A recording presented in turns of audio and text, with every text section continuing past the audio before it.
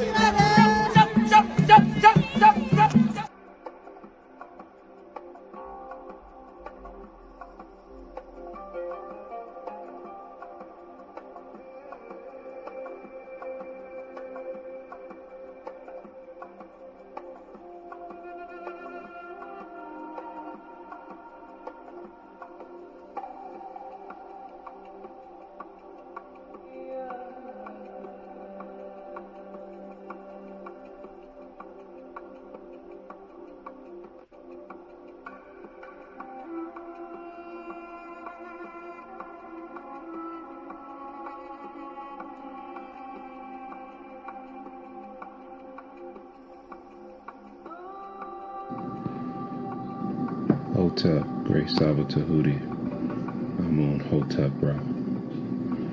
Health and prosperity unto you. May your monument be established forever on the foundations of Ma'at.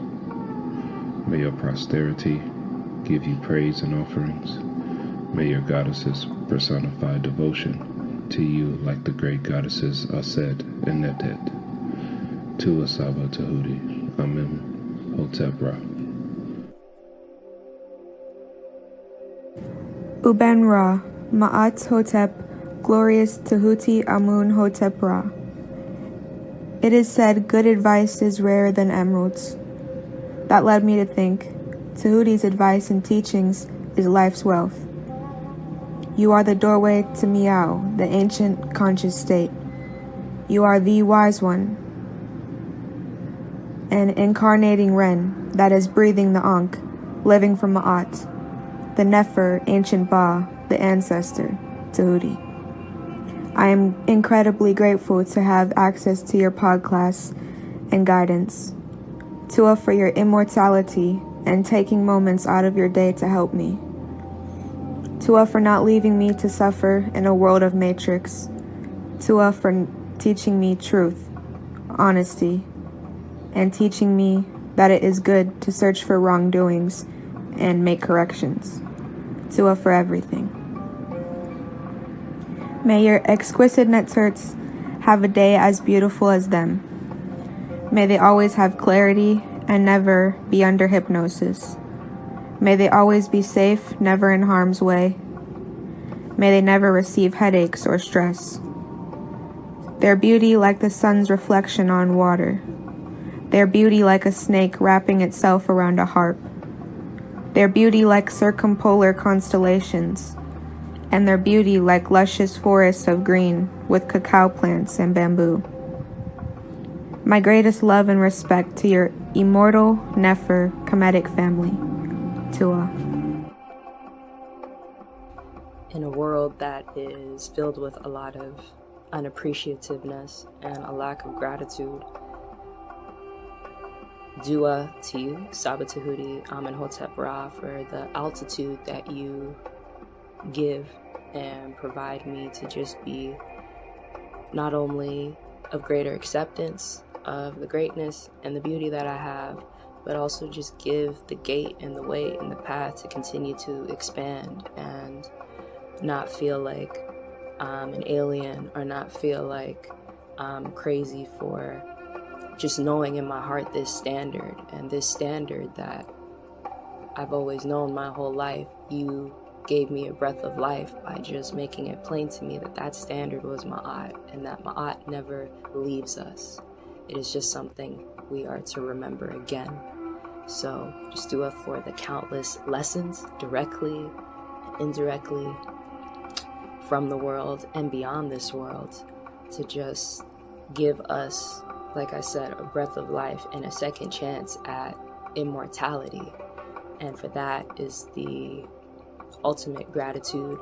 And as well, thank you for being the teacher that you are, and the kind of teacher that when I receive a lesson from you, I don't just want to learn the lesson from myself, but there's just this seed planted that the beauty and the wisdom and the power and all the things that I receive from your lessons deserve to be shared and extended beyond myself. And that is a beautiful responsibility as well as a beautiful honor that I am happy to receive and continue to grow within my Eve. So thank you for the Ankh, the seed, and allowing the Netert and the Netter and the Netiru and Ma'at to again be.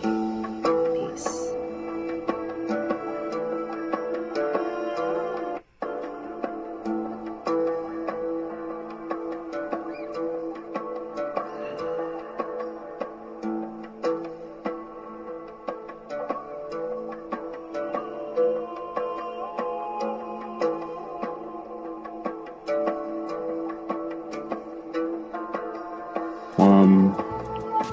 I just want to say Hotep, Henu to Saba. You definitely changed my life in so many ways, and I'm thankful.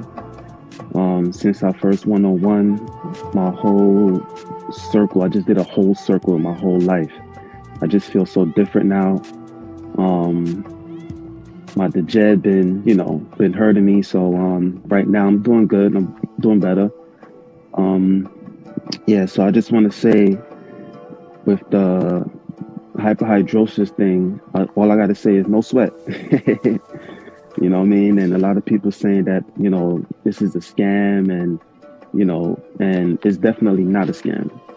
I could say SABA scammed me in a good way, you know what I mean? So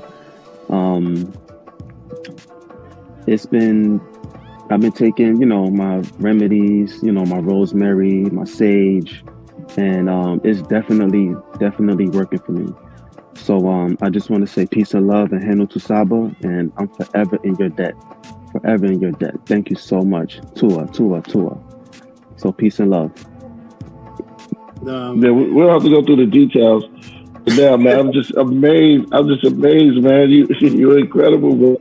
You sit and you stand before us. Yo, the Tehuti, the real Tehuti. I truly believe that. Word. But look, I just want to say, listen, yo, Tehuti is a close brother of mine, excellent scholar. You know, y'all better watch out, because he's going to be straight chopping some heads off. Man, you got props from a Hebrew, bro. The oldest known spiritual book to speak on the afterlife. Get that Palo Santos burning. Start burning that Palo Santos and that sage together. You can mix them together in the bowl. They go need some frankincense oil in there. Oh my goodness. What's going on? What the blood seed, Lord? Brought out the holy tablet. Oh man. It's on. The Per M Haru.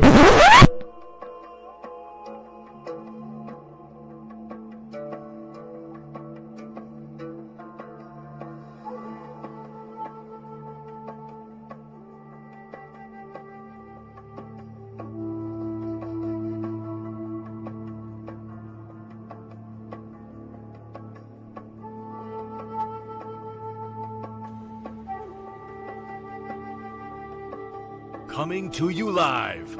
He has been teaching for over 20 years. A 9-0 record in official public recorded debates. You've heard many teachers out there before in the so-called conscious community, but none with the demeanor, calmness, and detail as Tehuti Amun-Hotep Ra on such topics as breaking out of the matrix, truth on religious origins, underground conspiracies, secret societies, mental, physical, and spiritual health, the Anunnaki, the Neteru, Kemet and the origins of Ma'at, meanings and symbolisms of Meduneter, the only one who will stand in front of question of this wide range of subject matters, answer, question, and debate. Some have podcasts, but Tehuti is the teacher, so he has a pod class. Subscribe to the channel for updates, classes, and much more. Join the chat, call in, participate live. Get your notepads ready. Welcome to the Tehuti Podcast. Open your mind.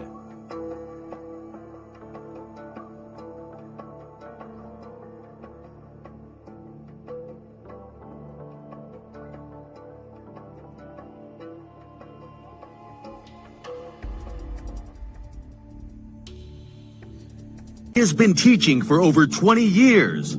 A 9-0 record in official public recorded debates. Correction.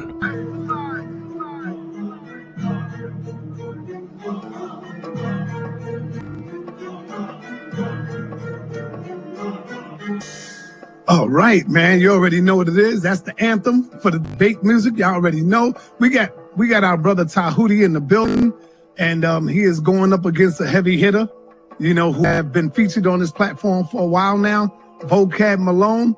I don't think Vocab, I hope Vocab put in his homework.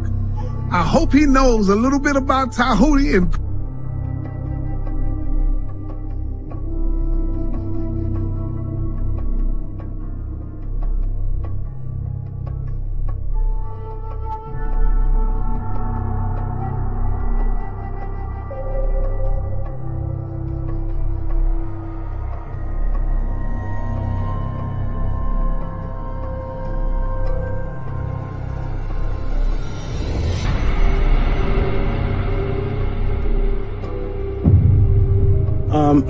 I appreciate everybody. Press 1 for Tehuti. Press 2 for JJ, y'all.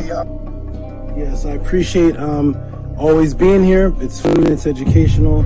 It's good to hear all these crazy views and just hear where people are coming from.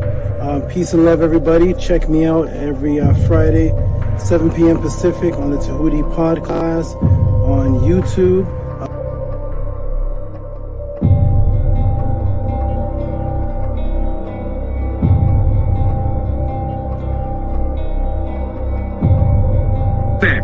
That's your words? Brother, stand on that's it, not the topic of the debate, JJ. That was not the I'm topic. talking about the whole war, I'm talking about the whole misinformation. I don't give a damn about the topic of the debate. No, if you look at the community wall, I mean, damn, Tehuti is like dusting you on that shit. He killing you, Jay. And this is why you upset.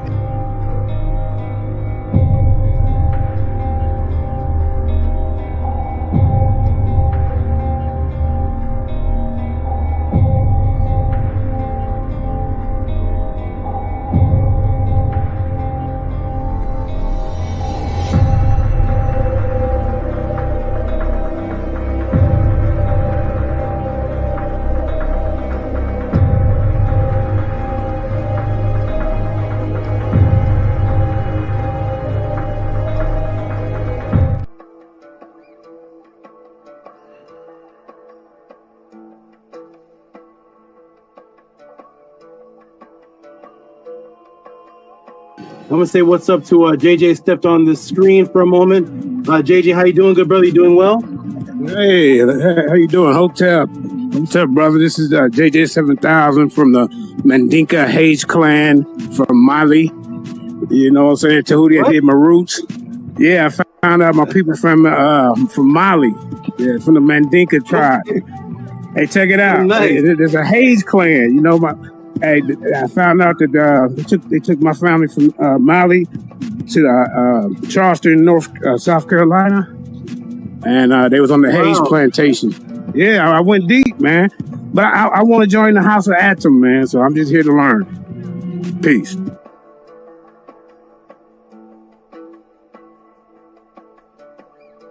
The correlation of her not being a literal person with having the sun on her head. I'm trying to link in why you're bringing up the sun is on her head. I'd love to know how you think that a literal person could exist with the sun on their head. So because this image has the sun on her head, therefore this cannot be a literal person. Is that your stance? That's exactly what I'm saying. And I also want you to recognize that I'm saying the same about a rule and the same about a star. Okay, great. Can I screen share, please? Yes, sir.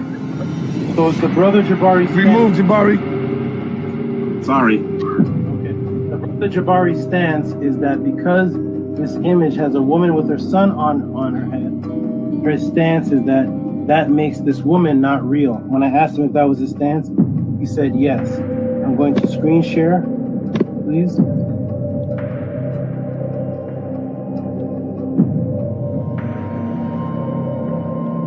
That is the premise that we are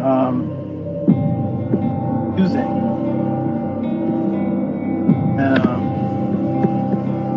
I want to know is was Anksenamun a real woman, Jabari? Yes or no? Anksenamun, was that a name? Are you referring to Anksenamun, the wife of Tutankhamun? Yes. Was that a mythological netter, or was that a real person? She was a real person. Everybody see my screen? Yes. Everybody see Anksenamun with the same sun on her head and the same two horns on her head that the statue of Atet has? Everybody, can you see that sun in her? Yes, we see it. Okay, this woman is Anksenamun. She has the sun on her head, the exact same sun on her head, and she has the horns on her head that Aset had on her head. And I made sure I asked Jabari clearly, what is the purpose of bringing up the sun? Is it because this woman has the sun on her head? Does that make this woman a myth or untrue? And he said that is his stance. Well, here we have a real person that the brother Jabari just acknowledged as a real person with the exact same symbol on her head, and nobody's going to ask what's the temperature of the sun. So we need to erase. So wait. Let me see. I gotta finish though. I gotta finish. Go ahead. We need to remove, Jabari. You need to remove the statement that you made. The premise that because you said because, and you agreed that because this woman has a sun on her head, then that makes her unreal. When Ankhenamun is a real woman, and can everybody see the sun on her head? That's a real woman. So yes, real women are depicted with images of symbolic suns on their head. Can I ask you a question, dear brother? But as soon as you acknowledge, my good brother, as soon as you acknowledge that having a sun on your head does not make you unreal. And you answered and you agreed with your stance. I think you're not my question. You are not answering my question. You are not, and I know you are. That's because you have a smirk on your face, because you know you're not answering the question. And this is a simple question. In fact, you asked me when we started to go back to the question. I don't know to watch the videotape of being beaten, but let me show you the videotape again. Because we could have started someplace else. But you asked the question. And I started by asking you how hot was the sun. All right. Let me say something. Let me finish on that. I wanted you to say to me whether it is possible for a literal person to have the sun on their head, and you are not answering that as yes or no. I'm not sure. That's your question. Is it possible? I've asked it like 7 times, brother. It's not possible, and that's why that is symbolism. Ankhenamun and Aset Wunyu. Answer the question. You're not answering the question. It's not possible, but you set your premise on it. This is 8. I'm going to ask it to you one more time, and hopefully you'll give me a clear answer. Is it possible for a literal person to have the sun on their head? No. Oh, good. Thank you. Okay, all right. Let me quick. Yeah, sure. Now, Jabari, you know I love you, brother. You did get hit with a straight right on this one right here. If the brother asks you, Jabari, hold on. In all fairness, the brother asks you Now, I agree.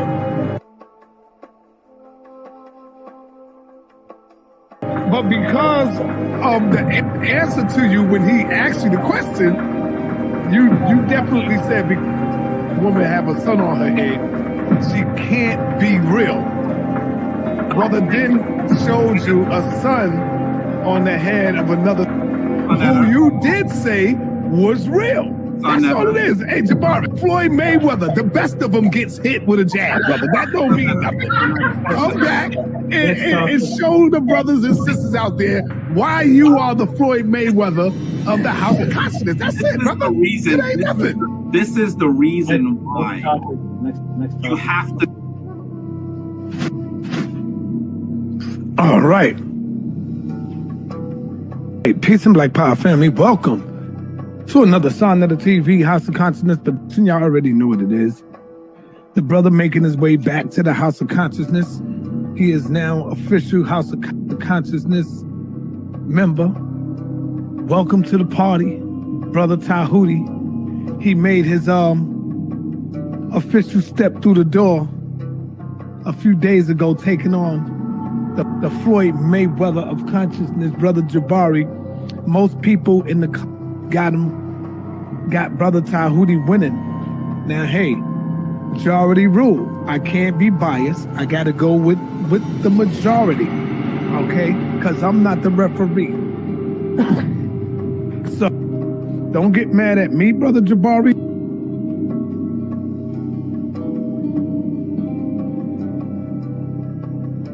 Oh, man. Well, I just got to keep it real. I'm going to keep it real, man. I can't be biased when it comes to this. You know, I got to show love to everybody because I'm bringing on the people on the platform. I got to keep it real. Chat, right or wrong. So as it stands now, I'll have to go ahead and give the win to brother Tehuti. Now, I know a lot of y'all might get mad. But I'm going with the majority rules. It's the people who is making the call. Don't get mad at me, Jabari. You know I love you. You know I love you, Dr. Anika. But I got the W to Brother Tehuti. Now, you got the majority, and there's a lot of people that I read the comments, they say, yo, I love you, Jabari. You know I fuck with you, Jabari. But I got to give it to Tehuti. I'm reading these comments. I'm like, God damn. You know me, I was going with my man Floyd Mayweather all the way. But I got to be fair. And I got to keep it a buck.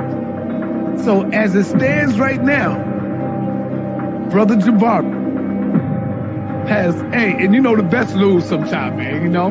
The best lose. Cigarette.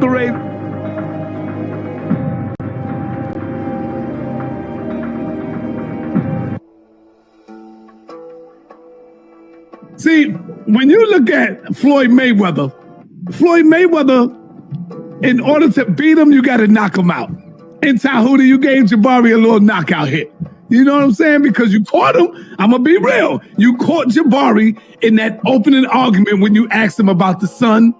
I got to give you that. And then you caught him again later on when you asked him about something else. I'm giving you that. How could I be biased? Everybody know I fuck with Jabari.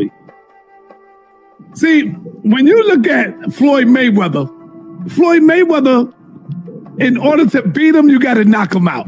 In Tehuti, you gave Jabari a little knockout hit. You know what I'm saying? Because you caught him. I'm going to be real. You caught Jabari in that opening argument when you asked him about the sun. I got to give you that. And then you caught him again later on when you asked him about something else. I'm giving you that. How could I be biased? Everybody know I fuck with Jabari. I just gave Floyd Mayweather his first loss to this brother.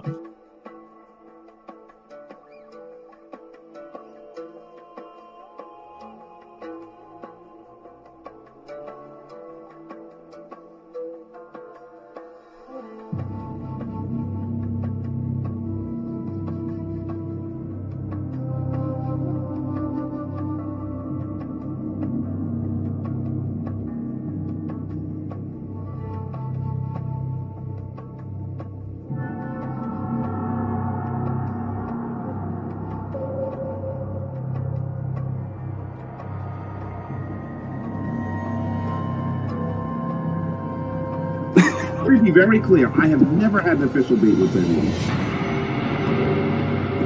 And there is not, on Sonetter's platform, Sonetter announces the winner?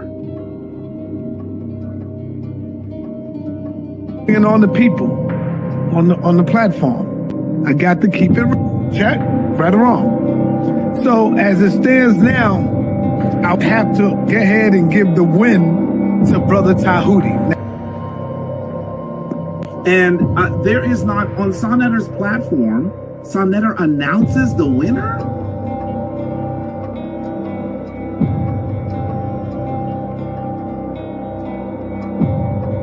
We got Zion the Lion, and of course, we got Tehuti making his debut, coming in the ring with Brother Jabari.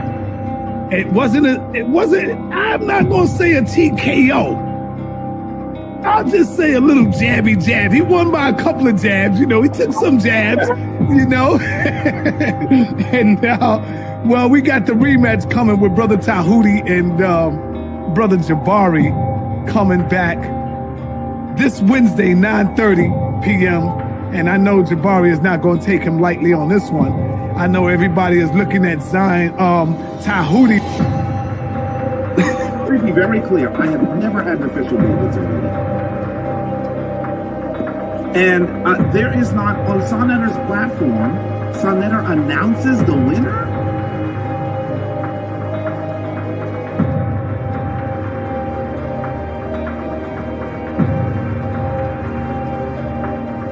Damn.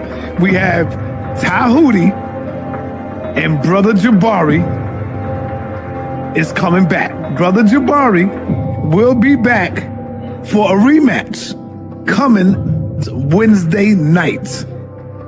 I think Jabari was a little unprepared, got caught sleeping with the brother.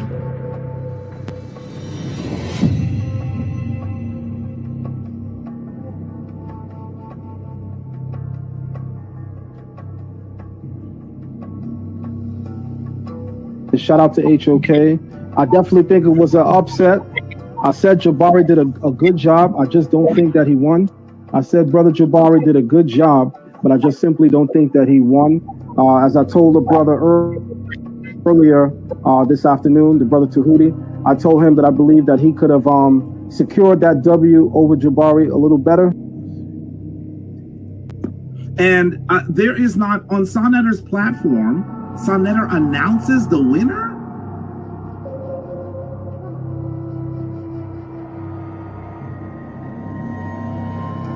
So, I just got to go with that. I just got to go with the win.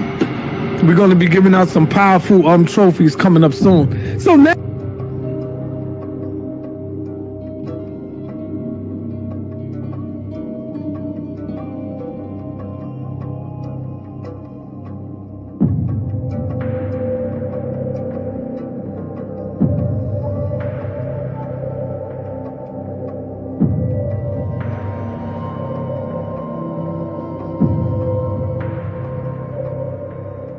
So, I just got to go with that.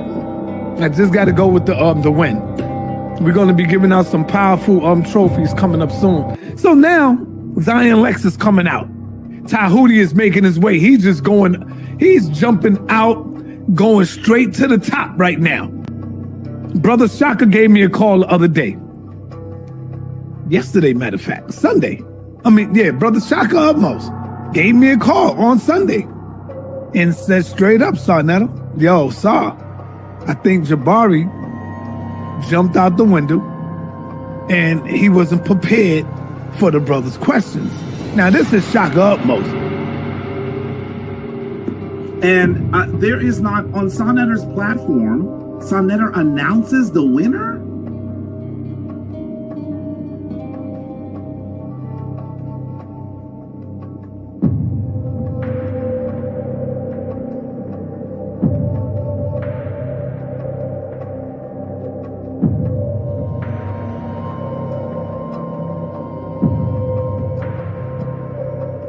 Yeah, we got Zion Lex. We got Zion Lex tonight going up against Tehuti. Could this be 2 for 2 for Tehuti? That remains to be seen.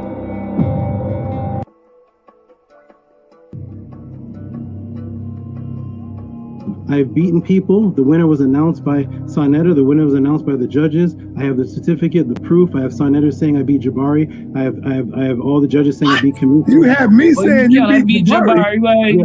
Yes. You got me saying you beat Jabari.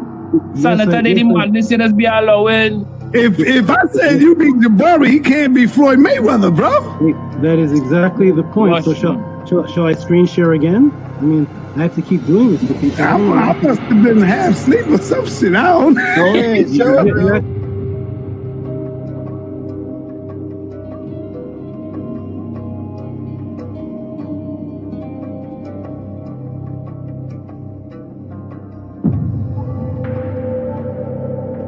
If I said you beat Jabari, he can't be Floyd Mayweather, bro. That is exactly the point. So shall I screen share again? I mean, I have to keep doing this to people.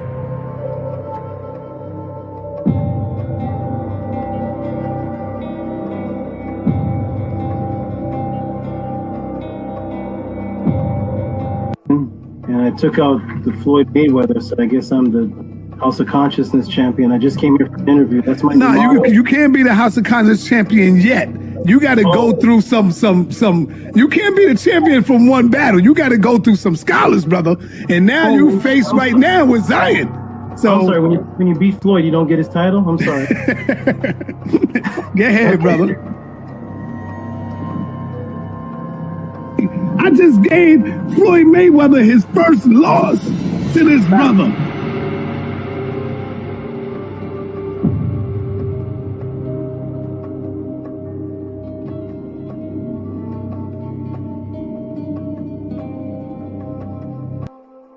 Let me ask you something. Where did you hear me make this claim? What event took place where you heard me making this claim? Have you ever seen me before on here? Yes. Was it any kind of debate that happened where I was making the claim, or you just saw me on Senator TV? I think you was going at it with Jabari.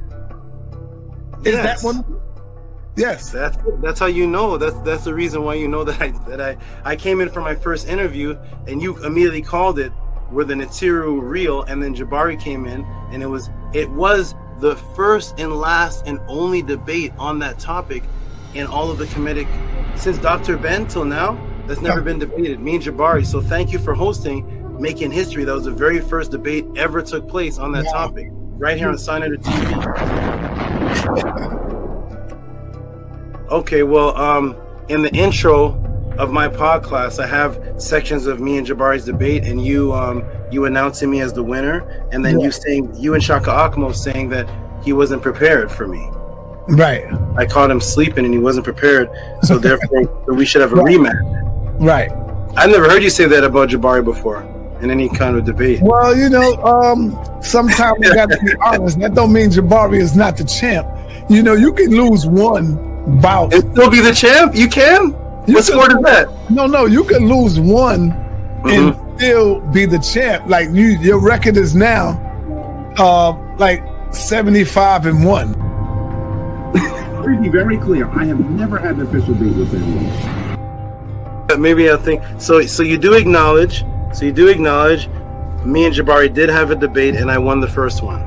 Yeah, I'll give you that because I already done came out and said you won that, so I can't go back on that now. I give it to you. Although he did disappear. Can I ask you a question? Yep. Did Barack Obama meet Spider-Man? If you want to talk about Batman and Robin, brother, he can do that. It's his time to speak. Right. See? Even though Batman and Robin ain't got nothing to do with it, if he bring that up, then how many times Jabari brought up Spider-Man in a debate? He brought up Spider-Man. I discovered Tehuti on Sanetta TV. He was at the Jabari debate. He was a brutal one, very brutal. And I was one of the Jabari follower, and Tehuti won me over. I couldn't believe that somebody that I call a teacher, master teacher, was making stuff up. Tehuti Erakuti, I overheard you while I was in the background. You said that you were would you say your heart was broken when you saw your master teacher making things up? Was that Jabari? Yes, sir. Somebody's making something up. When you went in to see the debate, did you go in saying, "Oh, Jabari's gonna wipe this guy off the scene"? Did you know that you had faith in him? Like, hey, every Jabari debate on Sonetta, he blows everybody away. So here's just another one, right? Yeah, I mean, I saw all his debate. They claim him as the Floyd Mayweather. That time, I mean, it was just unbelievable. I was like, they need to give you the title, and until today, I'm still waiting. They still don't give you no title. I mean, in the same time, I feel this title is too little for you. It really was not a match. In Mary segment, while I'm getting this ready for you, because I'm trying to fix something here. Were you once an Israelite? Is that why your name was Israel? Yes, that's correct. For many years. How long did you come out of it before you came across me? Just recently. It's not even been a month, sir, since I've had a full understanding thanks to you. So dua. Oh, so you coming out of the Israelite is a part of you attending the podcast. Oh wow. Were you in it over 5 years? Yes. A few decades since I was a young adult. Wow. Give her a round of applause, please, Annie. That's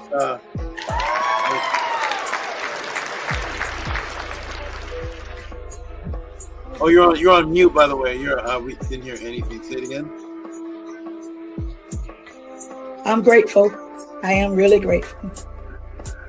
Wow, thank you for that. That's a great decades in Hebrew Israelite comes and watches the. And let me ask you this one other thing: how did you come across the pod class? How did you even know about this? Come across it? It was the debate with Jabari. I was following Jabari, and there was debate that I found out about you, and it was going through old pod classes that the matrix was broken as far as Hebrew Israelite in the Bible. You were a Hebrew Israelite also following Jabari? Yes, I was still a Hebrew Israelite when I was listening to Jabari. Yes. Oh, that's awesome. That's wonderful. You're a Hebrew Israelite while you were listening to Jabari come to the podcast, and boom, now you're married second command. Wonderful. That's great to hear. Okay, that's what I'm talking about. Everybody, go out there, do your job, hit the people, break the matrix, bring them here to the podcast, save people's lives. Imagine dedicating yourself for decades to something, and then it's like, oh my gosh, wait a minute, this isn't true? I have learned to understand how you teach. So you're a very directed person. So you put up, how can I say, every time you speak, there's a sword and there's a shield, right? So there's something behind that, right? It's very directed. So you have a very controlled thought process. So I see a lot of people fall into hell when they have conversations with you because of your they don't see that you have a war pose like AHA. So you have a sword and a shield, and you're going to block and you're going to stab them because you already understand what is directed speech. So I've learned that from you. So.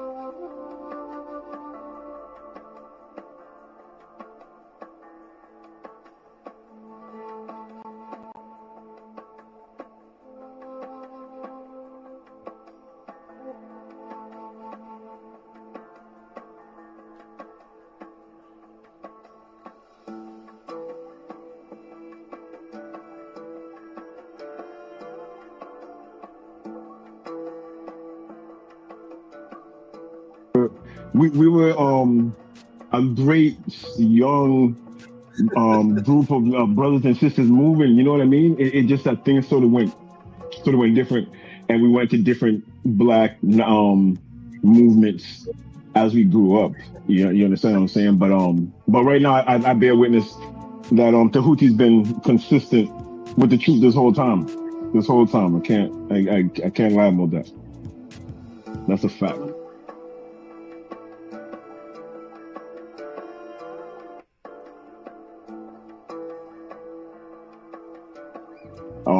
I would say he was a bit disappointed when he came back, because when he came back, we was all 5%ers, and that wasn't his plan. At the same time, it was just how things moved, and it's just how things grew, right? So today, I'm just glad that we still building, we still here. I still bear witness to the teachings that he was teaching back in the day. The thing is, too, what you're hearing right now, we was building about this like 30 years ago. You know what I'm saying? So it's amazing. It's amazing, and I never thought it would be like this.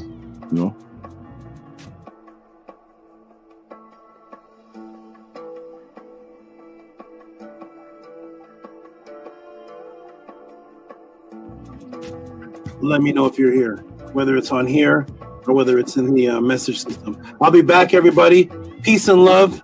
Definitely, Dome Daily, you can stay on if you want. Build with the people. The people rarely get to see somebody who knew me from, what was it? Was it 90? What year was that? 89? It was like 89, 88 to 92. Yeah, it was just a long time ago. 89. And what were you doing in 89? I was doing at the church.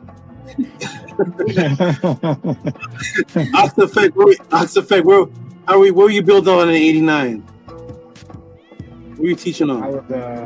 I was a sperm. I was in my father's, area. Some of them daddy's big. Mm-hmm. Okay, maybe Primordial. I know he was the Primordial. He's gonna give up his age now. What were you doing in 89, brother? What spells were you breaking? What were you doing in 89? Man. I was only 3 years old, running around, acting whatever. Yo, we were on.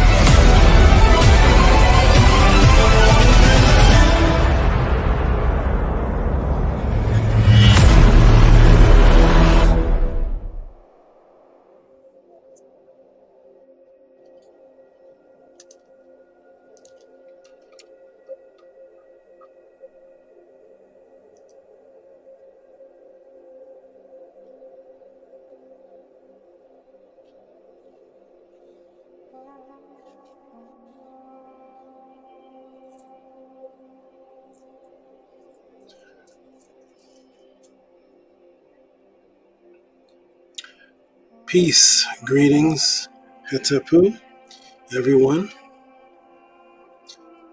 Welcome home. Welcome to the Tuti Pod class. Is everyone here? Press a 9 if you can hear me. Press a 9 if you can hear me and see me on the screen.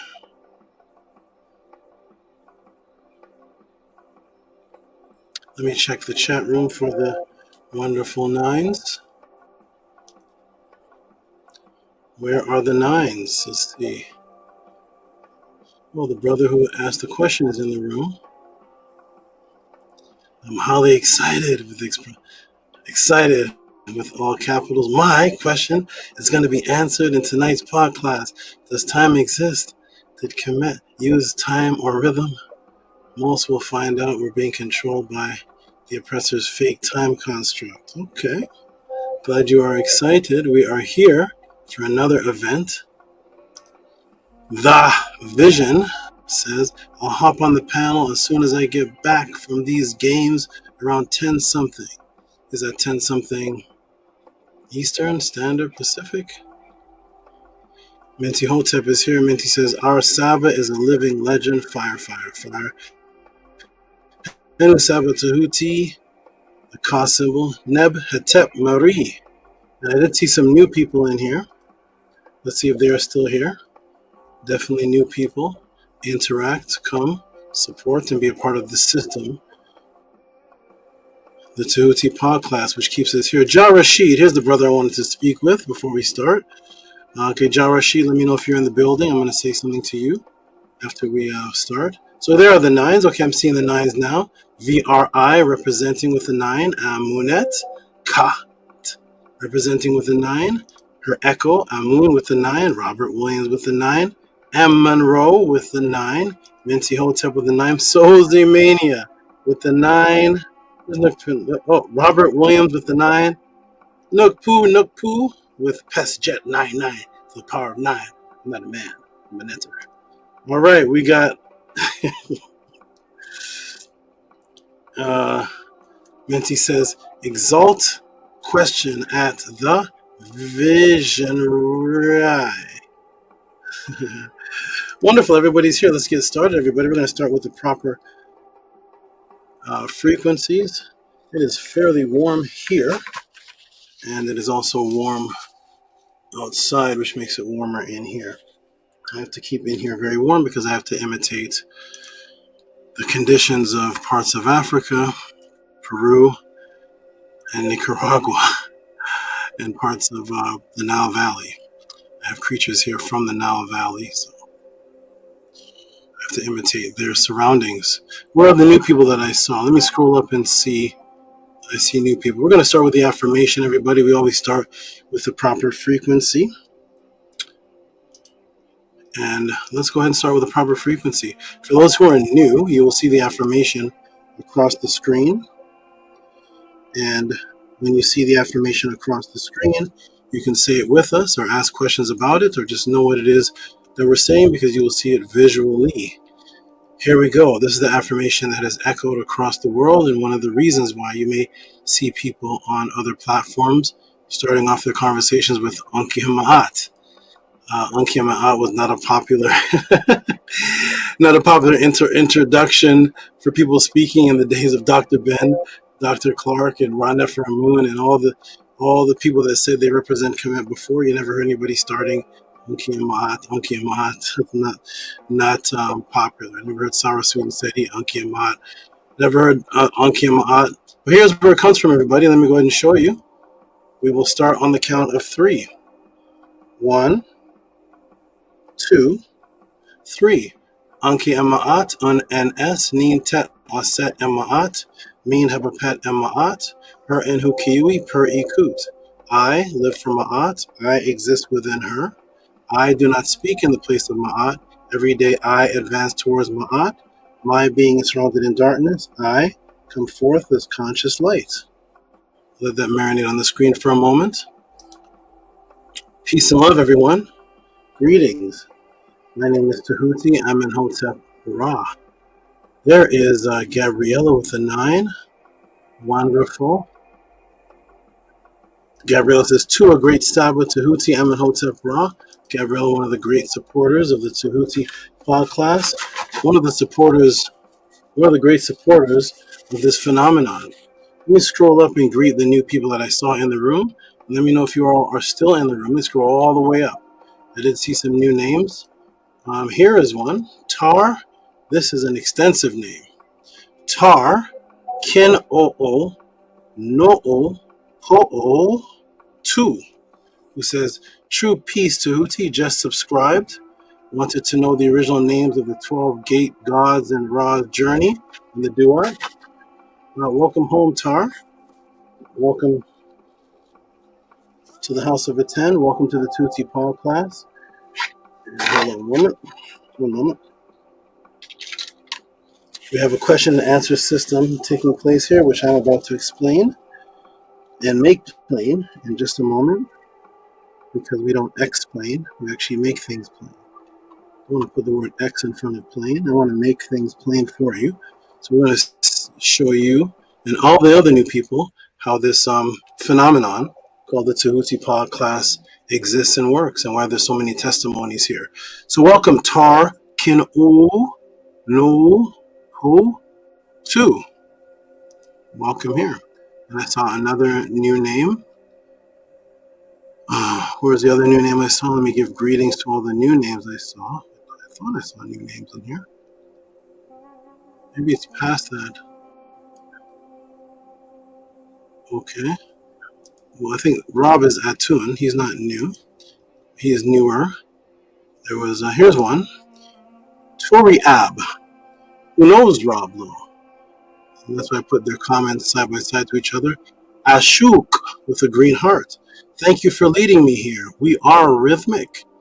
I wanted you to connect me to lessons today. Beautiful God, King Crown, God, Des, blessings and abundance, Tehuti pod class, and peace to you, Toraib. I hope you are a great appreciator and supporter of the class, and if you are, let us know. We will announce the Cash App, PayPal, of your support, and you and Rob and everybody that appreciates this will be able to come to the panel and speak about what you've learned or just what you've learned in your past that led you here. I always greet all the new people with that. So shout out to all the new people. And now for Ja Rashid. Is Ja Rashid in the room? Tuti, I'm ready for those jewels of wisdom. Thank you very much. Yes, Ja Rashid. Today is going to be jewels and wisdom upon wisdom and jewels and more wisdom. So Ja Rashid, to you, if you're listening, you had sent in a beautiful support with a question. And let me go ahead and put that on the screen just to show Ja Rashid's great support. And his what appeared to be a question, and then the good brother typed it in the chat. But I think I asked the brother to email it to me because the chat is always moving. So let me go ahead and see. Other brothers told me people told me they saw his question in the chat. Is this him right here? Here he is right here. His question was typed into the chat, but of course the chat is moving, and I may have glanced at it, but I need it officially sent. So let's give a shout out to the good brother Ja Rashid, who sent this support in with this question I would love to tackle. But I remember looking at the question in the chat room, and the question in the chat room was differently worded than what is here. So shout out to Ja Rashid, a lovely $50 support for King Solomon controlled 72 demons. So that is not a question, but must be a part of what the topic is. So he wrote it in the chat. Now I just need it officially emailed so that I can see what the question actually has to do with this sentence, and then we'll put it together, and then we will tackle that.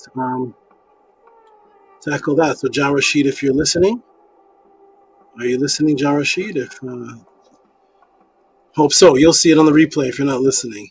But shout out to you, Ja Rashid, and let me show you where you can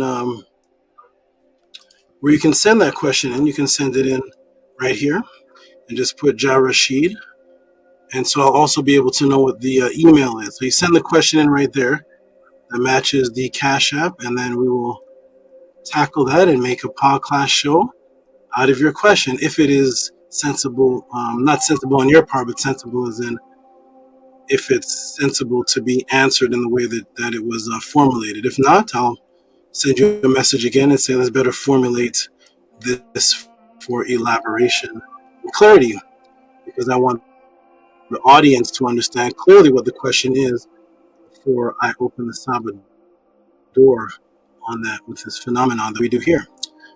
Wonderful. So shout out to Ja Rashid. Shout out to all the new people in the room. Here's a new people. Here's a new person. Of course, there is time. Shout out to everything was created from nothing. Shout out to that new person whose name is everything was created from nothing. A shout out to you who says, of course, there is time. Wonderful. And today we will get into this topic, and we will see if time exists, if time is subjective, what actually is it, and all type of beautiful things that we will see, and maybe even get into the person's name. Everything was created from nothing. So now that we have everything, if you go back to when it was created from nothing, in that state of nothingness, did time exist? And what in the middle of the process from nothing to everything did time form? We'll get into that and much, much more. Shout out to everybody. Shout out to Robert Williams, who puts X, cancel, MAGA, blue hat. Okay. Shout out to you. Let's get started, everybody. Peace and love to everybody. Welcome to the JHUTI podcast. My name is Tehuti. Amen Hotep Ra, and I've been a teacher for a long period of time, but what I've been for the longest period of time is a SABA, a question answer, a door opener, which put me into a lane in a category by itself. The beautiful journey that led me to decide to be able to show this gift And being a question answer is much different than being a lecturer or just a teacher. We'll get into how that all started as I get into the intro. I started off as a younger individual, and I was around these. By the way, on my hat is Saket. This is the oldest metanetter word. The spider is the oldest spiritual word on this planet Earth for spiritual memory after death, and the oldest word for what people call heaven, which was Saket, the same word as conscious memory, and the same word for the weaver, which was the spider. Her name is Saket. I grew up around the animals when I was much younger, starting at single digits, and I realized that being around the animals kept me very calm, especially around Saset. If anybody wants to know a deeper understanding, I did a class on Saset, but I left something very important out. I did a class on the Saset ducks and how Saset and Ptah created the English alphabet that we have today. But I never ever actually explained why my snake, one of them, is called Saset. You have to be very, very calm to be around these animals, which I learned at a young age, because as you can see, Saset will give me a warning with this rattle on her tail if I am not calm. If I am not calm, this tail will rattle, and if I refuse to listen, my body will rattle. So that's being calm around these animals is something that gave me the wisdom to be able to answer questions. When you get asked a question, your adrenocorticotropic rises, excitement rises, and dopamine levels also rise to get to the end of the question, the reward you get from the people when you answer the question. It starts an excitement in the body, which actually starts to shut down the limbic system. And when the limbic system starts to shut down, that actually causes the shutdown of memory, which in turn results in you not being able to answer the question properly because the limbic system shuts down the memory. And of course, to answer a question, you have to recall from the amygdala area of the brain and the hippocampus, which starts to become shut down because you're too nervous and excited and too hyperactive. And thus you start to panic while answering the question. So I taught myself, and through the animals, how to be a calm question answerer through the pressure, by watching the calmness of the animals and how this animal can camouflage itself and sit for weeks in one position looking just like the ground that it's on and wait patiently for its food and use all of its energy for one attack. That is a lot of patience, and it sits in one position for a long, long period of time. So does Saket. So Saset and other animals of the type taught me calm wisdom to answer questions. When I was a youth, I started my answering questions by asking them.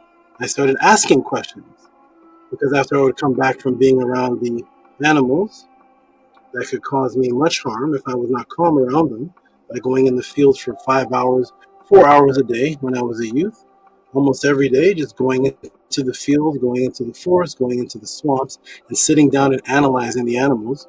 I noticed a calmness amongst the bees. I noticed a calmness amongst the ants. And I noticed a calmness amongst all the animals I was watching, even when they appeared to be hyper. The calmness was that they were structured. So even when the army ants and other ants and bees look like they're going on a frenzy, zzz, they're actually extremely organized and well-disciplined. And they're structured. They have a system. And the beings in the system of the bees never cross paths and never argue in the hive. The drone, once born a drone, only and always wants to be a drone. The worker bee only and always wants to be the worker bee. The honey bee only and always wants to be the honey bee. And the queen bee never wants to be the worker bee or the drone. She stays the queen bee and she stays in her lane.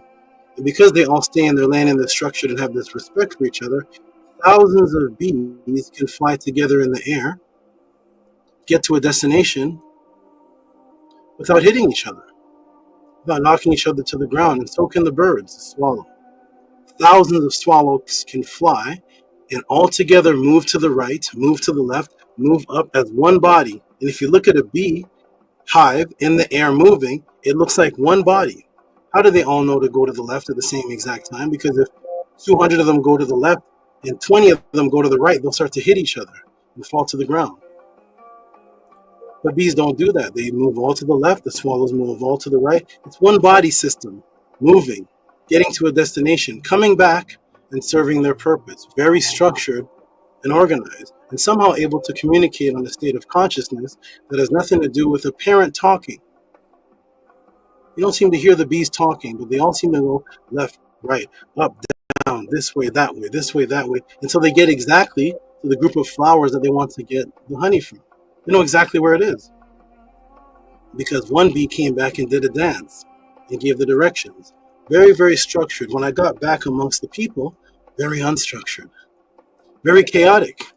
One was a Muslim, one was a Christian, one was fat, one was slim, one had a diet, one didn't, one like this, one like that, one ate healthy, one loved donuts, one liked pizza, one had a bedtime, one didn't have a bedtime, one liked prostitutes, one liked righteous women. Chaos, and everything was moving in a state of chaos. And I go back to the animals, and I would see structure again. The bees know exactly what mate they want. The animals know exactly what counterpart, as they call them, mate they're looking for in order to breed for biological imperative. They know that. They know which one they want. And sometimes the males have to prove themselves and fight in front of the females. Usually, not ending in a death, but usually just showing a strong strength structure system, because a wise female wants to choose the wisest alpha male and the strongest male to continue her progeny. So as a wise female, she chooses the strongest, most intelligent being after the creatures show their bout. My snakes, Black Osiris and Setetef, two males, black rattlers, I met them doing a bout. They were brought to me doing a bout, intertangling with each other and doing a bout to impress the female. Whichever one fell down and walked away, that's the one that got the female. It was very structured, very organized. And the female picked the strongest genes to produce her children with. That structure. When I got back around the people, women were choosing gangbangers. Some wanted to choose the superstar. Some wanted a homeless guy. Some wanted this kind of guy. Some wanted a guy that had a six-pack. Some wanted a fat guy. Some wanted this kind of guy. There was no structure system, but yet they were telling me to come to the religious path of Jesus, Islam, Mohammedanism, and Judaism. With no structure. They told me that I could do anything that I want to do as long as at the end, before I die, I pray to Jesus and ask for forgiveness. No structure system. I can kill people, I can beat up people, I can do everything except for say the Lord's name in vain, and when I'm done, all I got to do is get on my knees and pray. I can attack women and sexually attack them and do all type of things, that are atrocious, and when it's done, they say, pray to Jesus. No accountability, no structure system. As they argued with me, telling me Jesus was the way. This led to me asking multitudes of questions, and I used the animals as my guide to ask the questions. The animals and the way they lived, I asked them, how does that structure within the religious structure? And nobody could seem to answer my questions that I was asking as a youth. I would have a debate with a pastor, and I would say, when did God create the lion? What day?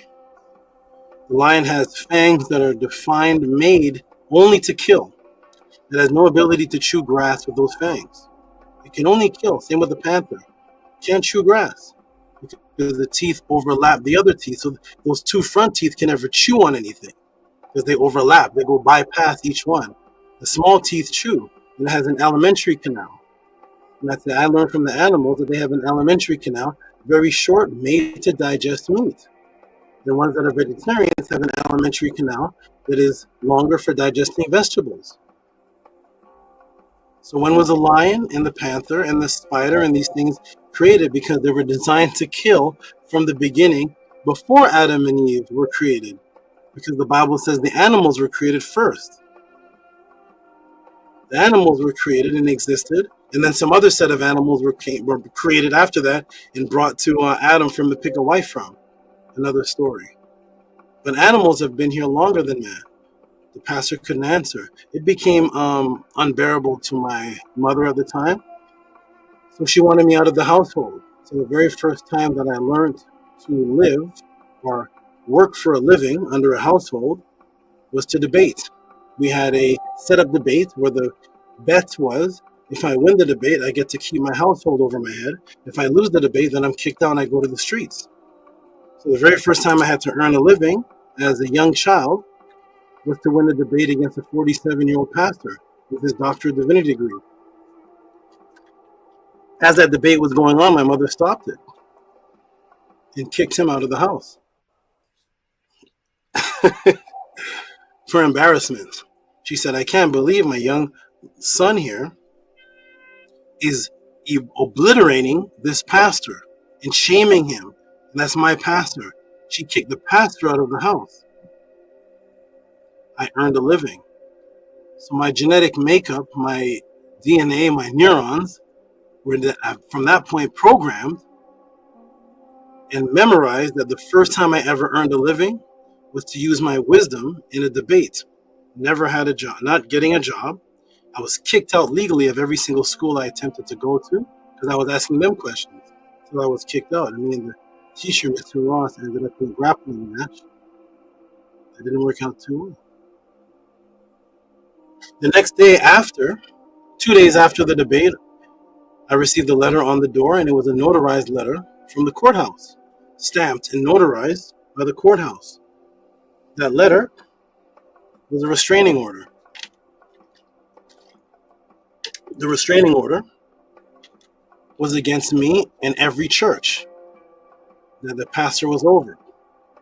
To this day, I'm not sure if anybody has heard of this, but to this day, I believe, because I don't know for a fact, I don't know the 7 billion people on earth, but if you know, you could put the person's name in.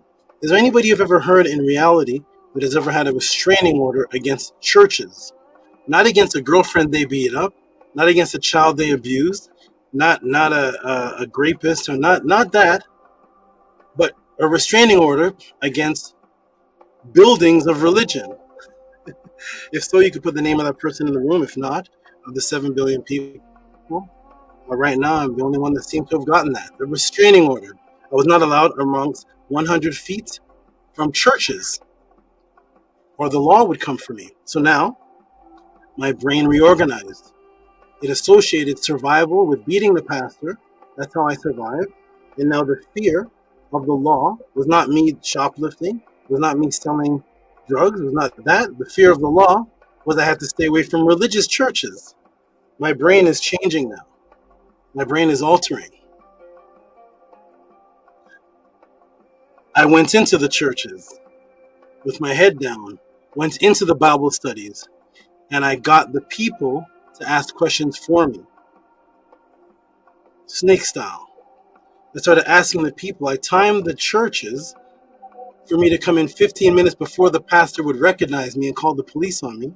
I would get there 15 minutes before, and I would ask all the people in the church questions as if I'm one of the Christians. I wouldn't ask them like I'm challenging them. I would ask them like, hey, I'm one of the Christians, and I have a question. You ever wondered this? So by the time the pastor came in, he was blasted with hundreds of questions.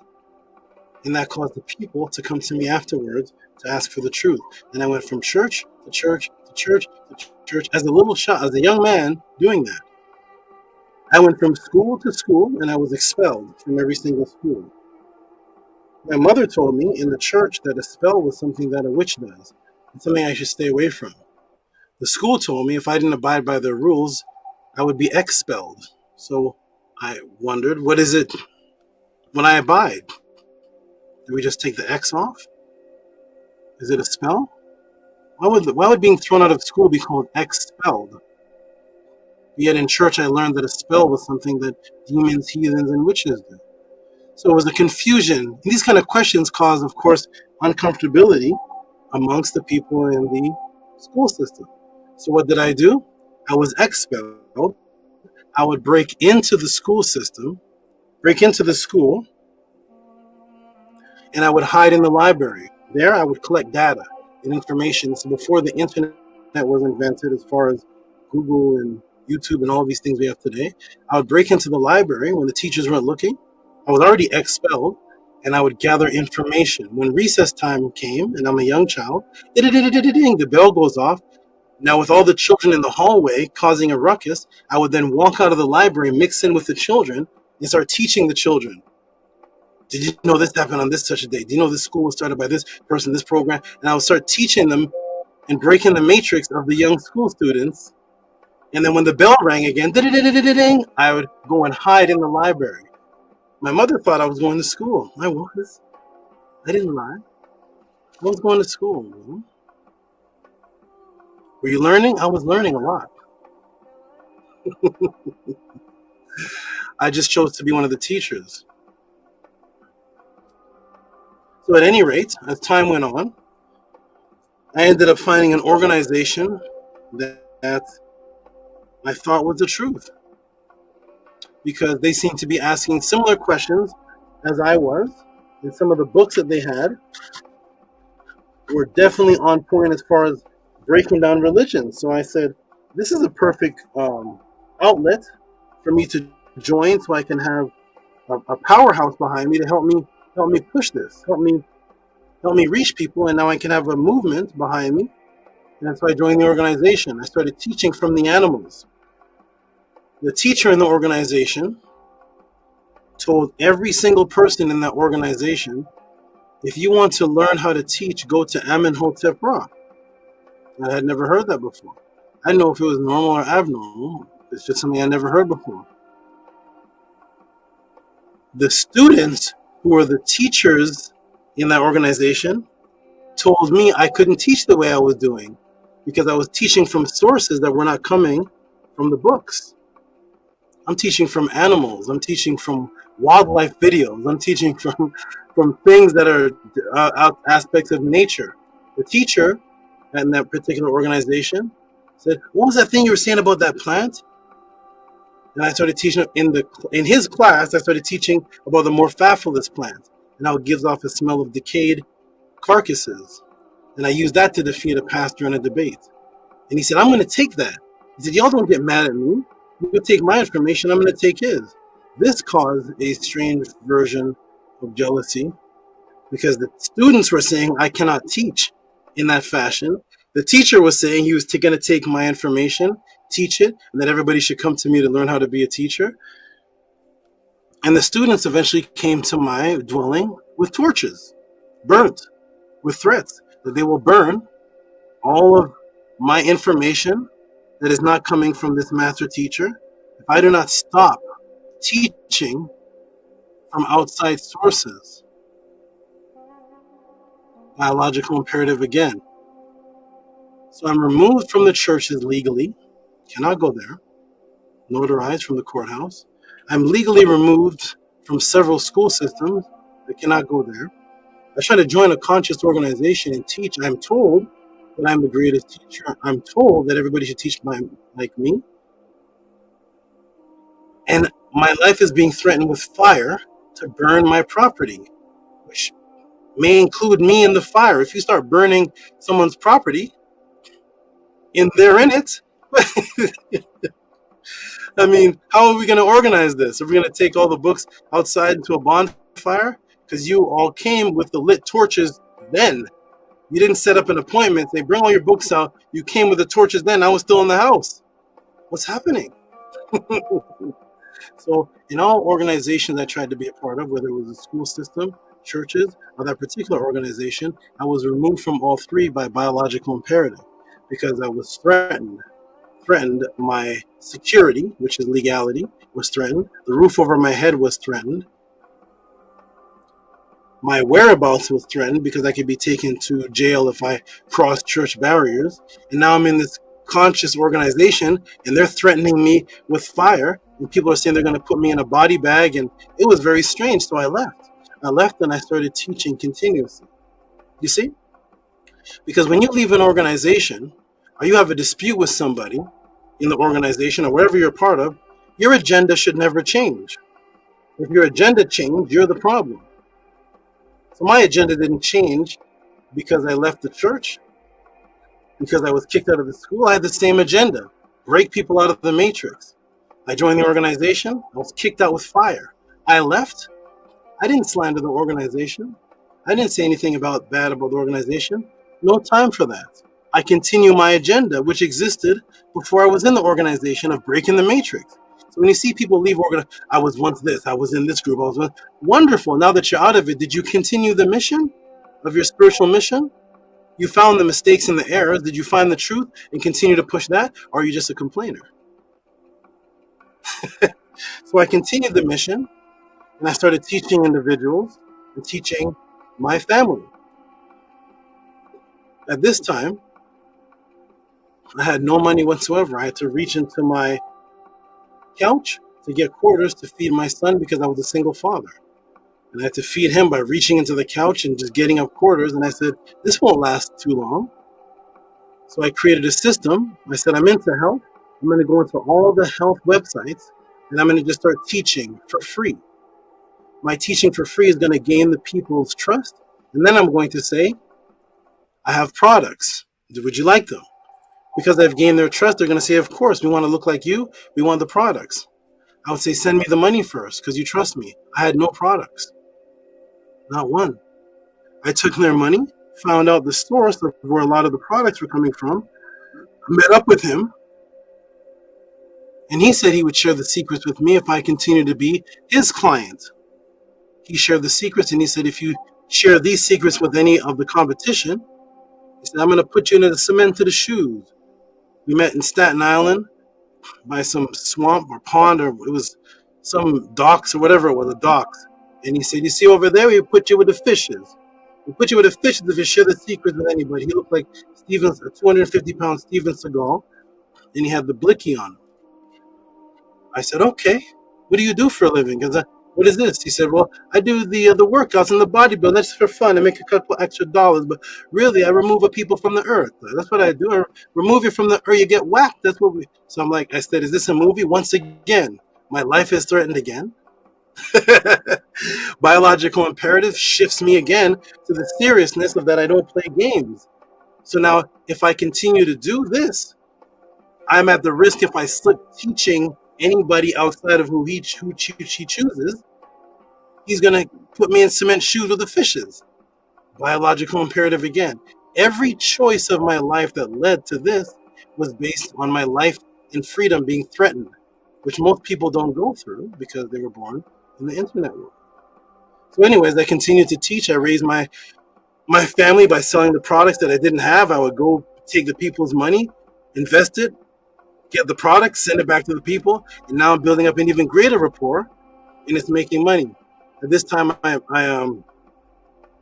am, but to make a long story short, I end up supporting my family off of magic.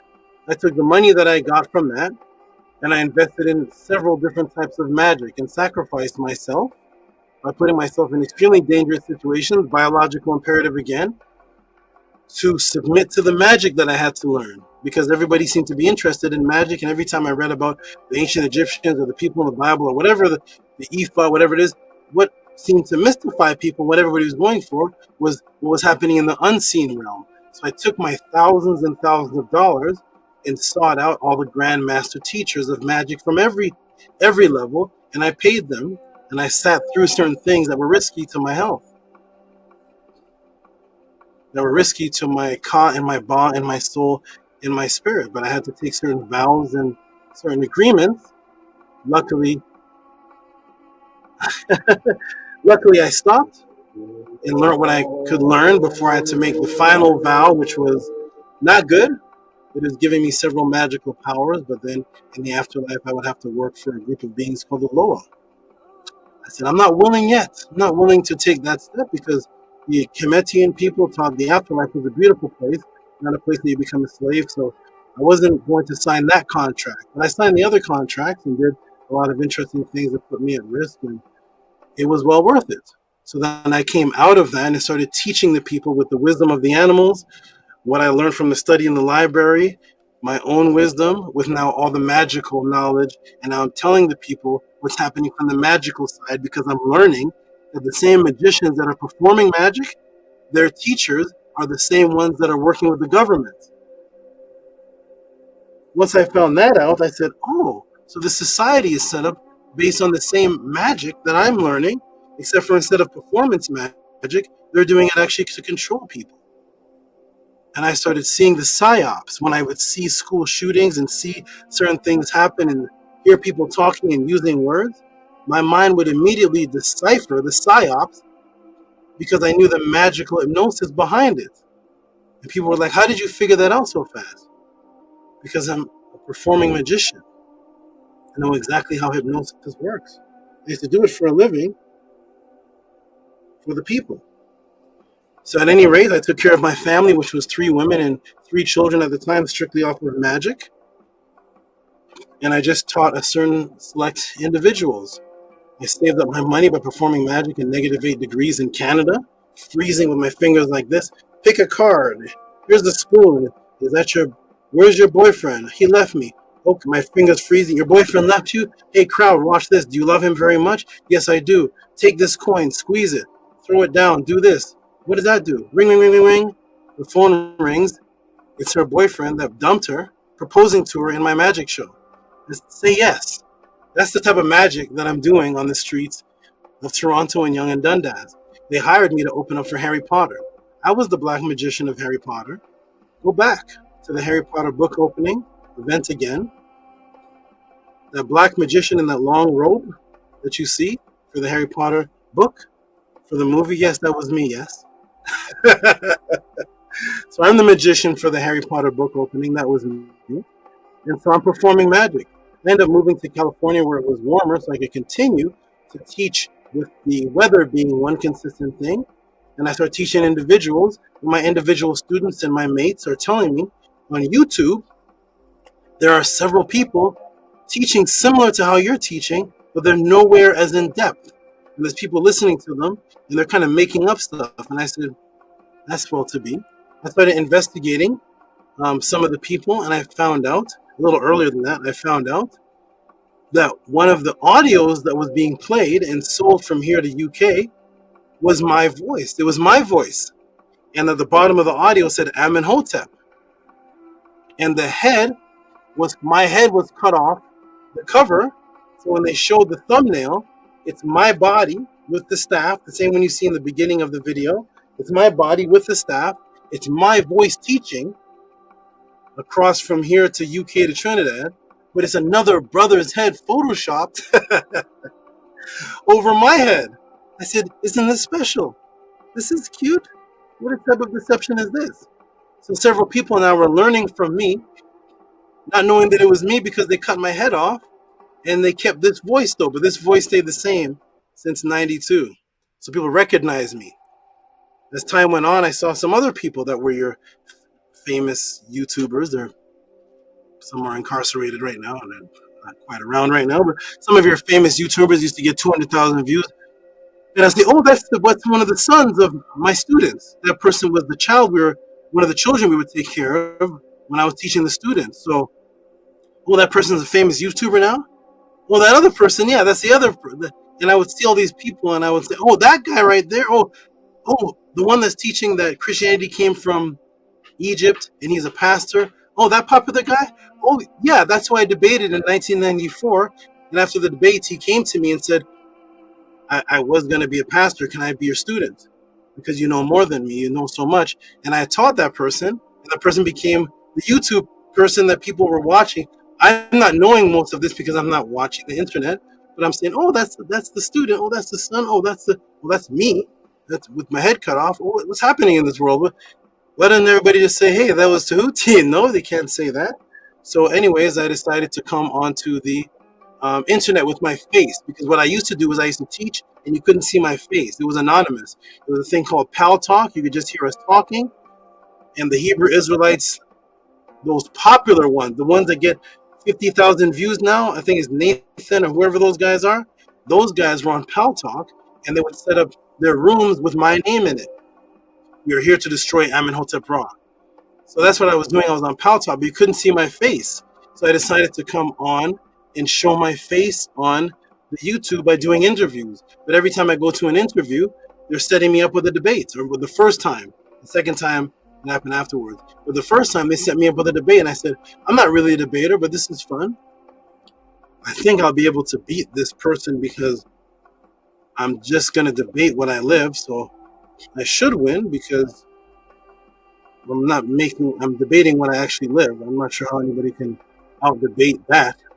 And we set up a debate. It was with the champion. And the Hebrews voted against him and made me the champion. It continued to go on. They put me up to debate after debate.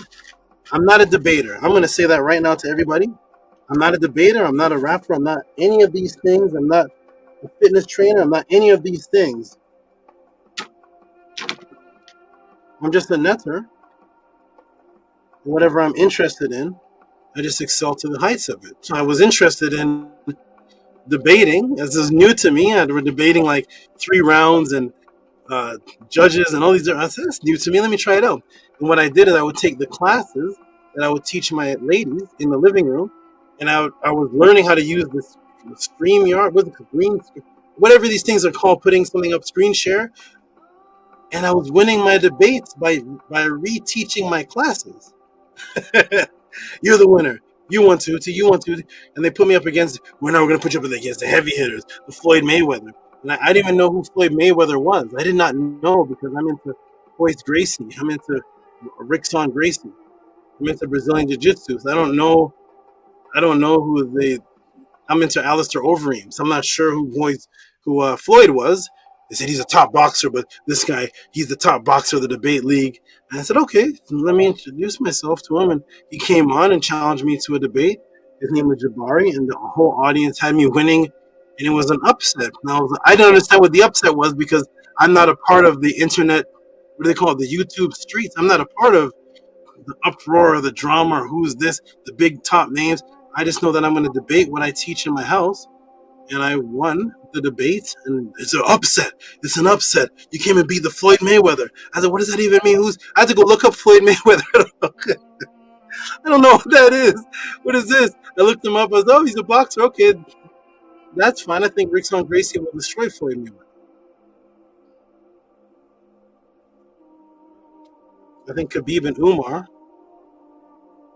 and Hamzat will destroy Floyd Mayweather in a fight. So I was like, I don't respect that anyways. That's cool boxing. That's cool, but I don't know what this is anyways. I'm into Hamzat and John Jones. I don't know what being limited to your hands is. I'm trying to remove people's kneecaps. So anyways, it went on, and I ended up on Killer Priest. Killer Priest was one of the channels. Killer Priest was someone I listened to since I was a child. So when I heard about his channel, I was interested only because I wanted to teach Killer Priest. I wasn't interested in gaining followers. I wasn't interested in any of that, or what it called the algorithms. I didn't know about the internet thing. I'm out in the field with the animals. I'm not sure. I'm with alligators in the swamps of Florida. So I don't know about the internet world and rhythm, super chat, and it. I don't know about these terms until recently. So I go on there to teach him. And it was an interview. It turned into a super class, and it changed the whole Kill the Priest podcast. It changed the whole entire show. That's why most of the people that are here are actually from the Kill the Priest show. And it was an uproar. It was an uproar. Everything changed. It was a beautiful thing. Me, Kill the Priest, and AD. It was a beautiful thing that was being created there. And AD one day took his wallet and he dumped it in my hand. And he said, take all this money. I didn't count it. Just take all this money. I said, why? He said, because you deserve this and much more. We've never seen this on Killer Priest before. You deserve to be paid every time you come here. I'm going to talk to Killer Priest about paying you. We've never seen the likes. We've never paid any. 80 was like, we never paid anybody before. We don't pay people for coming on this show, but we need to pay you because we've never seen nothing like this. And I said, that makes sense, but that's fine. I don't need it. So I was gaining super chats, and it was just going to the Killer Priest show. And I was totally happy with it. Shout out to my good brother Killer Priest and AD, making them money was absolutely great with me because I wasn't there to make any money. I was there just to teach Killer Priest about the things he was rapping about. He'd rap about a lot of things, and I was like, does he know the truth of these things? So I'm just there to teach him and show him things on the screen to give him more wisdom of what he would rap about. At any rate, as time went on, it turned into a long period of time in my day. From 6 o'clock until 11 o'clock every night. It took up a lot of time. And Killer Priest couldn't run his show normally. It was just my whole class, then he'd do some music and then shut down the show. So eventually I said to Killer Priest, to save some time, I'm actually going to get my students to come to my channel to do something that's never been done on Earth before. I said, I'm going to take the word, I said, what's this called, the podcast? I said, I'm going to take the word pod, I'm going to remove cast, and I'm going to put class on it. I'm going to invent a new word, pod class. Let me invent that word first step. Let me start this off with the new invented word, pod class. And let me start off by saying that I'm going to have a class where I have nothing prepared for anybody's answer, for any lecture. How are you going to do that, Tehuti? I'm going to demonstrate a gift that I've been working on since I was about 11 to 12 to 16 years old. And whenever I started communicating with the animals, whenever I started teaching people in the hallways of the school, whenever I was doing that at all those young ages, I developed something. It was the ability to open up doors to see answers to things. Factual, which means you could remove me, play the class, and still get the answers. You don't have to, it's not me, but I'm going to go somewhere to go get these answers. He said, what do you mean? I'm going to be silent until a question is sent in. So what I'm going to do that's going to be so risky is instead of coming on with a pre-lecture, which any teacher can do, shout out to all the great teachers, shout out to everybody who's ever done a lecture. It is actually somewhat easy to do that because you're choosing a topic that you've liked for years, or it's a topic that meshes with you. So of course you're going to flow with it to be able to create a class based on a topic that you enjoy. Tiger Woods could teach a great class on golf. Michael Jordan could teach a great class on basketball. That's what he's into. I said, I'm going to make it harder. What if I say that I'm going to be open up to all questions of consciousness? They may not have nothing to do with me, but I'm going to source it to its factual source, show you the matrix, show you the magic, perform live magic on the channel, live hypnosis, show you where the psyops is, regardless of what you send the question about. And I don't know what it is until the week or two or whenever it's shown live on the screen. That's much difficult. I've never seen that ever happen in Earth history, have you? The answers are 45 minutes to 2 hours at times. Straight information for a question that came from a stranger. So I set up the Tehuti pod class and I said, this is going to be based on reciprocity. We've supported the fireworks, yes? We've supported Heinz ketchup, yes? Death ketchup? We've supported Kool-Aid. We've supported Tang drink. We've supported all types of Dunkin' Donuts, funnel cakes. We've watched the Avengers. Everybody knows what Jason's last name is. Everybody in this chat knows what Freddy's last name is. Isn't that interesting?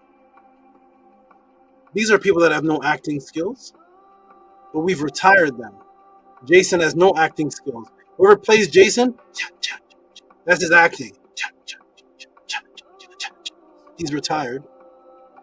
The Matrix made sure that you gave the reciprocity to retire a man in a big suit that just held a knife and said, what was Jason's acting skill? He can retire. That's the reciprocity he deserves for killing people. And we've all watched it. We all know who Jason is. We all know who Spider-Man is. We know his first and last name in English. We know who the Avengers are. We know what Thanos is, and we know what the glove does. Because we've all supported it. We've all bought popcorn with the extra butter on it. We've all bought the funnel cake. We've all been to the carnival, and we've all given our children the cotton candy and the apple. What's that thing? The apple with the sugar on top, and we've all done the Halloween. We've all spent thousands on everything the Matrix has done to kill us. So I decided, what if I do something to free you? What if I bring truth and change lives? Not just answering questions, but what if the questions were so powerful that the testimonies included a life-changing event in the person's life? Not just Are the Egyptians black? Yes, they're black. Now can we move on? Yes, who cares? Well, yes, okay. Are you proud of it? No, because you're not following it. Was Jesus taken from the Bible? Yes, okay. But what about an answer after you're done? You're holding yourself saying, my life is about to change. What type of questions can be sent into the Tutti Pod class, and how can you send support? At the bottom is the support links. Cash App, TTM Moon, PayPal at RockSV. How do you send in questions, and what happens to the questions that you send in? How does this work? Something that's never happened in history, such as, here's the question. 3330 sent in by Hush Nation. Do a SABA, second SABA JHUTI. SABA, why do we see outside of the light spectrum? Example, sometimes we could see spirits and sometimes we can't. What a beautiful question. What happens when you send that question in to any other? One second. One more.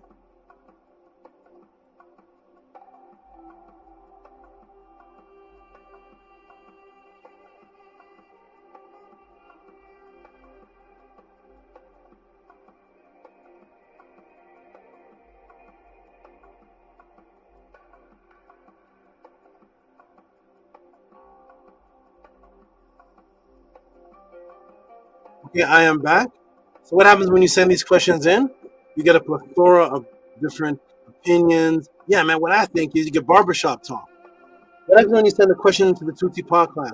So if you send this question into the Tutti Pod class, boom, what happens to it? It transforms into this. Have you ever seen this before?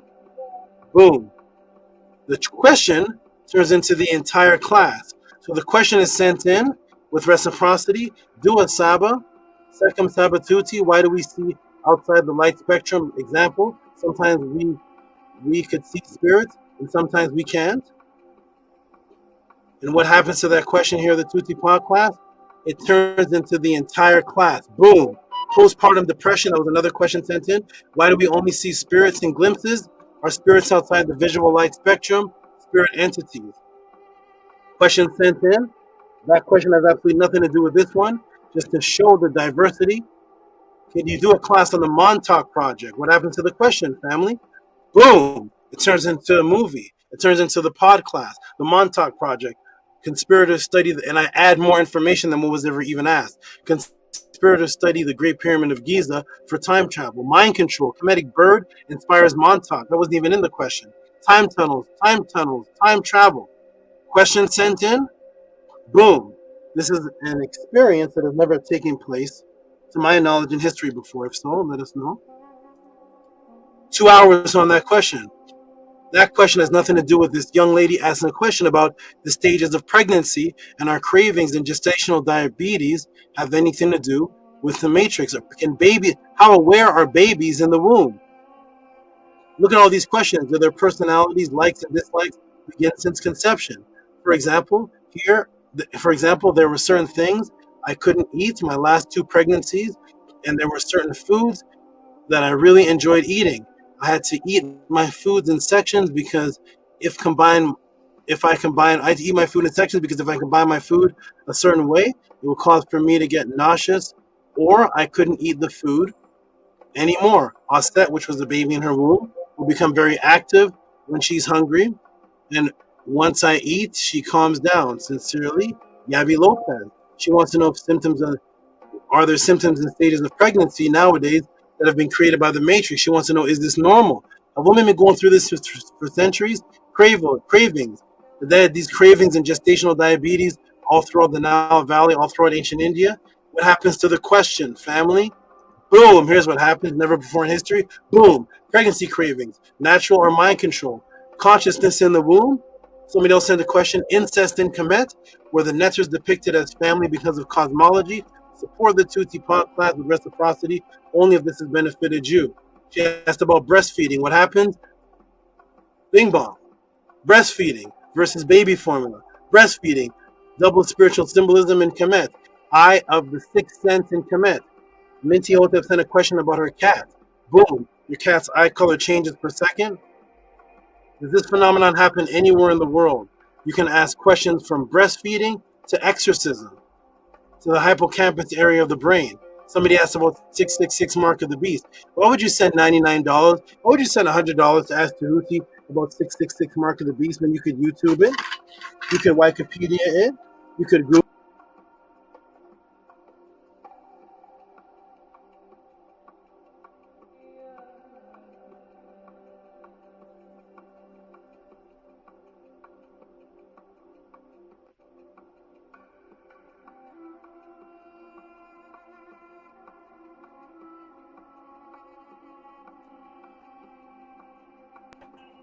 I am back.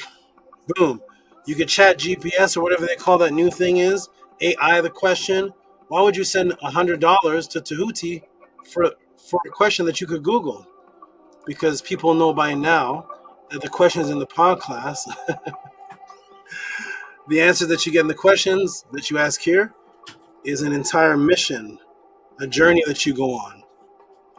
You can send in questions about 666 Mark of the Beast. Somebody could say, I don't care about 666 Mark of the Beast. Let me throw a curveball at you, Tehuti. I'm going to ask about ADHD. Oh, Tehuti, your mind was on 666 Mark of the Beast? Oh, it was on breastfeeding? It was on in the Montauk Project? Oh, how about ADHD? Let's see if you can answer this one, Tehuti. How about hair standing up on the back of your head when you come in contact with the ancient ancestors that are deceased? Why does the hair stand up on the back of your head? That has nothing to do with ADHD. What about origin of algebra? Algebra origins. Dr. LeBroach, shout out to him. I hope he's okay. He used to support consistently in the pod class. Hope he's doing well. I haven't seen him in a while. But algebra. What if you can answer a question about algebra? Okay, I don't care about algebra. I want to know about libations. Can anybody in the room, without seeing the libations class that I taught, can any of the 39 to 40-something people watching type in the room? Because we know that most of the conscious people, the Yoruba, the Ifa, the Kwanzaa, everybody seems to do libations when it comes to consciousness, right? Can you give the root source of where it came from? Imagine that. Nobody knew. Nobody knew. Where does this come from? What's the origin of it? And the ones that created it, what was their story before others took it and made it their agenda? What was it originally? Anybody ever told you that? Absolutely not. Absolutely not. You asked about orgone energy. This person asked about orgone energy. Change the question. Hotep great. This is Angie Martinez, Sheshayat. Hotep great Saba. After some thought, I've decided to change the question. If you can, I would like to know about orgone energy origins. Sending extra support for more elaboration explanation. What happens to her question? Boom. Orgone energy. The insult that affected Ra. The real shrine of. That's what happens here at the Tuti Pod class. Feng Shui, never-ending story, Gnosticism, hyperhidrosis healed, heart stroke asked about, healed, depression asked about, healed, Navajo skinwalkers asked about. Stranger put a $200 bounty if there was anything like this in the world. If there was any other teacher that could be asked questions and get answers like this that are so thorough, he put $200 in the Cash App. It's still there. $200 in the Cash App for if there's any other experience like this in the world, in existence. Put the link in the room and we will send that teacher $200 and invite him to the pod class and give him props and respect. If not, respect of which you've never seen before, this phenomenon where you ask questions and the questions turn into class. With that all understood, that is how you support the 2T pod class. That is how you send in questions and you get beautiful answers and you get life-changing experiences, and you will end up giving a testimony. Whatever people do after that testimony, that is on them. Peace and love to you. There's many people that have given testimonies and have disappeared and created stories after they disappeared. But while they were here giving the testimony, everything was beautiful. After they left, their mind created a bunch of different things and put themselves in self-sabotage. No one has ever left the House of Aten. Welcome everybody to where you are. First of all, the House of Aten, the ancient Tehutian teachings of the Natiru, the last to represent the Natiru on the planet Earth. The last to represent that frequency, the House of Aten. Welcome to the House of Aten, the last to represent that. So that phenomenon doesn't exist anywhere on the planet Earth. If it does, put the link in the room. This is the Tehuti pod class. You can ask questions, support, keep this going. And like I said, no one has ever left the House of Atten in the state of complaining. Every organization that exists, whether it's Nuwabians, Nation of Islam, 5%ers, Noble Drawlee, whatever the movement or organization may be, people that leave, there's a record of them complaining about what the problem is before they leave. They talk about this doctrine has mistakes in it, or this does not coincide with this, or this thing. There has not been a record of any one person leaving the House of Atten with a complaint. Anyone who has ever left the House of Atten and complained, which there are, their complaint was created afterwards. And that was because of an inner war that was going on within themselves. Their testimony lives forever of their life change. Their complaint is usually something they created of an expectation that I never promised to give. I didn't like Tehuti because he didn't meet my wife and get to know my kids. I never said I'd do that.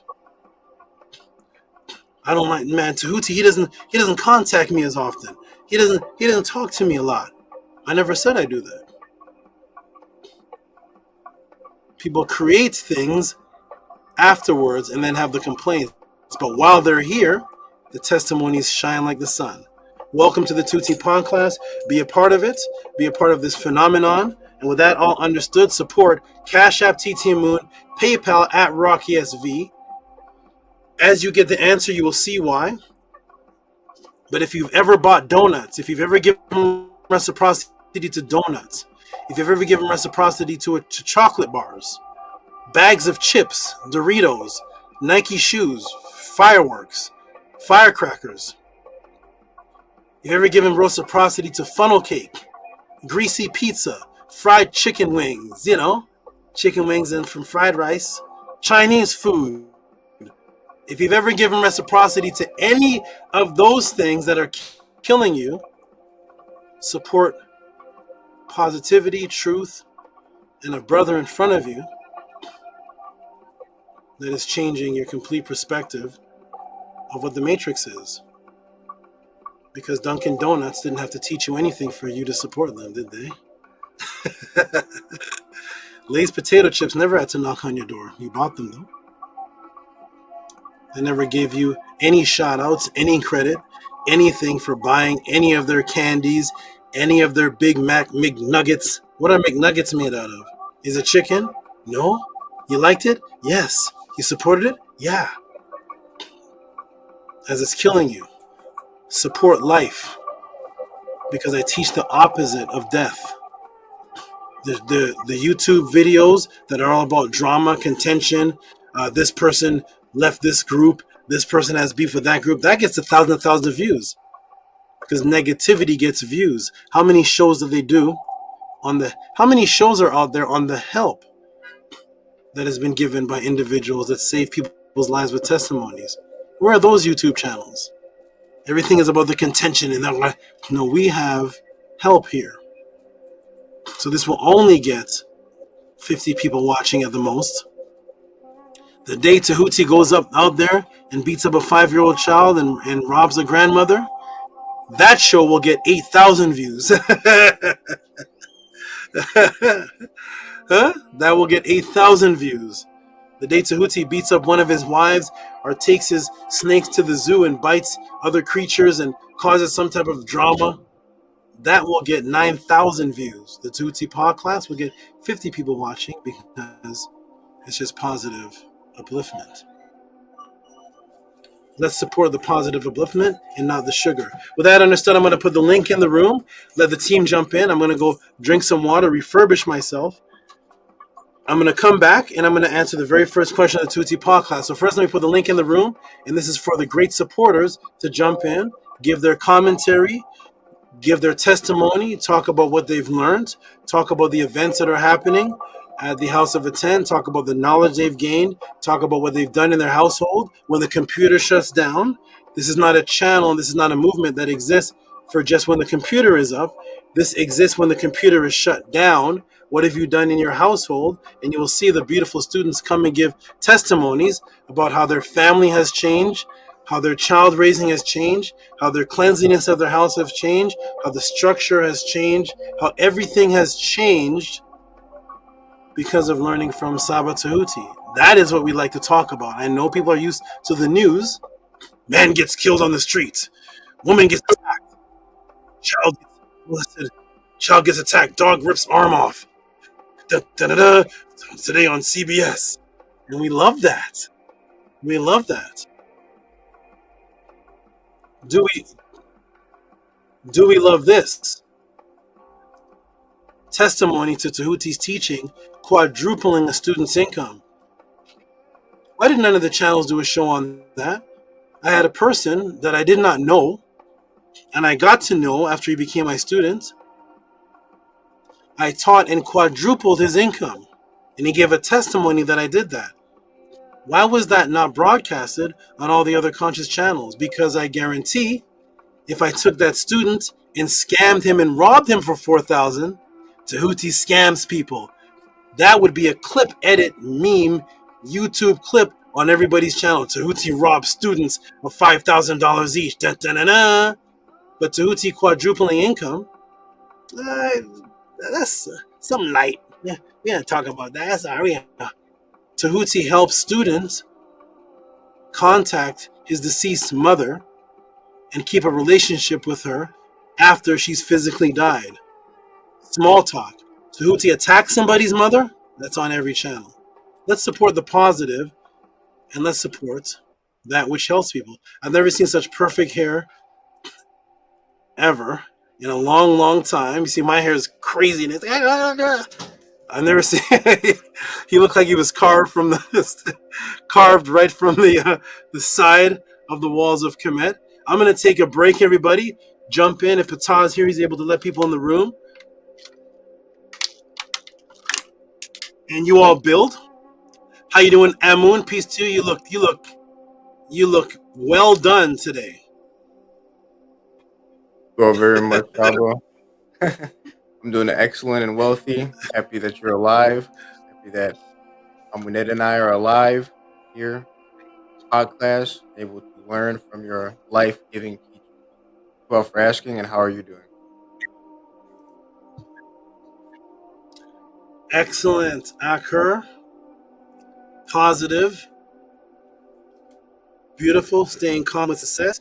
If anybody wants to know a little extra jewel on her of how the English language I already broke down, the baton, the Sisek created the letter A. If anybody wants to know why I call her that, send in support. I'm going to show you something completely amazing. But I'm doing absolutely wonderful. Moving positively. Moving in the direction of the out. Everything I do is for the pod class students and the out, which are my, also start off as my students. So everything I do is for the pod class students, the out, and I'm so happy that everybody falls into the categories of either your people. For those who try to Facebook friend request me, come to the pod class like that beautiful brother. I can't say his name, but he's a new brother. His name is like New Poo. He came to the pod class, so now I know who he is. So I'm gonna go back to my Facebook and I'm gonna friend accept him. If you're not a part of my inner family out, or you're not a part of students in the pod class, if you're not a support pod class, and I see your Facebook friend request, I scroll down your channel to see if you're promoting or sharing any of the clips. People say the podcast is too long. It's 10 hours. There's this young lady named Amunet who's put out about 300 clips of mine that are like 20 seconds. Nobody's sharing them. They're all over Facebook. They're all over they're all over Instagram, TikTok. The podcast is too long. I can't share that. That's 11 hours. I can't share that. We have many clips. About 200 of me teaching. They don't share that, but they'll share gang wars, prank videos, student farts on teacher, doing the sturdy dance, whatever the heck that is. That's shared. But so if you're not sharing the pod class, then I have no need to accept your friend request. This young lady right here, Amunet, is responsible for doing more pod class shares than I've ever done shares on the internet since the internet was created. How you doing, Amunet? She's the pod class sharer. you all so much for your wonderful life-giving words. I am doing excellent. I'm so happy to be here, and I'm so happy to hear your wonderful voice and be in your presence again. So out to you for everything. Nini Ook. We got my. Hold on, let me go down now. We got my little brother here. Little brother. I'm gonna investigate his family because I want to see if we're related or something. This is Netter, Nefer, Nature, J. I'm gonna see if he knew me when I was in. You live in Brooklyn or New York? Hello, SABA. Hello to the panel. I'm sorry. Hello, everyone. Hello, SABA. Now, I stay in D.C., though. D.C., Maryland. Can you hear me? Oh, D.C., Maryland. Yeah, I hear you. Okay, D.C., Maryland. Okay. I don't know if I have any family up there, but okay. How you doing, young brother? Nefer, Netter. Your name needs to. We need to give you. You need to get a name. That's what. You need, and your name needs to have an N in it because it can't be Netter, Nefer, Nature, J. It has to be like Netter, Nefer, Nature, Nukpu, Nefer, something with an N. No, but that name's already taken. Okay, has to be something with something with a letter. Nefer, Netter, Nature, Noon or something. Are you doing good, brother? I'm doing well and excellent. I appreciate you, Saba. I just want to give you my Hindu and my gratitude to her for everything that you do. Hindu to the panel. It's good to see y'all. I appreciate everything everybody does. The House of Adton. Man, I appreciate y'all. Much Marie. Hotep. Hotep. And let me go to my. I don't even know what to call this brother because he's not a brother, he's not a human, he's not a man, he's not any of that. He's a netter. I'm trying to find out what date when he became a netter. I'm gonna go back to the Killer Priest show.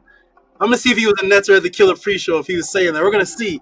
But at some point he was reborn. He's netter. And shout out to my good brother Nukpu. And Nukpu, my good brother. I want to say this to you before you start.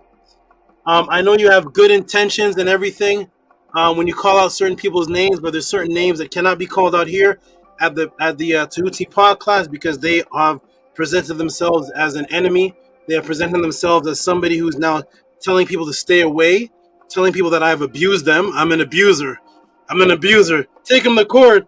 Tehuti touched his left shoulder. I don't know, but I'm an abuser. Everything they've removed all House of ATTON association from their channels. So we're not echoing those frequencies because those people once again have testimonies of years of changing people's lives, and all of a sudden when things don't go their way, I'm an abuser. So we're not gonna chant out those names, but we can chant out everybody else. So go ahead, Nukpu. He's rubbing his eyes. He hates that happened, but hey, that's war, right? That's war. That's how it happens. We get the best of us lose sometimes. The best of us do lose. Okay.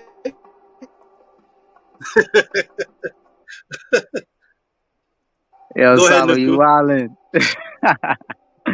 Hotep, Saba, Hotep to the panel, Hotep to the chat, Hotep to everybody watching in the future, everybody in my eye, Hotep to everybody in Kemet. Yo, Saba, you gotta make me a moderator. You gonna make me a moderator? What? You took a quick pause there. What happened? I'll give no mercy to nobody in the chat. Oh no, but we'll talk on that because sometimes you show mercy. You have to show mercy for snake style. Just a little bit. I want the people snake style them. I don't watch the chat, so shout out to the people in the chat. People are typing their fingers getting pulses. I hope to use this. Typing 1,000 words. Everybody, I only read the chat when I'm teaching and come back and ask a question or do something when it pertains to the chat. Check the nines. Other than that, I don't even look at the chat. Shout out to all the people saying positive and negative things. The chat is for you all to talk amongst each other. Tehuti, don't you see me typing to you? No, I don't. I don't see you. I don't see you because I'll see you when you come to the panel. You can only come to the panel if you're a supporter. And when you come to the panel, then I see you face to face. And now you can say what you can as we're looking eye to eye. Talk to me now. It's cool up here on the panel. You don't have to stay in the chat. Come talk to Tehuti right here. No? You like to type? Keep typing. They're too shy. So yeah, we'll see about that. Hotel The shy Saba. typers. But it's okay. Yeah, man. I'll make What's sure. up? I'll make sure all them sneak learners pay up reciprocity. No disrespect on the chat. No nothing. No isfet. Yes, sir. But to you, Saba. How you doing, Saba? How you feeling? I feel good about today. We have a brand new brother named JHUTI. I think that's a form of him saying Tehuti, because I see somebody else spelling Tehuti with a J. But shout out to the new brother Tehuti. He received every single MetaNetter class. He supported for every single MetaNetter class. Stepping Out the Matrix book, Melanin Dark Consciousness book. Sent one of the biggest donations for this question I'm about to answer today. And before I got to answer it, sent in a donation for another question. That's a person, and I need to know, I would like to know from him when he comes on, how did he hear about the Tuti Pod class? But that's a person who came in for the very first time, and as soon as they came in, their first purchase was every single MetaNetter class. That has never happened in the Tuti Pod class before. That's your first purchase? Give me every single class you've ever made. Okay, wonderful. So shout out to him. This question is going to be great. It's about time. And there's going to be some nice revelations. So I'm doing good, brother. Thank you for asking. Nice blue. You're outside. I'm outside. to the isfet Seba things. We out here. You're allowed to show yourself outside. They're going to recognize you, man. Run back in. They're going to recognize Saba, you. That's him. That's the Saba, they hero. run away from me. They run away from me, man. I be in traffic. They opens doors for me like I'm the ambulance, man. You got the pigs jumping in bushes, running away from me. Wow. Wow. I'm going to jump off for a moment, everybody. We're going to get to this question when I come back. What is the questions today in the 2T pod class? Excuse me. They are, does time exist? Do the people of Kemet use time or rhythm? I have information in here. Gravitational field time alteration. What is that? What's today's date? And true time. And of course, in the title, Christian prayer time dedicated to Horus. So I basically took a question that was asked, took other things that were inquired about that dealt with time, and put that inside of the answer. So I'm actually dealing with this brother's answer. He asked me 3 questions, and then 2 other things that were inquired about in the past: gravitational field affecting time, and the hours, the Christian prayer hours coming from Horus. So I put them all into this. So this is going to be a 2-part, all done tonight, and it's going to be question after question. It's going to be incredible tonight. Let's get into it, everybody. I'm going to step off now. Is Patah here? Does anybody see Patah in the chat? He's the only one that can let people in the chat, in the on the panel when I step off. Is Patah here? He said, maybe not. Okay, I'm going to step off. He said, Hotep Mod, I'll be able to come to the panel in 15 minutes. Okay, good. All right, so I'm going to let everyone... There was a lag. Say that again, Amun? That was a little bit ago. I don't know the exact time. You don't know what, Amun? Say it again? I don't know the exact time he sent that. Oh, I see. Okay. All right, good. Well, wonderful. There's enough people on here. There's my son, VRI. He sent me a video of his mother. I don't know. Somehow his mother looks like my mother. I don't know what's going on here, the 2D pod class, but VRI, shout out to you. It says VRI and M. Monroe. I just see VRI there, but shout out to M. Monroe. She's somewhere in the background, levitating. I'm gonna step off the panel right now. You all build, show them the love, show them the excitement, show them why you come here to the House of Atten, why you come here to the 2T pod class. And we're gonna get into this question when I return.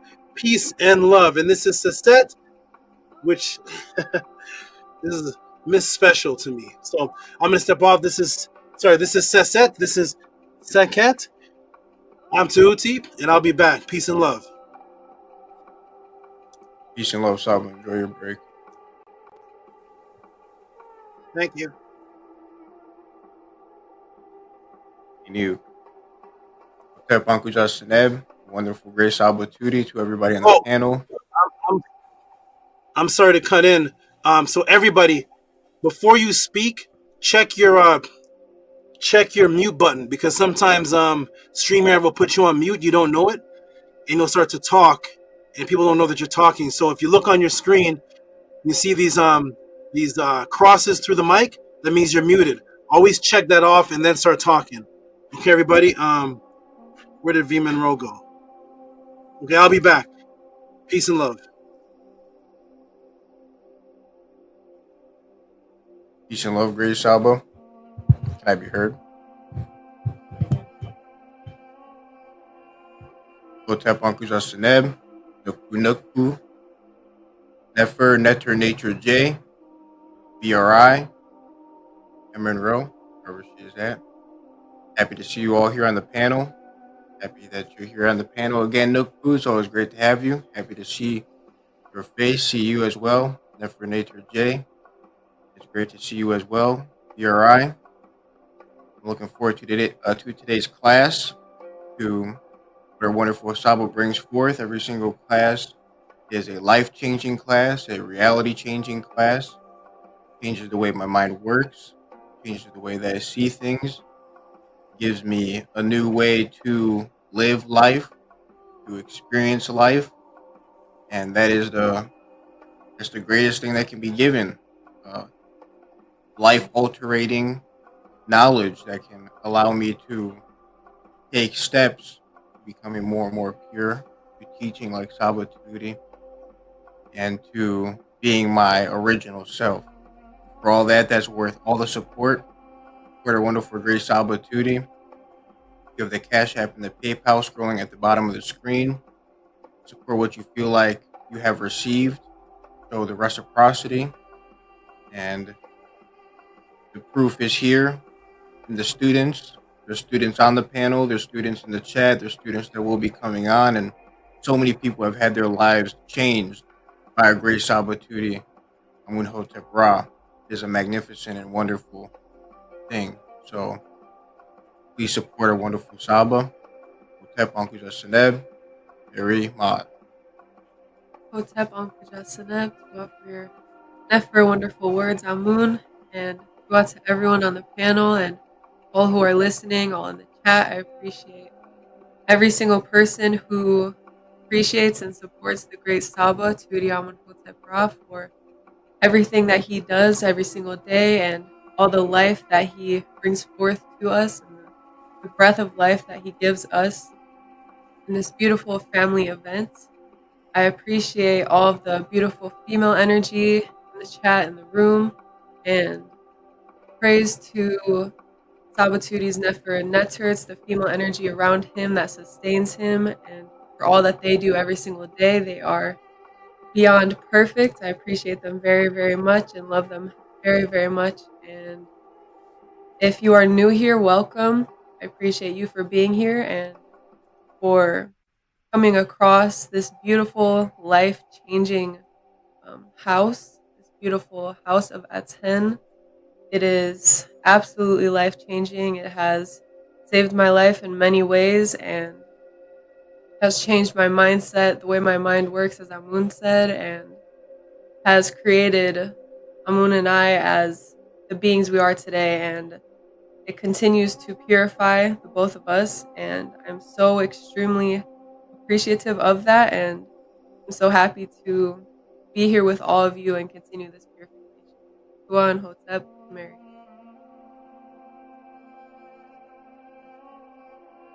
Tua Hotep Natiru, Uncle Jasanev, Mary Ma'at, Makeru. Tua to everybody on the panel, everybody on the chat, everybody watching, on the playback. Support Per Aten, support Nefer Saba. You see what's going on. Anybody who wants to care about the future, care about, the children. There's a war going on outside. No man is safe from. You safe here, my aunt.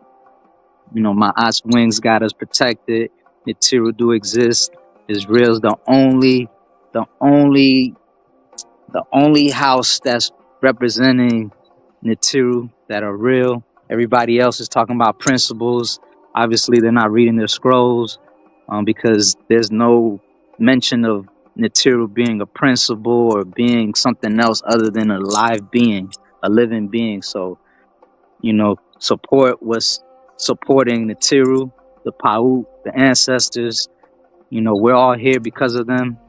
We're still here because of them. And everybody that's supporting you, coming in, that's Nefer. That's how you do it, representing. All you sneak learners, get a spear to your eye. Good luck breathing tonight. Watch when your heart skips a beat. Think about me, you know what I'm saying? But yeah, man, everything's Nefer. I'm happy to be here. I'm honored to be here. And, I'm just excited for Saba's answer about the real time, because he's mentioned this plenty of times in the past before about seconds, the 666 breakdown, so many different avenues. Even the one prior to this class, he broke down about the time saving, daylight saving. So it's never how Saba, it shows how you can ask a question and a question can lead to many more questions, so it's just like the ringing of the ear. Somebody asked that question already. You can ask another question about that. You can ask specific question. It goes deeper. Saba don't end. He's an endless door, so endless portal. So this just goes to show you how deep and profound Saba really is, how he really is. He's beyond a master. I can't even call him a master. That's kind of degrading. He's more like a ma'aster, but he's on his level where it's untouched.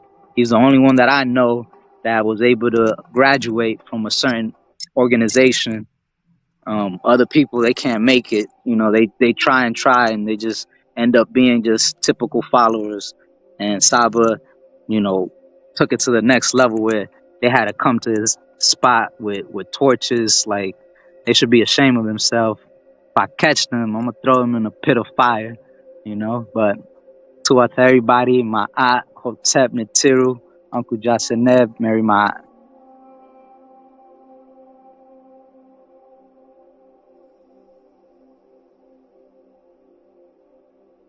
Go ahead, VRI. It's on you. Peace and love. Can I be heard? Good. Hotep, everyone. I'm just glad to be here again, and I'm just so grateful for Saba once again, and I'm just appreciative of the opportunity to be able to come on here and give praise to such a wonderful teacher, live in the flesh. Well, live on the screen, but at least I can do it sort of face to face here. And again, I'm just so thankful to be a part of this as it's happening right now, because it is something that isn't happening anywhere else, and I'm just so appreciative for all the help that Saba has given me, and I'm comfortable giving my testimonials because it's true. Like the amount of change Saba has brought to my life, and positive change Saba has brought to my life. It really is wonderful, breaking me out of the matrix, then breaking me out of another matrix, and continues to do so and continues to help. It really is priceless, and I'm just, again, so thankful.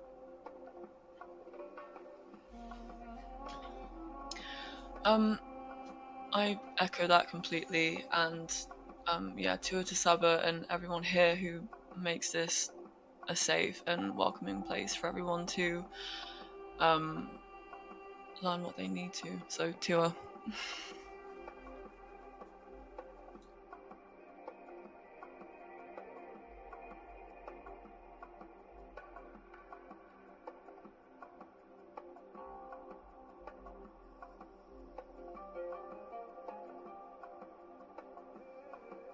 Hotep, we're saying that for Nature J, Y'all love to hear your Nefermedu. Hotel Marie, to us, to all you that make the HOA go.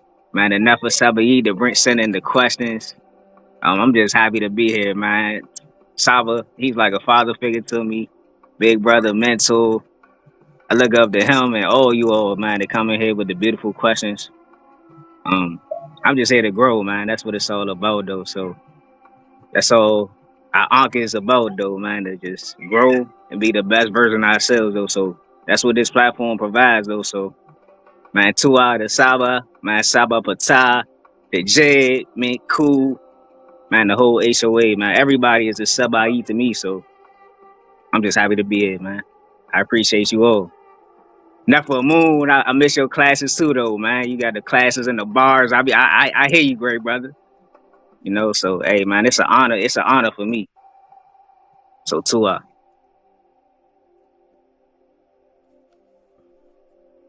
You all for your Nefermedu. You all for being dedicated, appreciative, for learning, and for teaching your family around you. See your post. Always post things from the pod class, from Sunday classes. Great. Definitely can see the impact it has on you and your life. Thank you all very much for that. And go out to everybody else for your Nefer words, your Nefermedu.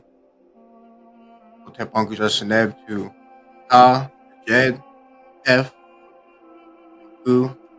He's doing good. Hope he's doing well. Hope he comes to the pod class. So everybody know that he's safe. We all care about you, Manku. Look forward to seeing you again, hearing from you again. Your energy is beautiful.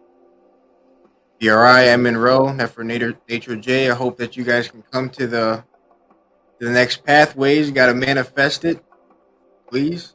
I'm looking forward to meeting both of you. You both got to meet Noku. That's a whole experience in itself, right there. Meeting everybody, absolutely fantastic and beautiful. That's one of the excellent things about the HOA is that we all meet up in person. It's not just here on the screen; it's in person as well, and it's a beautiful experience to interact face to face. What we've been doing for millions of years as the species that we are. This whole internet thing is new to us biologically. So meeting face to face, it's a great thing. It's a great time. I hope that 3 of you are able to come to the pathways coming up for sure. This pathway is absolutely beautiful, and it's the absolute pesh meeting Saba. That's a whole other realm in itself. It's absolute. You just have to experience it. Saba is completely, literally out of this world. He is supernatural. So I hope that the Netir will bless the 3 of you with that opportunity. And for other people as well watching that are part of the HOA, hope that you all can come to the future pathways as well. Absolutely fantastic. Complete there, for sure. To Nookpoo for hitting your licks, doing what you got to do. For our great Saba, I'm looking forward to the question you're going to ask. I saw in the chat that you said you're going to ask a question about cats. I'm looking forward to seeing what that's going to be. You ask great questions. Yeah, it's gonna be a deep question. It's a question that I've been wanting to ask, so it might trigger a couple people. So trigger warning. You know, I went to school for trigonometry, high degree on trigonometry. So be aware, man. But yeah, I'm excited for Saba to break down all these Nefer questions, and hopefully Saba could perform some magic for us tonight. I'm gonna send some reciprocity for that. You know, that way some people don't know Saba can do that. You know, some people have no idea Saba's power, Sakem. So hopefully Saba could pull a rabbit out of the hat or something. You know what I'm saying? And send it over to me. Hopefully it's blue. You know what I'm saying? So yeah, man, I'm excited for that. And yeah, man, I just wanted to say too that you know, like what Saba was mentioning earlier with being in harmonization with everybody, and you know, and per ATTON, you know, people should be in my eye. You know, no one in the chat or outsiders that are watching, no one should be any jealousy, any envy, any competition. The competitions that we do here is complementing competitions. You know what I'm saying? Uplifting competitions. You know, competition to get to my eye, to stay in my eye. You know, like Saba was mentioning, you know, the bees are not fighting with each other. The worker bee and the honey bee and the bee that's, you know, taking care of the hive. He's not complaining. You know, the queen bee, she's not complaining. She's not like, oh, I want to be a worker bee. You know, it's no ISFET. They're all in line. They're all doing what they got to do. Because the other day I was at a store, and you know, a lot of people with their ISFET, they see me with the unk, so they try to be disrespectful only when they're in groups. You know, obviously when they by themselves, they see the group that I'm with, and so they like this guy was just, he wasn't saying it to me, but just speaking indirectly. And these are just church people, you know, the basic brain dead people. And then he was mentioning the government's trying to take us back to the time of Kemet, where they want us all naked with just a cloth and all shackled up in chains, being slaves. And I'm like, I was gonna flip out on him, but he was an elder, so I couldn't really do that. I had to bite my tongue, and it was just disrespectful. Like there was never no slaves in Kemet building no Aku. No pyramids were built by no slaves. The structures of Kemet, it was not built by no slaves at all. It was all Ma'at. Everybody was joyful to do what they're doing. Everybody was proud of what they were doing. Everybody has high self-esteem. Nobody felt lesser than the other. No one felt greater. Everybody felt great equally in Ma'at. Everybody had a role to play, just like the eloquent peasant.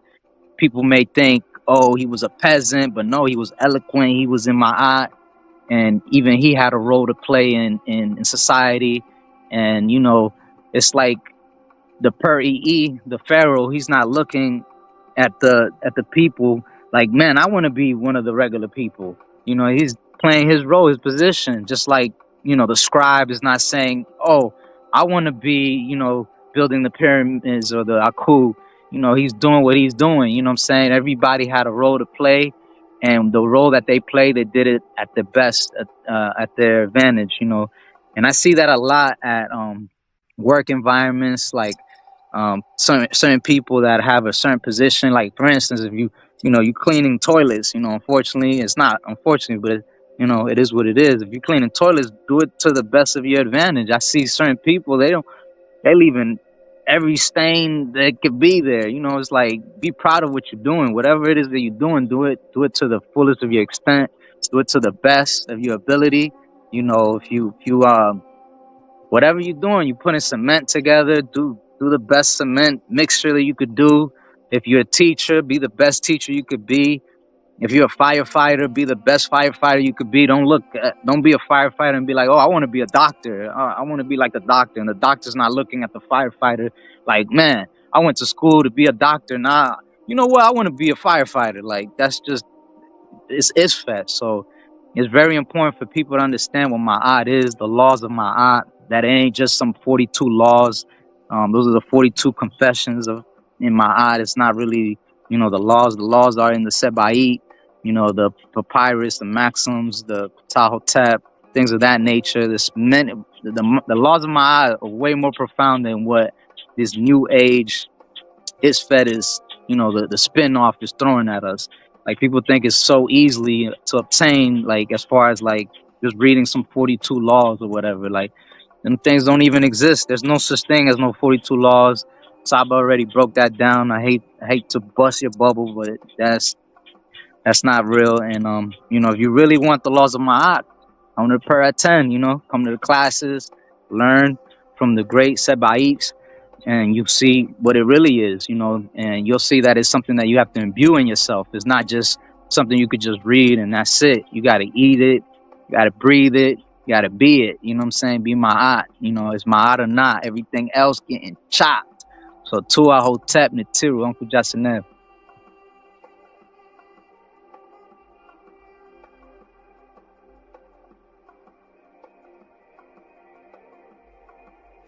Hotep. Beautiful, great, strong words from you, Nupu. Always love hearing what you have to say. I love hearing your perspective on the fake so-called Kemetians, people, the modern day people that think they follow Ma.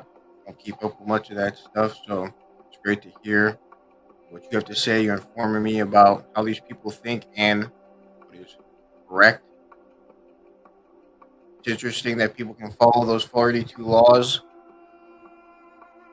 However, when it comes to following the real laws of Ma, things like Hotep and Aung that they run away from it. That's strange, very strange.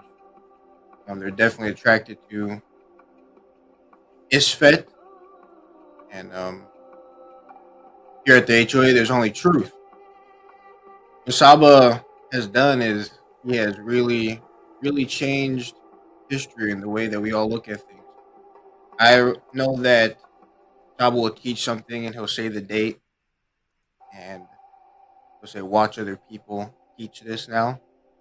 And me personally, I don't look at the other channels, so I don't really see that. However, the other day, I did look at something on one of the conscious channels. The person was literally teaching exactly what Saba had brought forth. It was wild. And I looked at Munet, I said, that's literally what Saba taught. It was exactly what he had taught. And I was pretty mind blown that people really steal like that when all they have to do is give credit where it's due and apply themselves.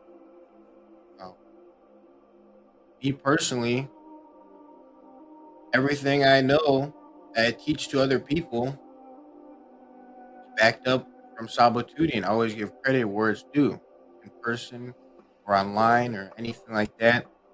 It gives me joy personally. It gives me happiness to be able to show somebody the pod class, be able to refer them to Saba Tehuti. It's great because I know that he has this magic and vibration that can change people. It's absolutely great. He's cultivated this technique, this energy to be able to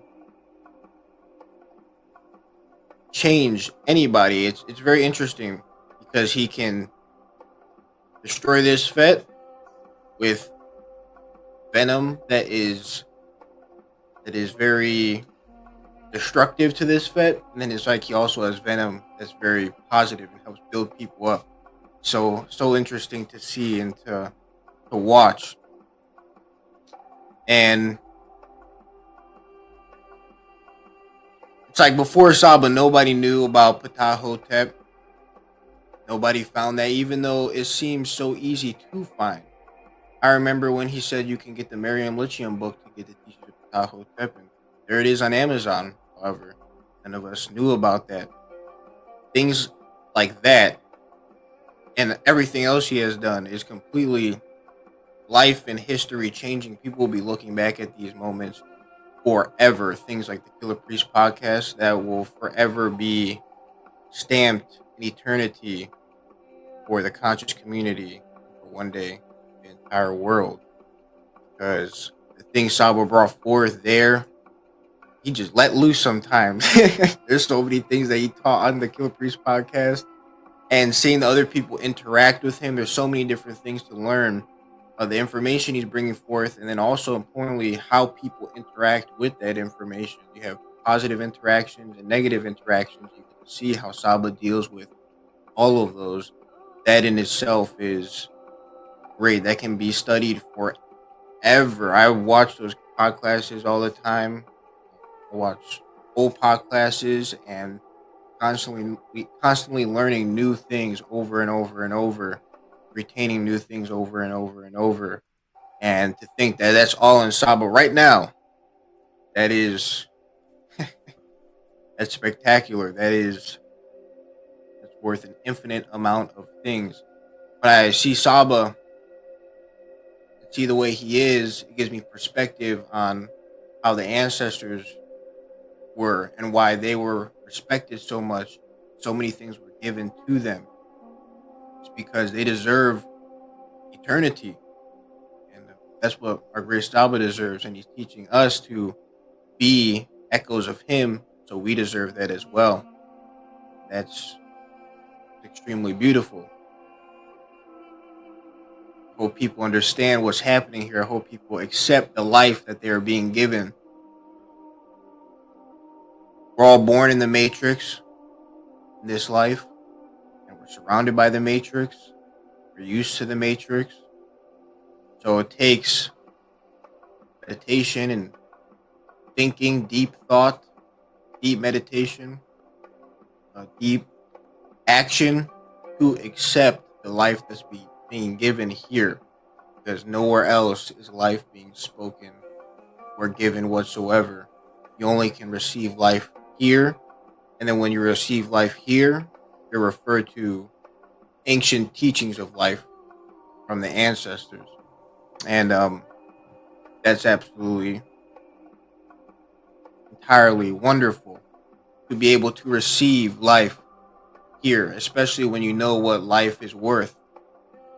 When you have an experience like an out of body or near death experience, you understand that life is greater than this people call physical world. It's way deeper than this. There's eternity ahead of us. And when you have an experience like an out of body or near death experience, you come to the pod class, you hear SABA talk, when you hear him speak, whole entire everything changes. Everything changes because you really have a feeling within yourself on what life is, the continuation after this experience, and the ability to be able to live in that continuation. People that just live this, that think that this is it, when they pass, they're not going to know what to do. And it's going to be scary. People are going to resort to various different things. However, here, SABA teaches how to live in this experience and in the next experience, in the next realm. And that is literally worth everything, because that is forever. To be able to consciously travel and do what you need to do inside the next realm, that is everything. I mean, to me, it is scary to not know what to do over there. So to have this, have the pod class, have the teachings of the ancestors, for them to share their experiences and teach on what they know, that is absolutely beautiful. That is the best thing ever, to teach us and pass down how to traverse the immortal realm, the Nectar Kurt, the Menta. So I hope people are supporting SABA because there's no one else doing this. He definitely continuously deserves support. Like I said, these classes should be supported forever. He should be able to be on an island somewhere one day and not even have to teach a pod class anymore and still receive support, because what he teaches is literally out of this world.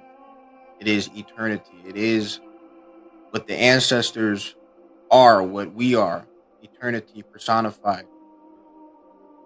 So, what people are listening to the classes, applying these classes to their lives, because your life will change, because your life is deeper than just this experience. That's another great reason why to get the MERUKH classes. If you're serious, the MERUKH classes, because the MERUKH classes definitely have a lot of things in there that you could take one class with one practice, apply that to your life, just one. Yeah, everything's changed. You're going to be having out of bodies. You're going to be doing magic, hekau, all just from one class. If you apply it to your life and stay consistent and dedicated, that's worth everything. Absolutely everything. That's another great way to help improve yourself by getting the Medu classes. There's so many different opportunities our SABA gives us, and they're all full of life. So there is really no excuse not to be applying this to yourself or anything like that. If there's anything within you that you feel like you need to overcome, do what you need to do to overcome that. Study the Seba'it. Look for things to apply to your life to help overcome things that are plaguing you. So that way you can come forth as life. You can come forth and echo as the ancestors themselves. And look at our ancestors. They're being studied right now. They just talked about something with the MERKHET, which is the pyramids they found. They will forever be studied because of their importance on this planet and other planets, as SABA has showed. So if you want to embody that, if you want to be like that, you have to apply what's being taught here to your life here at the SABA JHUTI pod class on the Sunday classes. Personally, I want to walk in the step of the ancestors, and I do. So I can't understand the perspective of someone who just wants to look and be like some Greek that observes and lives their own life. That makes no sense to me whatsoever. I hope that people make the right choice and step into their eternity, into their light consciousness, into their ka, what they're really supposed to be and what they really are, whether they acknowledge it or not. Yes, if anybody else wants to speak, I'd love to hear everybody's ka, their sound frequency, their vibration. We'll tap on Justin.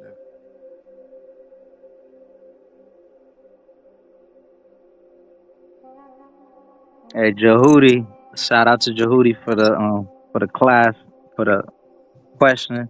Just please, no MAGA hats, none of that. We're not propagating that. Get that out of here. Burn that. You know what I'm saying? Come over here with Kemetic things only. And I like to find out what inspired his name, JHUTI. I'd be interested to find out. Hopefully, it wasn't because of some emerald tablets. 'Cause we all know what those are. But yeah, it's not for support per 10.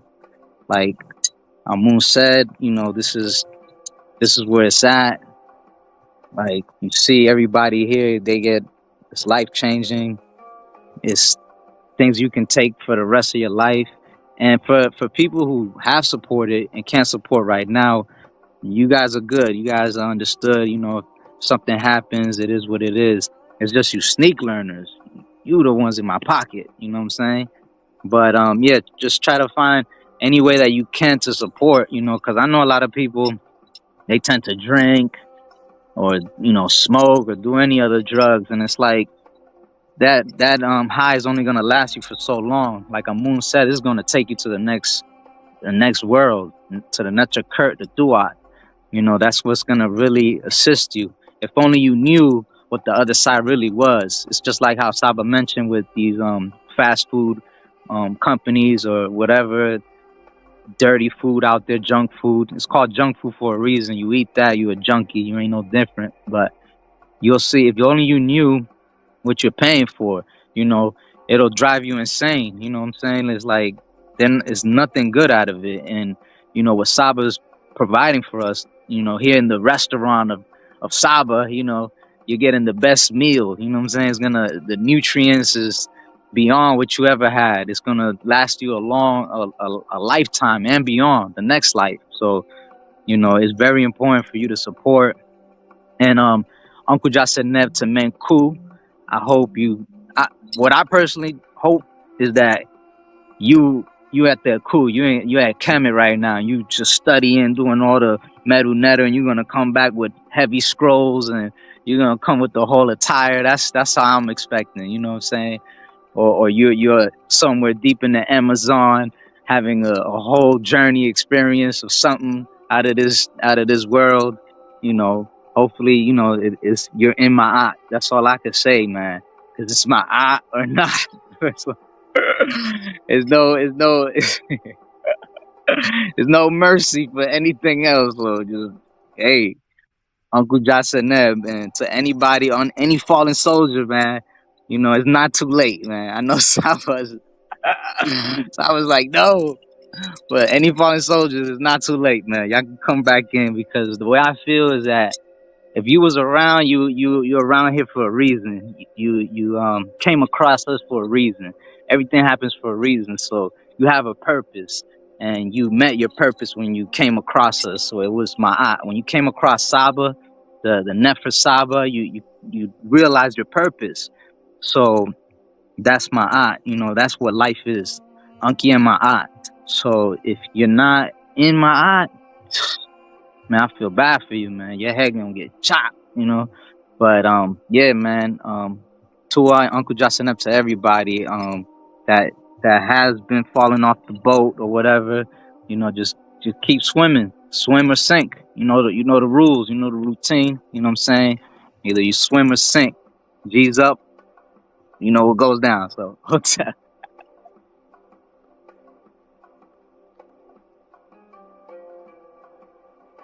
Hotep Rusin.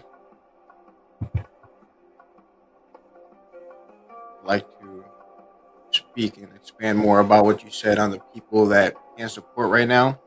There are other ways to support as well. First, truly see if you have the ability to support or not. Create a budget. Write down what you have to pay for, what you choose to pay for, and what you're gaining. And look at the things that possibly you don't really need within your life. And decide if you rather support those things or the podcast. That. And then if you truly cannot support, there's other ways to support. Everything is consciousness. You can do things like meditate and try to manifest great things for SABA Tehuti, sending love to him, protection to him, and ask him personally what you can do. Communicate with him on things that you can do to support him if you do not have the numbers of the matrix. There's other things that can be done and should be done, and there should be steps that people take to figure out how to support. If you cannot support financially, then communicate SABA how you can support and things that you can do. There's always a way, especially when your mind is what creates reality. So for everybody that is in that situation, please keep going and figure out what you can do. That's what your heart desires. Because what your heart desires is what you will eventually accomplish with consistency and dedication, perseverance, and to keep going and going like a ram or a bull. Open up what you want to support our great SABA. And welcome back, great Hef SABA Tehuti.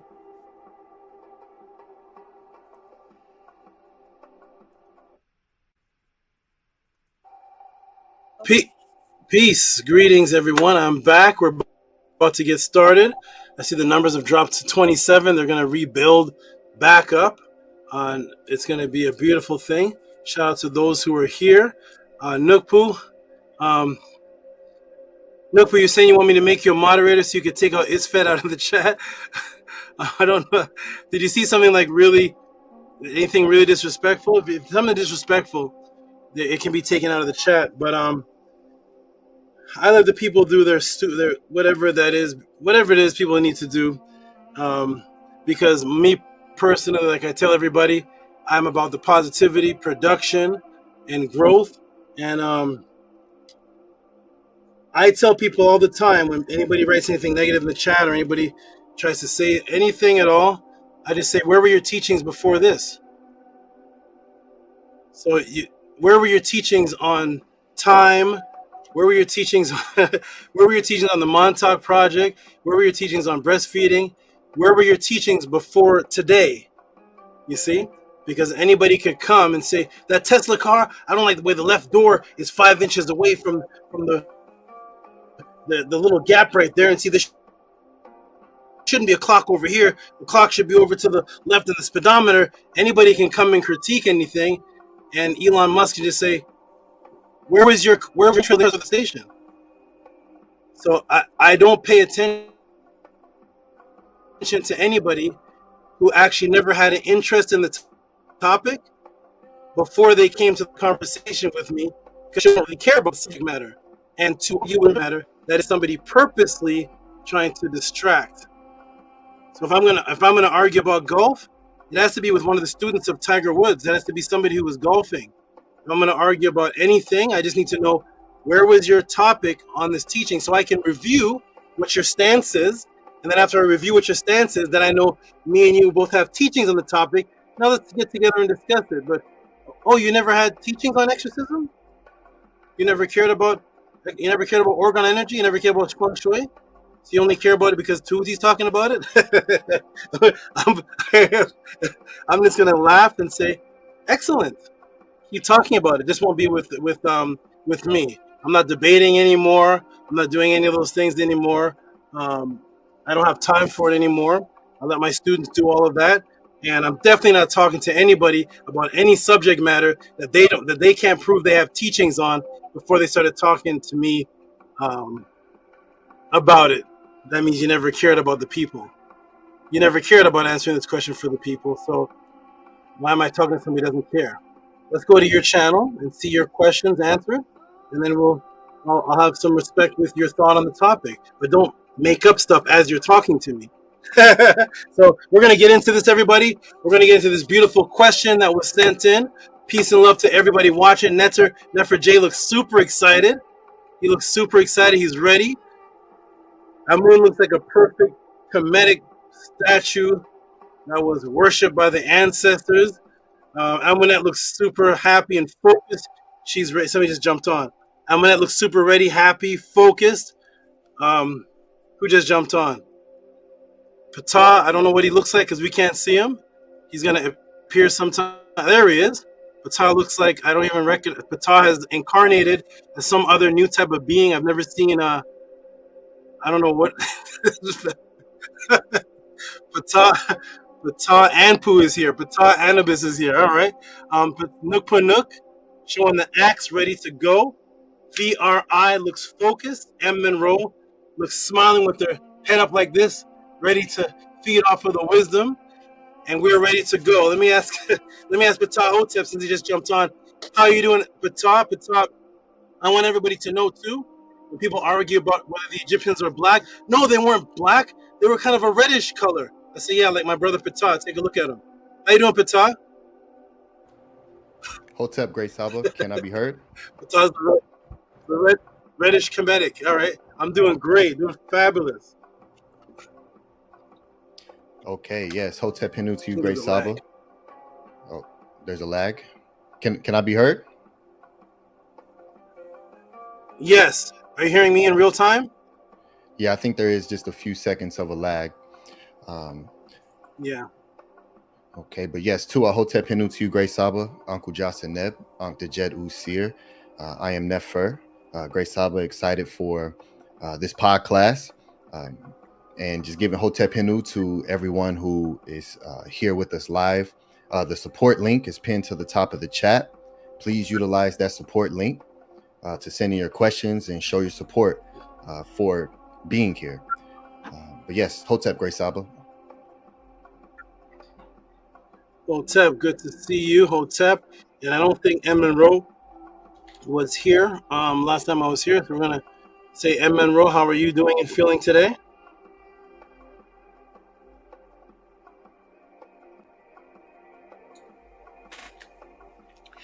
I'm feeling very well, Saba, and like I was saying earlier, I'm just really grateful to be here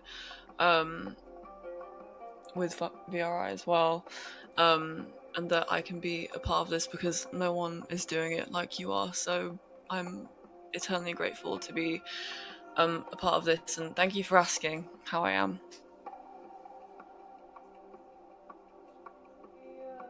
Nini, oh, wonderful. Glad you are eternally grateful. Glad you are good. And you are in some very good company. So wonderful. Okay, and can you hear me? Nefer J, can you hear me right now? I wonder if I'm seconds behind. I can hear. I can hear you clearly. I can hear everything clearly. Okay. No problem.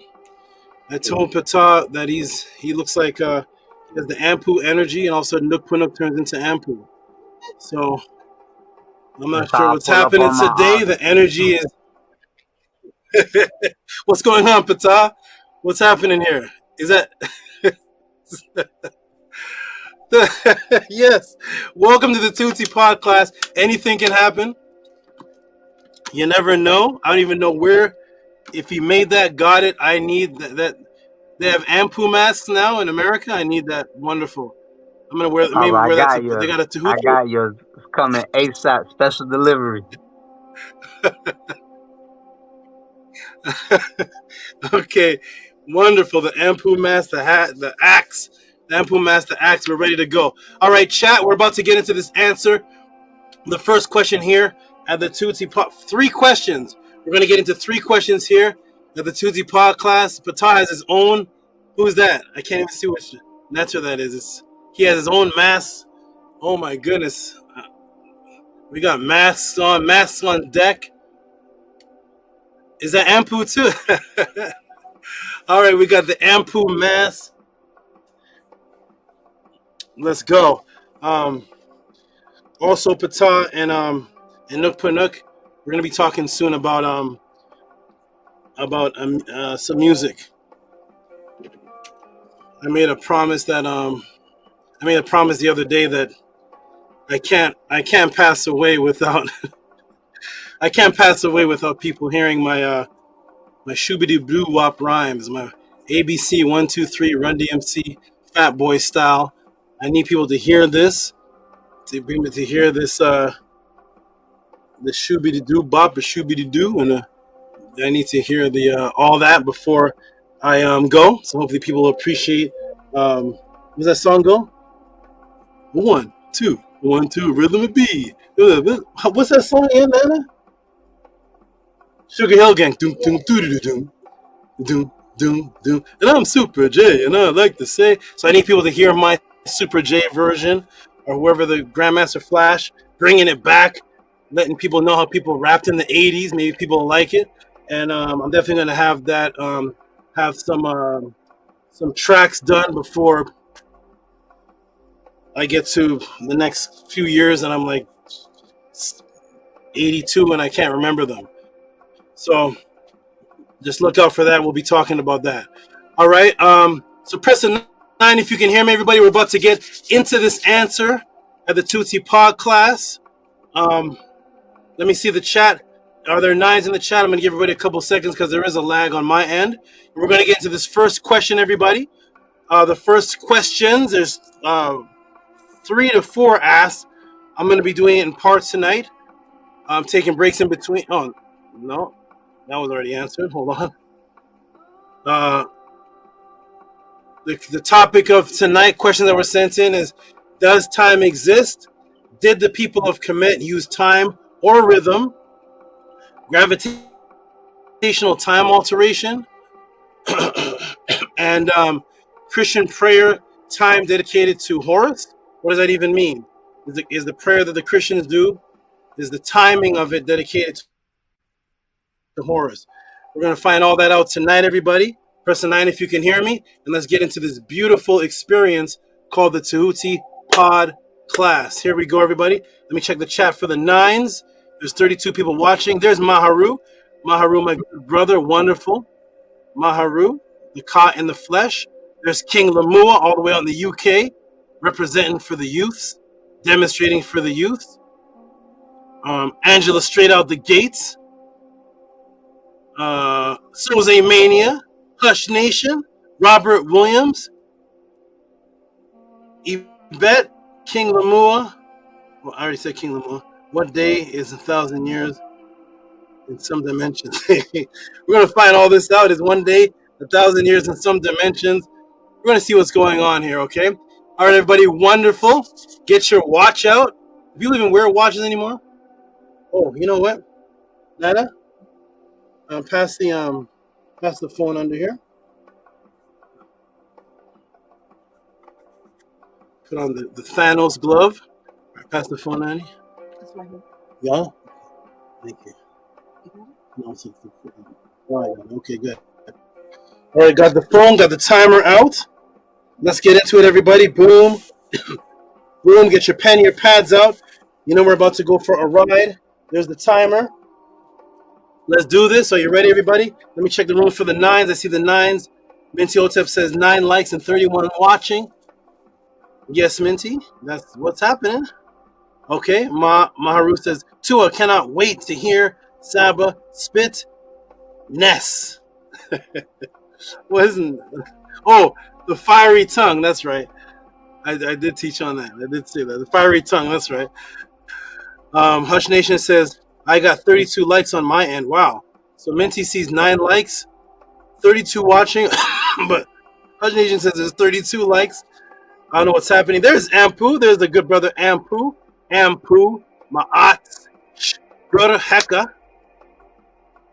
Ready? Let's go, everybody. Boom. All right, so I'm going to say peace and love to Annie Fatah. Peace and love to Amun, Amunet. Jump back in the chat. Peace and love to VRI. M. Monroe. Both 3 still. VRI. M. Monroe. Okay, 3 syllables. VRI. M. Monroe. And Nefer, Netter, Nature, J. Peace and love to all of you. Let's do this. There was ready, everybody? Let's go. Here we go. What's that?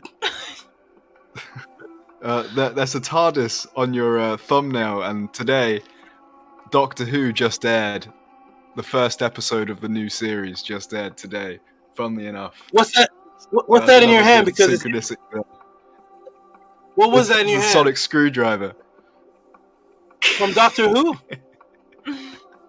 Yeah. I have Doctor Who on my. Let me see. Hold on. That's right. That's one of your favorite shows, isn't it? Yeah. What did you call this thing? A TARDIS? What'd you call it? Yeah, it's a TARDIS. Yeah, time and relative dimension in space. Oh my goodness. Okay. Shout out to the TARDIS. All right, everybody, here we go. All right, Doctor Who time. Let's see if time exists. Let's check it out. I put that there and I was like, this has something to do with VRI. All right, everybody, I'm going to come off the screen for just a quick second, do a check again. Hold on.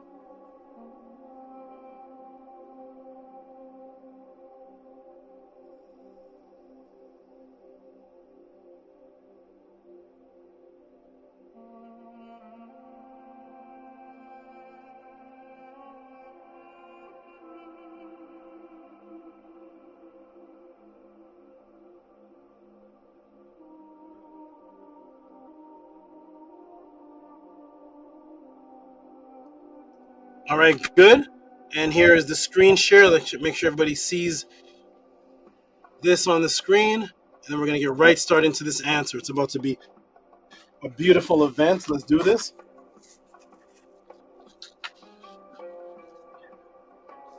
Okay, wonderful. There's that. Everybody can see that. I'm going to take that off. I'm going to go over here, close these windows down so none interferes with us. Tab.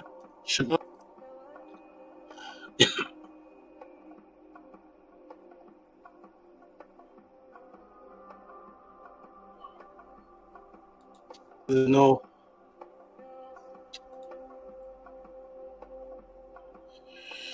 This computer. There we go. Okay, boom. Upload properly. We're going to expand.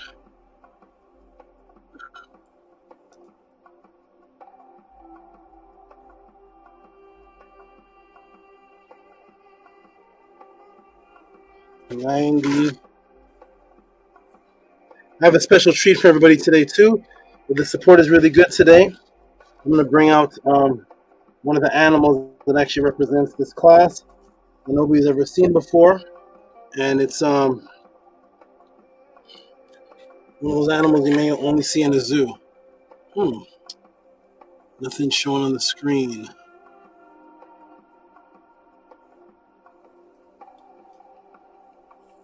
Okay, here we go. Okay,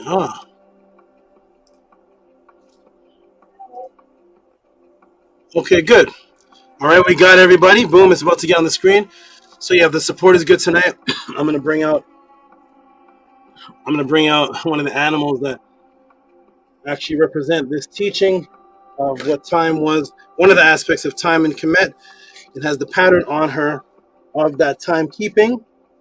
And what I bring out, some of you may only be able to see at a zoo. We're going to bring her out if the support is good tonight. All right, everybody ready? Everybody, now we're ready to go. We are ready. Boom. Boom. Let's keep doing that. Okay, here we go. 1. Here we go. Boom. Entire screen. Let's get started, everybody. No drama. Just information and guidance and wisdom.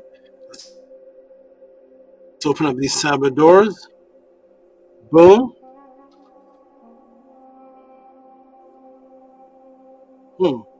Okay. Here we go. 1.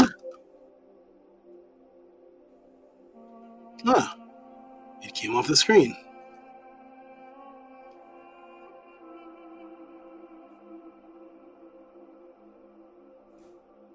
There we go.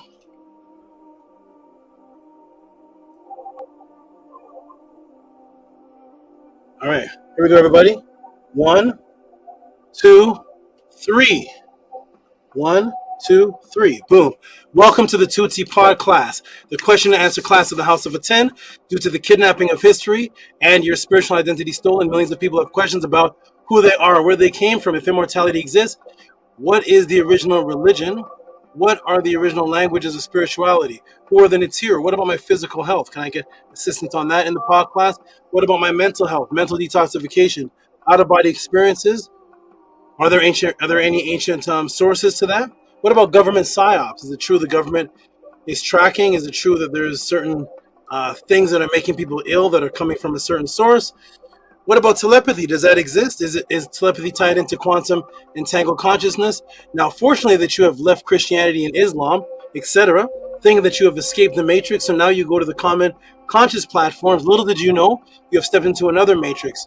Unfortunately, in the agenda of atheists, now hidden and disguised and is infiltrated in the form of the New Age consciousness, New Age black consciousness, New Age woke community, whatever, the metaphysicists, the atheists who have disguised themselves as Kemetic teachers, science teachers, esoteric high science learners, teachers, gurus, Kemet metaphysics teachers, metaphysical esoterics, in the agenda of the matrix, just to focus on what's called knowledge, but not the spiritual discipline of the ancients with indigenous references. Most, if not all, of their lectures, showings, panel discussions are just from the top of their head. They will not have classes on the actual teachings, disciplines of the ancient writings of the indigenous people themselves and their spiritual beliefs, but just wear ancient symbols for fashion and egotistical self-gratification, who do not live by any actual written culture. Thus, they can only teach from what's called memes or do what is called counter-teaching. Counter-teaching is to just go against what someone else teaches. You have a class and it's just against somebody else's class. They only do debate, debunk, I expose you, or challenge videos to other spiritual beliefs. The subject matter is limited to topics over and over again. The Hebrews are wrong, the Bible is stolen, the Egyptians are black, and the Egyptians are black, and the Hebrews wrong, and the Bible is stolen, the Egyptians are black. Proud that the Egyptians are black, but at the same time, say, but I won't follow any of their teachings. So you're proud of what they look like, but you're not proud of their consciousness. Why? Because that leads to accountability and obligation, which is discipline. It's easy to look like something. You don't have to be disciplined to look like somebody. You have to be disciplined to follow the structure. You could look like Jackie Chan. It doesn't mean you know a lick of martial arts. Their usual conversations are based on, let me tell you what's wrong with such and such group. Or it's always a challenge. The pyramids in America are older than the ones in Egypt. We are American Indian, not African. But I won't follow any Native American traditions with structure. We are the Native Americans. Counter teaching is when your popular teacher cannot do full videos on the actual culture that one should be disciplined in, like the ancients were, because he or she does not truly have any confidence that any quote unquote African or Ma'at or Kemetic culture can stand on its own and hold the people's attention. They need the contention. They need the shock value for their views. They themselves are not disciplined and stand on anything. You will note that most of their statements start with what's called negative foundational speech, such as what most people don't know, or let me tell you why you're wrong, or what you fail to recognize, only fighting everyone, but never giving you any indigenous written spiritual discipline in its place. After they destroy what you're a part of, they just leave you like that. What did they adhere to? They don't give you anything that they adhere to on a daily discipline that they and their family actually practice when the computer shuts down or when the quote-unquote debate fight is over. Those quote-unquote conscious teachers who are really just atheists in disguise actually don't believe in anything, but just have the urge to argue and have discussions based on contention. Thus, to hide that they cannot answer, they have made you feel uncomfortable to ask any of these questions. You're laughed off of the stage or insulted or called names for the above inquiries because their hidden agenda is individualism. Individualism is to disunite under the guise of knowledge, but no structure, no unity system, as all the ancients did. Thus, they have no movements, no ranking system, no group discipline, no spiritual rituals, as all of the ancient ancestors lived. They have no accountability to any one culture. Thus, they can do anything at any time and just jump from culture to culture to justify whatever their actions or feelings are for that day, with no obligation or accountability to anyone telling them that they are wrong or they have slipped up in the culture or in the cultural way. Thus, they're about what's called loneism. Loneism, they're just individuals with a YouTube channel, individuals arguing, but there's no backing behind them. There's no culture or anyone behind them. They're just loners, loneism, introverts, individuals. They're in a state of what's called solipsism, meaning that no matter what they do, they always have to be right. They can never be checked because they have no system of elders above them or no structure that they're obliged to, which is the ultimate egotistical manifestation of Isfet evil, which is why the word introvert only exists in the colonizer's language and in no ancient culture. There's no word introvert in the word in the Mennonite language, no introvert in the ancient Aztec language, no introvert in ancient Sugagi, Sumerian, cuneiform, no word introvert in any of the ancient cultural languages, because we always move as a mentally unified group, not individuals hiding behind computer screens teaching, I follow no man, I follow no one way, while simultaneously teaching you to get back to your roots and cultures. But every time you go back to those roots and cultures that they teach on, every single one of them was a unified force structure and accountability to a specific way of life and discipline.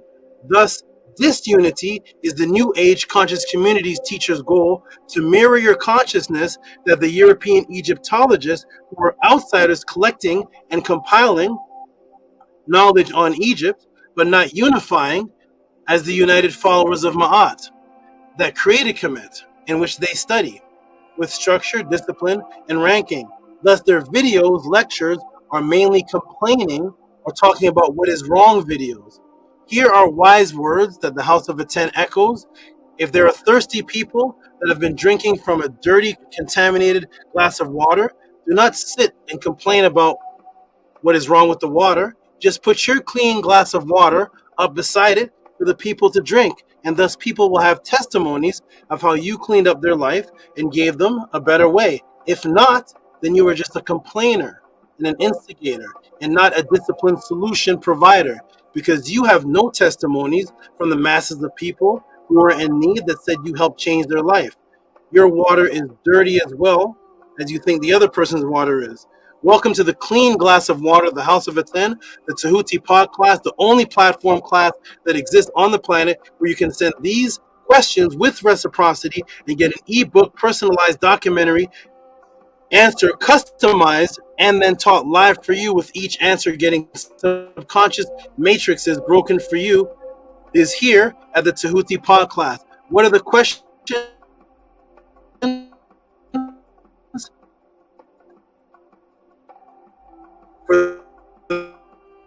this section, that Tehuti will answer. Sent in by the going overboard. Wait a minute. Go back, back, back, back, back.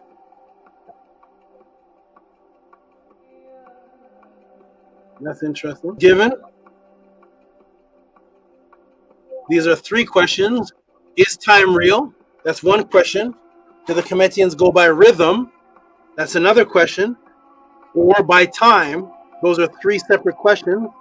And we're going to walk through and break the matrix and open the SABA doors to these questions. A wonderful set of questions that has come in from the new brother, JHUTI, one of the many awakened who have come to the realization that these type of questions can only be answered thoroughly here. These type of questions can only be thoroughly answered here at the Tehuti Pod class. Let us continue and let us begin. Okay, all of us have lived in a house. Every one of us here in the class has lived in a house. All of us have lived in a house with a clock with arms on it. And all of us at some point in time have had a watch on your arm. Without these specific devices of arms going around in a circle with a set number to 12 to tell time, we would be completely lost and disorganized in our daily lives. So where did this concept of time come from? And what genius brought this to earth that we should give our dues of respect to for having our lives organized today? The earliest known idea of a circular shaped device with 12 markers at 15 degrees, creating a perfect circle. Actually, it's 12 days, 12 hours of the circle. The full one is that twice. With the 15 degrees, creating the perfect circle, which is going to be daytime and nighttime, with a movable arm, was created by the Nitiru followers of Ma'at, going back 3,500 years ago, and now can be found in the Egyptian Museum of Berlin, that was recovered from what's called the Ta-Seket Ma'at, which is miscalled today the Valley of the Kings. Go back to my prior classes, and you will find out what that is. Ta-Seket Ma'at was a word that I revealed to the world for the first time as the original name for the Valley of the Kings. Ever since Dr. Ben, Dr. Clark, 60, 70 years have passed by. Everybody calls that area Valleys of the Kings. Nobody calls it Ta-Seket Ma'at. Go back to my prior classes and you'll see the complete difference between the words Ta-Seket Ma'at and Valley of the Kings. And that change was done on purpose. So the Valley of the Kings' original name is Ta-Seket Ma'at. And when we go back to what they took from the Ta-Seket Ma'at and put in the Egyptian Museum of Berlin, we get this semicircle. The actual complete time is a full circle, but this is the 12 hours of the daytime because it is used by what's called the Met. The Met or the Gnome. The Gnome or the Met is what holds the shadow to move around. And of course, the shadow can only tell time for the 12 hours of the day. Once you start getting to the evening, nighttime, of course, there's no shadow anymore because you're in darkness. So the complete circle is completed with another device, which we'll be getting into in this class. But this is the half of the circle with the 15-degree markers. And this was the very first aspect of the genius of marking time with the concept of a movable arm and a circle with markers marking the hours of the day. So again, let me come to the room. So again, if you or your family have ever used a watch, if you have a grandfather clock in your house, if you've ever used any form of time and that has governed or organized your day, then give due respect to the genius that brought into earth the confidence to bring something like this to earth, use it, and govern a complete civilization of this time acknowledgement before this society or culture was ever even born. Because without it, you would have a completely chaotic day. You'd have no doctor's appointment. You'd have no time to get to school. You'd have no time to say, you wouldn't have the fourth dimension. The fourth dimension coordinate is time. You wouldn't have that to meet a person. You couldn't say, I'll meet you at 6 o'clock, because there'd be nothing governing the difference between 6 and 12. You'd be in a complete state of chaos.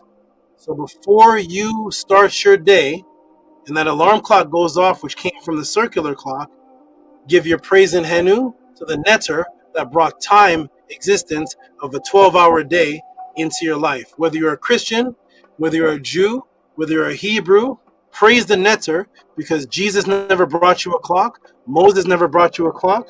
Muhammad never brought you a clock. The clock was brought by the Natiru.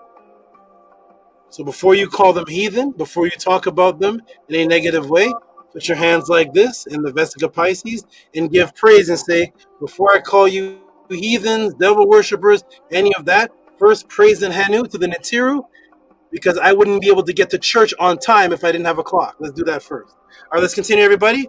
Boom. Boom. Boom. Here we go, entire screen. And boom, let's continue. Everybody ready? There we go. La-da-doom. All right, there it is. So there is the 15 degree. There is the 12. I brought your 12 hours in a day. And as far as the rest of the information about the actual timekeeping, physical timekeeping, when it comes to calendars and clocks, people not only kept time, what we acknowledge as time, but invented the concept of it. And you know what?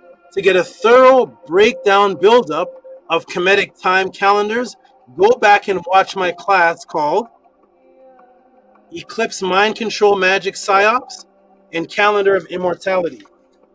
Just type that into YouTube, go back to that, and you will get several demonstrations of the Kemetic clocks, time, calendar, the symbolisms behind them.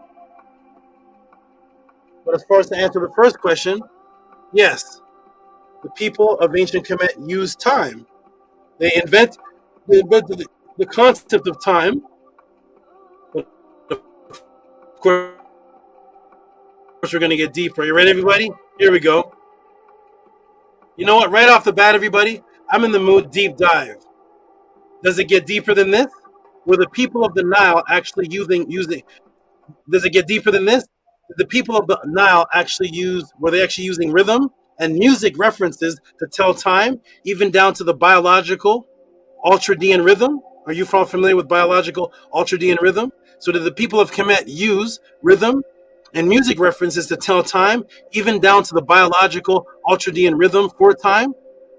And that the Kemet Ma'at definition of time and its imbuement and its merge with the cosmos rhythm, creating the terms we have actually used for holidays. The actual terms we use for holidays is based on the Kemetic rhythm references. And what if I told you that the Kemetic rhythm references actually created the English word time itself? And does time itself even exist on a broader plane? And of course, to take this question to that level, what is it time for, family? Let me come back to the room. Of course, to answer all of those questions and to get into that, what is it time for? Type it in the room. Let's get right to it. Are you ready, everybody? Type it in the room. You know, Angela Gates and Robert's one of the first to always type it. Go ahead, type it in the room. What is it time to get into, everybody? What do you mean the Ultradian rhythms? Ultradian rhythms and the reference to the Meru rhythm of time actually created the word time itself, Tehuti? The actual word time itself? What are you talking about, Tehuti? I just want to know the Egyptians are black. This is too much for me. It's telling me Jesus was told the Egyptians were black and the Bible is wrong. Are you ready, everybody? What is it time for? Let me go to the chat and see. Netter J puts Tehuti Overdrive. Amunet puts Tehuti Overdrive. Mintiotep puts Tehuti OD, Tehuti Overdrive. Yabet puts Tehuti Overdrive. Angela Gates puts Tehuti Overdrive. Hush Nation puts Tehuti Overdrive. Nook Panuk says, get him in the whip. Big Vase says Tehuti Overdrive. Are you ready? Because, of course, everybody, to step this concept of time up into the understanding of gravitational field relativity and ultradian rhythmatic biological effects that take place in your body through sodium. They didn't teach me this at the other channels. No.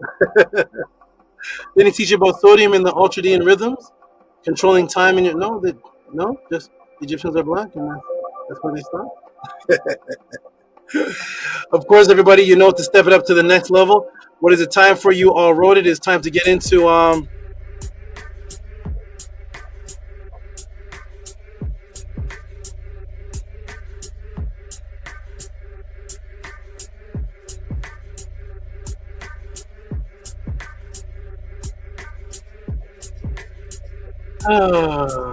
you ready, everybody? Here's where everything takes a shift. Let's move from the regular to the irregular. Ready? Here we go. Nope. Time to get into Tehuti Overdrive, everybody. Let's go nook for nook with the blue light. You see the blue sun? Go back to the Metanetter class and learn about the blue ball. You'll see why I have that there. Let's step it up, everybody. Let's step out of body. Let's step into this, everybody. Let's step it up. Let us begin by asking the class, what time is it? What time is it, everybody? Just type your answer in the room. Look at your watch right now. Look at your clock. And just type in, what time is it? Just go ahead and answer that. I'm going to come off the screen for about 30 seconds, and I'm going to come back to see what time it is. Okay, I'll be right back. Here we go. Boom.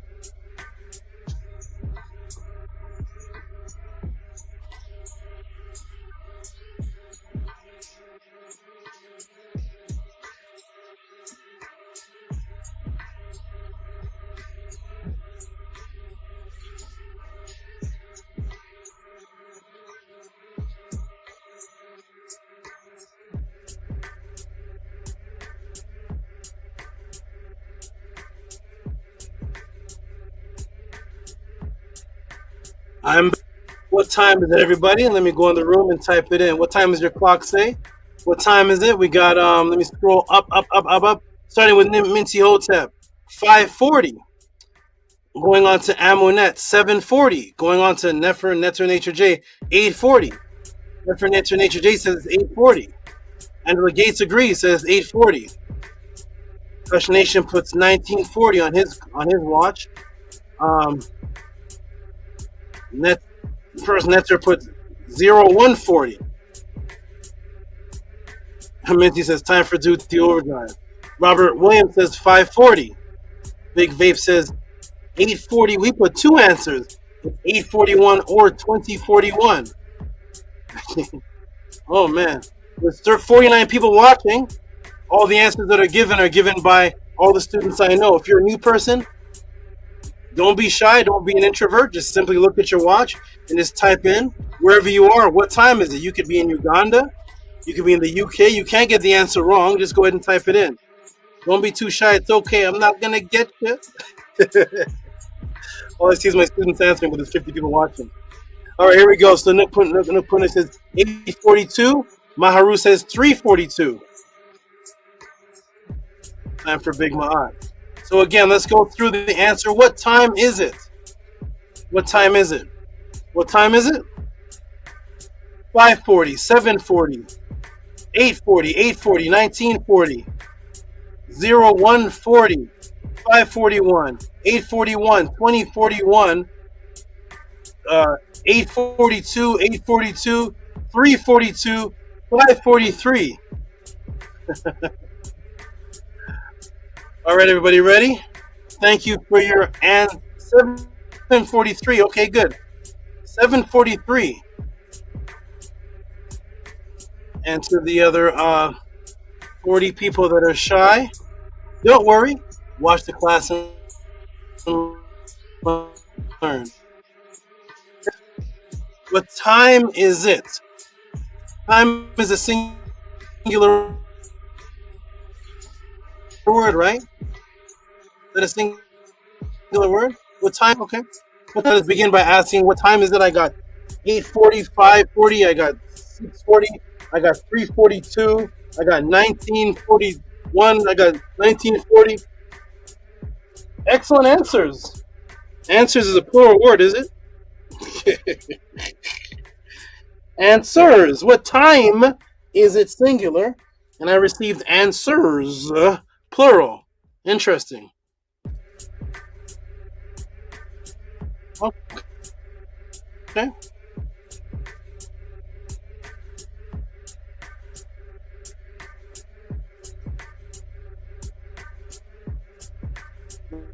Let's continue.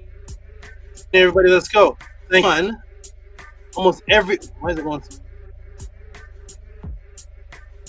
Almost every 7, 8, 9, 10. Almost everyone's answers are different. That's interesting. I just asked what time is it, and I got about 6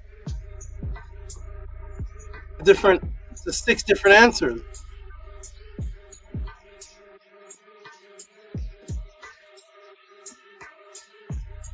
On one question. Different, which is the first and most relatable example that there is no set time. Thus, there would only be one answer typed in the chat. There would be no daylight saving time. There would be no Pacific time, Central time, Eastern time, etc., etc. There would just be one time, unless time is subjective. If time is subjective, then the numbers change. But mathematics are not supposed to lie.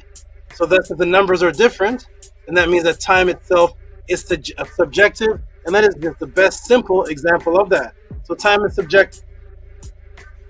Okay, we got different answers. Good question. There it is. Let me get some water. Let me ask the class another question. What is the next place you can come in after first place? Called, whether it's a quiz, a test, or a race. When you come in after first place, what number are you? So whether it's a test competition, whether it's a race, a quiz, whether it's a spelling bee, you didn't come in first place. You are the next best thing. What place did you come into? We come to the room. Participation time again. 51 people watching. So you didn't come in place, you were the next best. So this person got 99% done of the quiz, you got 96. That person came in first place. What place did you come in? And boom, here we go. Yvette put second. Yep, second. Yep, of course, second. Second, Big Vape, second, of course. Second, second, second, of course, obviously. You didn't come in first place, you were the next thing. So that's your second. Robert Williams put second. Wonderful. Napuna put second. Excellent. Let's walk through. Right, everybody? Here we go. Here we go. Boom, boom, boom. So second place. I asked everybody to fill in the word for place.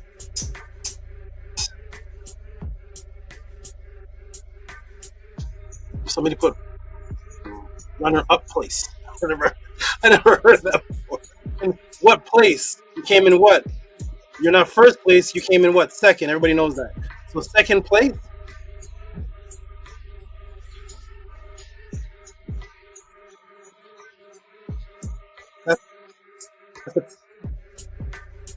place you came there. Whether it's a place looks like first, second, and third place. So if you came in between first, which means you're the best, you were the first one to break the string in the race. So second place, second is the next in order, place and time. So see, second, as soon as you get to the fourth word in the definition, the fifth word, the word time is there. Does everybody see that? Next in order, place, time. So the word second is associated with time after the next in order. It's after the first. An original number being one of two equal parts into the whole is regarded as divided, from old friend, second. And directly from Latin secundus, which means following. The word secundus means following, in other words, next in time, in order. Also secondary, which means you're subordinate, you're inferior. Seku, undo. Participle from the word seku, to follow. So second is the next place in time. It's the next place in place and the next place in time. The next in time or order. Does everybody get that? Wonderful. So second, so everybody was right. If you don't come in first, the next one is second. The word second is immediately associated with time. The concepts within modern teachings of time and the way we define it and how it creates paradoxes of illogical fallacies. Everybody type right now, what is the smallest aspect of time on your watch or clock? Let me come in the room. What is your smallest aspect of time on your watch or clock? Look at your watch, look at your clock, and what is the smallest aspect of time? What is that called? Drink some water. What is the smallest unit of time on your watch? Okay. Seconds. A minute, you need a new watch. You put a minute. Nefernetter J, go back to where you bought that watch from. If they got a minute coming before the tick-tock, tick-tick, the tick-tick-tick-tick-tick, if you got a minute coming before the tick-tick-tick-tick-tick, take that watch back. So on your watch, what is the first unit, the smallest unit of time? Everybody got it right again. A second. Okay? Boom. On your watch, it is a second. The smallest unit of time. Ready, everybody? Boom. Boom. Boom. Boom. So the first unit of time on your watch, which is the smallest, they teach you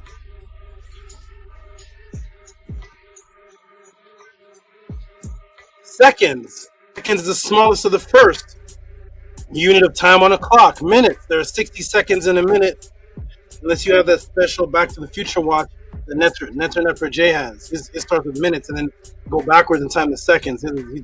Michael J. Fox is here. So shout out to him. But seconds is the first unit of time. That's the smallest time unit on your clock. Then minutes, then 60 seconds create a minute. Then 60 minutes create an hour. So it starts off tick, tick, tick, tick, tick. Those are seconds. What does that do to your mind? The first unit of time they teach you is the second, immediately preparing the mind since a child for contradictive thinking when they are trying to register the concept of time for the future indoctrinations on the same topic. So right from the indoctrination of a child, you're taught that second is the next place in time. Remember that in the dictionary? Second is the next period of time. And then when you go to check your watch, you're at a class on a quiz, what is the first unit of time that you measure time by? your mind says the word second. Does that make sense? It doesn't make sense. But that's how they program. Now your mind is slowly preparing for contradictive thinking. Paradoxical, contradictive thinking that makes no sense. You can't have the first period of time as the same word that in the dictionary is the next period of time after the first. Does second mean first? Is it the first? No. There's a period of time before that. But yet you're taught that it's the first. So the first thing I walked you through was that the actual time of day that it is subjective and changes based on where you are. The next thing is the contradictive communication of neural confusion by teaching you as a child what the word first means, that first is before the second, and second is, it literally says in the dictionary, the next period of time. And when I tell you to check the time, and you look at your watch and say the first period of time is a second, now your brain goes into confusion because there's no way to justify that. It told you where the word second comes from secundar, which means after the first. It's a Latin word. But now in your mind, second means first. Only when it comes to time, though. In any other conversation you have, if you're in a race and you come in second, you're not first. If you're in a spelling bee quiz and you come in second, you're not first. Whenever the brothers insult you and say, you were that girl, man, you got sloppy seconds. Did not take her virginity. Here we go, everybody. Boom. Boom, let's go. 1, 2, 3. So second does not mean first in any language, but your mind becomes programmed to accept that because it gets used to neural contradictive thinking. Because once you weaken the mind to things that don't make sense, the mind starts to open up to other things that don't make sense until you're in a pattern of illogical thinking and your critical thinking, the logical thinking, the reverse reasoning, reasoning and defending the logical thinking that they gave you. Trying to make, no, well, it makes sense because the second is the minute, like the 18th, you know what I'm saying there. Come on, man, you're being too technical. Technical. Here we go, everybody. So, and this is your first introduction to time as a child. First introduction to time on your watch is at the very first. It's called the second, which makes no sense in the English language.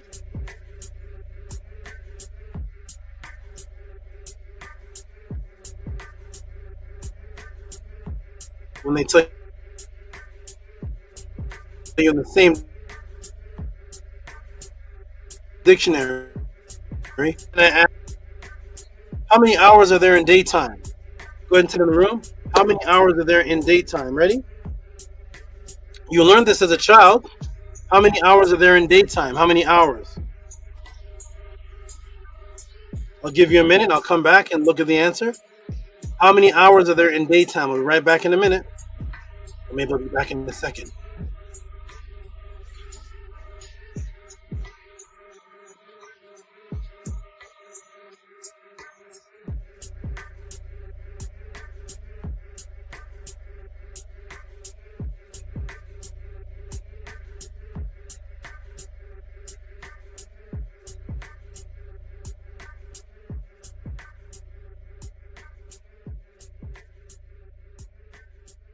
Okay, I am back. How many hours are there in daytime, everybody? How many hours are there in daytime? If somebody says they're going to meet you in daytime, how many hours? What were you taught in school? How many hours are there in daytime? Boom. Okay, that's right. You taught 12 hours of daytime. Okay? 12 hours of daytime. That's what you taught in school?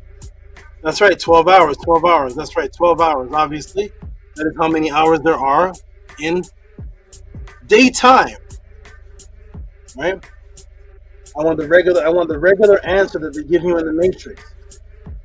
Some of my students are giving answers for MERKHET class. What did they teach you? There's a better question. What did they teach you?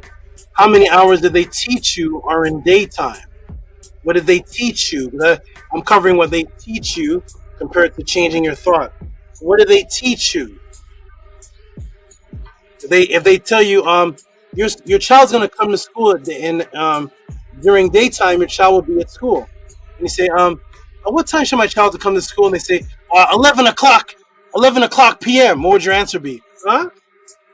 They say your child's gonna come to school in daytime, and then they say what time is that, sir? 10:30 at night. 10:30 at night. What would your response be? Okay. Your response would be, what the hell were you talking about? You said my child's coming in the daytime. So everybody knows that the answer is 12 hours where they teach you, 12 hours of daytime. So if somebody tells you they're going to meet you in the daytime as opposed to nighttime, and you say, what time is that? And they say, about 11 o'clock. 11 o'clock. A nice, bright, sunny day. Here we go, everybody. Boom. So daytime is 12 o'clock. Daytime is 12 o'clock. This is what they've taught. Let's see if this goes into contradictive thinking. Ready, everybody? Boom, boom, boom. How many hours are there? In daytime.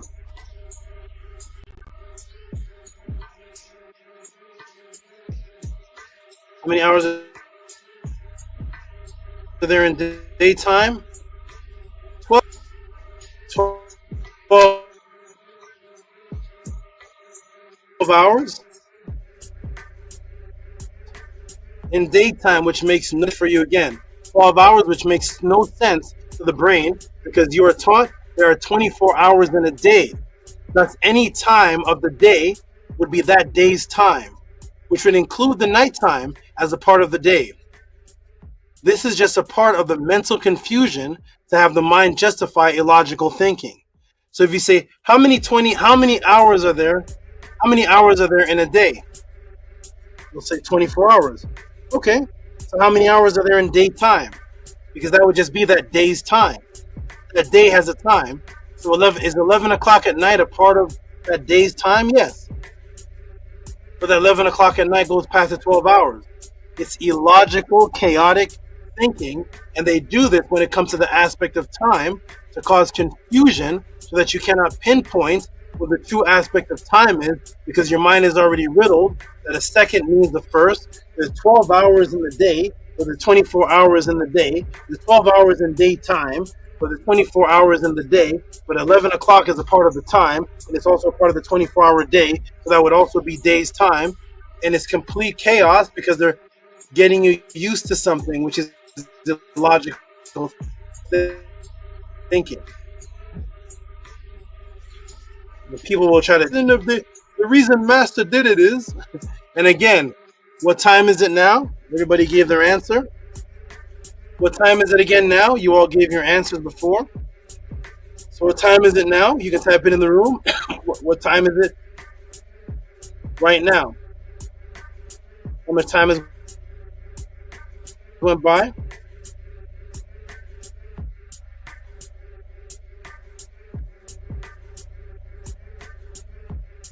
Here's a question.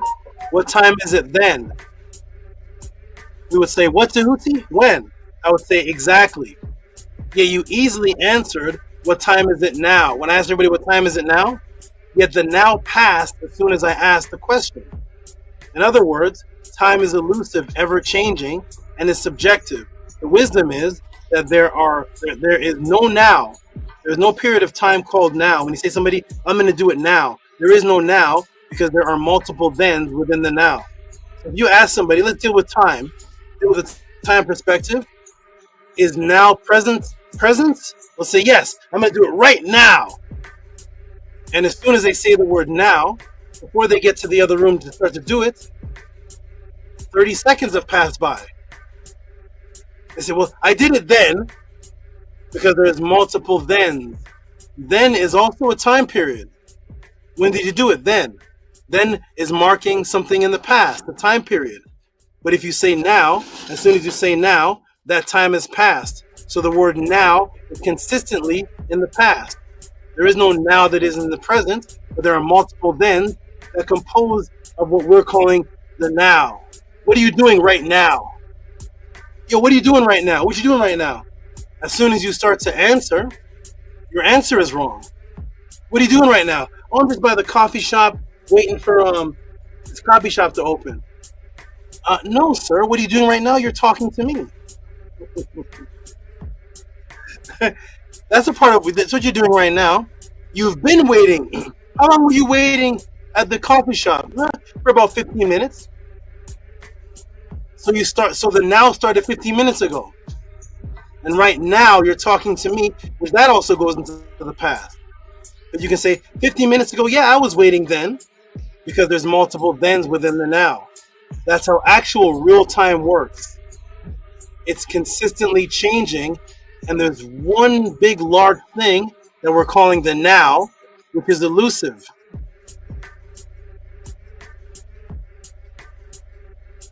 Time is elusive. What time will it be tomorrow? If I ask you that tomorrow, your answer will change, because now you're in the tomorrow. So when does tomorrow actually come into existence? It comes in 12 o'clock at night. Okay, good. I'll meet you at 12 o'clock at night, and I'll ask you what time is it going to be tomorrow. As soon as you start answering at 12 o'clock at night, it's 12 o'clock at night, it's already today.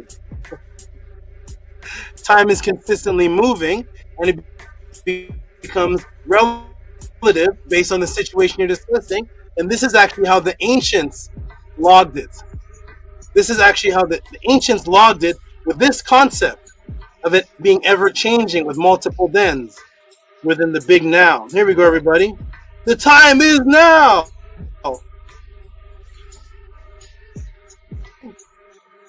Let's go.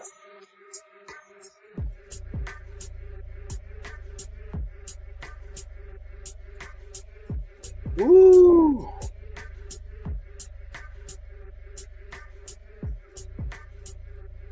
So, the end was subjective with new beginning points. This is a very interactive class. I'm going to ask the question again. Let me ask the class. What is today's full date? Type it in the chat. What is today's full date? I'm going to use this moment to dry up. Type it in the chat, everybody, right now. What is today's full date? If you had a doctor's appointment today, and you have to tell that doctor what is the date you're going to meet the doctor, what would you type if the doctor's appointment was today? What is today's full date? Type it in the chat. I'll give a couple of moments. What is today's full date? Let me go to the chat. There we go. What is today's full date? Okay, full date is, yep, 4/12. That's what my thing says. 4/12, April 12th. Okay, 54 people watching. Anybody know what today's full date is? Okay, Saturday, April 12th, 2025. Saturday, April 12th, 2025. 04/12/2025. Right. If you're going to meet your doctor, if you had a doctor's appointment and he said, meet me on this date, and that date was today, would you go to your doctor's appointment Sunday, February the 2nd? No. You would show him the paper and say, hey, I'm on time, doctor. I'm on time. I'm here to meet you on today's date. Saturday, April 12th, 2025. You got it right. Ding, ding, ding, ding, ding. Everybody got it right. That's today's date. That's today's date, and you gave the time. These are coordinates that we live by. Very good.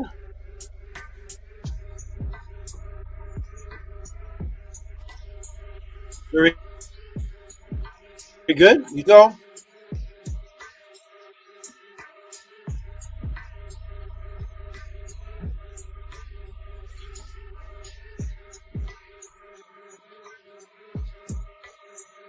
Boom. You all 2025. You all typed it in. Right. Excellent. Let me take you to the writings of MERKHET. Now we're going to go back pre-matrix to the writings of MERKHET.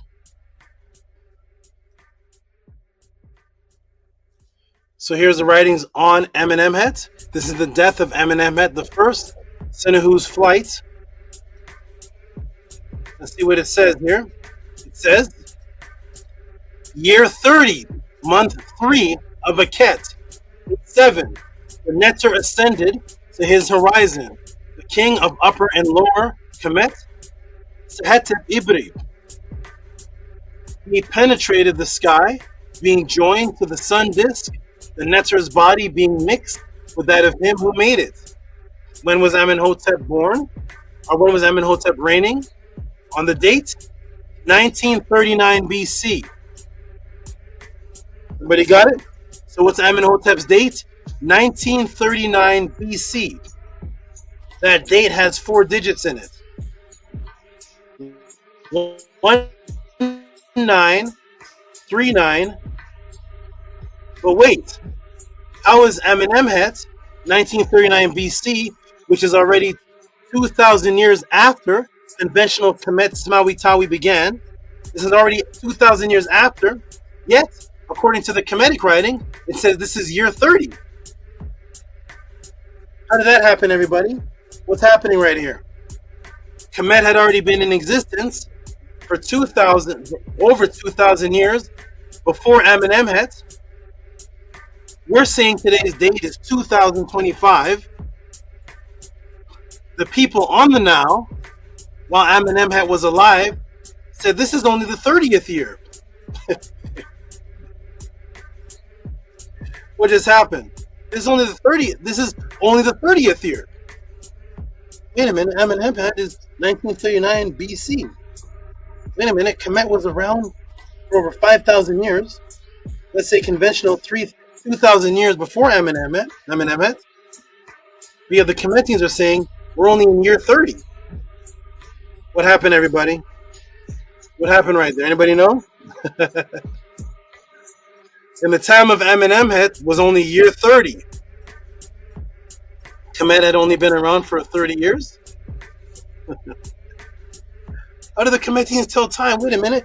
They're the original timekeepers, and they were there keeping time since the beginning, at least 2,000 years before Amenemhet. But here's Amenemhet, and they're telling us we're in year 30. Here we are today, and we're saying we're in year 2025. Amenemhet is 1939 BC, but to the people of Kemet, he's only in year 30. You like this, Robert? You want to know where this is going? Let's go. Let's break the matrix. Let's see. How did the people along the Nile keep time? Was it subjective? Was it multiple thens?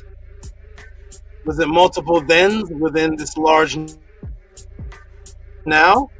And the answer is absolutely yes. And here's how they kept multiple thens. Right, everybody?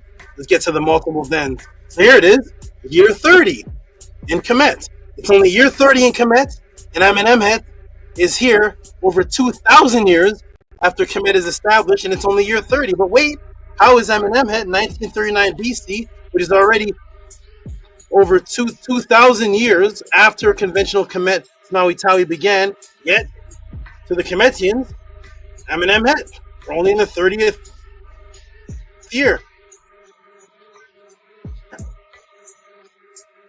Because of the original understanding of multiple thens within the now.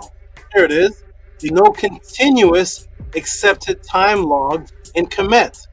Time restarted based on the reign of the Nesubiti king, who represented the new Heru, who represented a new rebirth, a new year, and thus quote-unquote time was openly suggested.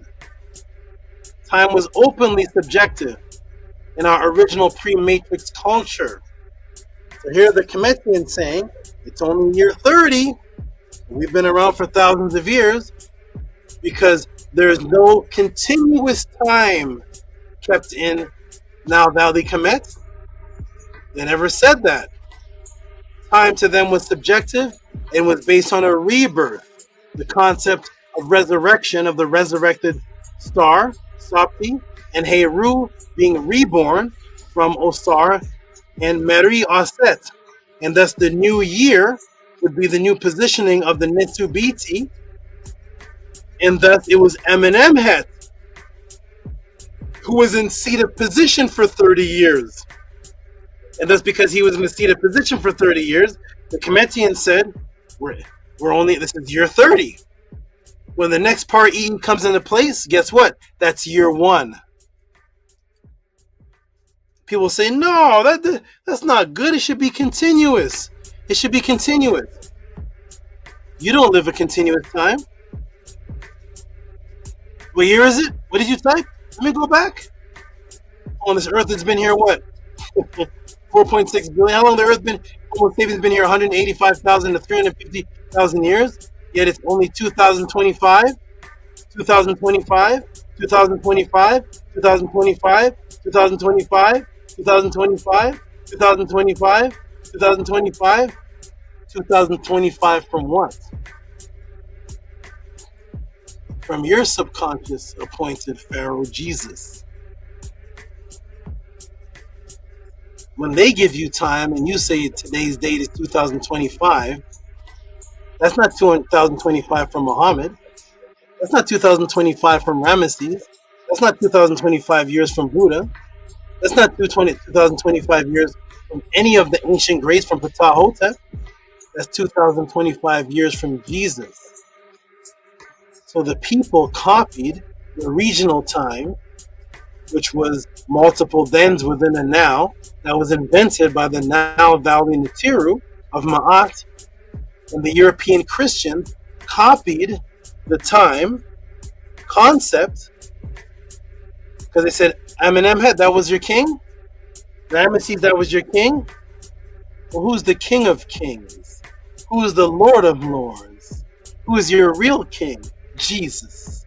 And Jesus is more important than Amenemhet. Jesus, the real king of the kings, Jesus, was more important than Ramesses, Khufu. So you know what we're going to do to you people?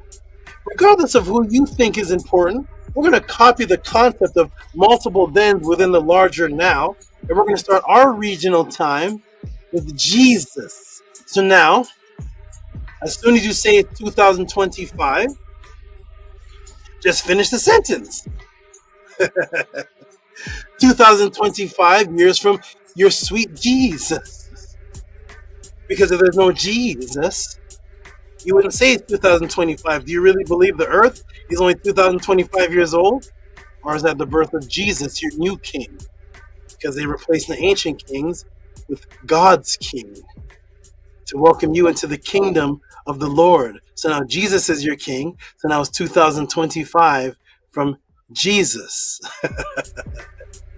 The re-beginning of the king's rule. Subconsciously programming into your mind that Jesus is king. You see how they do it? That's the resetting of time. Invented by the Nile Valley conscious followers of Ma'at called the Natiru.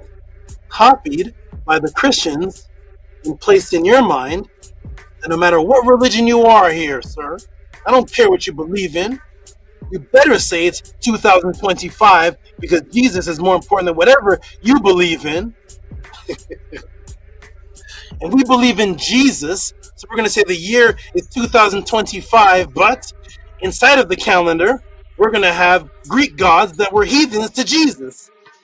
Because we believe in Jesus, but this day is Saturnalia, and this one is Monday for the moon god, and this is May for the goddess Maya. All of those people never believed in Jesus, but we have the Saturnalia for the Jesus, and we have the Twiddens Day, Twiddens dog Odin, and Widdens dog Odin for Odin, you know, but nobody believed in Odin, believe in Jesus, but we're going to take Odin, Saturnalia, and the moon god and Twiddens Day. We're going to take Jupiter all these days and the god Janus, you know, Janus, the two-headed god of the Greeks who never believed in Jesus, but therefore you're going to use January, but you're still going to say it's 2025 years from Jesus, even though you really believe in Janus.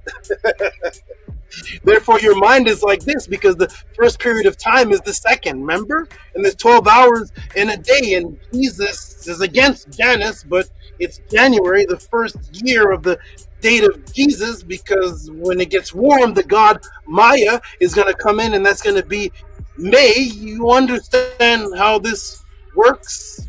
Wednesday? Or do you believe in Saturnalia? I don't believe in any of them. I believe in Jesus. So why are the other gods used to name? Shouldn't the days of the week be Paul, Peter, St. John, Luke, Matthew? No? Huh? The months of the year shouldn't be Peter, St. John, Luke, Matthew, Nicodemus. Shouldn't that be the years if we're in Jesus' time period? So we're in Jesus' time period, but all the names of the months and the days are after pagan gods. That's right. And that's where our brain goes.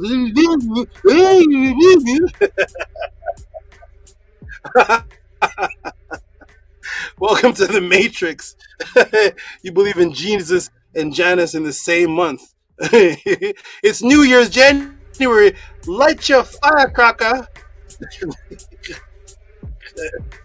Because Jesus was born on December, the 12th month. But wait, it's the 10th month. Hold on. Contradictive thinking to destroy your mind on time. Has no problem. Wait a minute, man. Wait a minute. Wait, I'm a Christian. I can't write January because that's a pagan god. How can you put January, the pagan god, and Maya, the pagan god, inside of the Anno Domini, which is the year of our Lord? If it's the year of our Lord, pagan gods' names can't be in there because that's blasphemy. You can't have pagan Wednesday. Hold on. Who's this god here of flailing people? There's the god of flailing people, flailing their skin off. What's he doing in my year of the Lord? It don't matter. You know what I'm saying? All matters is you know what I'm saying. All that matters is you know what we're talking about. You know what I'm saying? It don't matter. Just he's second place and that's the first. And you wonder why you're crazy, psychotic, and sabotaging yourself because your mind is programmed for that. You can't even keep time without being in a state of complete contradictive chaos. Welcome to the pod class. This is what you learn after the Egyptians are black. Egyptians are black. Egyptians are black. Egyptians are black. Boom, ready? Because there was no continuous accepted time logged in Kemet. Time restarted based on the reign of the king who represented the new Heru, the new birth, the new year. Thus, quote-unquote, time was openly subjective in our original pre-matrix culture. Tehuti, you're making it up. You're making it up. You're making it up. You made it up. Here we go. Let's continue, everybody. We're doing the same thing today.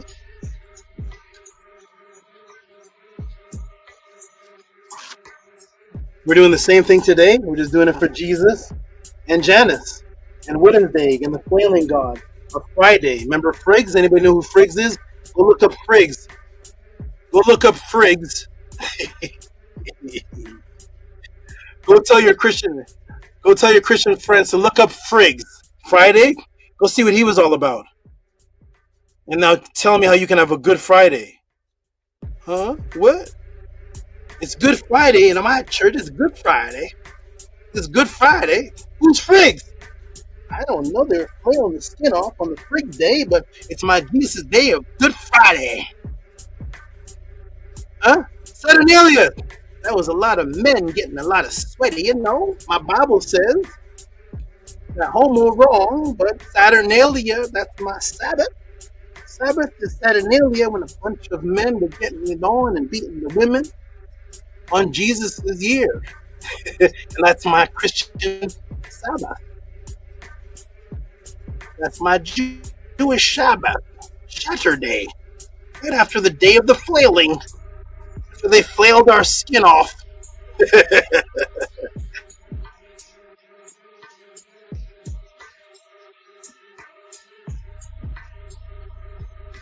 Boom.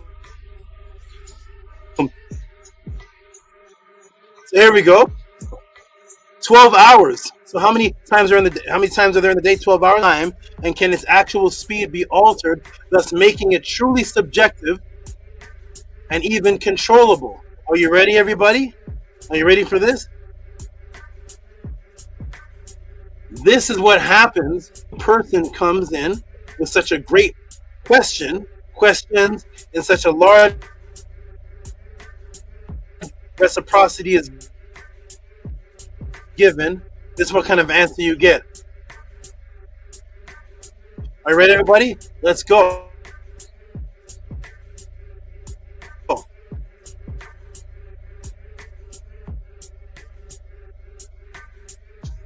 Let's step into time every day. Are you ready, everybody? Have gravitational biological sequencing, time-based reality. First, I will get into the gravitational, then I will get into the biological. Let me open your mind to the gravitational first. We're going to get into the gravitational and then into the biological sequencing. Let's get into the gravitational first. Let me ask the class a question. What's the question? Here's the question. What do you use to calculate the ETA when you're taking a trip or you're going to meet someone to calculate the time? What do you pull out in your car when somebody says, what's the ETA and the time it takes to get here? What does everybody pull out? Go ahead and type it in the. What do you use to track the ETA to give you the time when you're going to get to a destination? What device do you pull out, and what program do you use?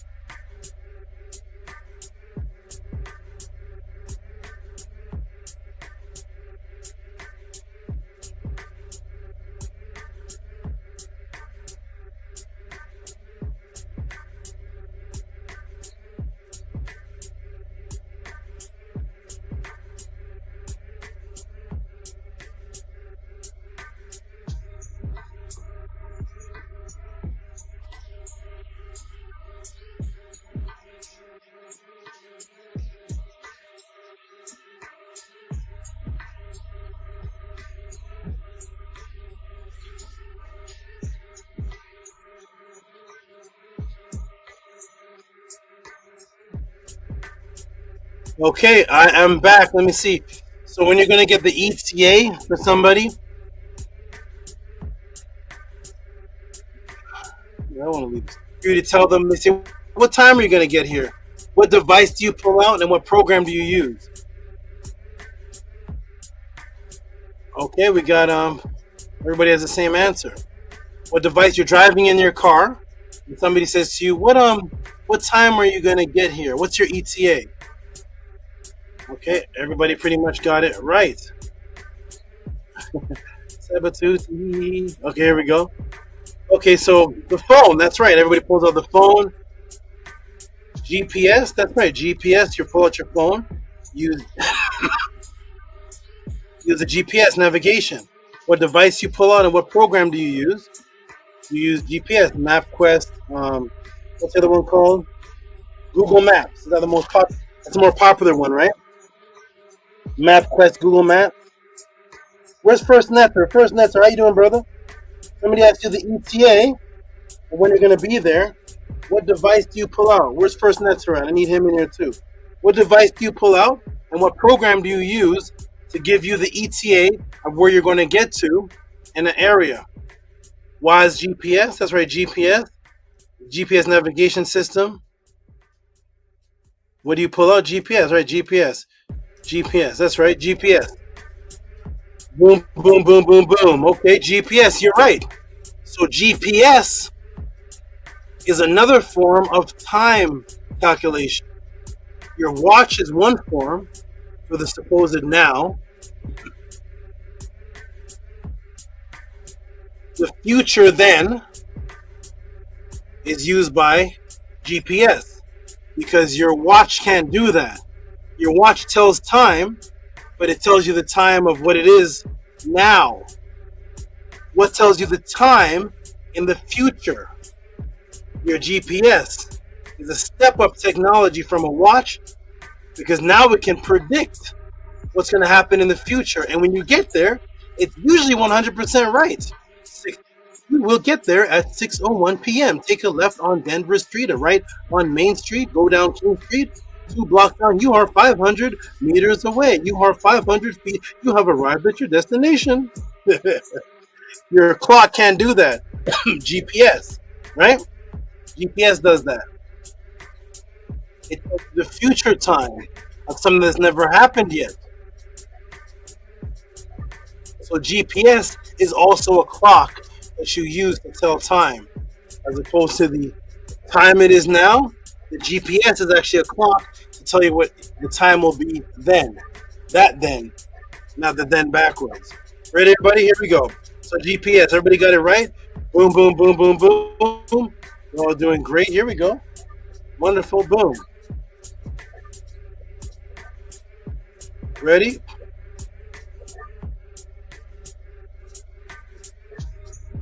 You all got it right. Ding, ding, ding, ding, ding, ding, ding.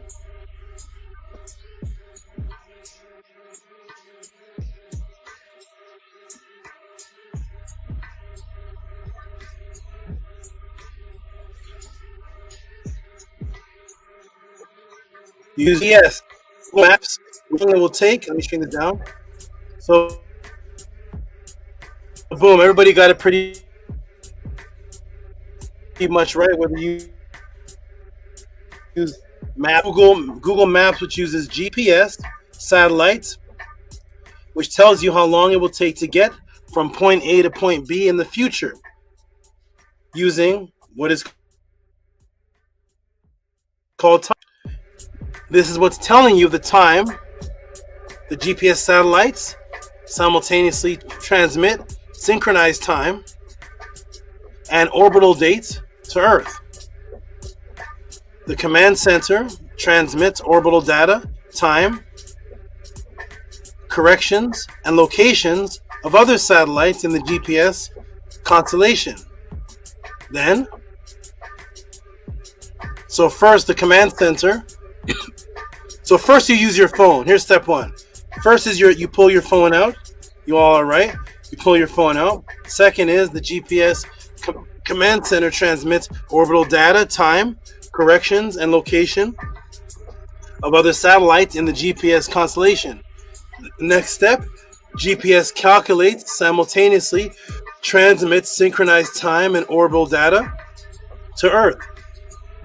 The next step, GPS receives, computes location using orbital data and differentiates and differences in arrival times of the excuse me, of the segments of at least 4 satellites. There's how it works.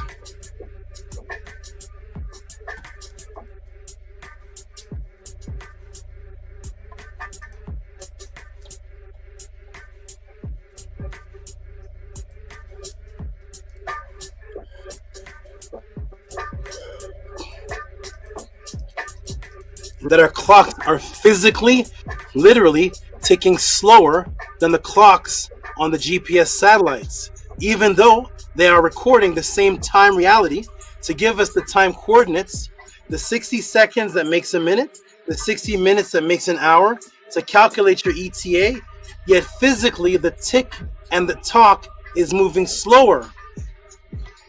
Why is that? Why is the tick and the talk moving slower?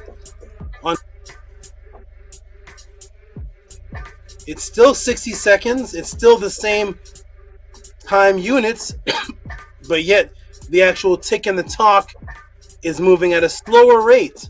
Why is that? This is called relativistic time dilation. So let's get into it. Everybody ready? Move this over here, let's shrink this down. So relativistic time dilation. Relativistic time dilation occurs when 2 clocks move relative to each other at some speed, or the same speed, or these clocks are relocated at different points in the gravitational field.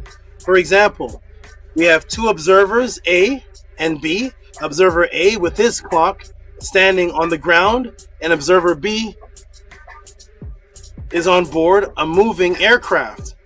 As observer B moves at high speeds relative to the observer A, it appears to the observer that observer B's clock is ticking or moving more slowly. Suppose now the observer B with his clock is somewhere high in the mountains and observes A is at observer A is at sea level. Since observer A is now closer to the source of gravitational field than observer B, observer A's clock moves more slow than observer B's clock. Okay? So even in the difference of being on a mountain, even on the tallest one, Mount Everest. But on a mountain, if one is at sea level, now the observer is closer to the source of the gravitational field than the observer B. He's higher up on the mountain. Observer A's clock moves more slow than observer B's clock. That's just the distance from the Earth sea level to the mountains. How far is the GPS Earth gravitational field in compared to mountains? How much farther are we going to where the GPS satellite is? We're going to go to nc.com, Geographic Frequently Asked Questions. How far are the satellites from Earth in miles? How far are GPS satellites from Earth? GPS satellites fly in medium Earth orbit, which is MEO, at an altitude of approximately 12,550 miles. That's 20,000 kilometers. There's no mountain here. The mountains are way down on Earth. So this is way higher than the mountain. So the time observation of the relativity or relativistic time dilation changes even at the height of a mountain. The change is going to be way more dramatic at 20,200 kilometers from where you are on the Earth using the device. So thus, according to relativistic time dilation, the clock on the mountains or the clock on the Earth that's closer to the gravitational field moves slower than the one in GPS. Thus, even though this is not even speaking of the different time zones. This is speaking about the exact same time units. The exact same 60 seconds make a minute, 60 minutes make an hour. Both of them have clocks going tick, tick, tick, tick, tick. But the one that's closer to the gravitational fields, tick, tick, tick, it's slower than the one on the satellite. Those are two different time periods. Yet when the satellite coordinates the GPS, it gets it right down here. Even though if you were up there, the tick, tick, tick is different. But when it has to recalculate, it says it makes the corrections. What corrections? The corrections of relativistic dilation. Corrections have to be made because you're on Earth. The time up there is ticking at a different tick, tick, tick, tick, tick. So it makes the corrections, recalculates, boom, gives you the right time for Earth. Thus, time is different. Time is different if you live on different parts of the planet. Time is different if you're higher up in the mountains. Time is subjective and consistently elusive and changing. And is only relative to your specific subjectiveness. Here we go, everybody.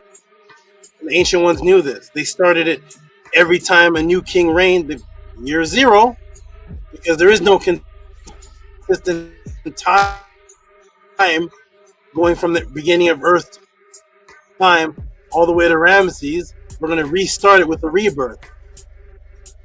Nobody's keeping track of the time of Earth's existence.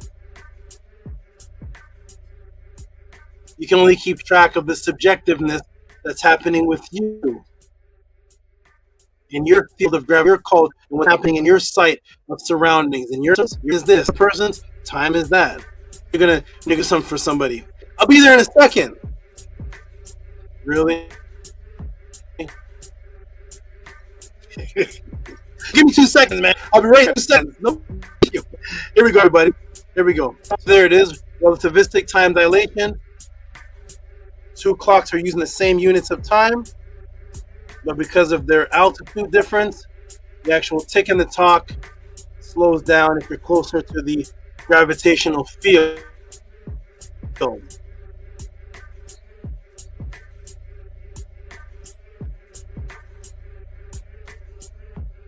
I hope I'm answering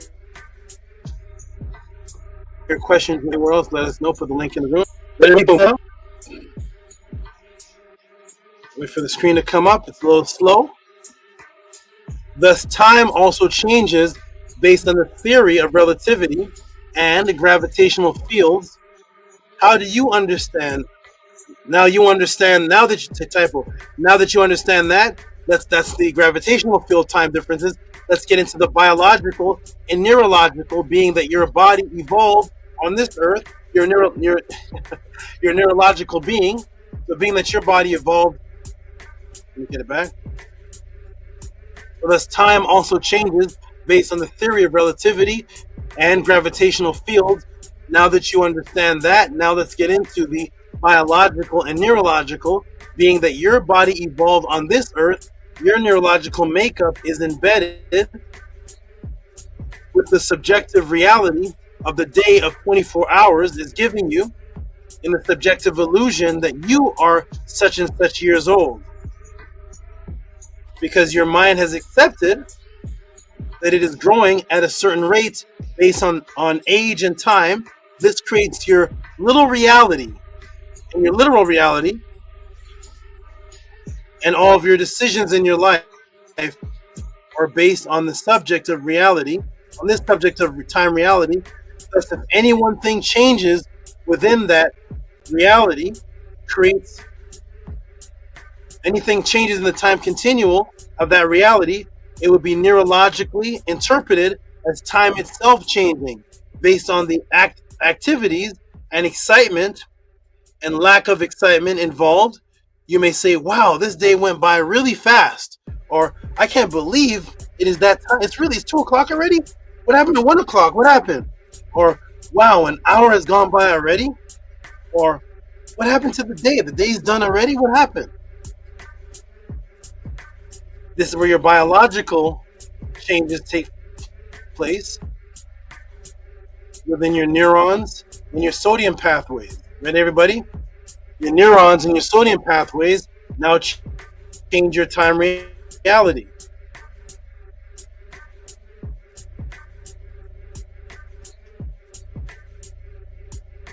And how you actually observe it. Here we go, ready? Boom. Evolved and developed. So the Earth, it grows at the rate of a 24-hour Earth day. Yet, if you were to take a day length of time on Mercury, which would be 1,408 hours, that day on Mercury would be 58 days here on Earth. That's one year would be 513,290 days. So thus 1 year would be 513,920 days. That's on a trip to Mercury. You would be 1 year older every 6 days. Your body is based on its adaptation and neurological belief for a period of time, but it still grows based on the Earth time, even though you went to Mercury.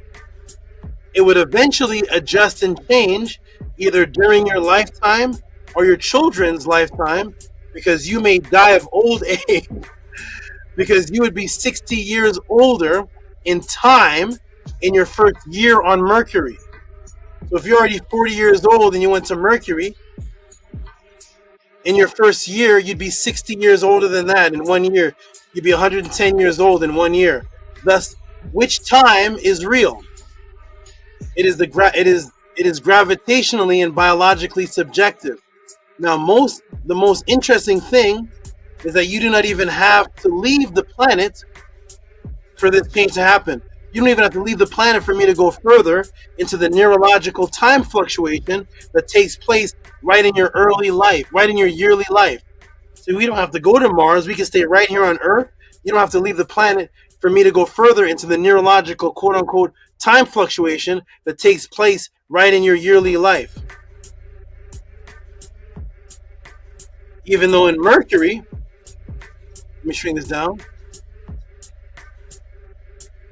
So in Mercury, you would age 1 year every 6 days.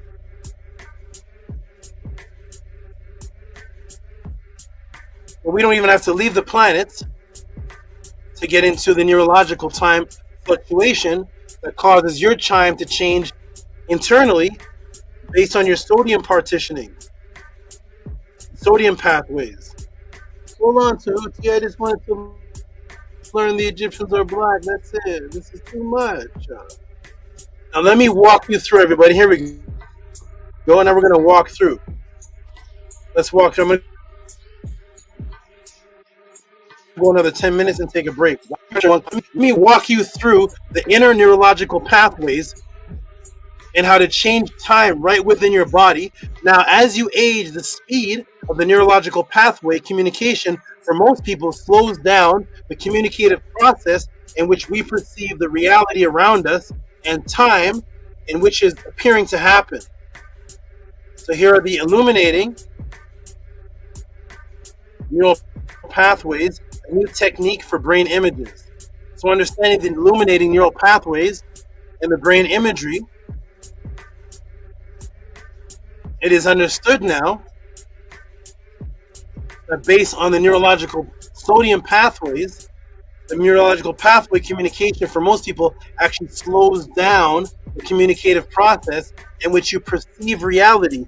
The reality is actually perceived slower as you get older, at which time it appears to you to happen.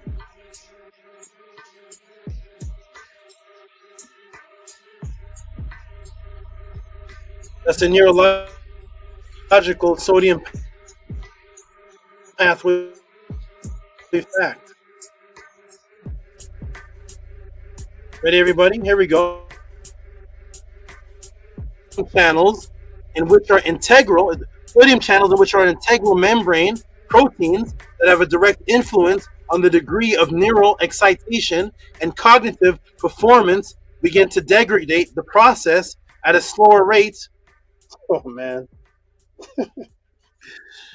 Oh my gosh. Here we go. Oh my gosh. JHUTI, you listening? Here's your answer.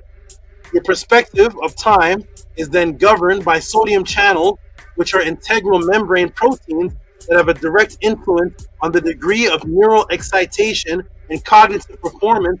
They begin to degrade processing at a slower rate, creating the illusion that time itself is changing due to our neuron conduction velocity decreasing. And this reality alteration of time, this beautiful alteration of time, was used by our ancestors as a symbolic doorway to immortality timekeeping association. So this understanding of this process, this alteration of time, was beautifully used by our ancestors as a symbolic doorway to immortality timekeeping associations. So we understood the subjectivity and the changing of time, and what did we do with it? We wove this reality directly into our teachings of immortality.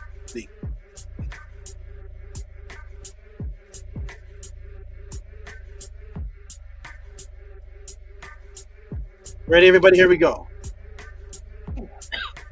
Which is in actuality your true consciousness. Here we go. Ready now? Your time reality, which in actuality is your true consciousness, is only relevant when the Sekau, which is the oldest word on the planet, Seket, the oldest word on the planet for immortal memory, aspect, can sequence it, meaning put time in order. In order for there to be order, there must be a chain of events that in your mind happened sequentially during certain quote-unquote times. Thus, if you do not remember every single event, if you do not remember the events that take place, every single event will take place for the first time. Thus, the more unhealthy your memory is, the slower quote-unquote time is for you due to the process of constantly relearning or reliving a life lesson, because your self-sabotaging mind didn't learn it in the first place. Time to avoid, didn't learn in the first place. The time to avoid this, there is an area in the brain responsible for episodic memory. This is the area in the limbic system that keeps track of what we know as subjective time. These areas of neuronic time reality are called the neocortex and the hippocampus.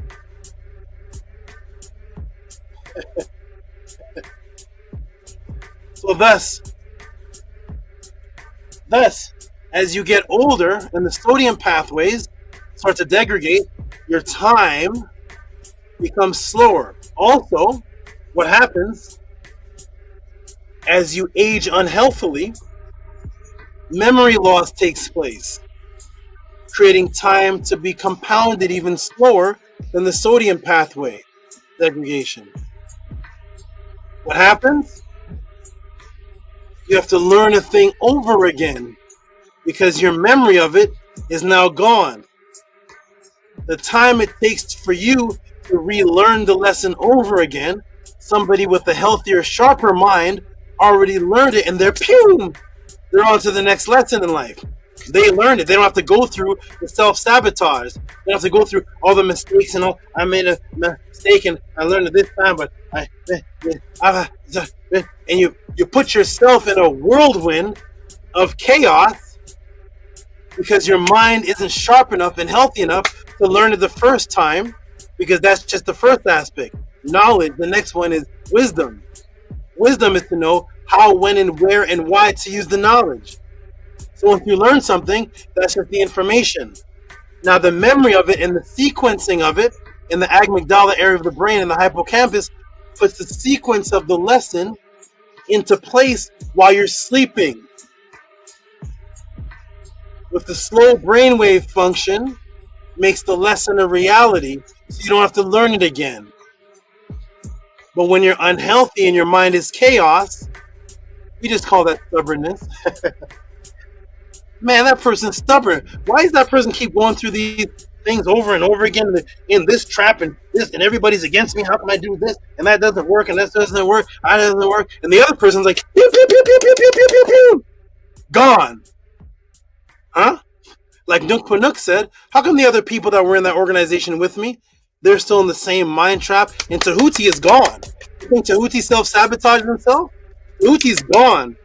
While everybody's like, oh man, this wrong happened, and hold on, let me make this, this is a bad decision. Wait a minute, I'm not thinking, it don't matter, let me sip on, let me get the weed and a little bit of weed to help me. I'm drinking a little bit. Oh wait, how come I'm not making a good decision? I got no diet plan. Hold on, let me get a little bit of I'm thinking, hold on. Wait, I'm up all night till 3 a.m. Hold on, how come I'm not making the self-sabotaging? Because you have no discipline. There's no health. There's no discipline. There's no obligation to anything. So that you're living in this chaotic, you have no obligation where at this time I do this, at this time I'm responsible for this, and at this time I do this, and this is structured at this time, and I have a council of elders behind me and other people in the organization and movement watching me to make sure that if I slip up, boom, they're on me. So therefore I'm accountable and I have obligations, just like you are at work. But your brain all over the place. Now you're like, oh man, everybody hates me. How come I can't do this? Huh? You want to be Lloyd Banks or 50 Cent? What happened to Lloyd Banks? 50 Cent's like this, gone. He's gone. Huh? What happened to Lloyd Banks and G Unit? How come they were complaining? 50 Cent has gone into entrepreneurship, owning basketball team, gone. Making the decisions. And what do they say he does? They say, yo, he's a workaholic. He gets to the tour, off the tour, and he immediately says, where's the gym? He's immediately looking for the gym and to work out and to structure his mind. And that's on the matrix. That's on the basic man level. It's not even on Ma'at level. That's just on the basic man level. And the other guy's complaining. And that's where the self-sabotage comes in. Because you can't make the right decisions. Because there's no discipline. And therefore your mind is left, right, up, down, up, left, right, left, up, down. Because you have no structure like the bee has a structure. I don't see bees making the wrong decision. Unless they accidentally fly into a spider web. That really wasn't their decision. I don't see them making the wrong decision when it comes to what they have to do to protect their hive. I don't see the queen bee making the wrong decision. I don't see the drones making the wrong decision. I see them, the termites and the ants. Everybody knows exactly what to do. I don't see them making the wrong decision because they're structured. Huh? We're all over the place. And your sodium level pathways aggregate, thus your memory, your sekau, starts to get less and less and less. And now you can't even remember the lesson that you learned last week. You went through something last week, 2 weeks ago, and here you are doing it again because a part of your mind forgot the sequence where the lesson was. Let me go on with class. There we go. Welcome to Tutti Power Class. Everybody live your life. I know what I'm doing. Here we go. I know what I'm doing. I just said the example. Hopefully people become structured. People become structured with the example. And then you see fast thinking, fast decision making, problem solving, not whoa complaining, I'm complaining. What's the solution of the problem? You can't get to it if your brain is everywhere. How come Tehuti is the only one answers? Let us know. Let us know. Nothing else. Everything else gone. Cut off. Show how fast I cut things off. Gone. Gone. Punish me for cutting off his. I accept the punishment. I care not. All I care about is this path that I'm on, and they're gonna have to kill me to stop it. That's it. Everything else, cut off. If you're not on the path to educate and lift the people and move with the system, cut sharp. Here we go, everybody. Boom, ready? Boom, here we go. Take a break, a couple of minutes. What a class. Thank you to JHUTI. Here we go. Now we get into the brain.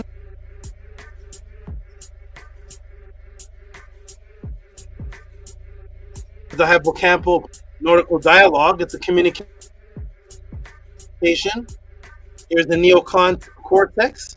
Stores general concepts about the world, slowly gleaning by combining multiple episodic memories, such as puppies are cute.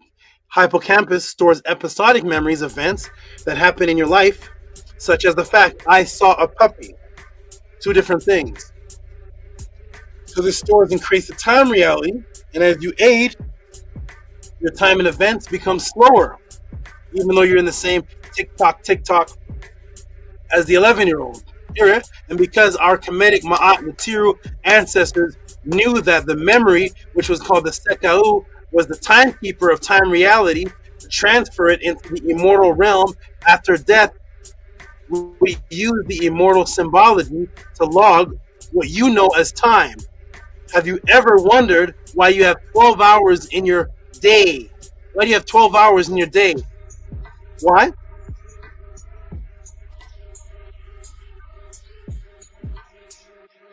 Let me reintroduce you to the Ma'at water clock of Amenhotep III, 1375 BC, museum number JE 37525.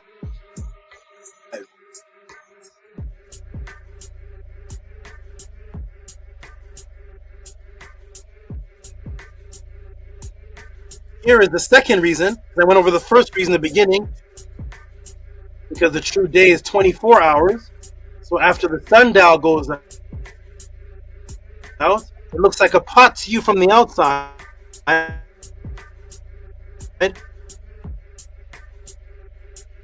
Let's take a look at what teens did with the subjective time. Now you go on the inside, and boom, 12 dots to measure the water, leading to the Djed, the spine of resurrection, in the outer body, 12 dots leading to the Ankh, the original libation dish, and not of the female's labor contraction, and placenta as the third part, which is life nourishment of the child, the symbol of life and the mirror of immortality, all used apparently just to tell time.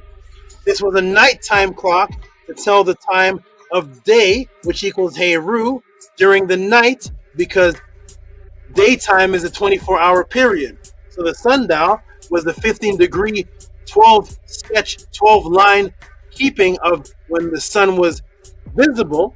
And then you get the other one with this object here, which we're going to get into, and the telling of their time have resurrection symbols in it with the 12 dots. And that's because of that, you have 12, 12 making 24 in your day. I'm going to take a break right here.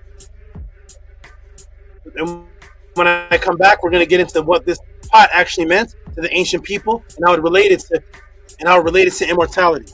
Huh? Man, I have to take a break right now.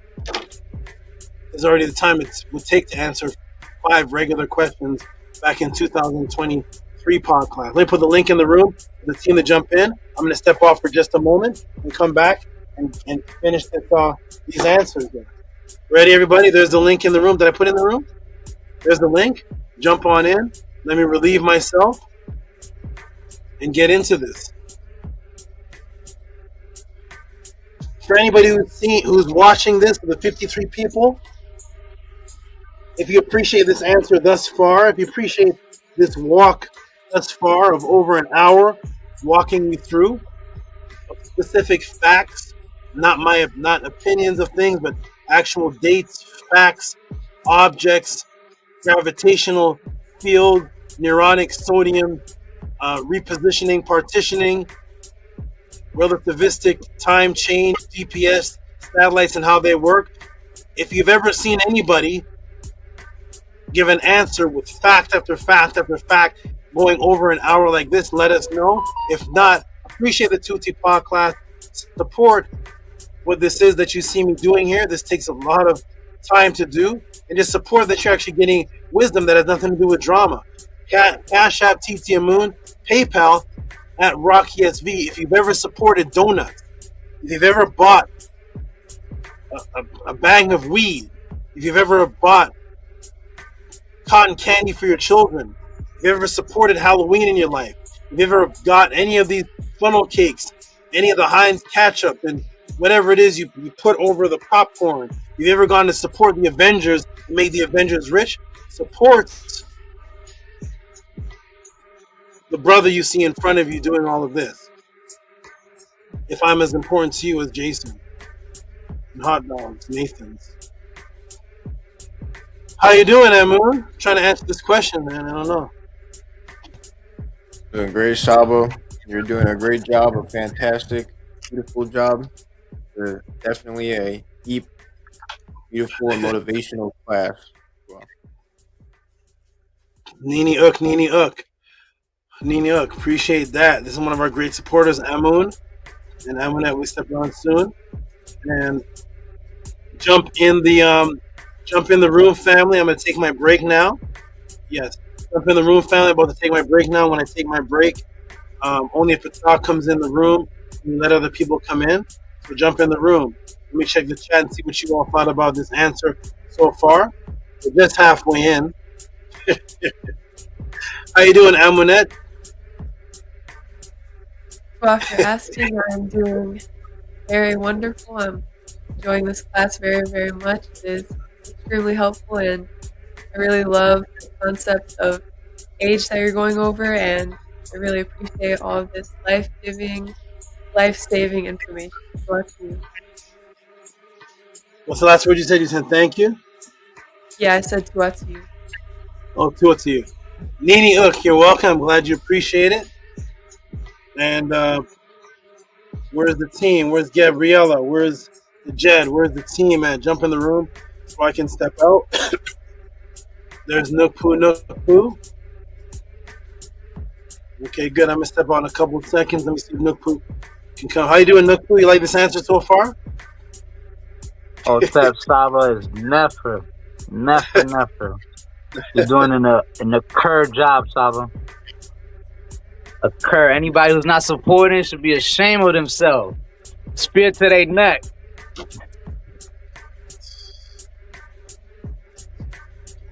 I gotta sell hot dogs and Heinz ketchup, man. I gotta sell Colgate toothpaste and funnel cakes and taco.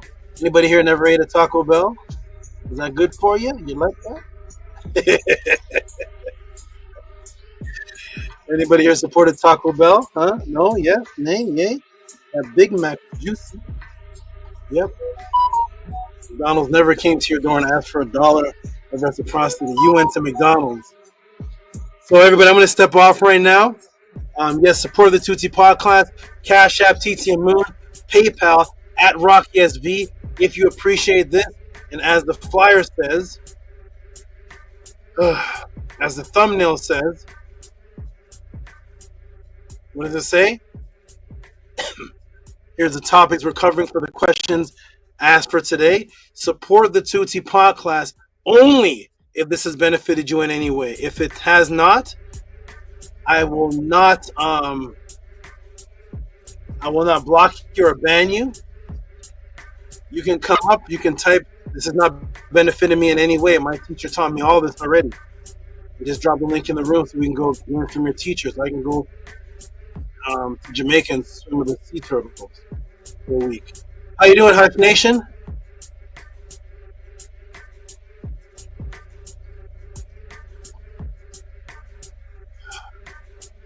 Are you on mute? Did he say something? I don't know if you can hear us. Hush Nation, can you hear me? Yes, Saba, I hear you. It went mute just now. Dua, Henu Hotel. Okay. Nini, glad you appreciate it. Okay, everybody, I'm going to step off. Go ahead, Hush Nation, go ahead. No. I say I tune in. That was an effort breakdown. So I appreciate that because you done went into this already. So to see you bring more, I appreciate that. So it's like you could still send in the same question twice and get more. So I appreciate that a lot, Saba. Thank you. I just told my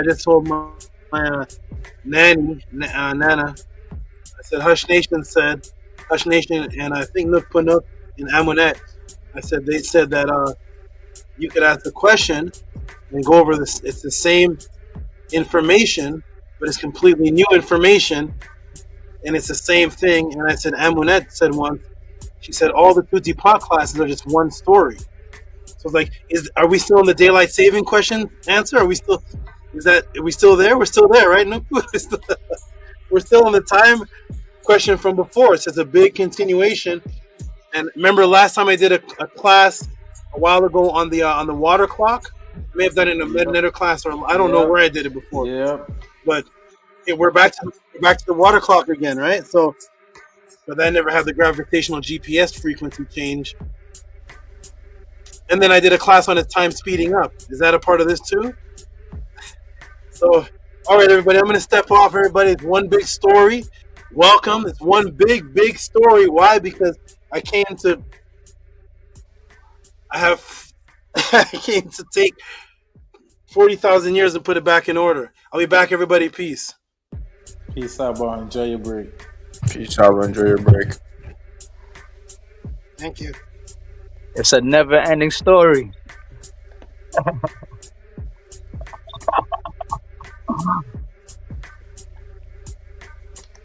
Hey, hotep to the family. Big up on yourself. You don't know, it's big love, big man, everything. Definitely grateful to see Amunet on deck again. Definitely grateful to see Moneto no Pu on deck. Again, yeah, appreciate that. You don't know. Annie Pota. Big salute, big man. The Jed said Jim. Or Tefrem Kim. Yeah, you don't know. It even rhyme to share in line. Big salute to the family. Prem ATTON. Mini Asset. Titi Moon. Yeah, it's big love. Big love. Appreciate that. A whole lot. Tua. To everybody in the chat. To everybody while watching in the future. Yeah, big love. Big my heart.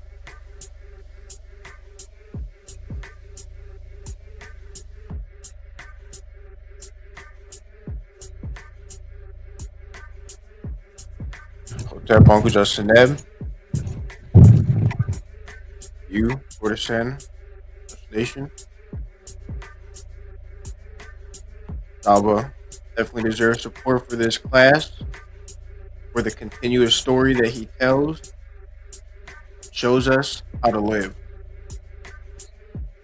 Enjoying this class. I'm looking forward to what SABA brings forth next. Enjoy the entire class. I like the part where SABA pointed out that every time a new Nesubiti comes, that the year restarts. I remember him speaking about that, the pathways, and I found it interesting how he pointed out the Jesus part, how when they say he came, they restarted time, and now it's 2025, alluding to that he's the so-called king. That was interesting. And it was also interesting how he pointed out how Christian people or people that believe in Jesus, they say 2025. However, all of their days and months are so-called pagan gods. That was interesting. I'm happy he pointed that out. Definitely give me more insight on people's minds that believe in that information. And it's crazy the way that the Matrix works and the depth and detail has been put into it to trap people's minds. It's sick. It's crazy. And I like when Sabo points things like that out when he breaks psyops, matrices, because for me personally, it makes me appreciate so much more being able to be here at the pod class and learn from Saba Tehuti and to free myself and help free people around me. That's why I say this is worth eternity. There's so many people out there that are under these spells. They don't even know it. That in itself that's scary. So I'm happy that I'm not in that position, that I'm in the position to be able to embrace life, purity, live out life, purity. Thanks to the wonderful great Saba Tutor. This is why Amunet and I, we support Saba. It means everything to us. Adorations, financial currency, all sorts of different ways. And I want other people to do the same. Send in cash apps and PayPals. Like how even Saba said there's 50 people watching and only a certain amount of people respond to questions. People can respond to questions. Put yourself out there to show your support, show your dedication for Saba Tutti and for yourself as well. Because at the end of the day, the podcast is over. It's really only you. So if you're not applying this to your life, if you're not supporting, you're only hurting yourself. However, if you get past that, you support Saba, you support yourself, you support others around you, then many people can benefit. And when you're by yourself, you'll have a more beautiful experience. So looking forward to seeing the donations that come in from this answer. This answer that can inspire books, can inspire movies. Everything Saba brings forth is immaculate. It's expansive and you can just keep going and going and going and going. It's been mod. Stay consistent. Keep going. It's been mod. So, to Saba for this answer so far, to JHUTI for asking the question. I hope that you are enjoying this answer. Because definitely more than you asked, which is great. And happy that I can be here to hear this answer and other people are hearing this as well. That everything connects together. I'm appreciative that I'm able to see previous classes, to see the story line up, play out, and to connect various different dots, start to create an image, an echo within myself and around me. Yes. Tuah Hotep, Uncle Justin Ned. There For your nefer words on Moon. I am enjoying this class very, very much so far, as I said earlier. And yeah, as I said before, I really love the concept that he speaks about age and breaking that matrix. It's such a key. He gives so much jewels, and just when he speaks, it echoes out of him, and it's so beautiful to witness this and just listen to him speak.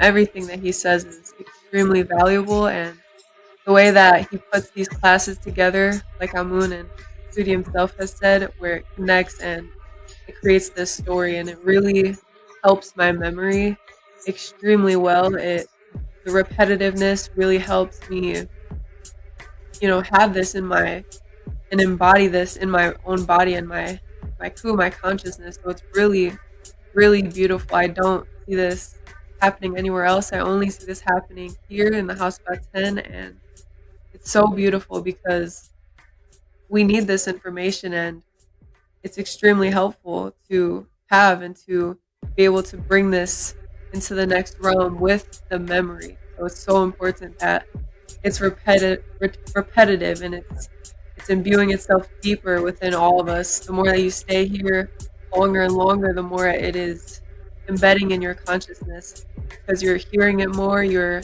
having new memories in every single podcast that you attend. It's a new memory with a new different class. You're in a new class with the same teachings within it, and it's so beautiful and powerful, and it truly just sinks deeper each time, and I'm really thankful for that and for everything that SABA does. He's so powerful, and I'm so thankful to be here and have this be imbued within me, and for all of you being here and listening and supporting SABA for everything that he's doing and the memory that he's bringing to us, and the way that he's putting it together with the colors and all the things that he does. The blue ball, that is so beautiful. If you have the MERUKH class, you'll understand, like he said.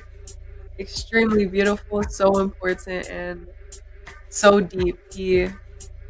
There's so much that's within this essence that's within the answers that he's giving is immortality. It's beautiful. Well, so much great Tehuti. I hope you're enjoying your break so far. You definitely deserve it. You do so much every day, and I appreciate you very, very much. What's up, and Mary to everyone.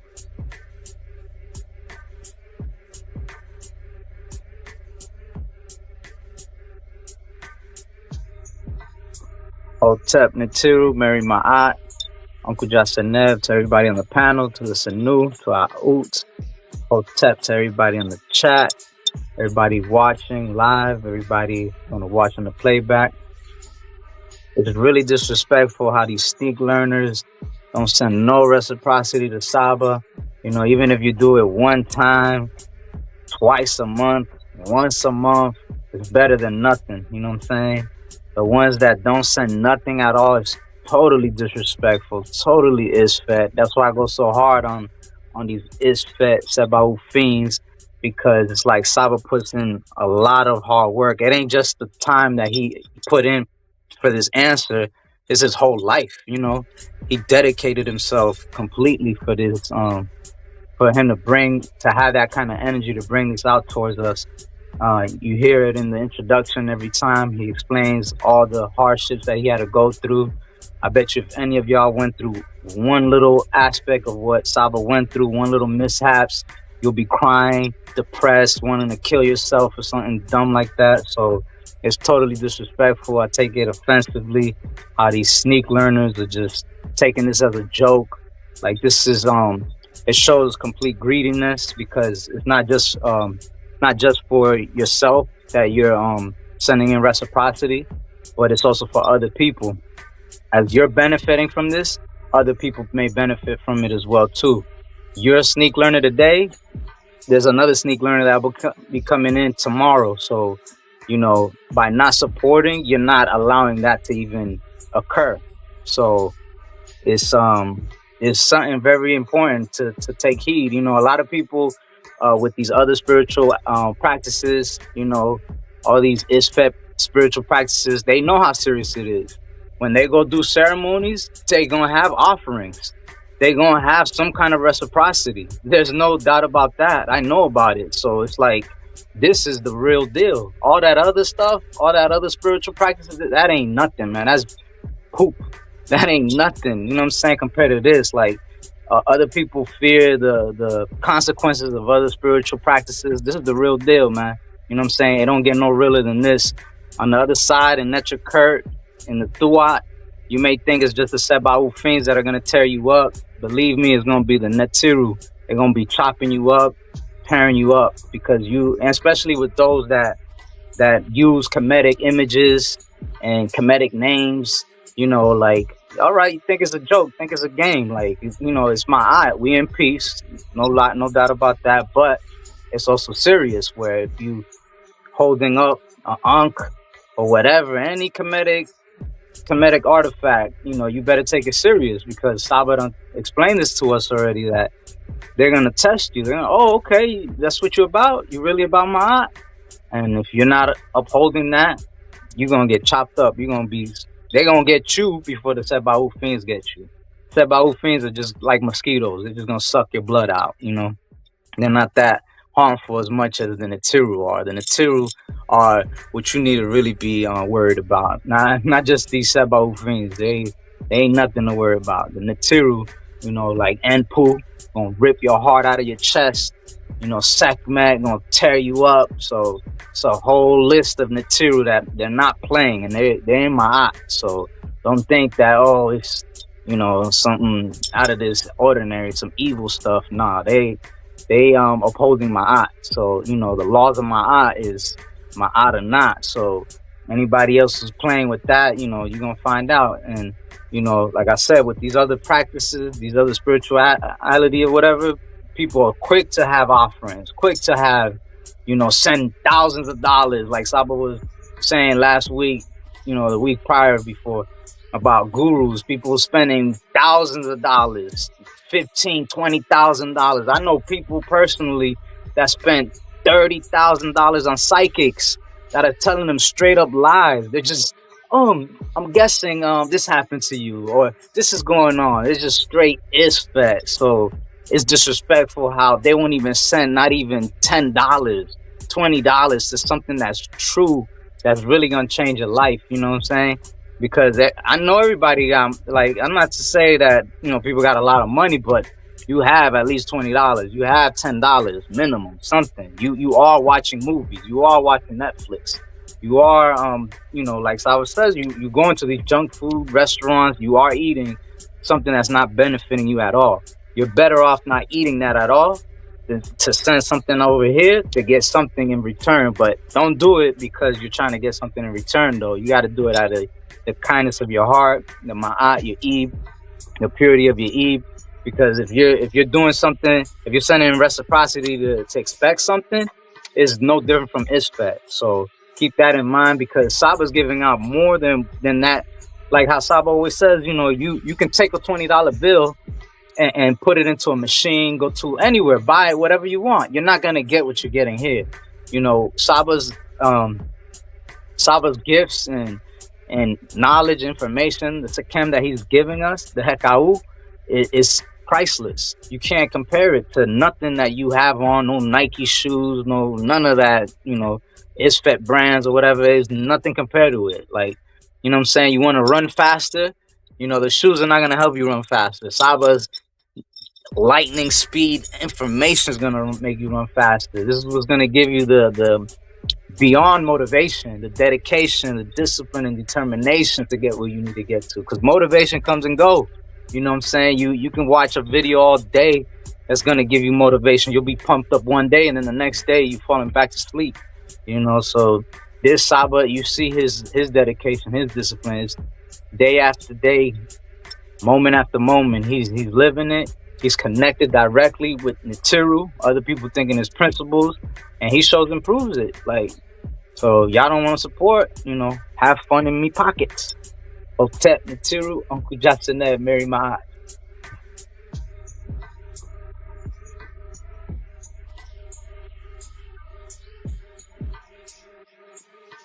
Greetings, great sister. Hotep Min- or Sanet Minty. Peace, peace. Hotep. Can I be heard? Wonderful, wonderful. Yeah, Tua to everybody for being here. Tua to everybody for their energy, and Tua Henu to our SABA Tehuti for being here every week with the consistency of bringing this to us.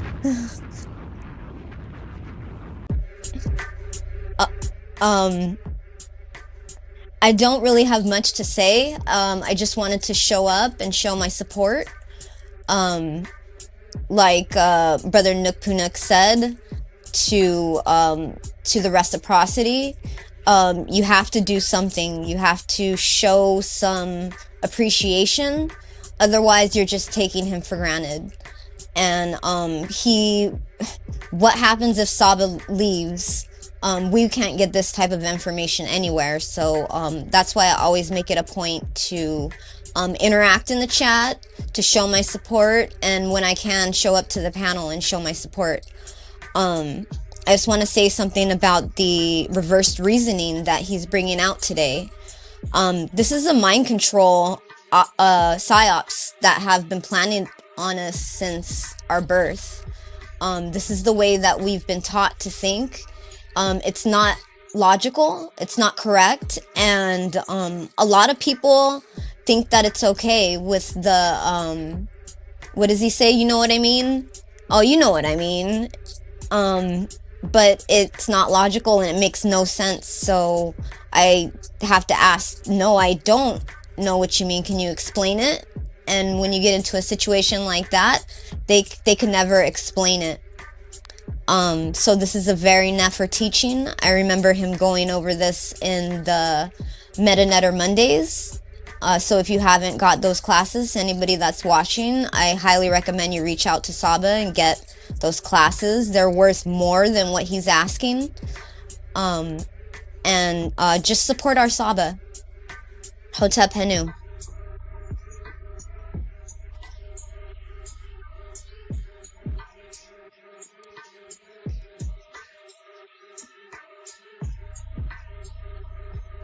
Hotepenu says, great to see you here again. You know, it's big love, big ma'at, more health, prosperity to you, Uncle Jaseneb.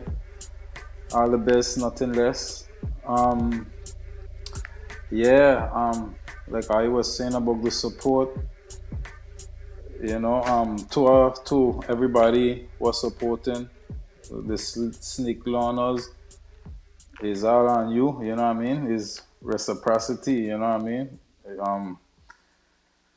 Well, if you're here looking, that means, you know, it's for you, you know? So, if you're here looking and you ain't sending no reciprocity, that's on you.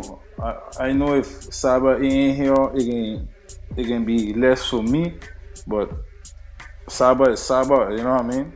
Saba is Saba, I need this, you know, so I would appreciate if who could help us keep it up, help us keep it up. I appreciate my brother Nopu with the spares on the side, you know what I mean, but is however you could support, you know what I mean? You could share a link, you could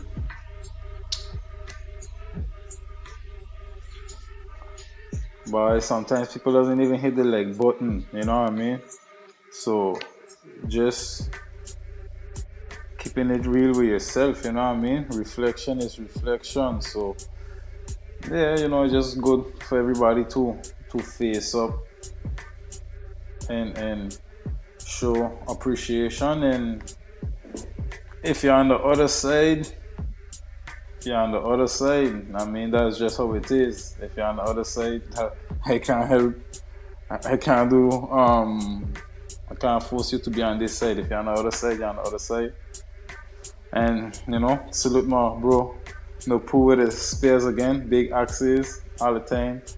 all day, every day, you know. But from my experience, it's different because my art changed my life. So I don't know if they sneak learners doing it to win debates or to finish a book what they're writing. I know what they're doing it for, you know what I mean? With me is the hair, H-E-H, you know what I mean? So with the eternal light SABA providing for me, I don't see like how none of these 999s, 666, me, you know how they're going ever repay that back, you know what I mean? So to see SABA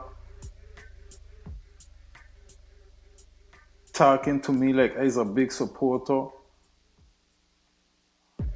I remember when I send my support, I see SABA put it on the screen. So I like, oh, yo, what's SABA doing? Nobody is supposed to know that this hush hush. I checking like, I like, oh, yo, I checking like, boy. I checking like, but these people just watching that SABA getting this money, you know what I mean? So I checking like, but then no, but at the same time it feel good because SABA acknowledge you, you know what I mean? So checking like, so then like, if you don't send no support, like, cause remember I didn't used to come live, I used to watch it in the background. So I would see like a part class and then you'd be like, SABA and call your name, you're checking like, what, I didn't send no support for that time. You're like, okay, then the next time you hear SABA say, yeah, big up for the anonymous support and thing, blah. And then when you see the message and thing, you know it's you start to feel good and you're checking like, you're like, bye. As much as people pocket watching SABA, it make you feel good when SABA give you the henu, you know what I mean? And then when I come on the panel and SABA, because checking I like, but I need some guap to support SABA, you check. But then when I come on the panel, SABA call my support, big support, and I was checking like, I like, bye. That's a lot of henu, so I checking like, bye. So much SABA for that, you know what I mean? Because I was just sending in my little thing when I could, and then SABA checking like, yeah, this Hush Nation, he's a big supporter and this, and I checking like, I like, well, henu do us again all the way, you know what I mean? Yeah, so yeah, I can't do nothing about it. It don't happen. So I don't inflict me with my art. You know what I mean? So it's up from here. So do a second tour to the program ATTON. You know, because are you been holding it up? Minty, you been holding it up. Amunet, are you been holding it up? No poo. The Jet Set Gem. Are you been holding it up, you know? So like, to us so much to the program ATTON. That's how I could end up coming on the panel so late and I'm art so sturdy and so strong, you know? So Dua Sakim, to us so much for that, and to us so much to everybody was still supporting. To us so much.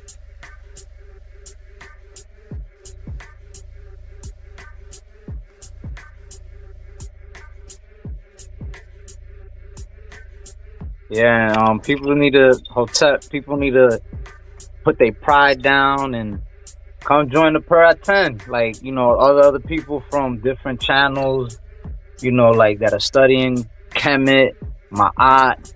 You know, I personally wouldn't recommend nobody to read no Meta if you're not here, because you're reading spells. You know what I'm saying? You're reading something that could definitely hurt you. You know, if you don't know what you're doing, you think you could just pick up a book and start reading. That's why I never personally myself, I never try to learn Meta on my own. I did a little bit of studying from other people, but not as profound as with SABA.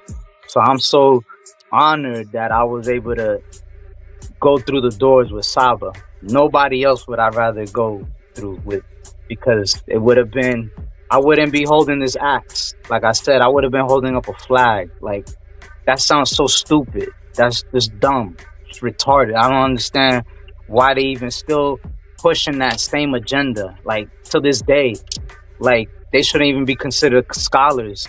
Anything to do with Kemet, they still talking about that this is supposed to be a flag. I never heard no one else claim an axe for the Netzer other than SABA. So that within itself changed the whole game. That changed everything. How you gonna chop a fiend up with a flag? That makes no sense. So those people that SABA debated in the past, like, we got no hate for y'all. There's no animosity here. You know, put your pride down and step up. Come through. You know what I'm saying? Like, unite. You know what I'm saying? Kemet is not about, divide and conquer. You're not in my eye what you're doing at all. Because here you have somebody who's fully dedicated, somebody who really has the information, somebody who's really in tune. Because you're still calling the Tyrrell principle. Like, you should be ashamed of yourself for that. You should step down because you're not taking this as serious. What kind of scholar are you? What kind of Kemet practitioner are you? You're a Seba'u fiend. You ain't no different. You're not in my eye. Like, put your pride down, and accept the truth. You know what I'm saying? What's so hard acknowledging that Saba is connected, that Saba knows the truth? How bad do you want Ma'at? You obviously don't want it that bad. You obviously are okay with the matrix. So, with that said and done, like, I don't understand. Like, there's no excuse why Saba shouldn't have a large group of people acknowledging what he's really doing. Like I said, I was in another channel the other day, man, and I heard them talking about how they're the champions of certain groups that Saba already done knocked down. Like, Saba has that title. Nobody else has that title. They were talking about there was 2 champions. Like, come on, man. There's only 1 champion, bro. Stop playing. Stop lying. Stop lying to yourself. That's Saba. And they want to hold up so much pride.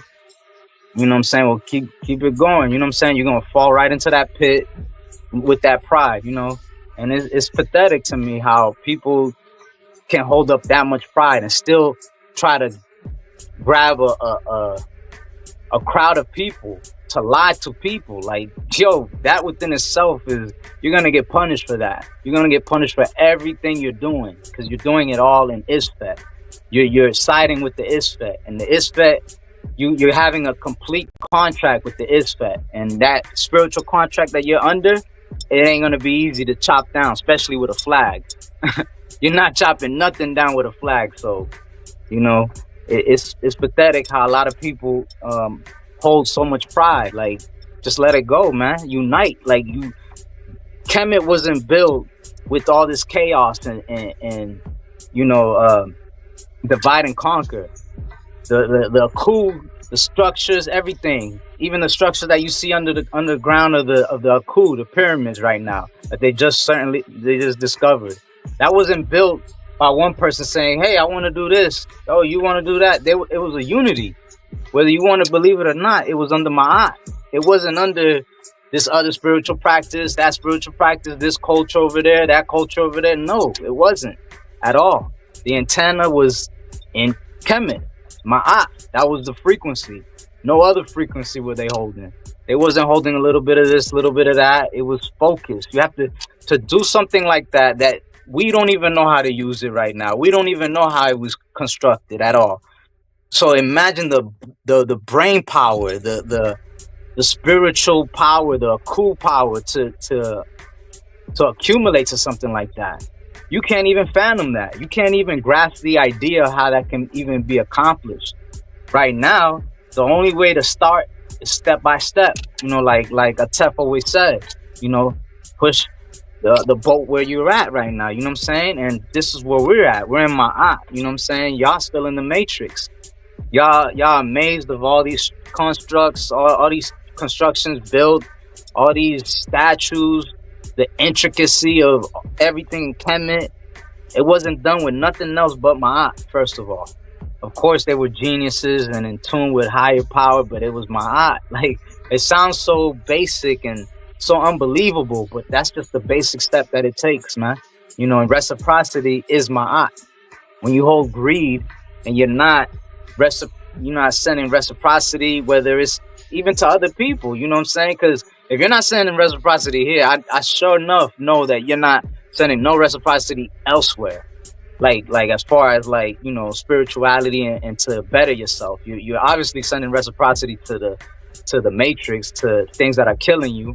Pretty sure you're doing that with a cigarette or whatever, a beer, whatever. But when it comes to bettering yourself and others, you ain't doing it like this.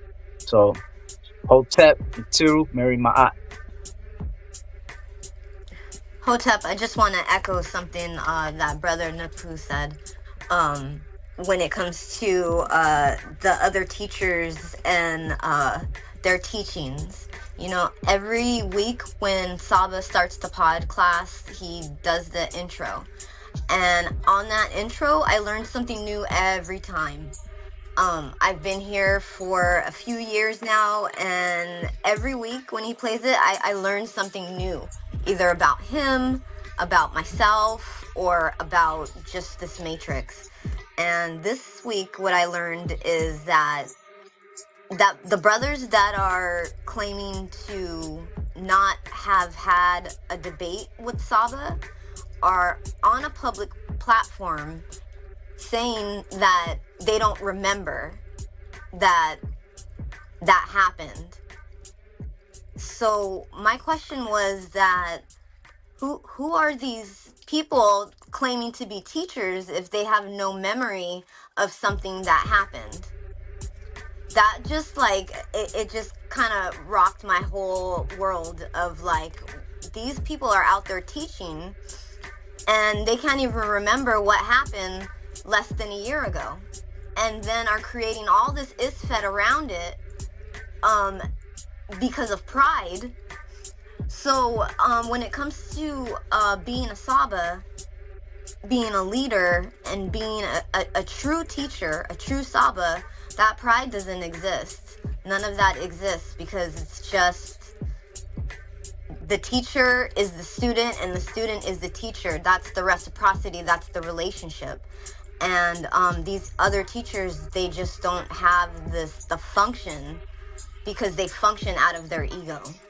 So I just wanted to say that to everybody that's watching, because I know I wouldn't want to be taught by somebody that doesn't remember an event, a major event like that happened, and is in complete denial, and trying to make all of this isfet around that event just for their own selfish pride reasons. So, Hotep, welcome back, Saba. Peace. Nice to be back. Thank you for your beautiful words, beautiful smile. Nice to have you back. Everybody back. We're all back. Let me. So beautiful words, everybody. Tua Henu. And Nini Ook for everything everybody thanked me for. I want to let everybody know the panel. You get to come to the panel if you are a supporter. You support the JHUTI pod class and appreciate it. So anyone wanting to come to the panel, I put the link in the room. Just type in the room what your support was that you gave, and you can come to the panel. I'm not looking at the chat right now, but I'll look at it right now. Is there anybody that has supported and sent support and they want to come into the panel, and their name may not match their chat room name? Let me know who you are. So I see somebody called Yamasi something, Yamasi Warrior. Shout out, peace and love to you. Are you one of the supporters? Do you support the work that I am doing and the work that the House of Attend is doing? If so, just type in the room. Yes, I sent this Cash App or PayPal for support because I appreciate you. I'll go check it out. And I have to see the names match. This is all about a support reciprocity system, because hopefully I'm appreciated more than the Dunkin' Donuts and the weed that we have all bought. I don't think there's anybody who's never bought donuts and marijuana in the chat. So if we can support donuts and marijuana, let's support this. Let me know what your support is, and then definitely let you in. Shout out to Yamasi Warrior, or anybody else wanting to come in. Okay, so shout out to, let me check and see here. I don't see any new support names given, so I'm not sure. But anyways, everybody, okay, let's get back into it. We're going to get back into the class part 2. I made this multiple parts in one. That's why it's taking so long. One moment, everybody.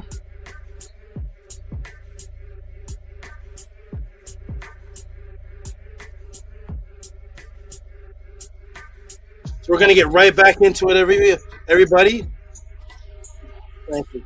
3-part class in one. Shout out to VRI. How you doing, VRI? You liking this so far? Yes, Saba, this is a wonderful class, and it's compiling, again, like Aminette said, it's compiling it into one big story, and this class is just connected with so many other classes, and it's just bringing it all back together and repeating it, and it's just solidifying in my memory again, so I'm just so thankful. Glad you appreciate it. Wonderful. Okay, everybody, let's get right back into it. Peace and love to Amun, Amunet. Peace and love to, I'm going to call him Nukpu Inpu. Peace and love to Nukpu Inpu. Nukpu Inpu. Peace and love to VRI, Hush Nation, Minty Otep. We're about to get back into it, everybody. Welcome to the Tuti Pod class. Let's get right back into this answer. I think your Massey Warrior is stuck in the back here. I don't see him typing in the chat. Type in the chat, Yamasi. Let me know if you're locked in here. Okay, I'm gonna put Minty back into the chat. Peace and love to you, Minty. Peace to Yamasi Warrior. He seems to be stuck in there. And now you can all type in the chat because we're about to get started with this pod class answer. Here we go, everybody. Are you ready? Here we go. We're not playing around. There's no time to play. We have too much to accomplish, and I am with the accomplishers. Let's accomplish things. Ready, everybody? Let's get right back into it. Boom. Everybody hear me? Press A9. If you see the screen sharing, right now, press A9. If you see the screen sharing, press A9. Right now. Yamasi Warrior keeps coming into the back chat. Into the back. Yamasi Warrior, can you hear me? Type something in the room. Type something in the room so I can know this is you. I don't see a face on the screen. I don't see anything. I'm gonna put you back into the chat. You can't seem to hear me. So I'm gonna put him back in the chat. Okay, your Matthew Ward, if you've supported, please let us know your Cash App support, your PayPal. Let me know if you supported the Tuesday podcast. I appreciate this. And the next time we have a break, you can definitely come on the panel with the rest of the supporters. It's a support reciprocity system, and I hope you greatly appreciate this, as everyone else does. I'll see you the next time we have another break. I'll check the Gmails and see if you are supporting the work that is happening here. Let's get back into it, everybody. So shout out to all the people pressing a 9. Peace and love to Angela Gates. Peace and love to Soze Mania, and everybody that comes to the panel. I have to see you moving in the box before you can come in. I don't put avatars up.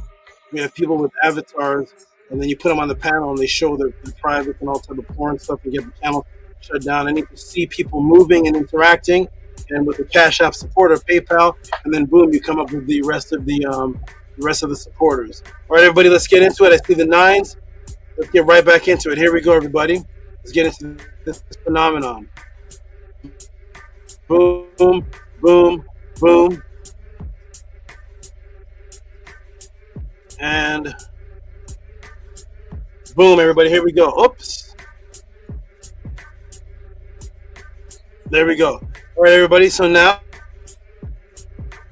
let's go right a little bit for those who are just catching, okay? So because our Kemetic, let's put the timer back on. I want everybody to know how much time this answer took. So here we go. The hippocampal neurological dialogue. So we have the neocortex and the hippocampus, the dialogue between the two. The neocortex stores general concepts about the world, slowly gleaning by combining multiple episodic memories. And then the hippocampus stores episodic memories, events that happen in your life. And why was I reading this for those who just came into the Tuesday podcast? Welcome. What I said before this, your time reality, which in actuality is your coup consciousness, as the ancients wrote. The coup consciousness was the consciousness that actually controlled your time reality, is only relevant when the sekau, that's another aspect in Merunetter, the ancient word for memory, seket sekau, which is the oldest word on the planet for immortal memory. The memory aspect, and sequence it, meaning put time in order. In order for there to be order, there must be a chain of events that in your mind happen sequentially during certain times. Thus, if you do not remember If you do not remember, every single event will take place for the first time to you. Thus, the more unhealthy your memory is, the slower time is for you due to the process of constantly relearning or reliving a life lesson because your self-sabotaging mind didn't learn it the first time. To avoid this, there is an area in the brain responsible for episodic memory. This is the area in the limbic system that keeps track of what we know as subjective time. These areas of neuronic time reality are called the neocortex and the hippocampus. And I read what each of them does and how they have a dialogue. And because our Kemet, Ma'at, Itiru ancestors knew that the memory, which was called the Sekau, was the keeper of time reality to transfer into the immortal realm after death, we used immortal symbology to log what you know as quote-unquote time. Have you ever wondered why you have 12 hours in your day? Let me reintroduce you to the Ma'at water clock of Amenhotep III, 1375 BC, museum number JE 3752.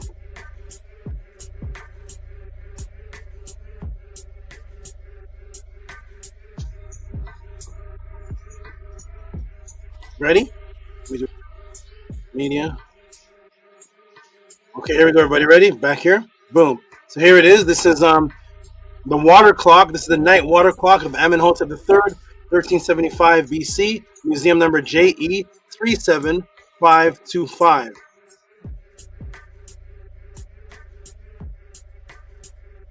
So this is what the outside looks like. The outside looks like a pot. When we get into the inside of the timekeeper, we see everything changes. When we get into the inside, we see my there, please. We get into the inside, boom, 12 dots to measure the water, leading to what?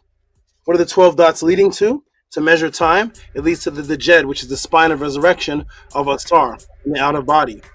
And 12 dots leading to the Ankh, the original libation dish. That's what the Ankh is, the original libation dish, and the knot of the female's labor contraction and placenta, as the third part of which is the life nourisher of the child, the symbol of life and the mirror of immortality, all used apparently just to tell time. This was a night clock to tell time of the day, which equals Heru, during the night. So the word day, I've elaborated in both the Matrix that day is actually 24 hours. It's not just when it's bright outside.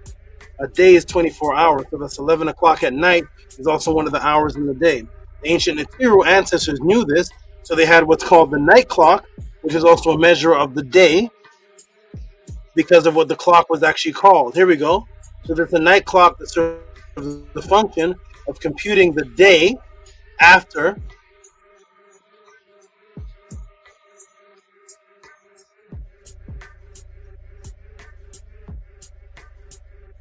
shadow clock now, which is really the Met. So now we're in the inside. Here's what it looks like. 37525 interior rim. Amenhotep III, 1375 BC. And now we see what happens. We see 1, 2, 3, 4, 5, 6, 7, 8, 9, 10, 11, 12. 12 of these going along here, of which 12 dots go to the Jed, which is the spine of Asar, and 12 dots go to the female, which is the Ankh. And this was used to tell time. Completely different than your clock today, because this was imbued with immortality symbols. And what light exists during the night to guide, so that you can see which equals conscious awareness. What night exists during the night? What light exists during the night? The moon, genius of our ancient Itiru ancestors were. So guess what? The nighttime Kemet keeper of time was called. So this was called something. And just to show you that it was calculating the day and the nighttime as a part of the night, and also associated with the moon, look what our Itiru ancestors called this. Remember, the word for day is Heru. So what was this nighttime clock called that was still calculating hours in the day, because nighttime is still hours in the day, because the day is 24 hours. It was called Merkhet. What else is it? Measure, name of the left eye of Heru, the moon. So here we are. The word for it is Merkhet, and Merkhet means a measurer, but it was the name of the left eye of Heru, which represents the moon, because the moon is how you calculate things at nighttime. That is how you are made aware of things, because you can see. So it's associated with an eye. An eye is what you use to see. The moon, which gives reflection of the sun's light, gives you the ability to see during the nighttime. And the word Heru means day, the whole day, 24-hour period. So here's the word Merkhet, which shows that the ancient Atiru ancestors knew that nighttime was a part of daytime. It was still called the Heru. The left eye, which represented the moon, and eyesight, because the moon gives you the ability to see. The sun gives you the ability to see in the day. That's the right eye. And the left eye is the moon that gives you the ability to see at the night. Two eyes. Both called Heru. The eye of Heru. There we are. The measure in the immortal realm was associated with water as the smooth journey of the boat. And the word for boat was the same for consciousness. So it is not a coincidence that this, what is called the left eye of Heru, the side of consciousness at nighttime, which was the clock, which had the Jed resurrection symbols in it and Ankh life symbols in it, was utilized by water. Water represented in Kemet the smooth journey of a boat going from the top of the Itaru, that the Europeans call the Nilos, all the way to the bottom, or the bottom to the top. The fastest movement. So it was a journey. The Nile was a journey from one place to another. So thus the boat that represented the mind's consciousness, which I brought into this earthly, I brought into this conscious existence, and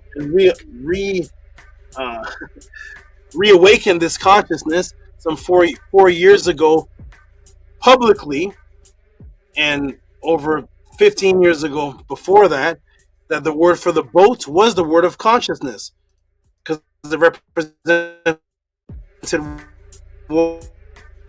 water, the ability of Heru, the moon, which gives you the ability to see, representing consciousness in its time of darkness. And what did that bring? What did that birth? What did that birth, everybody? That birth how I begin. You'll say, where did this come from? Did you make this up? Where did this concept come from? This is the affirmation. Anke ma'at un en es nintet aset ema'at min habapet ema'at her enu kiwi her ikut. I live for ma'at, I exist within her. I do not speak in the place of ma'at. Every day I advance towards ma'at. That word advance is happy. It's the exact same word for the Nile River. Every day I advance towards ma'at. What happens? My being is surrounded in darkness. That's the nighttime. That's unconsciousness. I come forth as conscious light. Her-em, Heru, because the same word for daytime is the same word for the consciousness that comes out of the body. It's called the Heru. Her means to come out of or walk forth. M means to something or moving out of something. Her-em, Heru is the Heru consciousness, which is the daytime coming out of you. Her-em, Heru, the same word for the entire day, 24-hour period, is the same word for the Ak and the Ba that comes out of you, because you are the Per-em. Heru is what's coming out. And you're surrounded in darkness. You're surrounded in darkness. You come forth as conscious light. Per-enu Kiyui. My being is surrounded in darkness. So the nighttime represented the darkness, and the way that, and the moon represented the guide, the teacher. The word for moon was Yah. That was Tehuti's name, the SABA. SABA Tehuti, at that time, some 30,000 years ago, was called Yah. That was the moon, which was a reflection of the sun, because the great sun was Ra. So Tehuti was called the deputy of Ra, and Ra said, you, Tehuti, will be my reflection, because the daytime, or the entire day, is controlled by the sun. That's the great consciousness. And of course, the secondary one, which Tehuti, who became Aset. Tehuti's name became Aset because he became in the place of Ra. People don't know that. Tehuti's other name was Aset, and he was in the place of Ra, and he was the light while people were in a state of darkness, bringing you out of ignorance, darkness. That's the moon. Tehuti was called the moon god, the moon nectar, as a reflection of the greater light, the sun. There's a light even greater than the sun, more time. And that one is the female. We'll get into that, everybody. Let's get into it. Welcome to Tehuti Podcast. Hope you all are appreciating, and hope you're supporting what you appreciate. And I hope you appreciate this more than Heinz ketchup, weed, Colgate, and fireworks. Please support the Tehuti Podcast as we supported the Matrix. We're 13 years old. Support the truth and support the light that you see coming forth from nowhere else. Welcome to the House of ATTON. Let's go, everybody. Ready? Here we go. Boom. 1, 2. Boom. There we go. So thus, the Merkhet was the water clock, which was the left eye of the moon. But they rule because that's the guidance in the night. You can't use the sundial because you can't see it. But the boat that goes on the water or the journey on the water is the same word for consciousness, which is what? Anet. Here we go. I read this into existence several years ago. And that's net. That's where the word for both, know, to perceive, consciousness. And just to emphasize the beauty and importance of the deep, intricate messages, even in what would be to you today just a night clock. Guess what else the word MERUKH, the night clock, means while you sleep. What it means while you sleep. What does it mean? And here's the connection to the boat. Boom. It's the guide of the boat. Because the word MERUKH is also the steering oar of the boat. So it's a word that means the left eye of Heru, which is the moon that guides you in the night, representing the guidance in ignorance, coming forth as conscious light. Her Enhu Kiui, I come forth as conscious light. Her M Heru, I come forth as the Heru, the light. It's a word that has the word Heru in it, which is the daytime. It's the night clock. They made it purposely to utilize water to tell time. It is the boat of consciousness that travels on the water. But how do you guide the boat of consciousness? You need an oar or a paddle. So the same word for water clock was the same word for paddle of a boat. Can you do that in English? Can we do that in Hebrew? Do that in Arabic? No. Of course you can.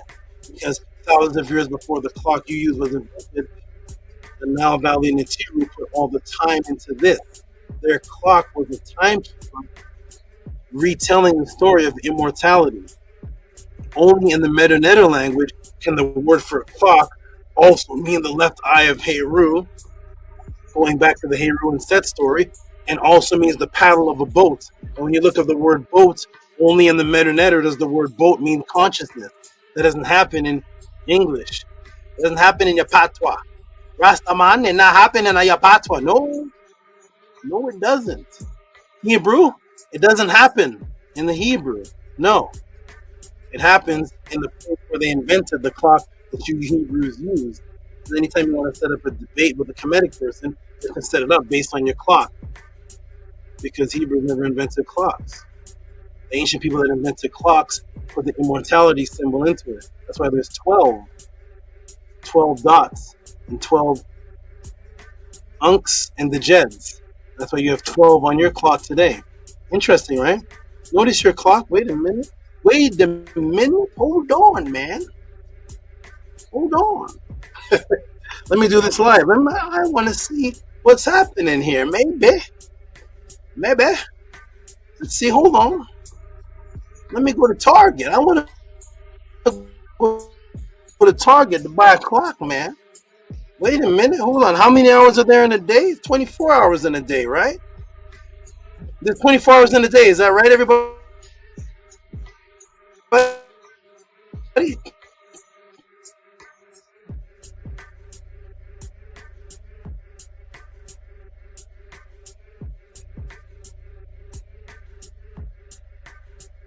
Hold on, man. So why doesn't your circular clock have 24, man? Huh?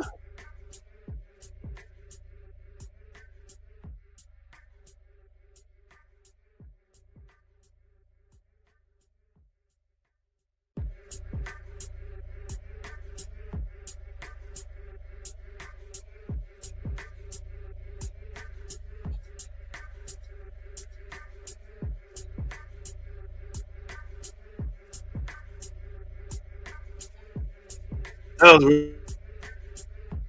weird. Ooh, okay then.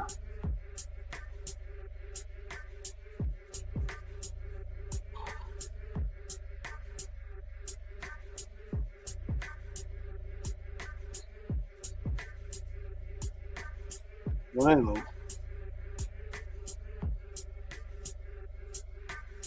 What?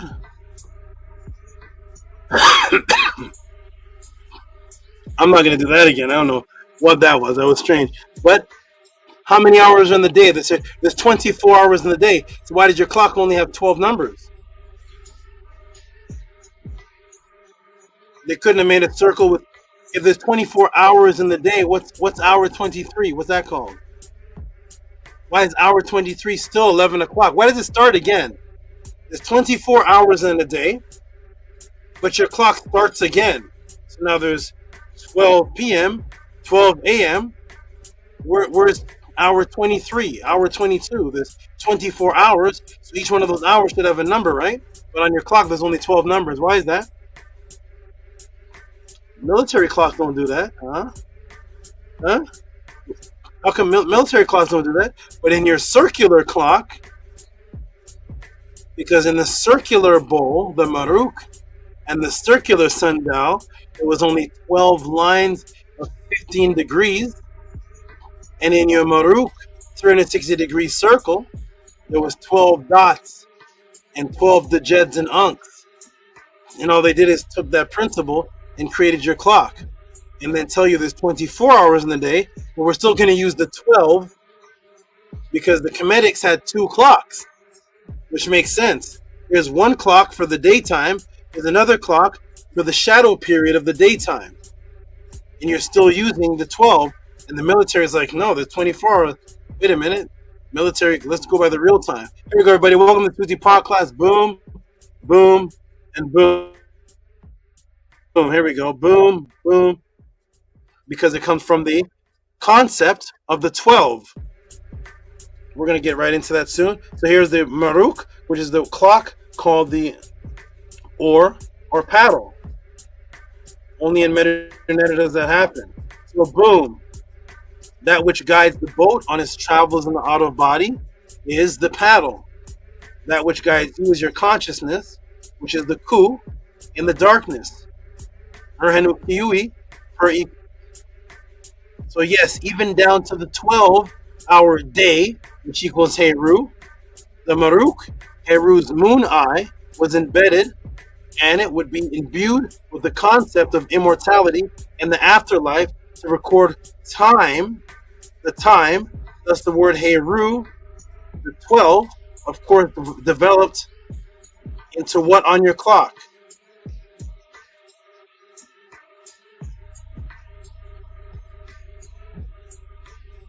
Into this. So now your clock has a circle in it. It's like the circle of the pot, the MERUKH pot, and the circle of the sundial, and with the 12. Even though the military doesn't use all of the numbers, but here's the 12 one, because that's where they got the concept from. It was 12 djeds, and unks, with 12 dots inside of the MERUKH circle. 1, 2, 3, 4, 5, 6, 7, 8, 9, 10, 11, 12. 12 dots. And 1, 2, 3, 4, 5, 6, 7, 8, 9, 10, 11, 12. So that's why in your clock there's 12.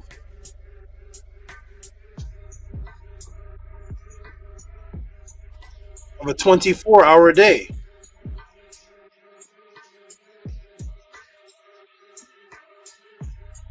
So here we go. Ask the class a question. That 12 came from, let me take it off the screen. The 12 concept, which came from spiritual timekeeping. The timekeeping that also imbued the spiritual story of immortality of the Djed, the Ankh, the story of Set and Heru, and the resurrection of Asar and the birth of Heru, all was contained and imbued inside of the clock. And that's why they never told you what the hour really means. You see, have you ever wondered why? Why is it that? What's the first letter of the word hour? Huh? What's the first letter of the word hour? Type it in the room, everybody. What's the first letter of the word hour? Type it in the room. The time of the day, hour, and a clock, what's the first letter?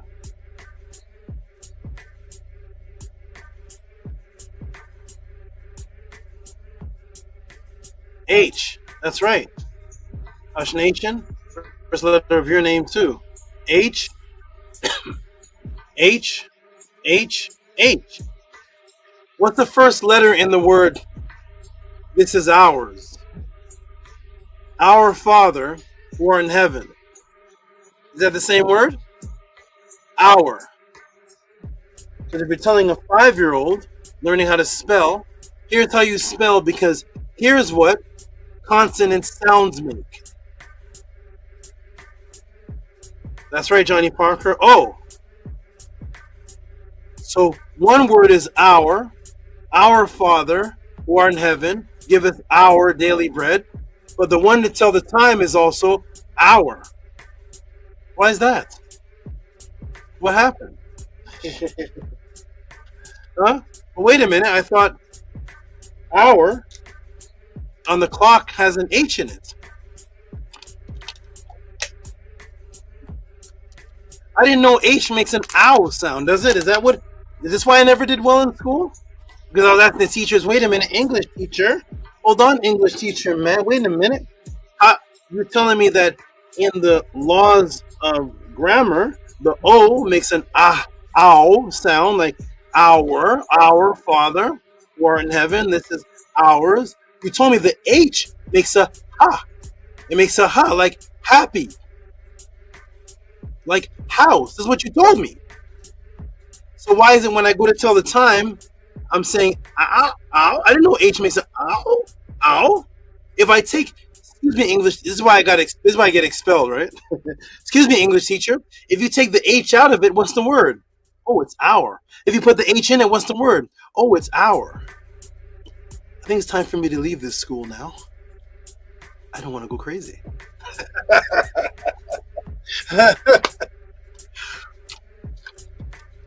I think I'll leave the school and go in the hallway and teach the children this. I think I'm going to leave the school as a young man and go in the hallway and ask the children, hey, kids, my peers, we're all young guys here, girls here. Hey, the word our, notice it has an H in it, but the H doesn't make a sound, so what's the purpose of it there? Why is it even there? Did it come from a word where at one time the H did make a sound? Hey, children. Hey, I'm one of you in the school. Remember, I think it was grade 8. I'm not sure because I didn't pass grade 9. So I think I'm in the school, and I'm presenting certain facts to the people in the school, making the kids think. And I'm one of the kids. When the recess bell would go off, I come out and start teaching these things. Our has an H in it. Where'd the H go? It doesn't really need to be there. So why is it there? Why is it there? Unless it goes back to a time when the H made a sound. Well, if the H made a sound, wouldn't that be hor? Wouldn't that be hor?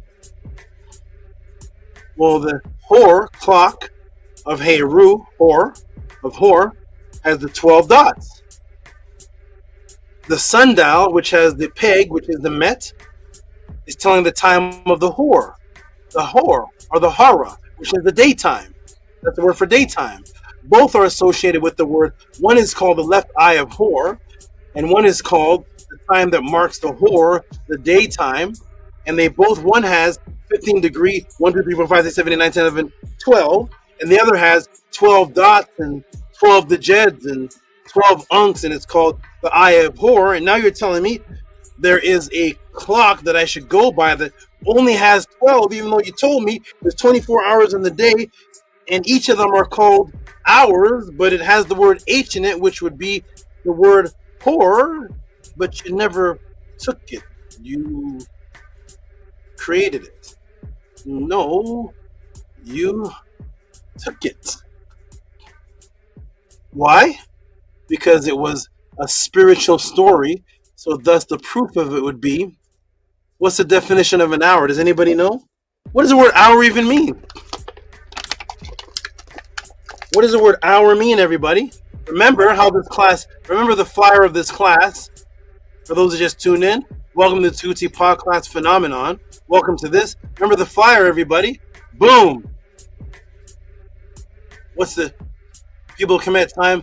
Do the people commit use time or rhythm? Does time exist? True time. What date is it? Gravitational field, time alteration. What's the class called? The end of it. Christian prayer time dedicated to Horus. Huh? What do you mean, Tehuti?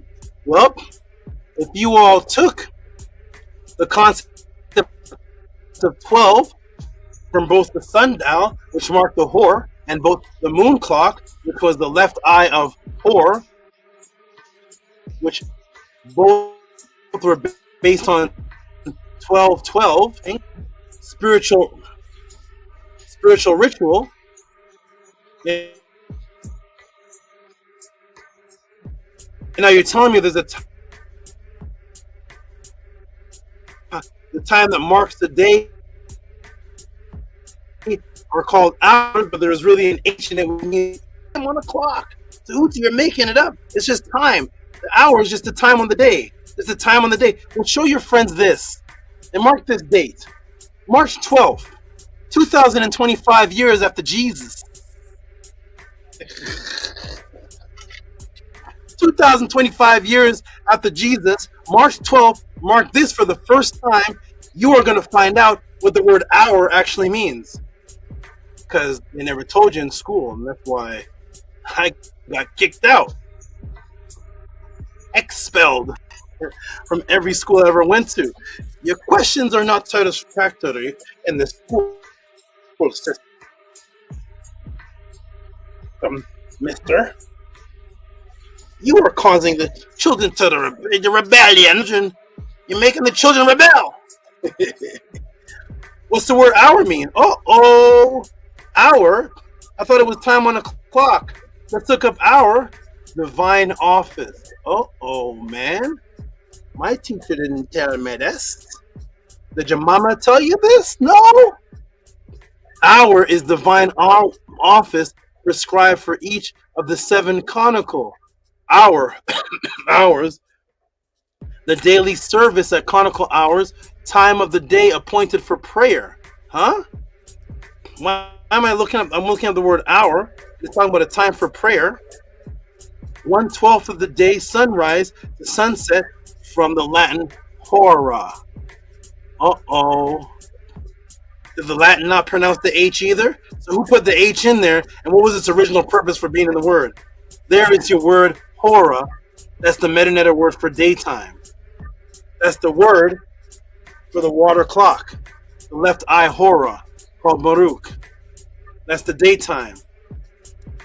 Poetically, time of year. Wait a minute. Hold on a second. Greek hora. They say the word hour poetically is time of year, season.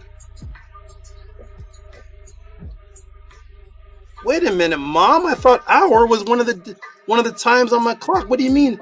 What do you mean time of year and season? From the Greek word hora. So that's the word hour is a spiritual word, and it's from Heru. because it marks the divine time. Because when they took the concept from the MERUKH and the sundial, both of them were logging divine times. That's why the symbol was a Met resurrection penis called the Gnome, and the other symbol to mark the 12 was the Djed and the Ankh. Welcome to the pod class. This is what you learn after you learn the Egyptians are black for 85,000 hours. Boom. Why is the word for time, hour, associated with a spiritual meaning? Tell me, teacher. I don't know. You're expelled. And the number 12 and the word hora. Now you know. Welcome to the Tuti pod class. Huh? Mark our hora, the divine offers of prayer, office of prayers. When you see that next week on the next channel. So here's MERUKH, measure of Heru, the moon. MERUKH, which is 12. 1, 2, 3, 4, 5, 6, 7, 8, 9, 10, 11, 12. And here is the 1, 2, 3, 4, 5, 6, 7, 8, 9, 10, 11, 12. Going up, 12 going back and forth. Which marks the divine time. Time based on divinity. So now it becomes the divine office of conical hours of time of prayer. One of hour, there's the real word, hour, words for time. In the metanetter was SAHA.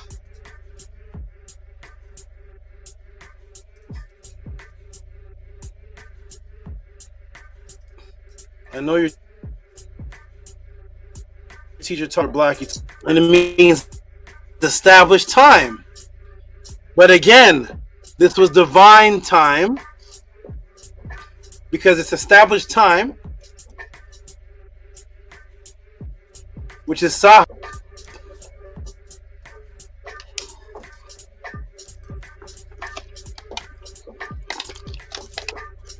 It's Saha. Now remember, in the MERUKH, the timekeeping device, it had 12 Djeds, which are the resurrection spine of Osiris. You all remember that, right? I just showed you that. So remember, in the MERUKH, the time clock, it had 12 Djeds, which is the resurrection spine of Osiris. It means to echo, Teta, or Djeta, which is to echo. Or also Techet, which is eternity. 1, 2, 3, 4, 5, 6, 7, 8, 9, 10, 11, 12. There it is on the inner layer, inner circle of the water clock. Let's go. Ready?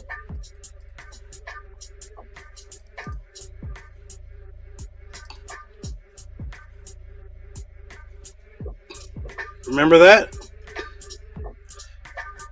Well, guess what the other meaning for Saha, which is the word for time, was in Merunetter? What was the word for time in Merunetter? It was Saha. What's the other meaning of it, Tehuti? Let's see how the ancestors imbued, again, the story of resurrection and immortality in their concept of keeping time. It wasn't just your Rolex watch.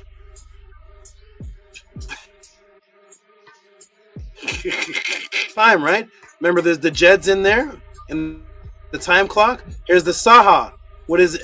To erect, to set up straight. That's what the Djed is. Let's keep on going. Erect, set up straight. To set up the Tet. That's the way. That's the Djed, the Cheta. Reconstitution of the backbone of Osiris. The word for spine is the word for the reconstitution of the backbone of Osiris. Whoa, did I answer the question yet? I think so. Yeah. Boom! The Merunetter word for time is the Djed and means the resurrection or erection of the backbone of Osiris. We imbued the concept of time directly with immortality.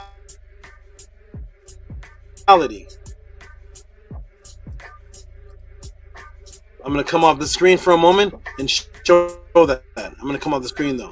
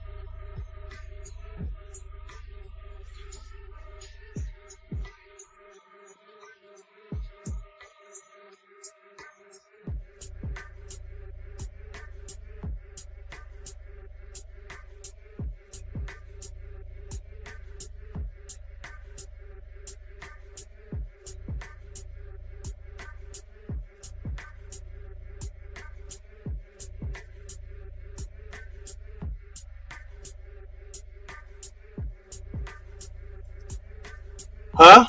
The same word for time was the resurrection of the spine of Asar. So thus our concept of time was imbued within divinity. One is the left eye of Meru, the paddle on the boat of consciousness. All this is the word for clock. The paddle of the boat of consciousness, of the Ku, the left eye of Heru, the guiding of the moon, the Djed symbols of resurrection and the Ankh symbols of life, 12 and 12. And then Saha means time, and it means a reconstitution of the backbone of Osiris. Did the Kemetians keep time? Not only did they keep time, they invented the concept and imbued it with immortality of when your time is going to begin again. Just as the Pharaoh, year 30 of Amenemhet the first, yet Kemet was around over 3,000 years, but yet he was on only year 30 because his time resurrected, his time rebirth with each Nesubiti. Just as time rebirth with you after death, the resurrection of Asar. That's why it says after death is the calculation of time, calculation of months and time to restart. You're reborn. Everybody teaches this. Wonderful. Let me go on vacation for a little bit. Here we go, everybody. Boom, boom.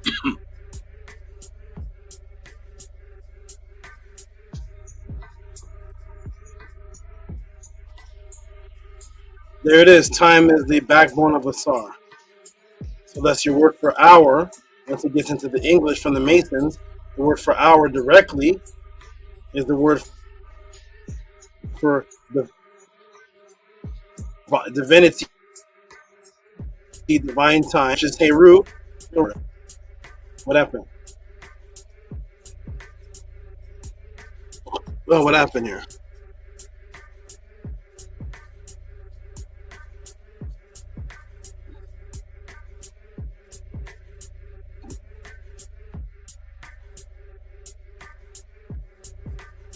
Here it is. It started with the seasonal rebirth, visualization of the Sirius star, whose real name was SOPTI, the vernal heliacal equinox rising as it echoed through each pharaoh and you, which represented the reconstitution of the backbone of Osiris and the rebirth of Heru. Thus, even though Amenemhet was thousands of years,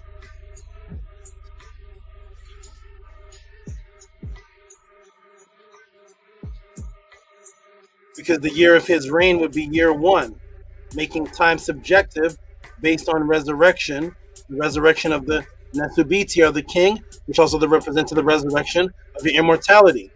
Year 30, even though the culture had been there over 10,000 years before Amenemhet, thus his time, quote unquote, was his reign as the great Ha.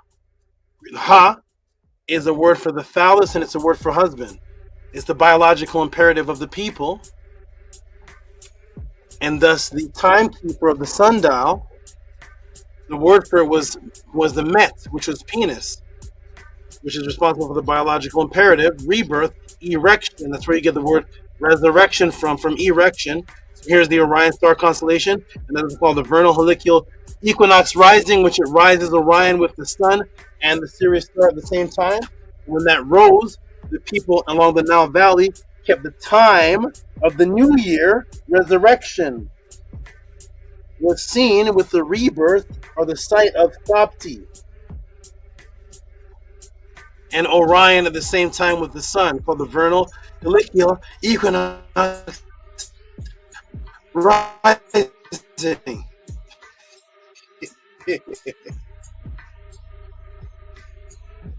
So thus, we look up the word Ha, and the word Ha, that means time, which is the word for the period of rain. Tehuti, you made it up. The same word for husband and phallus, the kept shadow. That's why they always tell you the obelisk is the penis, is the original sundial. The gnome, because it was the erected penis that kept time, as the stick in the sand, which marked the moving shadow, called the met, which was penis. The husband was called the ha, which was also the phallus, and thus the resurrected time period was also called the same word as the word for husband and penis. Time period, the reign. Mark this date, March 12, 2025, that you have learned for the very first time, because your teacher will not tell you this because he actually doesn't teach from anything the Kemetic people taught. It's just memes and New Age, left eye of Vesica Pisces, moving with Mercury and the 42 laws of Ma'at.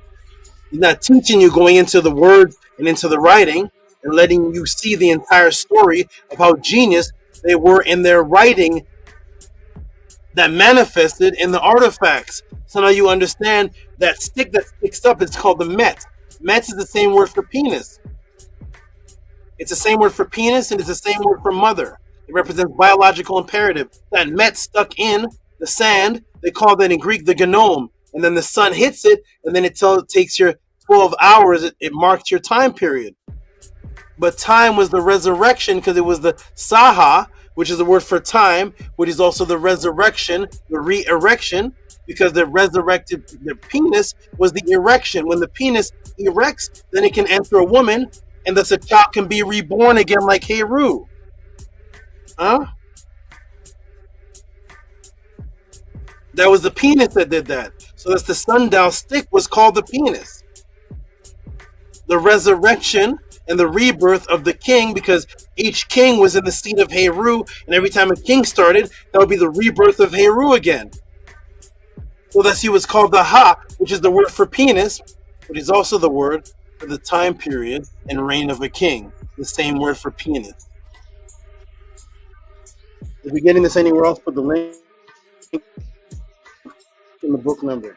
If not, support the Tutsi podcast and just type I've never heard this before, but I'm seeing this, you're showing this, but I've never heard this before in my life, and just support like you support Heinz ketchup and onion ring. Here we go, everybody. Boom, boom, and boom. Here we go. Have you heard this before? Welcome to the podcast. March 12th, 2025. There we go. Let's learn. So the word for ha, which is the same word for penis, is the time period and reign. That's the time. Time is subjective in the Paramaru. That the day of your rebirth, when you are purified, you're coming out of your double duck nest called the cest. Seset, that's the name of my rattlesnake viper that I introduced the podcast. But why? Here it is. Let's go to the Purim Haru, chapter 17. What is it say? Purim Haru and Mestuf, which is it is existing, M coming forth, Heru. There's the word for day. It's Heru, where they get the word hours from. Heru with the H. Heru, the word hours is Hara.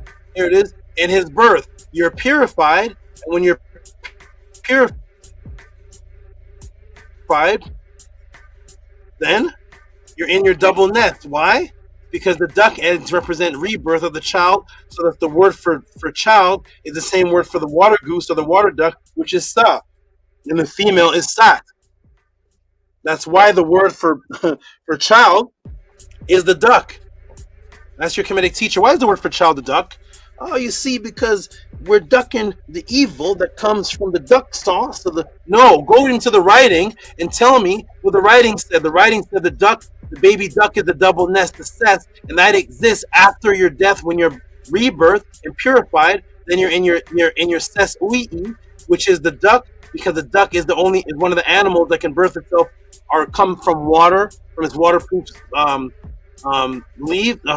feathers that it puts the oil on, and then it bursts up into the sky, just like Nu and Ra.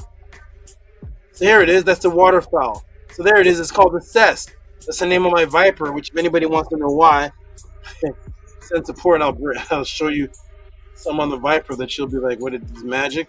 The cest, which is the word for the rebirth, symbolized by ducks in the nest. And let me show you how imbued the beautiful minds of the people of Kemet were and is. Guess what the word for time is in Meru? What's the other word for time in Meru Netter?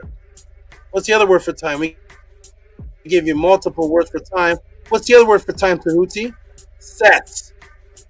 The same word for the baby duck. Huh? What happened? The same word for the baby duck is the same word for periods of time. Time season, the rebirth, in the afterlife. The baby duck coming out of the nest called the ses is the same word for time. Because everything about the ancient people's concept of time related back to the afterlife. When time becomes immortal.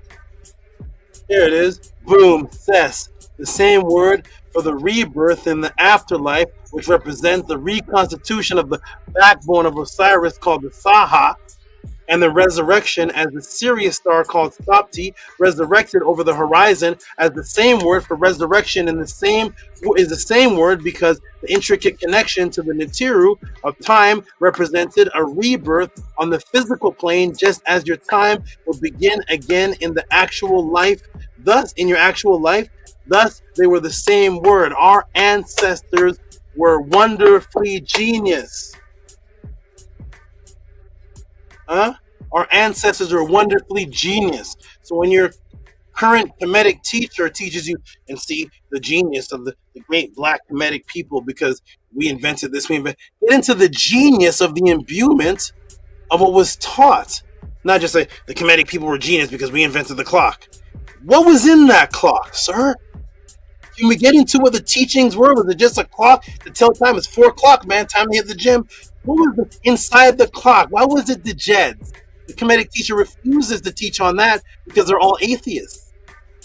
Isn't it the Jed, the resurrection into the afterlife? Why would that be in the symbol of time telling? Why would the word be MERUKH, which is the paddle of the boat of consciousness in the afterlife? Why is the word for time, ses, which is the same word for the rebirth ducks in the afterlife? Can you tell us about that genius? Can the genius that you're talking about, the ancient Egyptians are genius, can you tell me how genius they were in their imbuement of immortality? No, you can't teach that. You can just say, they invented the brick houses, they invented the pyramids and the clock, and they invented this, and we were the great genius. Everything that an atheist can invent, huh? Tell me some of the Kemetic people invented that an atheist can't invent. That's the matrix and the psyops that they have you in, because every time they tell you about the great, look, they tell you about how great the black Egyptians were. We're inventors of this, we're inventors of that.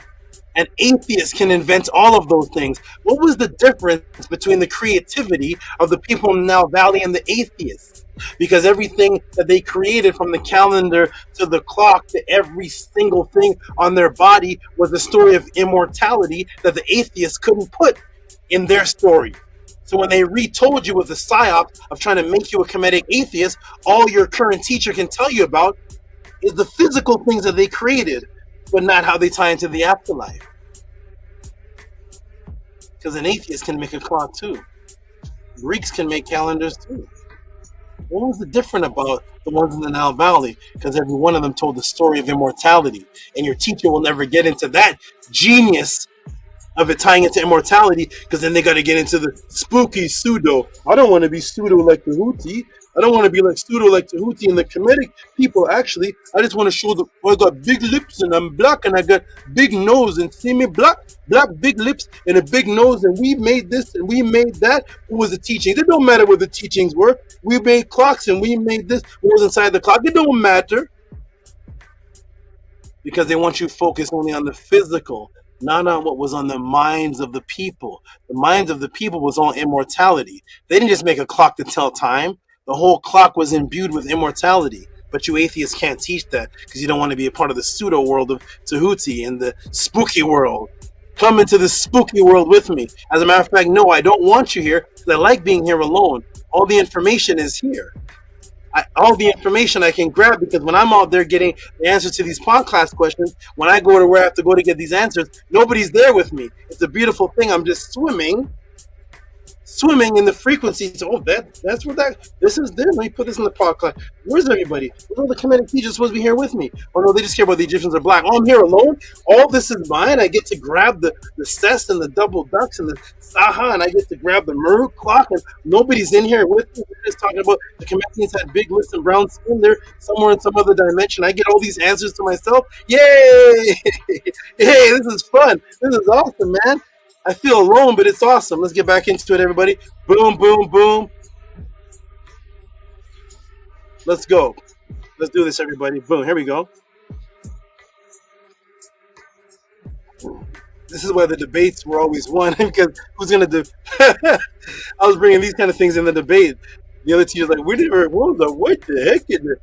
We never heard of all this stuff, man. Of course. You only heard about it when I brought it for you to debate it.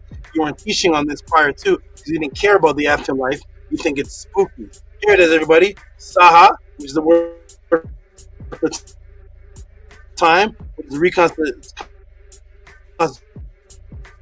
of the backbone of Osiris of immortality. I have covertly symbolized and physically kept by the people of Kemet, Ma'at, to the immortal, interchangeable word from devised to immortality, to the illusion of time, from the gravitational field base, relativistic time dilation, all the way down to the sodium-based neurological pathways, and now to the rhythm aspect of the question. Remember, there's 3 questions asked here from JHUTI. This is what happens when you give a $100 donation, and he has 3 questions. You get the whole podcast to yourself.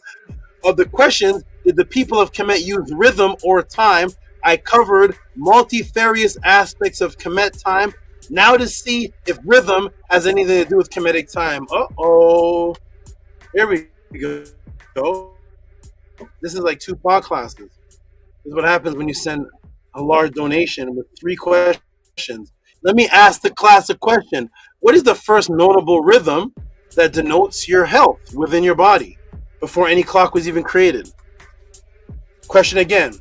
What was the first noticeable rhythm that denotes your health within your body before the invention of any external clock? Oh my goodness, man.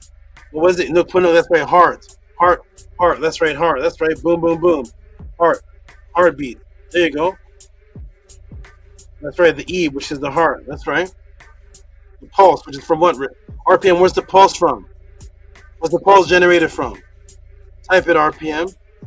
The pulse. You're right. The pulse, which is that's the rhythm, right? Where is that pulse generated from? AKA, if you rip somebody's heart out, do they still have a pulse? So it's all from the heart. Here we go. Boom, boom, and boom, boom. Welcome to the podcast. Here we go. I'll let the other people have the drama. Have the drama. I'm in this world of all by myself. I love it. I love it. You're right. Everybody put the heart, the E, So JHUTI, your first rhythm, and everybody, the first rhythm before we invented the clock, before we invented musical instruments, the drum, within our body, was the rhythm. And based on the rhythm, whether it is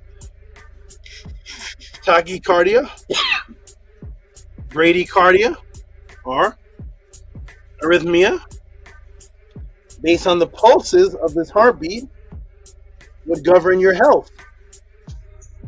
Right? Irregular heartbeats means bad health. Heart stroke, heart stoppage is bad health. Here's the first rhythm that we use to feel to govern our health. Yes, your heart. Your heart is the rhythm keeper of life. Right? Let me introduce you. Oh my! How many introductions are in this class? Let me introduce you to the trinity of biological rhythms. What, Tehuti? Oh man, Tehuti, what's this, man? Get your pen, your pads out. Put the drama aside.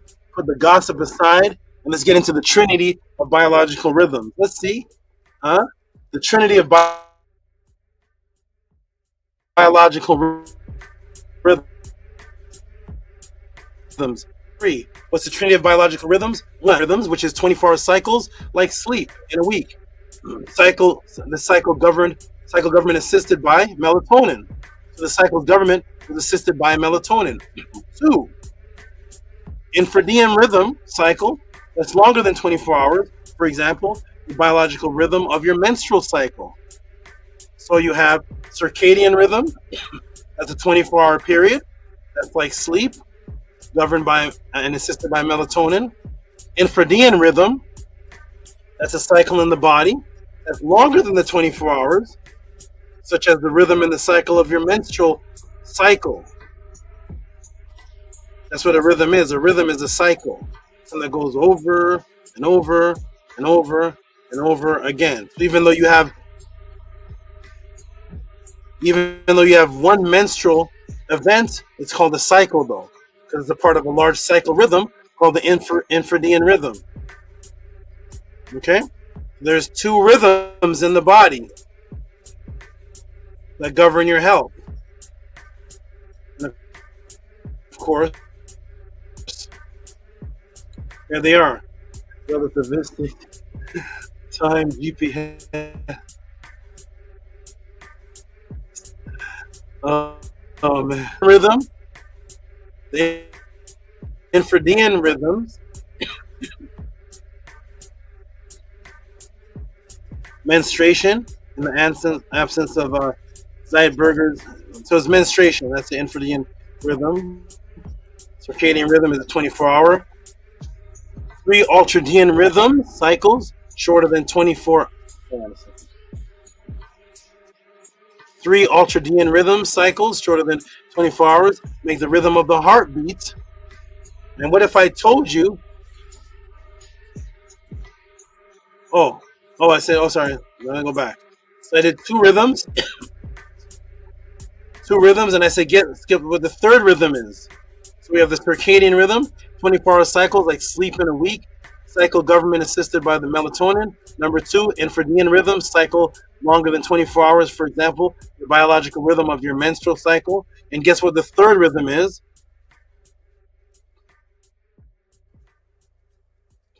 The third rhythm is ultradian. So you have infradian and ultradian. Infradian and ultradian. That's number 3.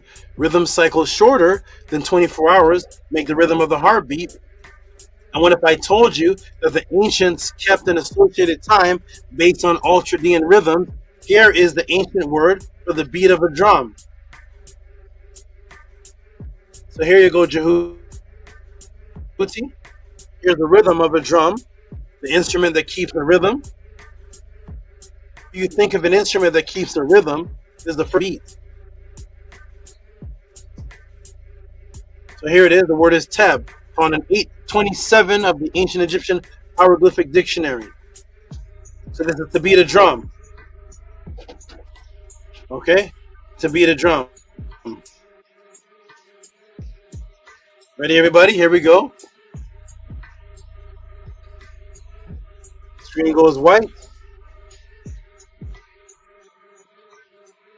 Oh my goodness, man. What kind of class?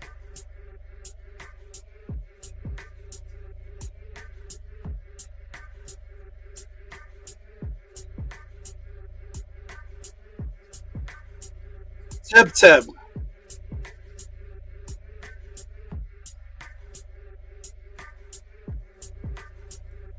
Teb is the rhythm of the drum. That's the rhythm. Go back here.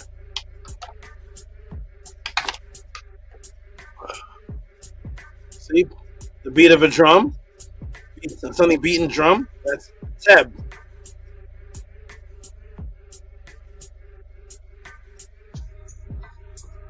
Now what else is Teb? Because that's the rhythm of an instrument. The Kemetians go by time or rhythm. When we go over here, the original rhythm keeper was the heartbeat.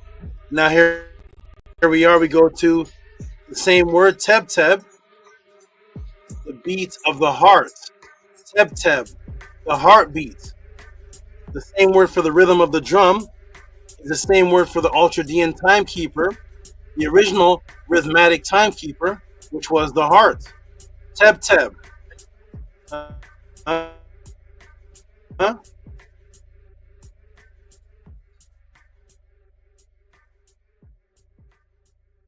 Teb Teb is the beat of the heart.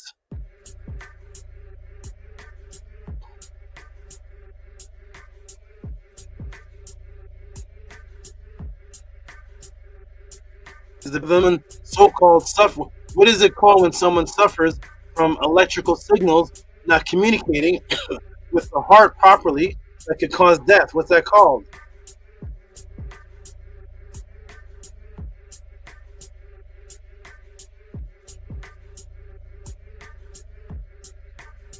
Whether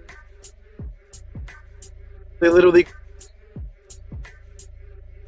call it today's science.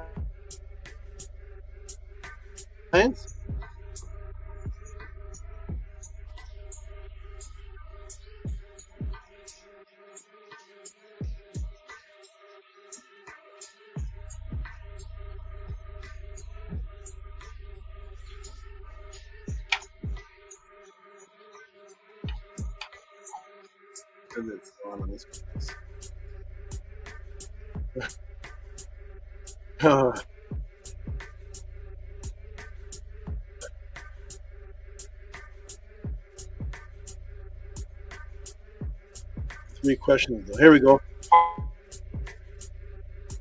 Heart arrhythmia. A, not. Measure flow movement, rhythm, proportion, symmetry. It means not in a rhythm. So the definition of your heart not being healthy, arrhythmia, literally means that it's not in a rhythm. You see that teb teb means the beat of a drum. Teb means the beat of a drum. Teb teb is the heartbeat. Wow, man. Here we go.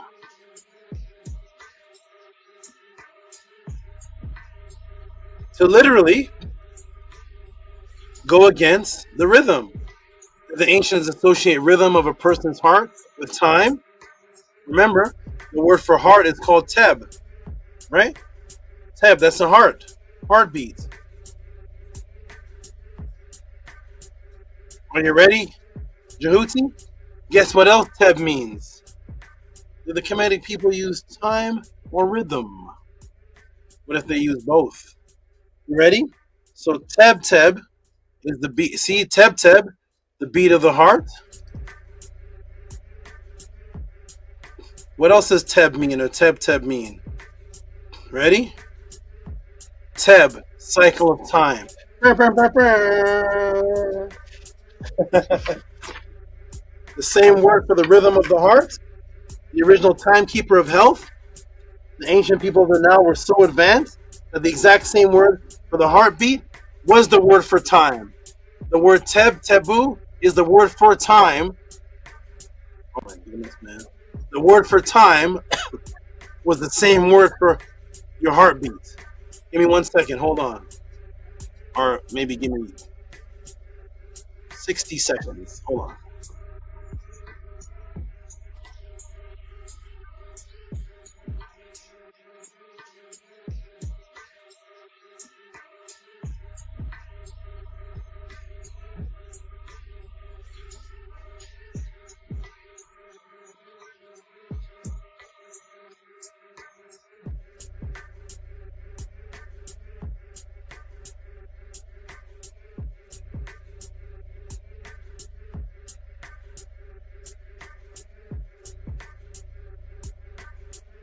Woo-wee! The same word for heart, Brother JHUTI, is the same word for time. The word for heart, teb and teb teb, was the rhythm of the drum. The rhythm. That was your first timekeeper, was rhythm itself. That's why when your heart is ill, it's arrhythmatic. It means to go against the rhythm. And the ancient ones knew this, so they had the same word for heart, is actually the word for the first timekeeper. It has to be the first because people had hearts before they had sundials, didn't they? People had hearts before they had MERUKHs. People had hearts before they had any form of external timekeeping. So if the word for heart is the word for time, then your heart had to have been the first timekeeper before anything was invented.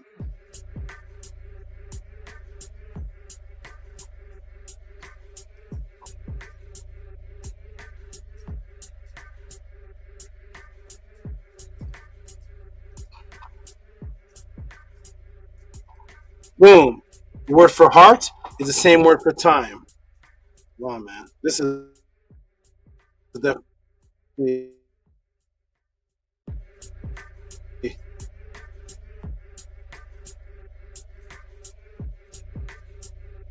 This is the longest answer ever. But it's 3 questions. Whoa, what's going on? So, boom. Time. Boom. Time. The rhythm of the heart. The original rhythmic timekeeper. Because the heart existed before any invention. So, if the word for heart was the same word for time, that was the first timekeeper. The first rhythm keeper. Because remember, the whole story of the clock was a story of immortality. The story of mortality and immortality in life. Well, of course, your first time rhythmic keeper of life to mark your time would be your heart. Your heart starts beating, the time's up. Huh? As long as your heart, as long as your heart is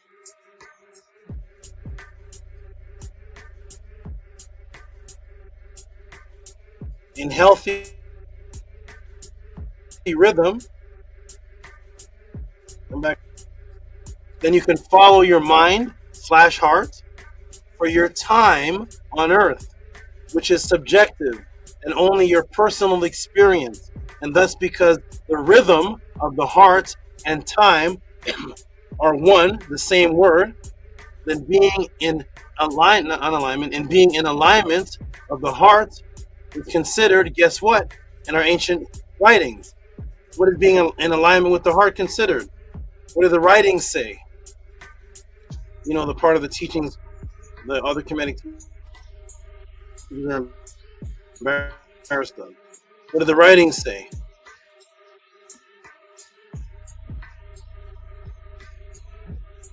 We're not embarrassed of the writings. The writings say, heart, for as long as you live, do not work beyond what is allocated to you. In other words, master what you're doing, like Mukpunuk said, if you're a janitor, toilet cleaner, master that. Do not waste the time of following the heart. For wasting time is annoyance of the Ba, of the spirits. Do not lose hours of daylight. In the writings of the ancestors, the heart was in the definition of time. Do you see it? That was your first timekeeper. Why is heart mentioned in the same axioms, interweaving in time? Again, follow your heart for as long as you live, that's time. Do not work beyond what is allocated to you. Do not waste the time of following the heart, for wasting time is an annoyance of the spirit. Do not lose the hours of the day. You see it, everybody? Do you see it? Time and heart were the same. The teb, which is the heartbeat, is the same word for time. Thus is an abomination for time wasting. Because time wasting is not following the Ebe when your heart is in a pure state of Ma'at. Wasting time is an annoyance of the Ba. Do not waste the time of following the heart. That means the heart is leading you somewhere, which is your consciousness. Don't waste time. Do it. Accomplish. Have a goal set in mind and accomplish the goal. Why? Because you don't want to lose the hours of the daylight, the Heru.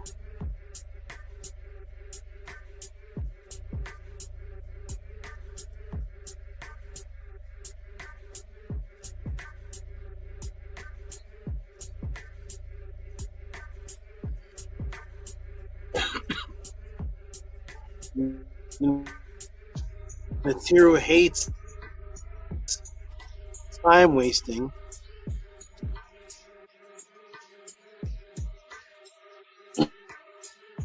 The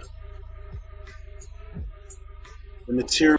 You see that? Let me put it on the screen. Don't go beyond what was assigned to you. When something's assigned to you, you don't say, well, can I do this? And can I do that? And should I do this? And what about this? And what about that? And what about this? What about what was assigned to you? Did you do that first? That's where the mind is going everywhere. What was assigned to you to do?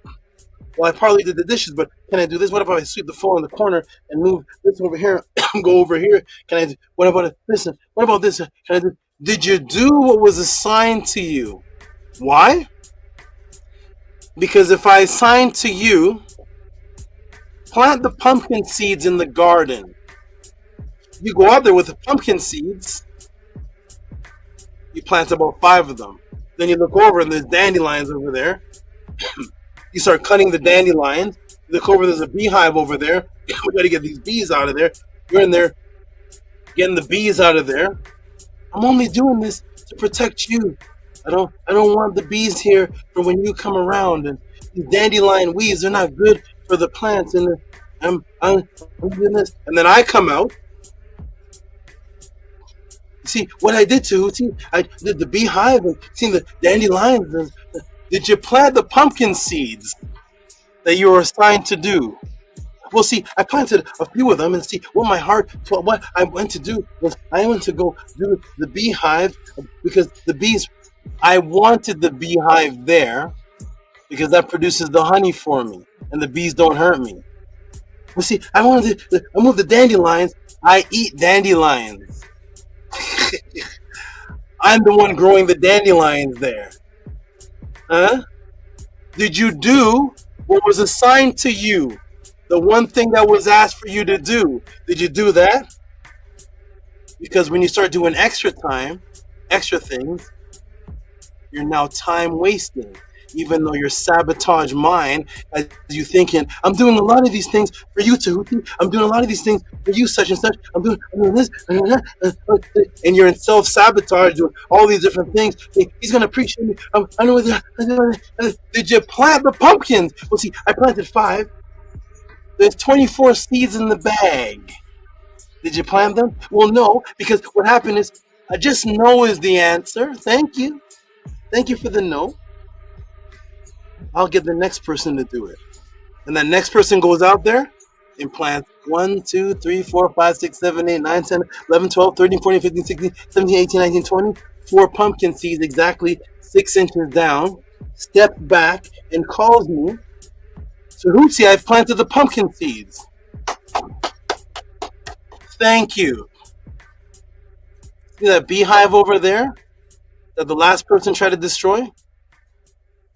Can you fix it for me because they make honey for me? That last person wasted time. That is the axioms. You like that, Robert? You like that? Those are the jewels, right, Amonet? That's right. The absent mind is all over the place because it has no goal, no structure. No, I'm doing. Did you do this? Because the laws of Ma'at associate the Eve with time. Do not waste the hours of the day. When it's Monday and you get to the end of Monday, did you accomplish more for your goal? Are you closer to your goal than you were on Sunday? No? Then you're wasting life. When it's Tuesday, are you closer to your goal than you were on Monday? No? Then you're wasting your life. The Jed is in there for you, huh? Hey? That wasn't a part of the class either. That's just in my Eve talking to you. Huh? That's my Eve talking to you. There we go. There's the real jewels, right? I mastered everything that I like. And then move on to the next thing. Then master that. Accountability, obligation, discipline. and goal setting. Wow. Hotep, huh? Follow your heart as long as you live and do not work beyond what is allocated to you. Do what you're assigned to do.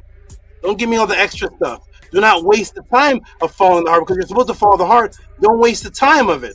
For wasting time is an annoyance of the spirit. Do not lose the hours of the daylight.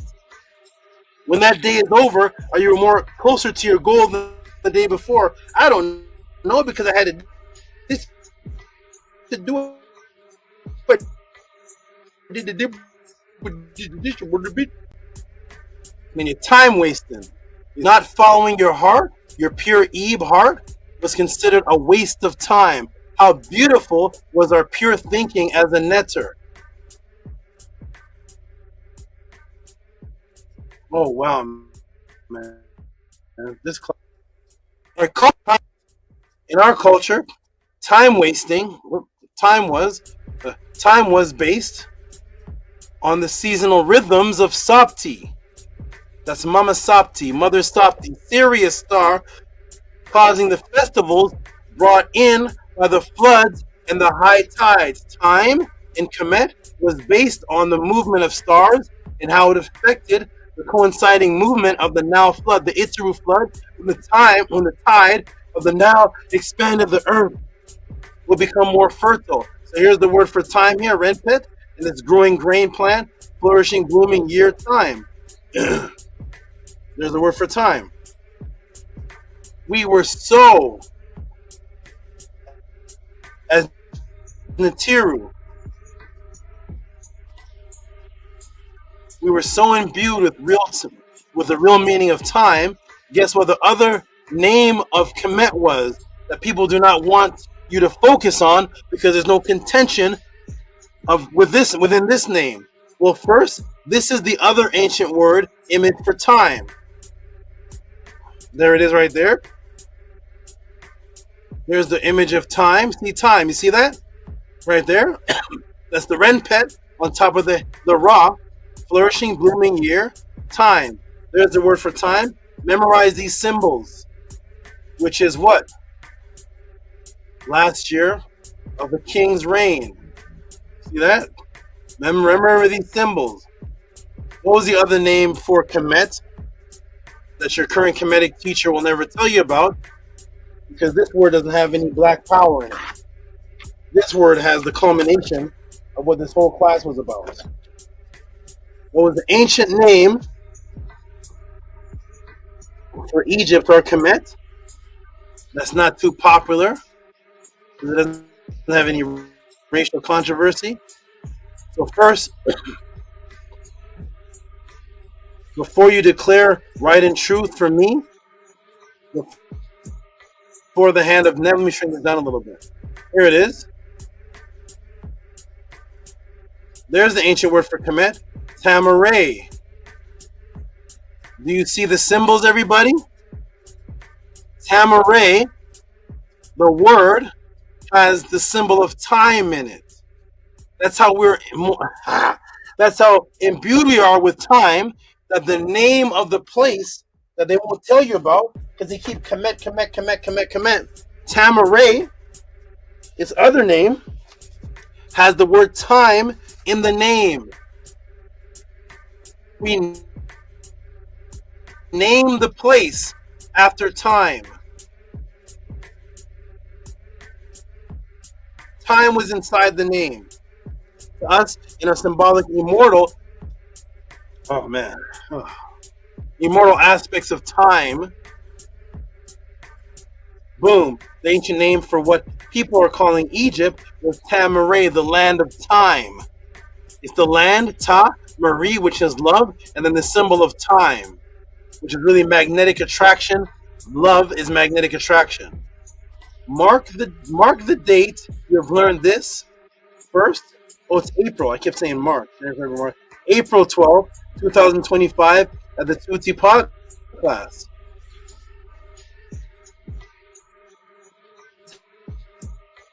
Tamaray, the land of time, the land of Sopti. See the word Soptu? That's the word for triangle. Guess what forms a triangle in the night sky?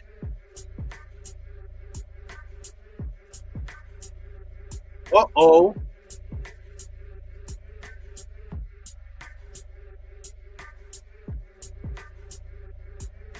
The Sirius star constellation with Deneb, Vega, and Altair.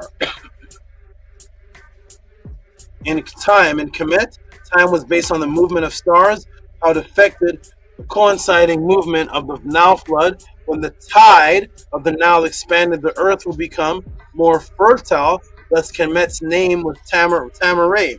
Here is the triangle. The triangle, the summer triangle appears virtually overhead around the solar midnight during during the summer. It is visible in the eastern sky in the early morning. During spring, autumn, and winter evenings, the triangle is visible in the western sky until January. Here it is. Here's the word, SOPTI. You see the triangle? You see the triangle? It's an irregular triangle with a longer end. It's an isosceles triangle. Here we go. Oh, man. SEPTIT. What was that? A form of Hathor. SOPTIT. The dog star. Rising of Sothis marked the beginning of the Kemetic year. So the SOPTIT was a word for a greater time period, which was the resurrection and rebirth, the concept of time, which was resurrection and rebirth. Oh, man. Ooh, I feel like I'm in a race. I'm about to come in first place. 3 stars in the Sirius, now seen in January, the beginning of today's new year. Sirius marked the beginning of the original new year of time, free matrix, represented by the female, because it is the female that gives birth, Mother SOPTI. It's the female that gives birth, not the male, so that the rebirth star is SOPTI.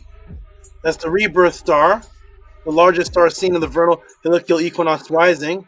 That's SOPTI, the female netter. Do you see her? The star that marked the time of the rise of the tides. Remember that. The SOPTI star, oh man, marked the time of the rise of the tides, right?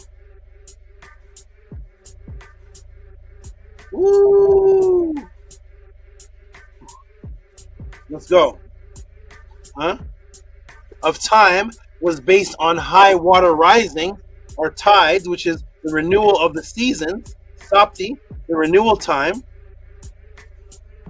of the seasons. Tamaray, seen by the rise of Mother SOPTI, the Sirius star. They even kept it in the subliminal festive greetings in English. Let me ask the class, what do you say to wish someone season greetings? You say good what?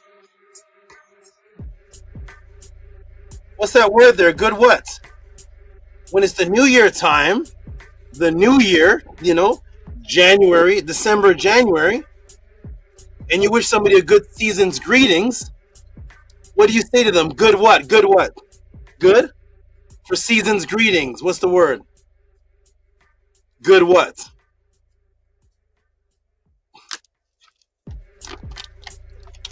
$56 people watching. Has anybody watching ever heard the term for season's greeting? You say good blank. What's the word for good blank? Good what? Ready, everybody? Good New Year? When I say it and show it to you and wake you up from your sleep, you're going to say, I always knew that. How come I never thought of that? The SOPTI star, the vernal heliacal rising, marked the new year, which brought in the high waters, which marked the beginning of time. That's the new season. So today in the Matrix, because the Masons stole all this, what's the word? Ready?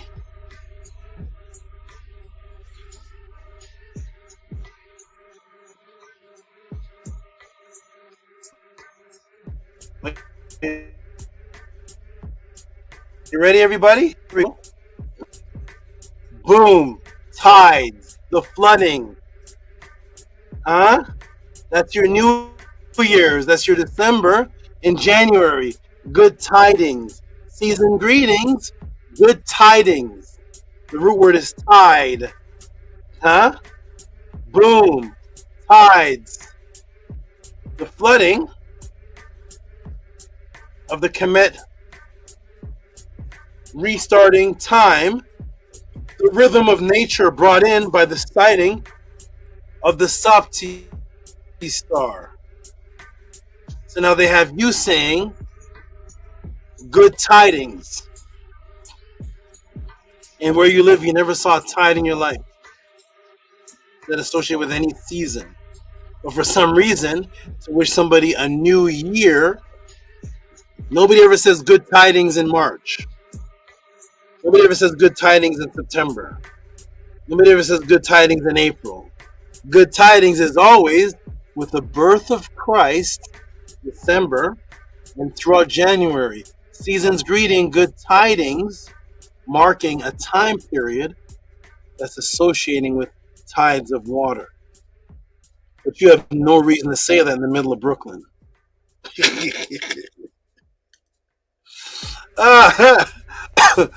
Oh my goodness, man! This, I hope the reciprocity is really good on this one. I really hope people truly appreciate this, because I don't know where I went to get this. I went somewhere. You Googled it all. Chat GPQ has all of this.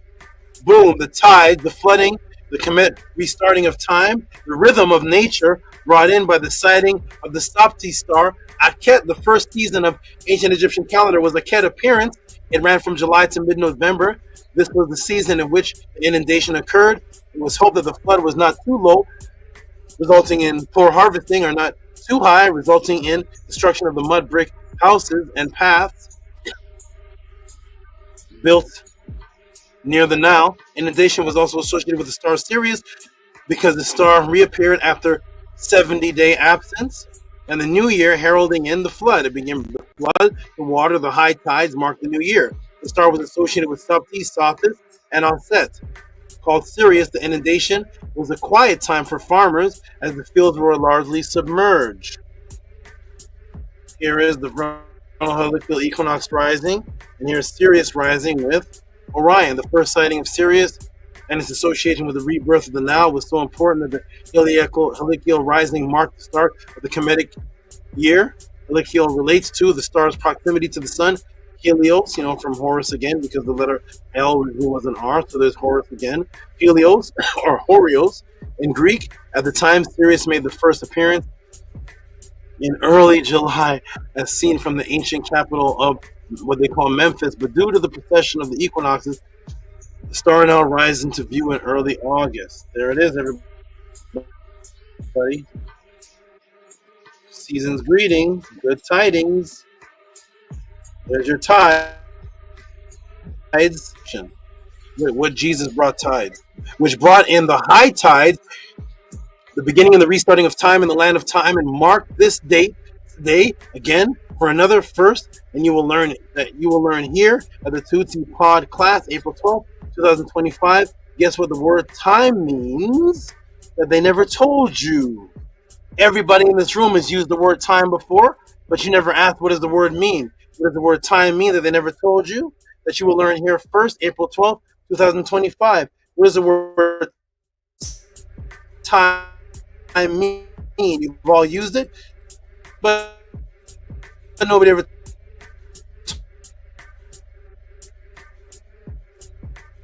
told you what it meant before April 12th, 2025. What does the word time mean? Uh-oh.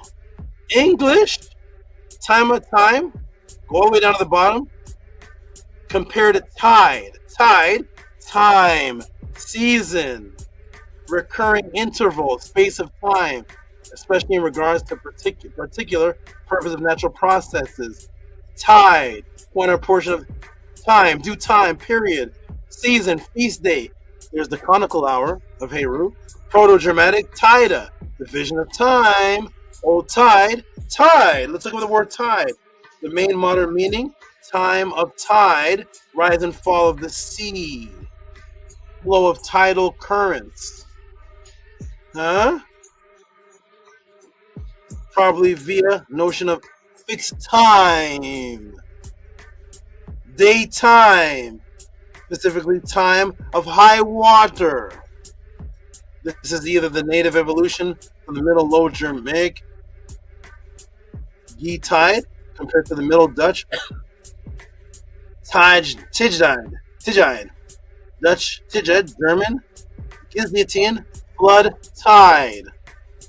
Did you know that before this date? The word time is the word tide. Does that make sense in the middle of the Brooklyn streets?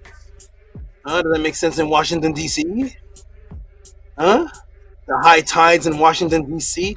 mark the new season coming about? Does that make sense in Nashville, Tennessee?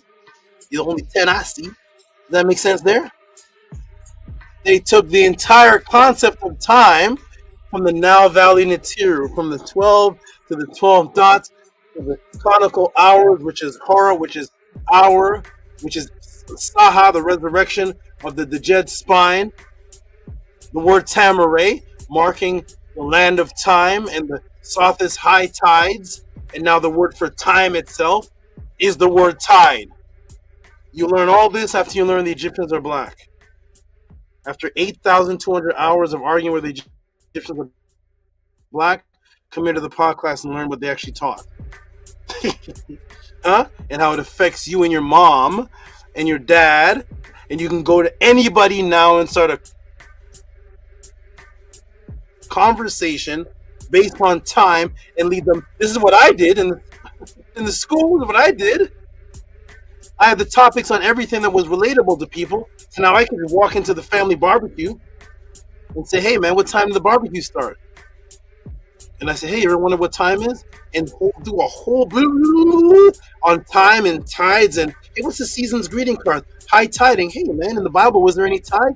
Tides comes from the Sirius star causing the high tide, which is the new seasons.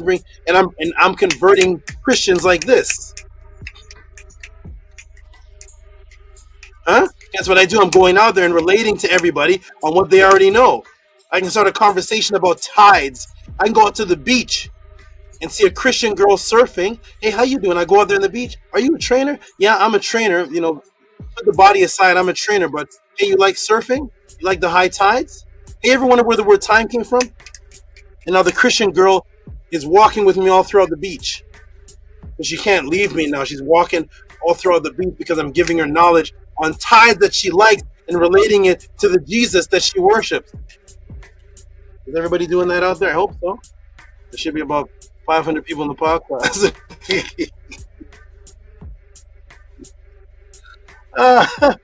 That's what I used to do. I don't have time to go out there and do it anymore. So I just did that on Killer Priest and brought everybody here. Here we go. Boom, boom, boom. Tide. Boom. The word you use today, time, comes from the concept of a flood causing a tide.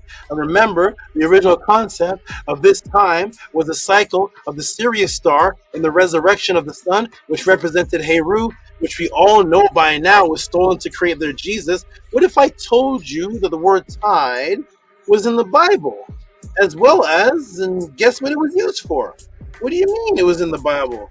I don't remember any tides in the Bible. There was tides in the Bible? So we understand that the Heru is the resurrection of the sun, the vernal heliacal equinox rising, which marked the new year, which is the rebirth of Heru. Thus, the king going on the throne was the new high. He was the new husband. He was the new phallus. And thus the word high was the same word for the king's reign and time, because he was a new Heru. Thus, he got his Heru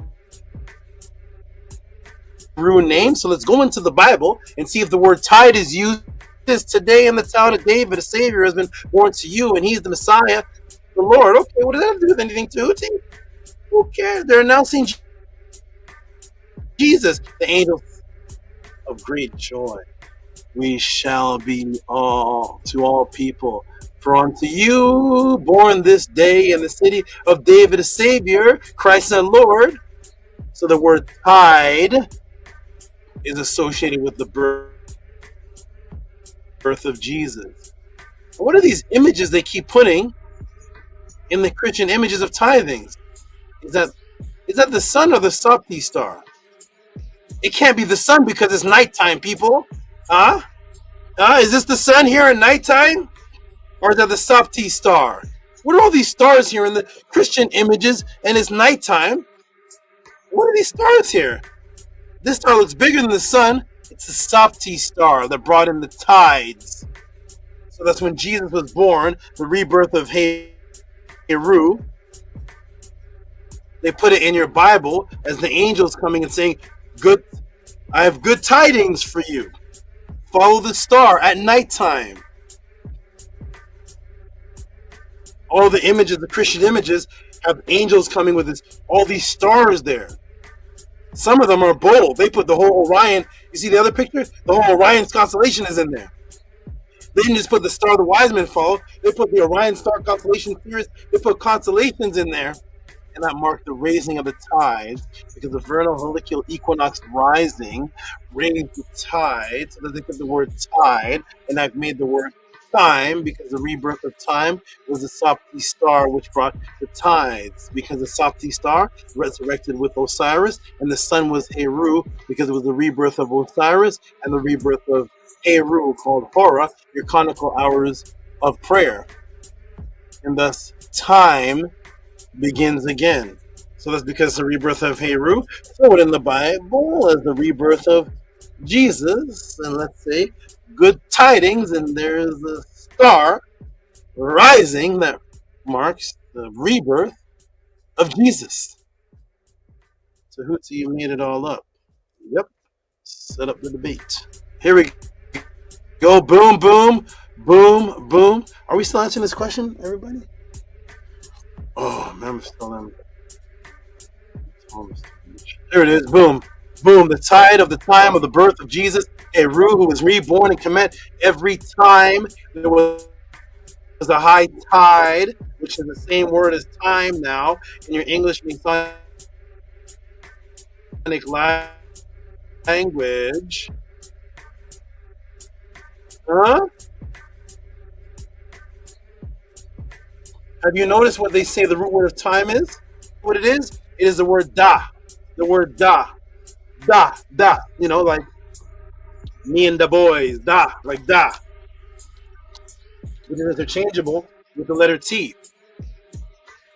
Da. So da is the root word of time. Okay, cool. What are you trying to get at, Tehuti? You're beating us up enough. I can't take no more. What are you trying to? What is the root word of time? Let me tell you what the Mason. To portion out. To portion out. To divide. Just to show you that they got this concept completely from the Nitiru, our ancient Kemetic ancestors. Guess what the other word for time is in the oldest spiritual language on the planet? And what's the other word for time? Tehuti? Tell them. Tell them what it is. What's the other word for time, man? Is there another word? Hey, they told us da is the root word of time, and it means portion. Oh, da, here it is. Because the letter T and the letter D are interchangeable. That's why you can meet a person that's into consciousness, and they'll say tua, and then you'll meet another person who'll say dua. You see? One person says tua, one person says dua, because the letter T and the letter D are interchangeable because there's a soft D. The soft D, soft T makes a D sound. So da is the word for time in Merunetter, which means portion. So now we look at the time in the Masonic language, and the word for time in the Masonic language, the root of it is da, which means portion. Where'd you get that from? I got it from Jesus. Or did you get that from the MetaNetter? Show your mom this. Go convert your family tonight. Here we go. Boom, boom, boom. Boom, boom. Go talk to your family about this. Who's debating this? Who is rebuttaling this? Where's the rebuttal? I want to. There's no rebuttal. Here it is. Da. Huh? The word for time is ta, which is the same as da. Ta equals time to divide and portion. Praise the netter, consciousness. Every time you speak or use the concept of time, because it's from the netter. You can't talk about time without the netter. Go ahead and tell your Christian family that, please, for me. Tehuti said, so remember, time in Kemet was also rhythm. Let me show you the origin of the English word rhythm. That's what happens when you send in $110 donation for a question. That's what you get. You get the entire night, man. Huh? Rhythm. Here's rhythm. Remember the time in Kemet was also rhythm. Let me show you the origin of the English word rhythm. Here's the word rhythm. Let's go to the origin of it. Uh-oh. Wait a minute. Saru? How's that? Wait a minute, man. I'm confused. Hold on. What do you mean, Saru? Saru?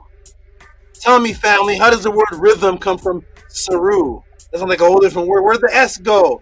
Hold on, rhythm to flow. Okay, I got that. I flow. Okay, rhythm means to flow. Okay, wonderful. Remember, the heartbeat was the first timekeeper.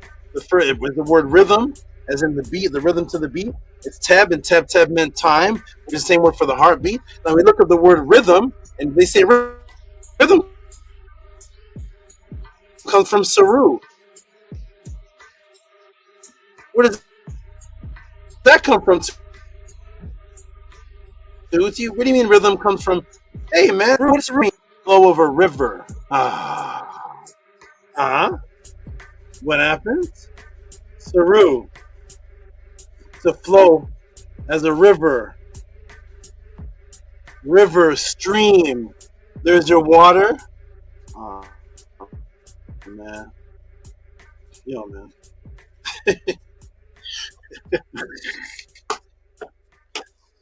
Oh, man. I'm right back. Hold on.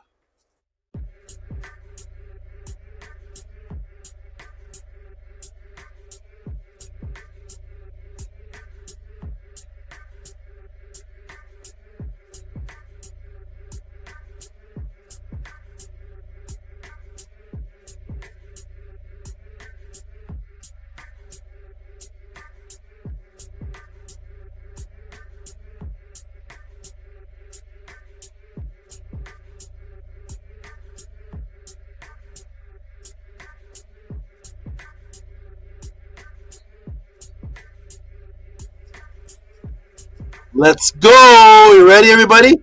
So the word rhythm, which is the original concept of time, the heartbeat, the word for time is the word for rhythm, teb. And now we look at the word rhythm, and they say rhythm comes from Saru, which is the flow of a river. So the word for time is the tide of the Nile. The Nile just happens to be a river, folks. They got their side and the other side, and we don't care about the other side.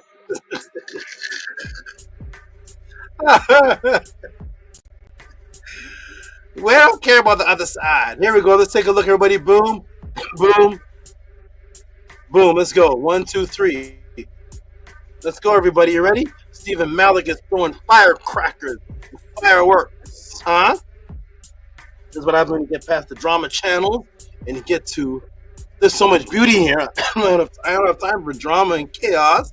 Why? When there's so much beauty right here. Look at this. The word for rhythm is Saru, which is the river. There it is. River flow. The word for time is tide. The word for time is ta. River, the Saru, the rhythm, to flow like a river. You see that? That's the Nile River. And the flow comes from the tides. The heavy flow comes from the tides, or your natural flow. Well, the heavy flow of the river is when the river is now over flooded, and now there's even more water. There's the river Nile, Itiru. There's the SOPTI that marks the flow of the river, which is called, which they tell you is Siru in English. That's where the word rhythm comes from. And remember, the first timekeeper of life, health, that was also associated with consciousness was the heart rhythm, which is also time. Remember that? You learned it here. You learned it here, April 12, 2025. See, there's a period of time. Teb beating like a drum. Teb teb. Heart rhythm. Heartbeat. The heartbeat is the same word for time. That's the rhythm. Are you ready? And they tell you the word rhythm in English derives from some words, Saru, which I just revealed to you, is discussing the Nile River. Are you ready, everybody? Let's bring this. Let's bring this to a closing. That doesn't sound like anything. English. Saru, the drum. The beat of the tambourine, the drum. Maureen players, Saru. The beat of the drum, Saru. The flow of the river, marking time.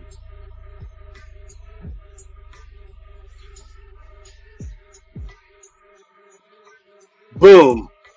I am diggity done. Time, tide, Saru, river, the heartbeat, Saru, drum, tambourine, ta, time. Hotep, I am done. There is your answer, JHUTI. Matrix broken. For those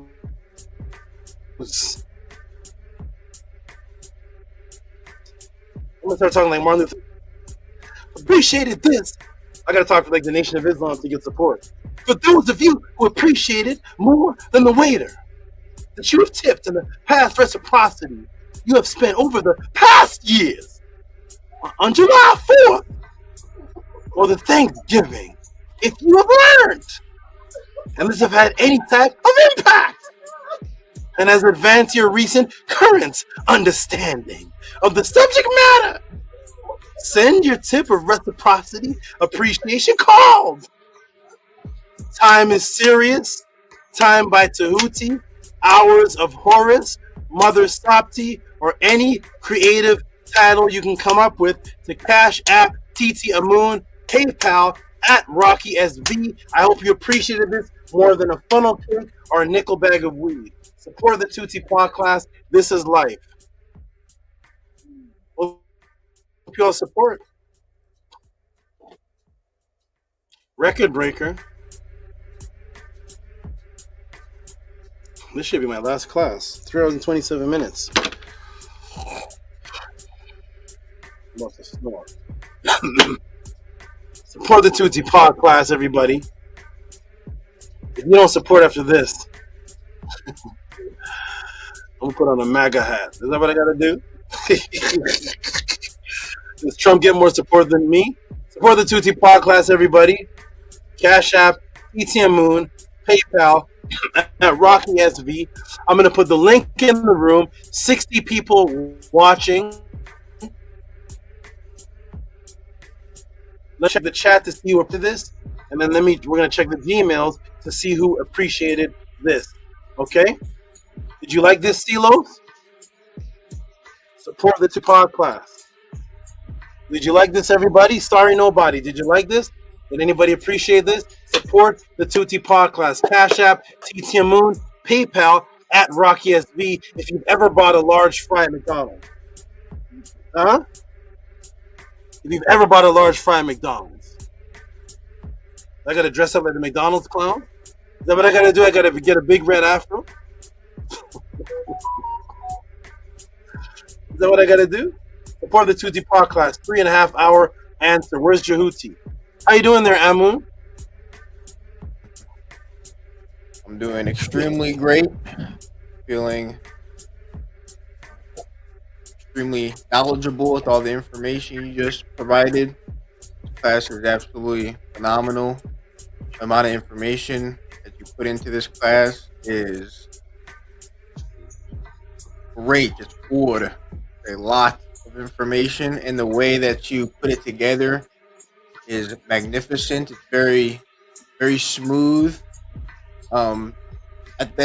the way you put it together for me is so important because there's so much information in it, and the way that you put it together and guide from one thing to another makes it easier to write down and retain, go back to, learn, think about at night, and meditation and various different things like that.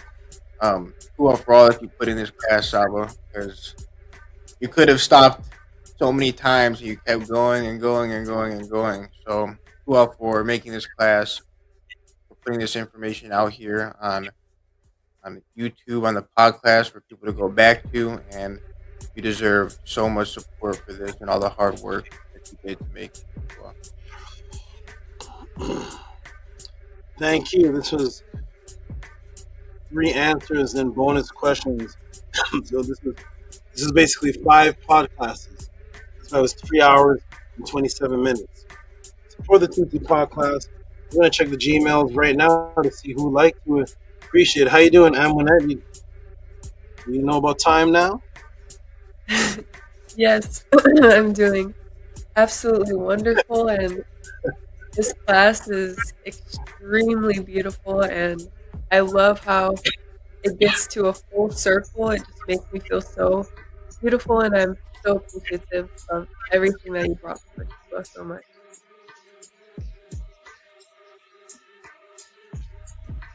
Glad you appreciate it. All right. Thank you for those great words. And the Jed. I'm throwing like 4 extra jewels for you, the Jed. I saw you in the chat. How you doing, good brother? Doing good, great Saba. Excuse me for not being on camera, trying to put all set to bed, fighting that sleep. But this was super fire. I didn't know so much can be taught about time, but I'm not surprised how much the Natiru already had written down and documented for those things. So this was fire. And those jewels, most definitely. So to you, Grace. I appreciate you. Glad you appreciate it. Yes, when I went to get the answer, is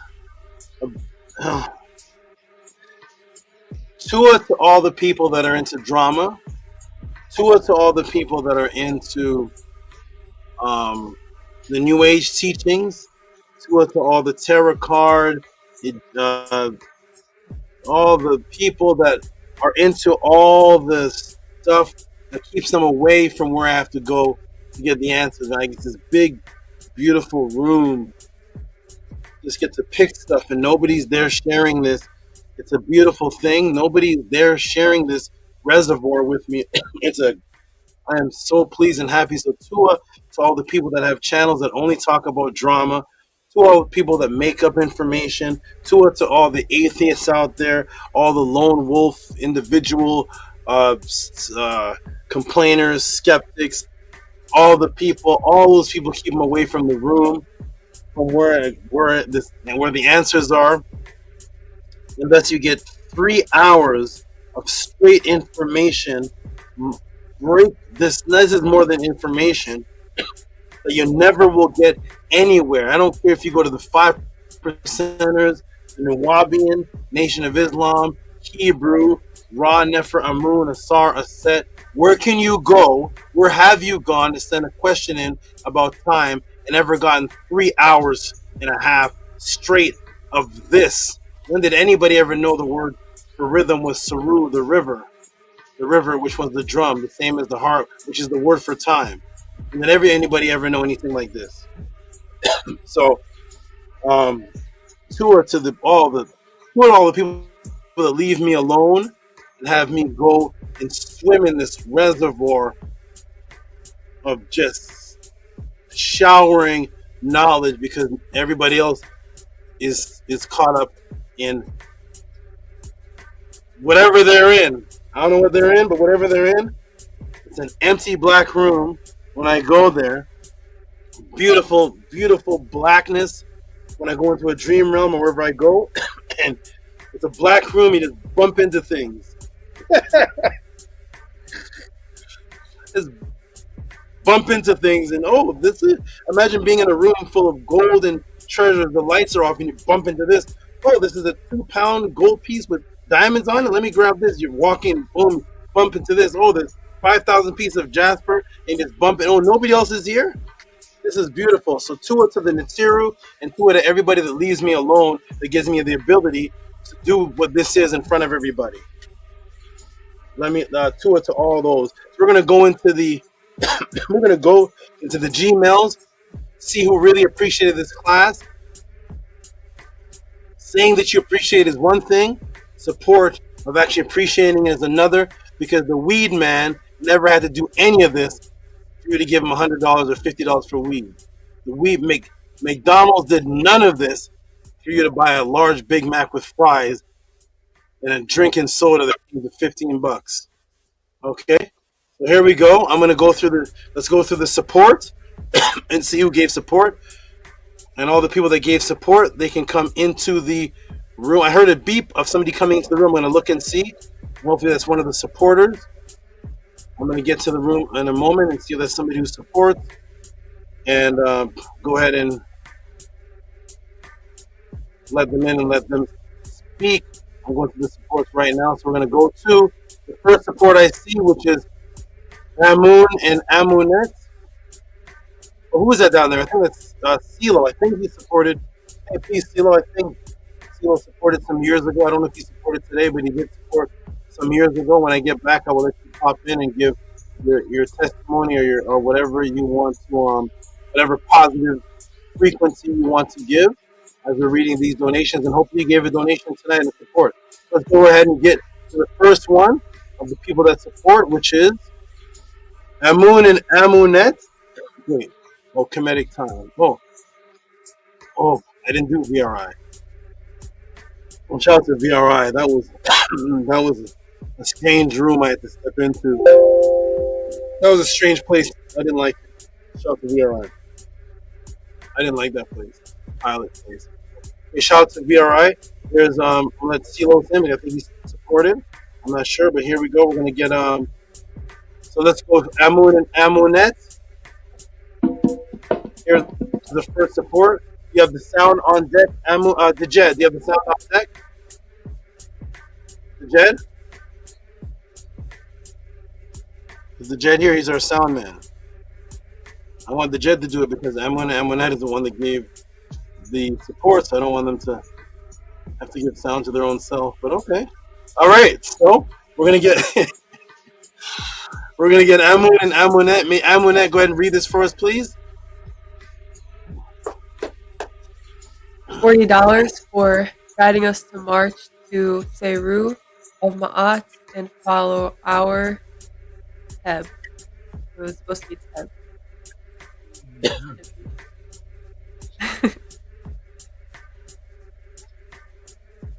Amunet, appreciated this class. Give some big noise. The Jed is with the babies. So Amun, give some noise to yourself.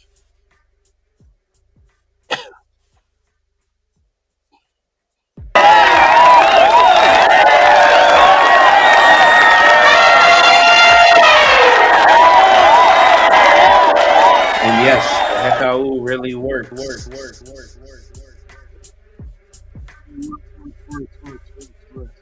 All right, and wonderful. And the next person that gave supports for this answer here is Nugpoo. I'm gonna go ahead and read his support here. I'm gonna go through a few of these, and I'm gonna take a break and let you all talk and build. Peace to the brother CeeLo. I haven't seen him in years. Glad you're in good health, and we'll hear from you shortly. All right, boom. So this is from oh, that's right. CeeLo must especially like this class because when I met the brother, he was all into drums. Well, he was a drumming brother. Real quickly, drums in the. Real quickly, I just came out of tour, so my phone. I'm trying to get all my phone together, so I can't. I just got out of tour and I'm ready to head out. Just got a couple of days here in Tampa, but I enjoy this. I finally caught up to you, this podcast, and it's beautiful, especially when you talk about rhythm, because you know that's what I do.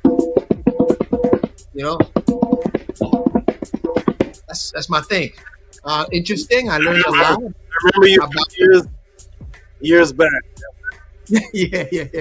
Yeah. And it's interesting. You know, I just I gotta go, but I just want to just quickly say, is very beautiful presentation. Okay, my phone is trying to do something here, so I can send you something. But I just want to say, yeah, you know, rhythm. It's frequency is found everywhere. You know what I'm saying? For me as a musician, in sets, you know, you got to just listen to rhythmic frequencies everywhere, and that's where I get most of my inspiration. So I love it that when you tied it back into ancient Kemet, which I have that in my bloodline, you know, especially coming from Mali, and I see, you know, I learned a lot, you know, from the words that we use and stuff like that. But yeah, you know, rhythm is it's infinite. It's just everywhere around us, man. We just gotta listen to it, you know, and that's what we're about. But anyway, continue doing what you're doing, Papi. You sound great. You know, I'm just gonna get out of here, get some rest. I gotta catch a plane. Thank you for thank you for appreciating, and I hope you're get back to where you're getting to safely. Good for being on tour. I hope your phone works. You can send the Cash App, and you look like you remind me of a younger version of a brother named Reggie. Really? You know, I'm 3 years old. You look like him. Shout out to Reggie. I don't know what happened to him, but you see your face. No, I'm 63 years muted. old. What's that? Say it again. 63 years old. People don't believe it. I don't age. And I think it's because of the rhythm, you know, and also genetic. You know, my family being from Haiti. No. Yeah. And very, you know, we don't age for some reason. At 63, and I feel great, man. I feel great. You know. No, you don't. You look great, brother. I appreciate you stopping by. We're gonna get back to the donations, and you can stay on or you can jump in the chat wherever you want to go. But be safe on your journeys, brother. And thank you for stopping by. And I hope your phone works. You can support. Because I remember you were a good supporter some years ago. Yes, I will. Okay, what do? Peace, everybody. Okay, what do? Peace. All right, so here we go. The next supporter is Nook Poo. Can you read that for your cousin, Hush Nation?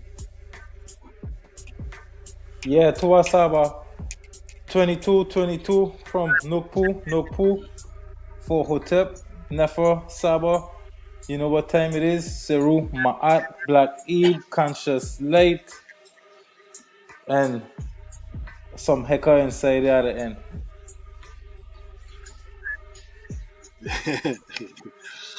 Okay, thank you very much, Hush Nation. Amun, give him some big noise, please. 2222.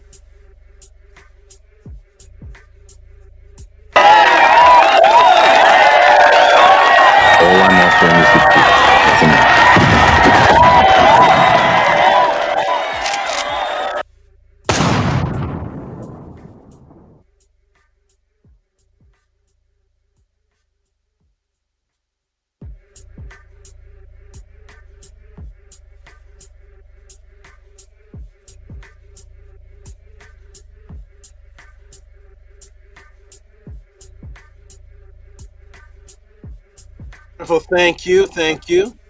Shout out to Nook Panuk. Shout out to CeeLo Congo. I hadn't seen him in a long time. He used to come around when the podcast first began. I think he was or is a Nuwabian, and interestingly, he's the only Nuwabian that actually supports. The other Nuwabians come in the room and watch and they jet, they're gone.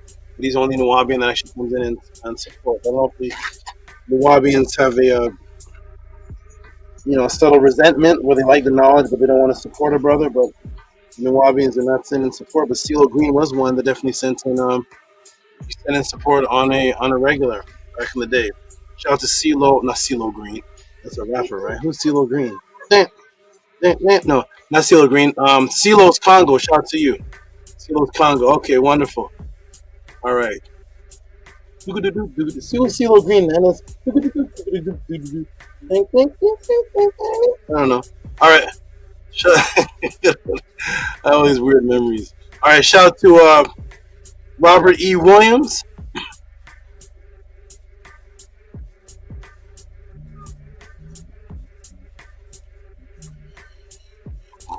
Wait, what's this?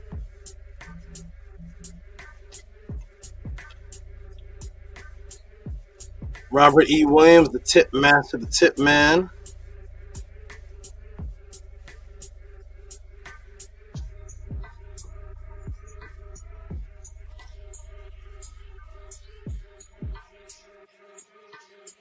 Boom, there it is, Robert E. Williams. And Amu, could you read that for us, please?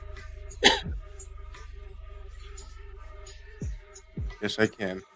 $27.72 for I didn't give enough for the time to all for part 2.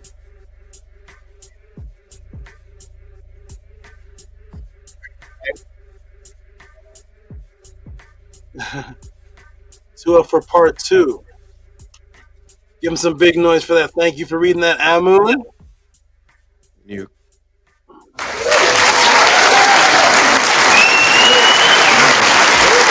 Yeah, we're here, and we're the best.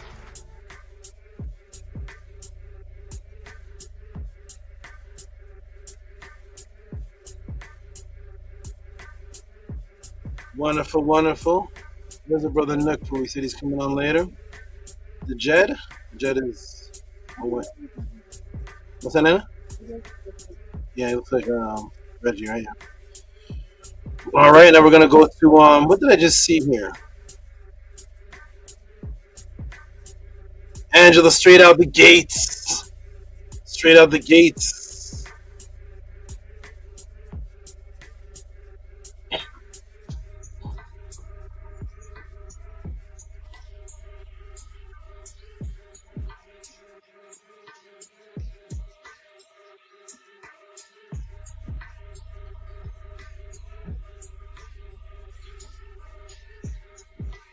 Angela, straight out the gates, says,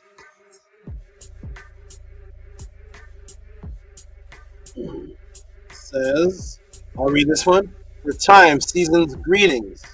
That's a tip for time. Give her a hand clap for that. Amun and Amunetta, whoever's behind the boards.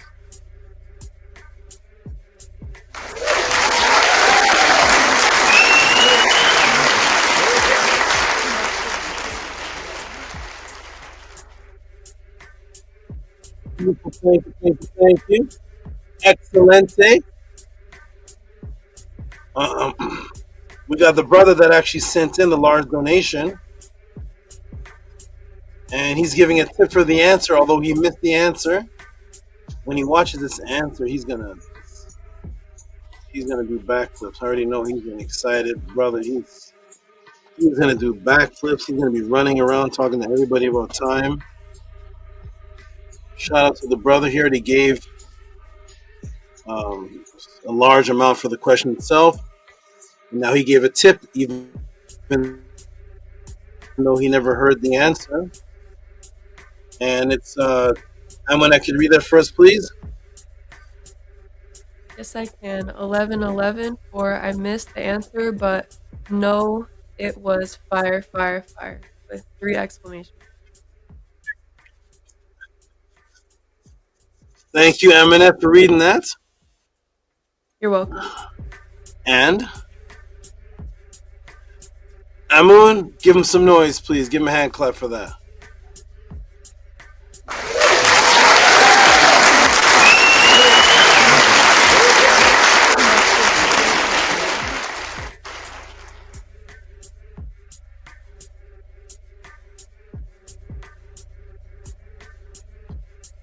My thing is lagging. It's clicking on the wrong comments. There's a lag to my. Okay. Shout out to oh my goodness, Gabriella Anacondas.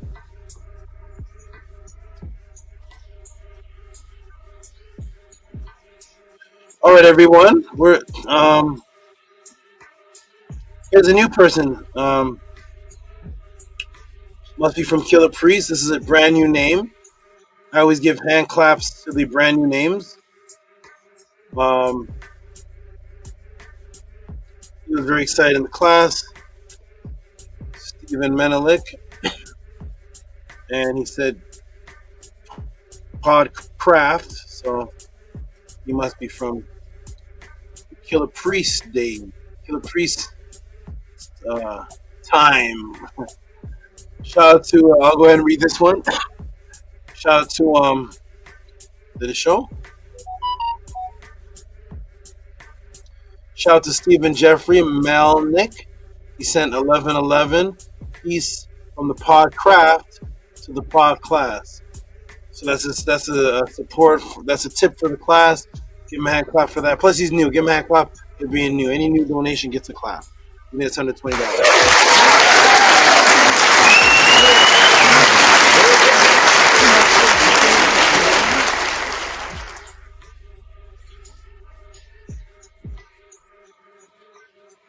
And here we go. I'll read a couple more, then I'll take a break. And everybody who saw this, 50-something people seeing this, support the pod class. I only see like 11 supports. And there's 57 people watching. All right, shout out to who's this? Eric. Shout out to Hush Nation. This one came a little earlier in the class. Hush Nation. And support the JHUTI pod class. Everybody who watched 3 hours, 3.5 hour, 3.5 hours for you for the pod class. There is Eric. Sorry, Hush Nation. Go ahead and read that first, please. Yeah, to for letting me read it, Saba. 2772 for Meru Monday, number 5. Tua Henu Saba Tehuti.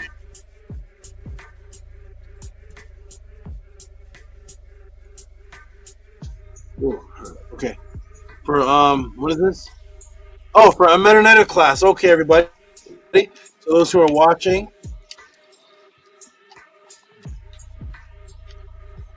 for those who are watching and wondering what does this mean, Meru Monday 5. Menu Monday 5. This is the Meta class right here.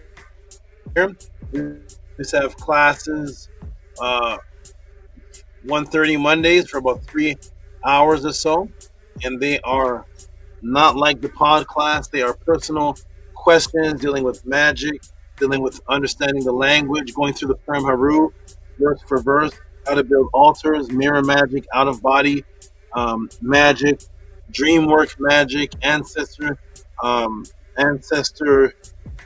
contact, altar work. Everything that I don't teach in the pod class is here. Send in your support, and you will get. There's 65 of them. They're not being done live anymore. They were recorded, and they are anything over $20 support gets you one of these classes, and you can order them all. The brother JHUTI ordered every single one. So shout out to Hush Nation for Meta Monday 5 for that.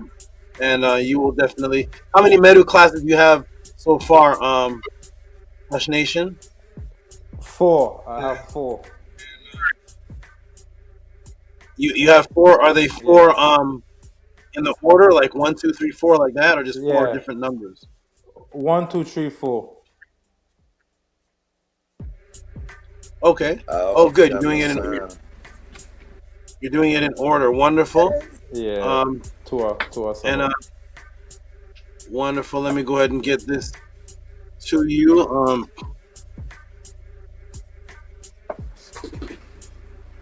Hey, Hush, is your email still HULL? HULL? Is that the first letters? Yeah. Okay, good. All right, you have the class right now. There it is. Boom. I'm gonna do a couple more. Then I'm gonna let well, JHUTI never saw the answer, but when you do, brother JHUTI, 3.5 hours for you. The longest podcast answer that have ever been done in podcast history was just done for you. The longest ever. I can't wait. Wait. I can't wait. Oh my goodness. Okay, let me read a couple more. Then we're gonna let all you all speak. And I know JHUTI. Well, he didn't see it, but I'm sure he has a lot to say just on the topic of appreciation. But anyways, we're gonna get into Silos Congos is back. This is what he used to do. Here we go. He got his phone working.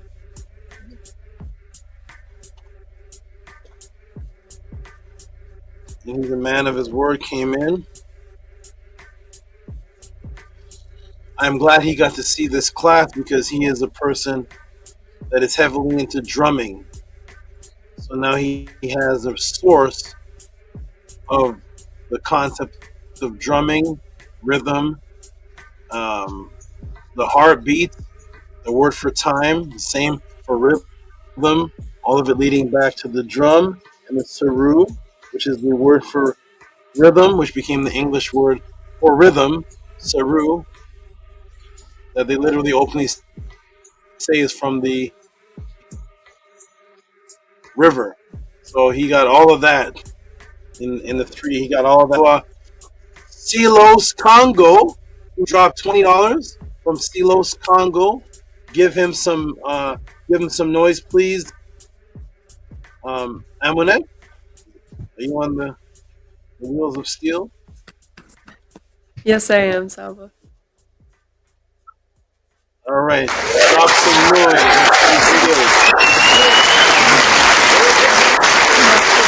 All I'm offering is the truth, nothing more.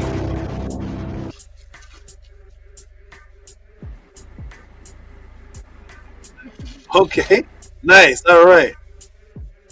What was that voice that came in, Amunet? What did that say? Nothing but? It says, all I'm offering is the truth, nothing more. I like that. Did that whole sentence play, or just a clip of it? It was supposed to be the whole sentence. Did you hear the whole thing, or no? No, my reception of the sounds comes out choppy, so I just heard it was Morpheus' voice, but I heard nothing but, and that was it. Okay, thank you for that. Thank you for the noise. I'm gonna read two more, and then I'm gonna take a break. We got Quinn Clark. This is a new name, right? Oh no, this is Buck the President. You remember Buck the President? Hey, all the old Killer Priest guys are coming back. Buck the President, the one that said the Stephen, Podcraft. I think CeeLo Green was in CeeLo Green was in Killer Priest, I think, a long time ago. Okay, 9. Oh, this is a question. Okay. From April 12th. I'm waiting for Nook Panook to come on, then I'm gonna take my break, because once I step off, I can't let him in. Nobody will be able to let him in, because only Patah has the keys to let somebody in. So Nook Panook, jump on as soon as you can, so I can step off. I definitely want you in here commenting in the breaks. So shout out to Buck the President. I haven't seen him in a long time, and he says,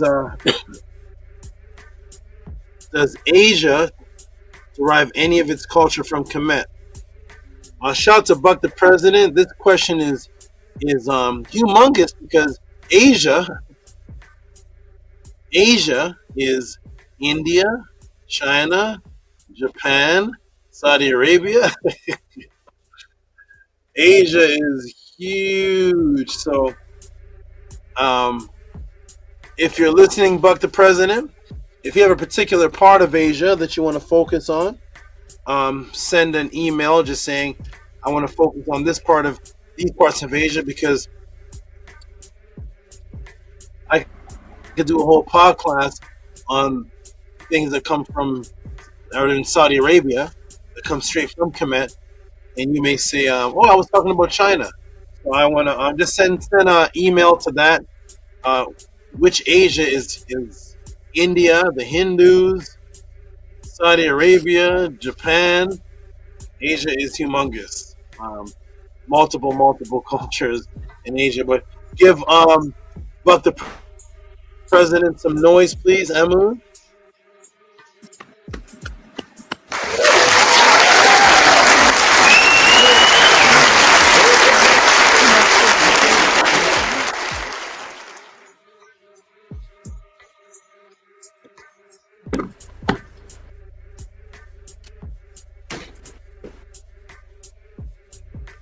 Thank you.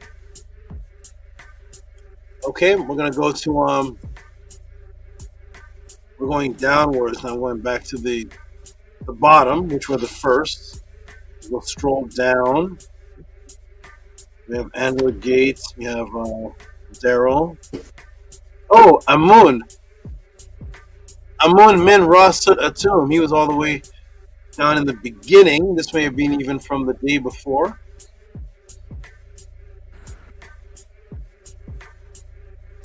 Shout out to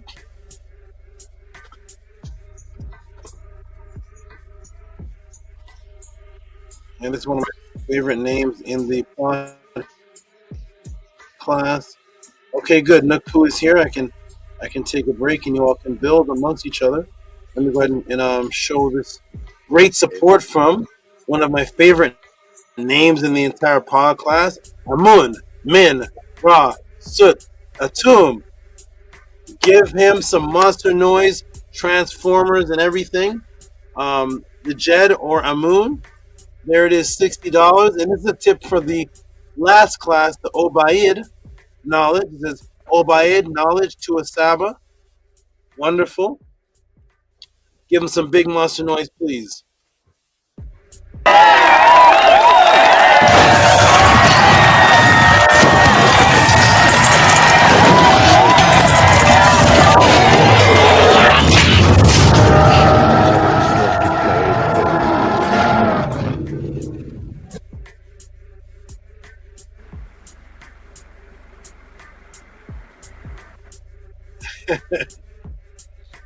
Who was that? Was that you, Amun, or was that the Jet? I did it as far as I know. I don't know if the Jet added any.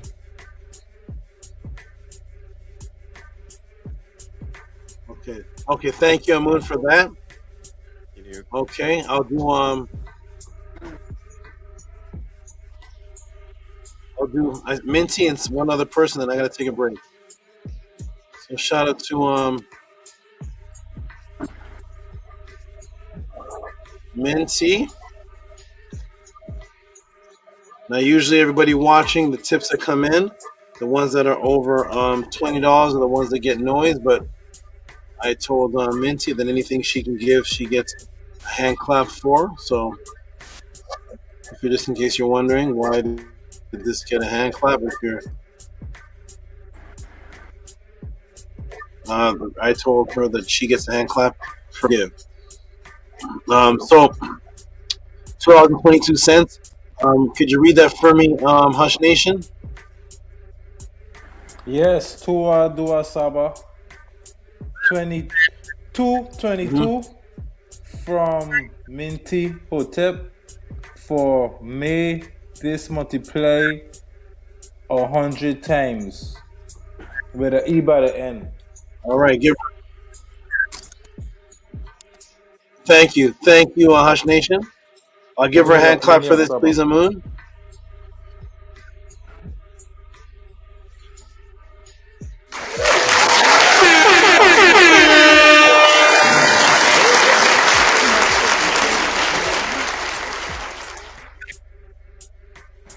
All right, and I'll read one more.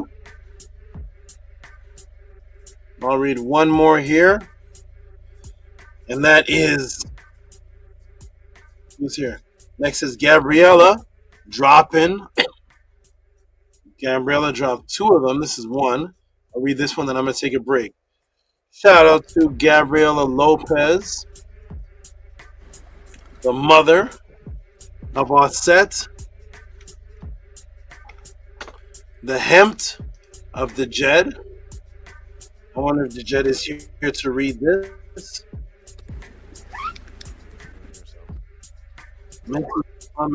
Okay, good. It's off. All right, so here is Nookpoo. Are you there, Nookpoo? On tap, Saba. Yeah, I'm here. I'm in the kitchen right now. I'm just making my juice, and I'm gonna get on the screen. But I'm here. Okay, no problem. Perfect. Dejed, are you there? Could you read your Hemet's support if you're there? Or is Gabby there? Anybody listening? Can you hear me, Saba? Can you hear me? Very low, very low. What about now? Very Is this better? low. Yeah, I think I can. Yeah, go ahead and read it. I'll let you know. I can hear you. Yes.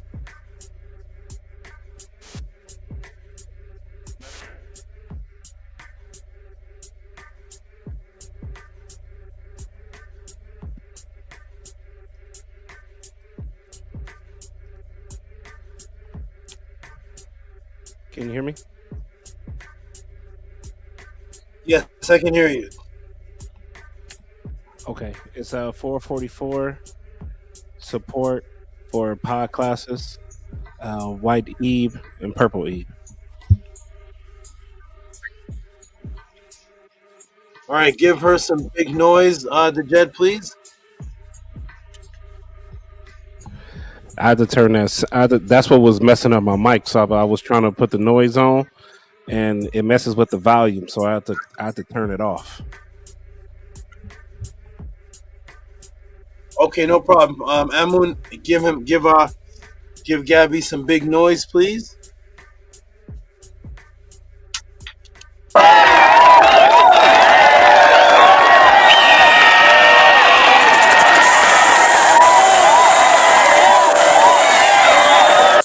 And yes, the Hekau really works.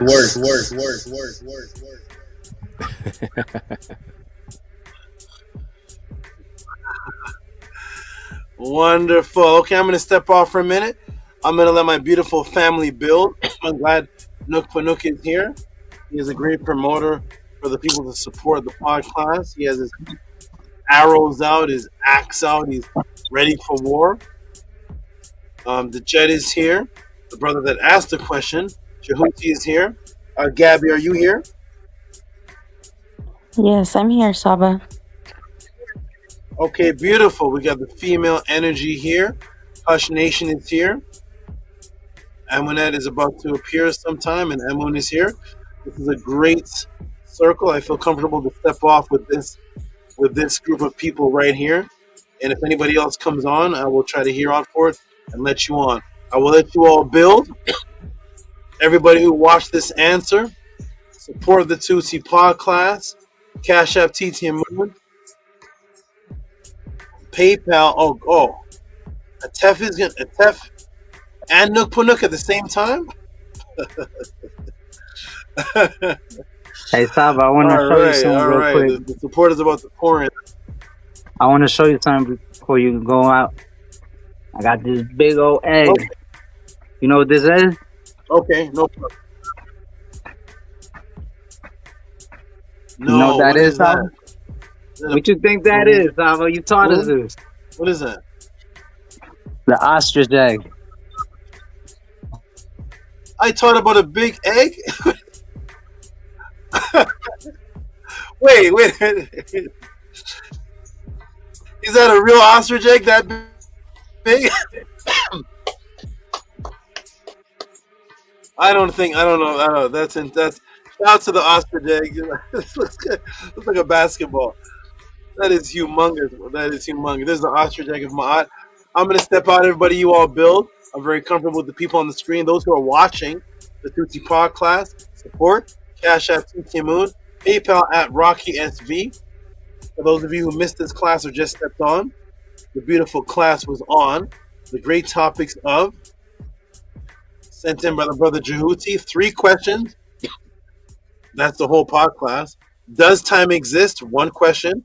Did the people of Kemet use time? That's another question. Or rhythm? That's another question. We covered the gravitational field. We covered sodium partitioning, sodium partitioning and degradation, controlling time. We covered the GPS. Oh my goodness, so many things were covered today. We covered. Oh my goodness, we covered the relativistic GPS time slowing down based on the theory of relativity. We covered the sodium partitioning and the degradation of the amygdala and the hippocampus controlling time inside of your brain. We covered so many different things. You are going to go crazy, JHUTI. You all build. I'll be back. You're going to go. Oh my goodness. 3.5 hours. That's bigger than anything I've ever done in the pod class. 3 hours? Oh my 3.5. Okay, I'll be back, everybody. You all build. Hotep, support the pod class. If you all respect what it is that I'm doing, if you all appreciate this, support the Tutti pod class. Shout out to the new person. I always give shout outs to new people. Rainwater seems familiar. I don't know if this is a new person or someone from some years ago. If you're new, Rainwater, just press the 7. Let me know. Or if you're the person from years ago from Killer Priest, let me know. I don't know. I don't know if you're a new person or someone from years ago, but shout out to Rainwater who gives a heart, the Ka symbol, the Vesica Pisces praise, the offering symbol, hearts, and a purple heart. You all build, support the Tutti pod class. I'll be back. Hotep. I'll be back.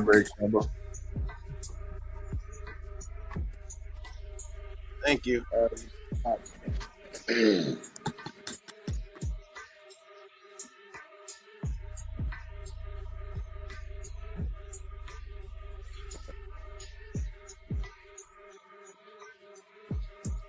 Feel free to build, everybody.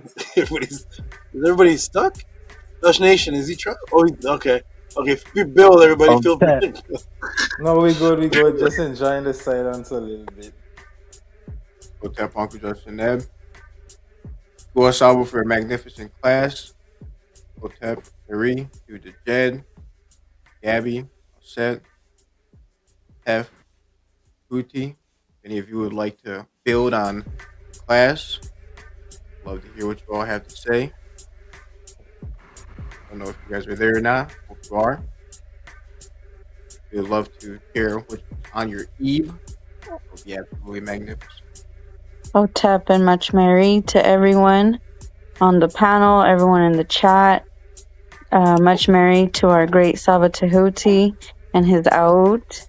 Very grateful to be here and just learn all this. It's phenomenal. It's overload on the brain. So definitely gonna have to rewatch how Amun mentioned to make sure that I collect as many gems as possible. Definitely a Nefer class, very detailed, very deep. I love how Saba always just, when you think he's gone deep enough into a topic, he just goes deeper and deeper and deeper, and is just mind-blowing answers. How the wonderful Nefer Nania Setmer always says mind-blowing answers again and again. So to our great Saba for what he does and for everything that he gives us, and very grateful to be here.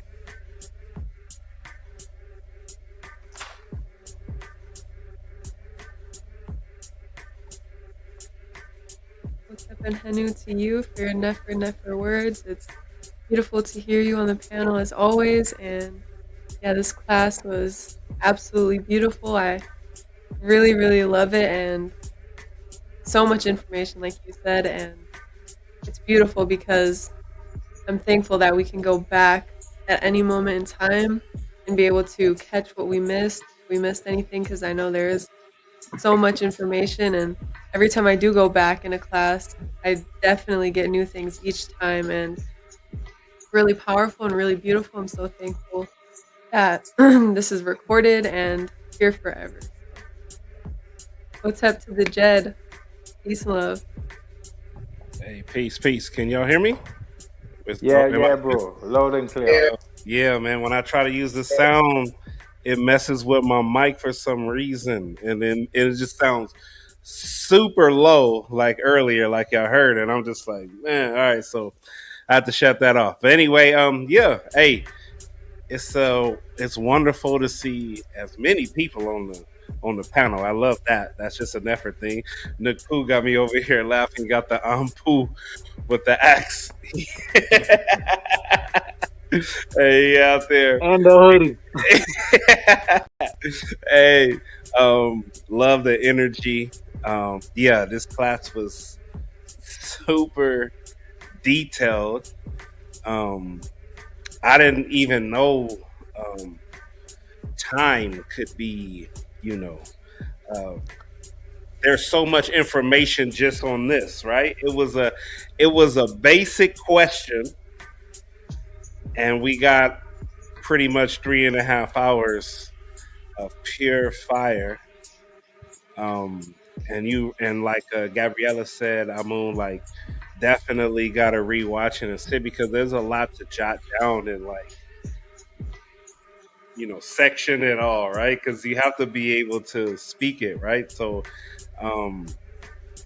yeah, it was a lot of gems in here too, if it's for that, because anytime he's going into the Sebaid and there's some wisdom, some extra wisdom in there, something that I overlooked, or you know what I mean, didn't really see it that way.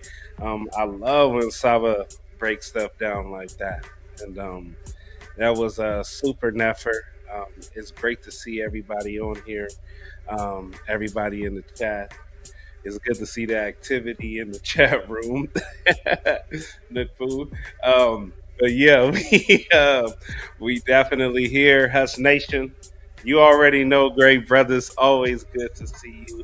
Amun, I love y'all energy. I love that y'all are consistently together on here. So much beautiful thing. Y'all already know our situation.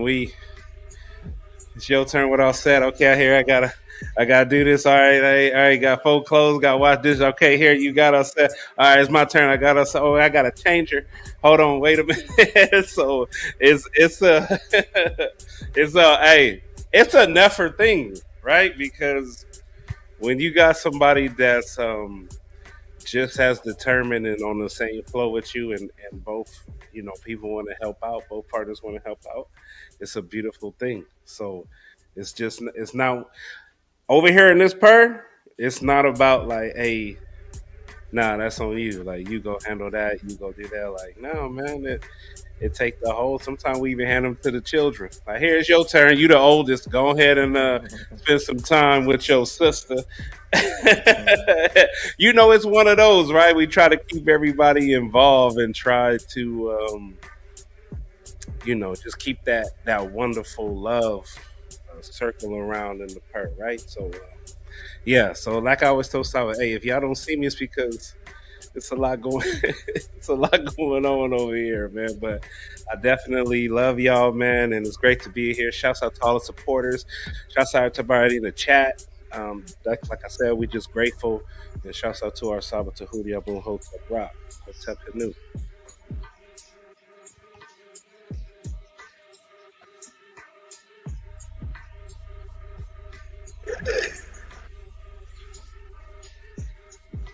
There he is. Okay. Yeah, we can hear you. There he is. How's my sound? You good. What about that? Can you hear that? Yeah, that sound even better. Keep it right there. What did you hear the sound effects? Oh no, I didn't hear no sound effects. No sound effects? I don't know. Yeah, it's very low. It's very low. Yeah. It's low? Yeah. Yeah, but your mic sounds phenomenal. Don't mess with that. The mic, I got a different mic. I'm trying to see now. My sounds ain't working. You don't hear no sound effects at all? The sound effects coming in low. Right now, Oh. let me see. Hello? Yeah, we hearing you clear. We hearing you good. It's just the You hear sound me effects. clear, baby. Yeah, Okay, just the sound effects. what about this? Can you hear the sound effects? No? No, Nope. I hear Oh, nothing at all. that's not gonna work. That ain't gonna work out for me. That's not gonna work.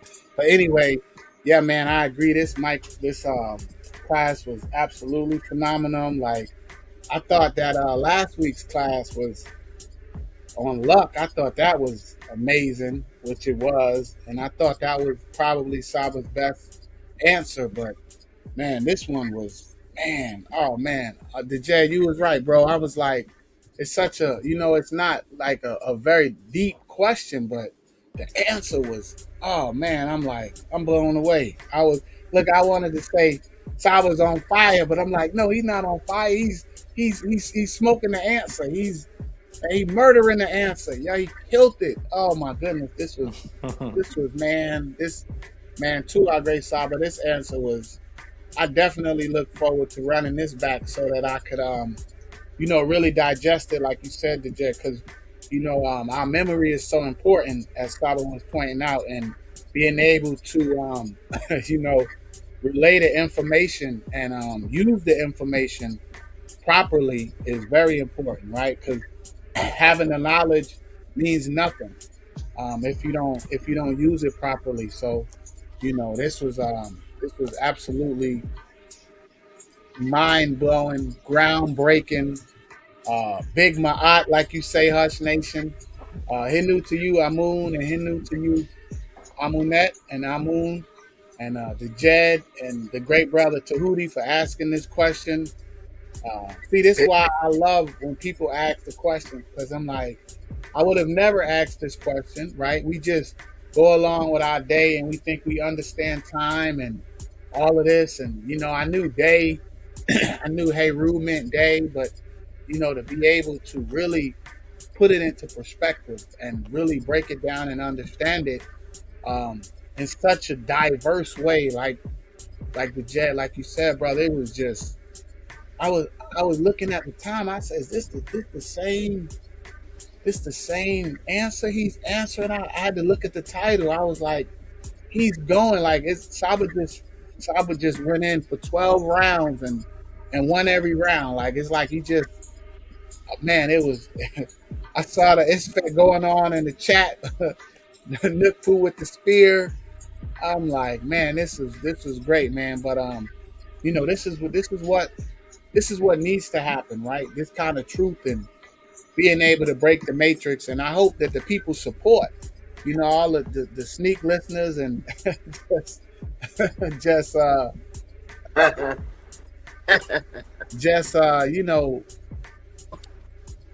oh man, see, it's it's like this Nukpu, like you said, man, this information, what people do with it, being on the proper frequency and being able to actually use this information. So you just, a lot of people are just soaking it up, just listening and not supporting, and there's no reciprocity being given. And it's almost, I want to say it's not fair, but, it's just not fair to the person that's not showing reciprocity, right? Because the reality is you show reciprocity to everything else.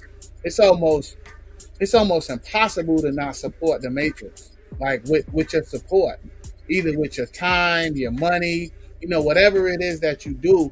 It's like a constant fight, no matter what you quote unquote believe in. It's almost impossible. You like some way, shape, point. You gotta pay your water bill. You supporting the matrix. You gotta pay the electric company. You supporting the matrix. Like it's just, it's unavoidable. So, to me, because of that almost unavoidable, and I mean, unless you go off grid and just, make your own clothes and grow your own food and these types of things. Once we build our own community, because that's the thing that we do here, right? That's what my aunt teaches you. as this class completely pointed out, right? It's about being disciplined, and it's about building, and it's about not wasting time.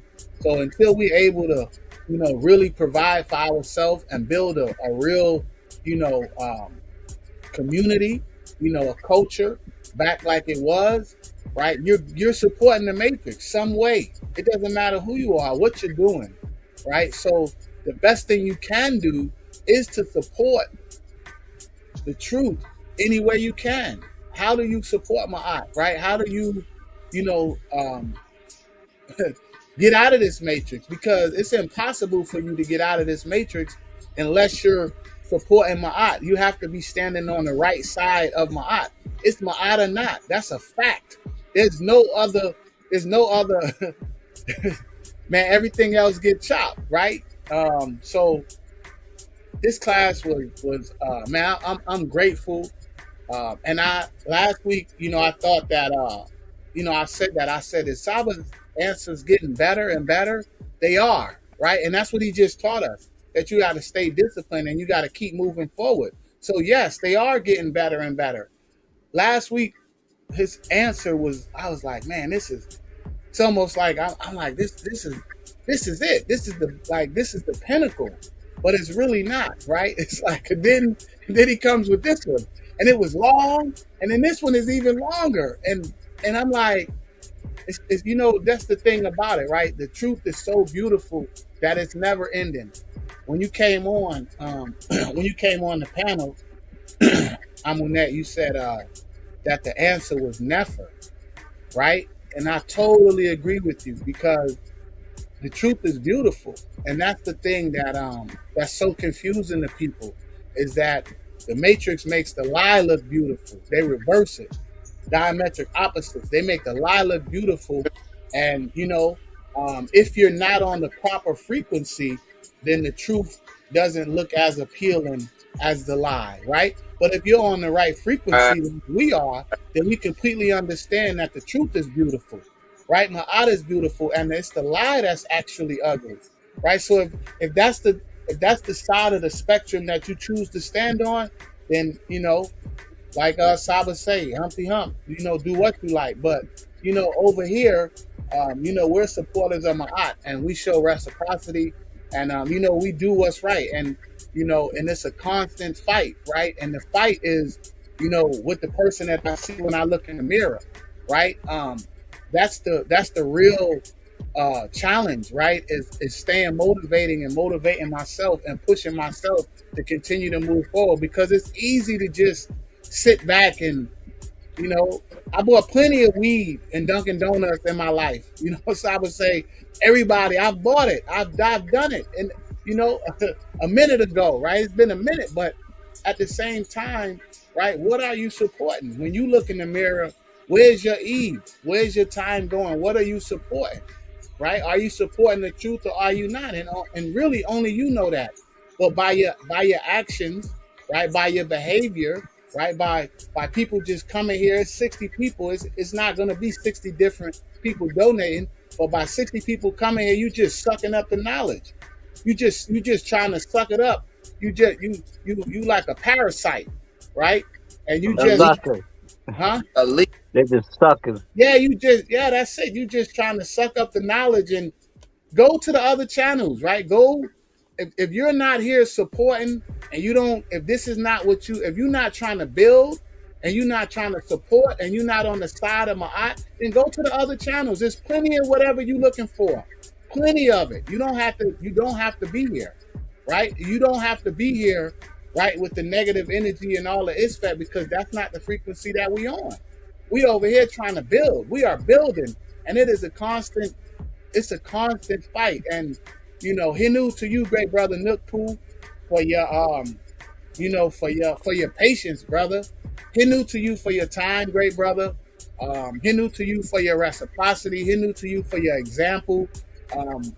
In showing reciprocity, and Hinu to you for also, right, showing and giving reciprocity for the sneak learners, right? To try to encourage them and motivate them to, put your left foot forward and lead with the left. So Hinu to you, brother, you need to be saluted, as they say, and bigged up, right? Because this is the type of energy, this is the time that we on. So you got Isfet, right, trying to disrespect you, but yet you're still, showing poise and still being respectful and still on the side of Ma'at, right? And you've done it.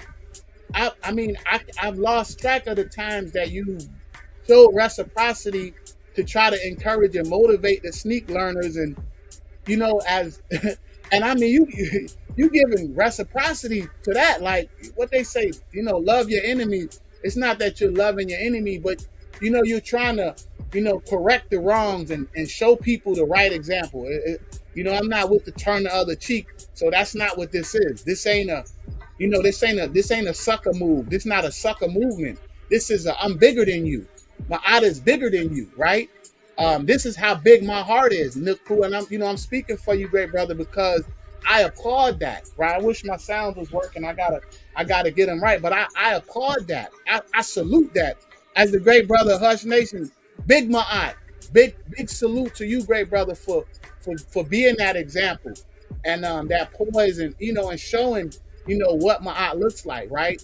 So Hinu and Tua to you, great brother, for your Nefa example, and to everyone on the panel, Amunet, the Jed Sajim, the great Gabriella, the new brother Tehuti, great brother. It's good to see new faces on, and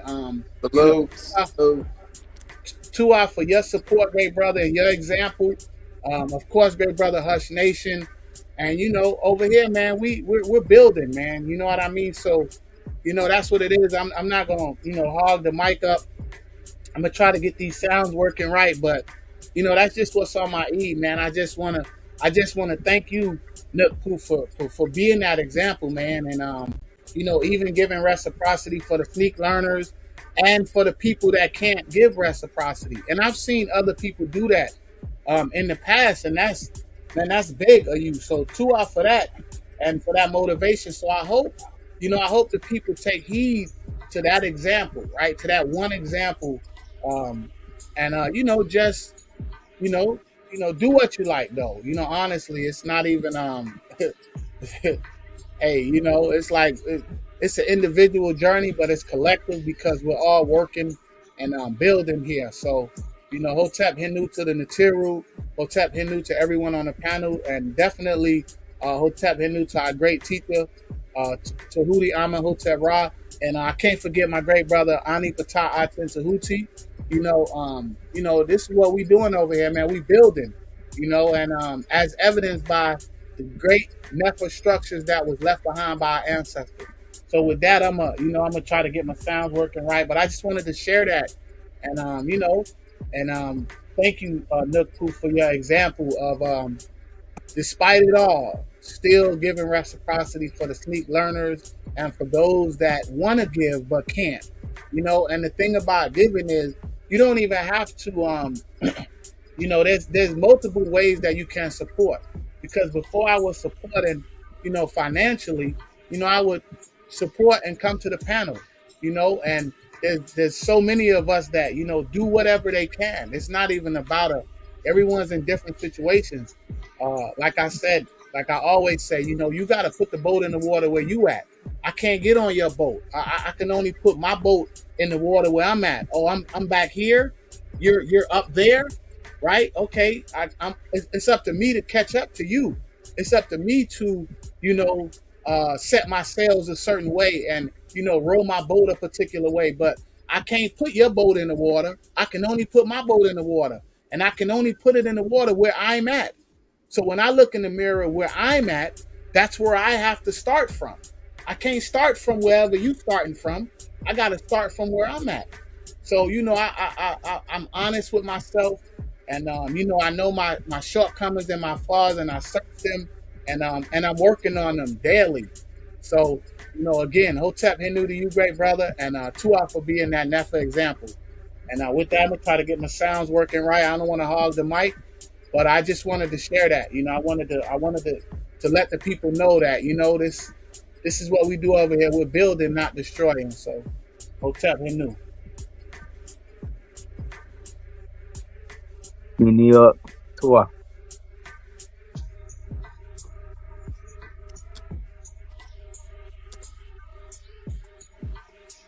JHUTI, you could speak.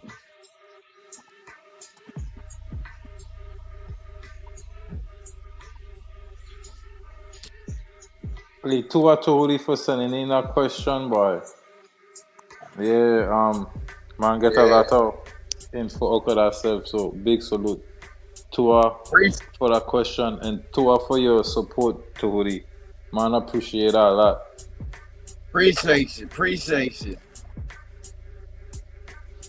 Yeah. I like how SABA went back into, cause he break this down already, you know. So to bring back up the moon,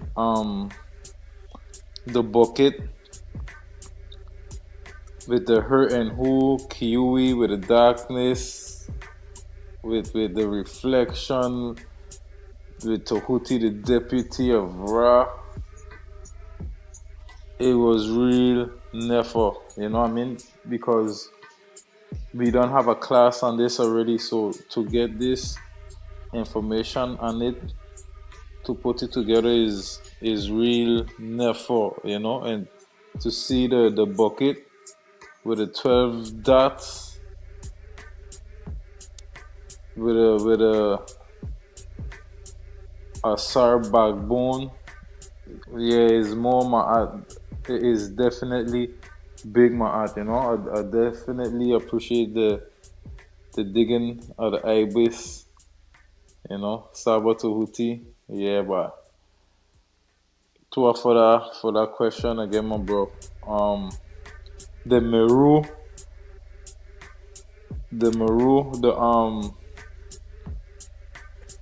MERKHET, the measurer, the left eye, a hero, the steering of the oar, the paddle. Yeah. It's big one. I gotta go over this one. I try to make the notes, but I gotta go over it again, you know, because 2 seconds off, you miss a big gem. 20 seconds off, wow, you gotta be careful. You can't be on the pad too long. You gotta be up. You know what I mean? So you gotta soak in, and then you can make your scribbles. And then when you go over it, you put everything together, you know, because yeah, like Gabriel said, that was a lot. To us so much for that SABA. That was a lot. Appreciate the lot. Appreciate the many. Appreciate how you to keep bringing more. Tua Dua Sekim. Yeah, definitely gotta go over this one again and pull more notes out of it. And from this one, I could go back to the old one and pull more notes out of that one. So yeah, Tua.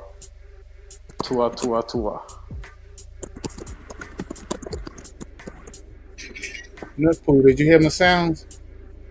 Nah, nothing's coming out yet. You hear it? No sound effects? It's low, real low. Yeah, I just heard a whistle. Only the whistle alone.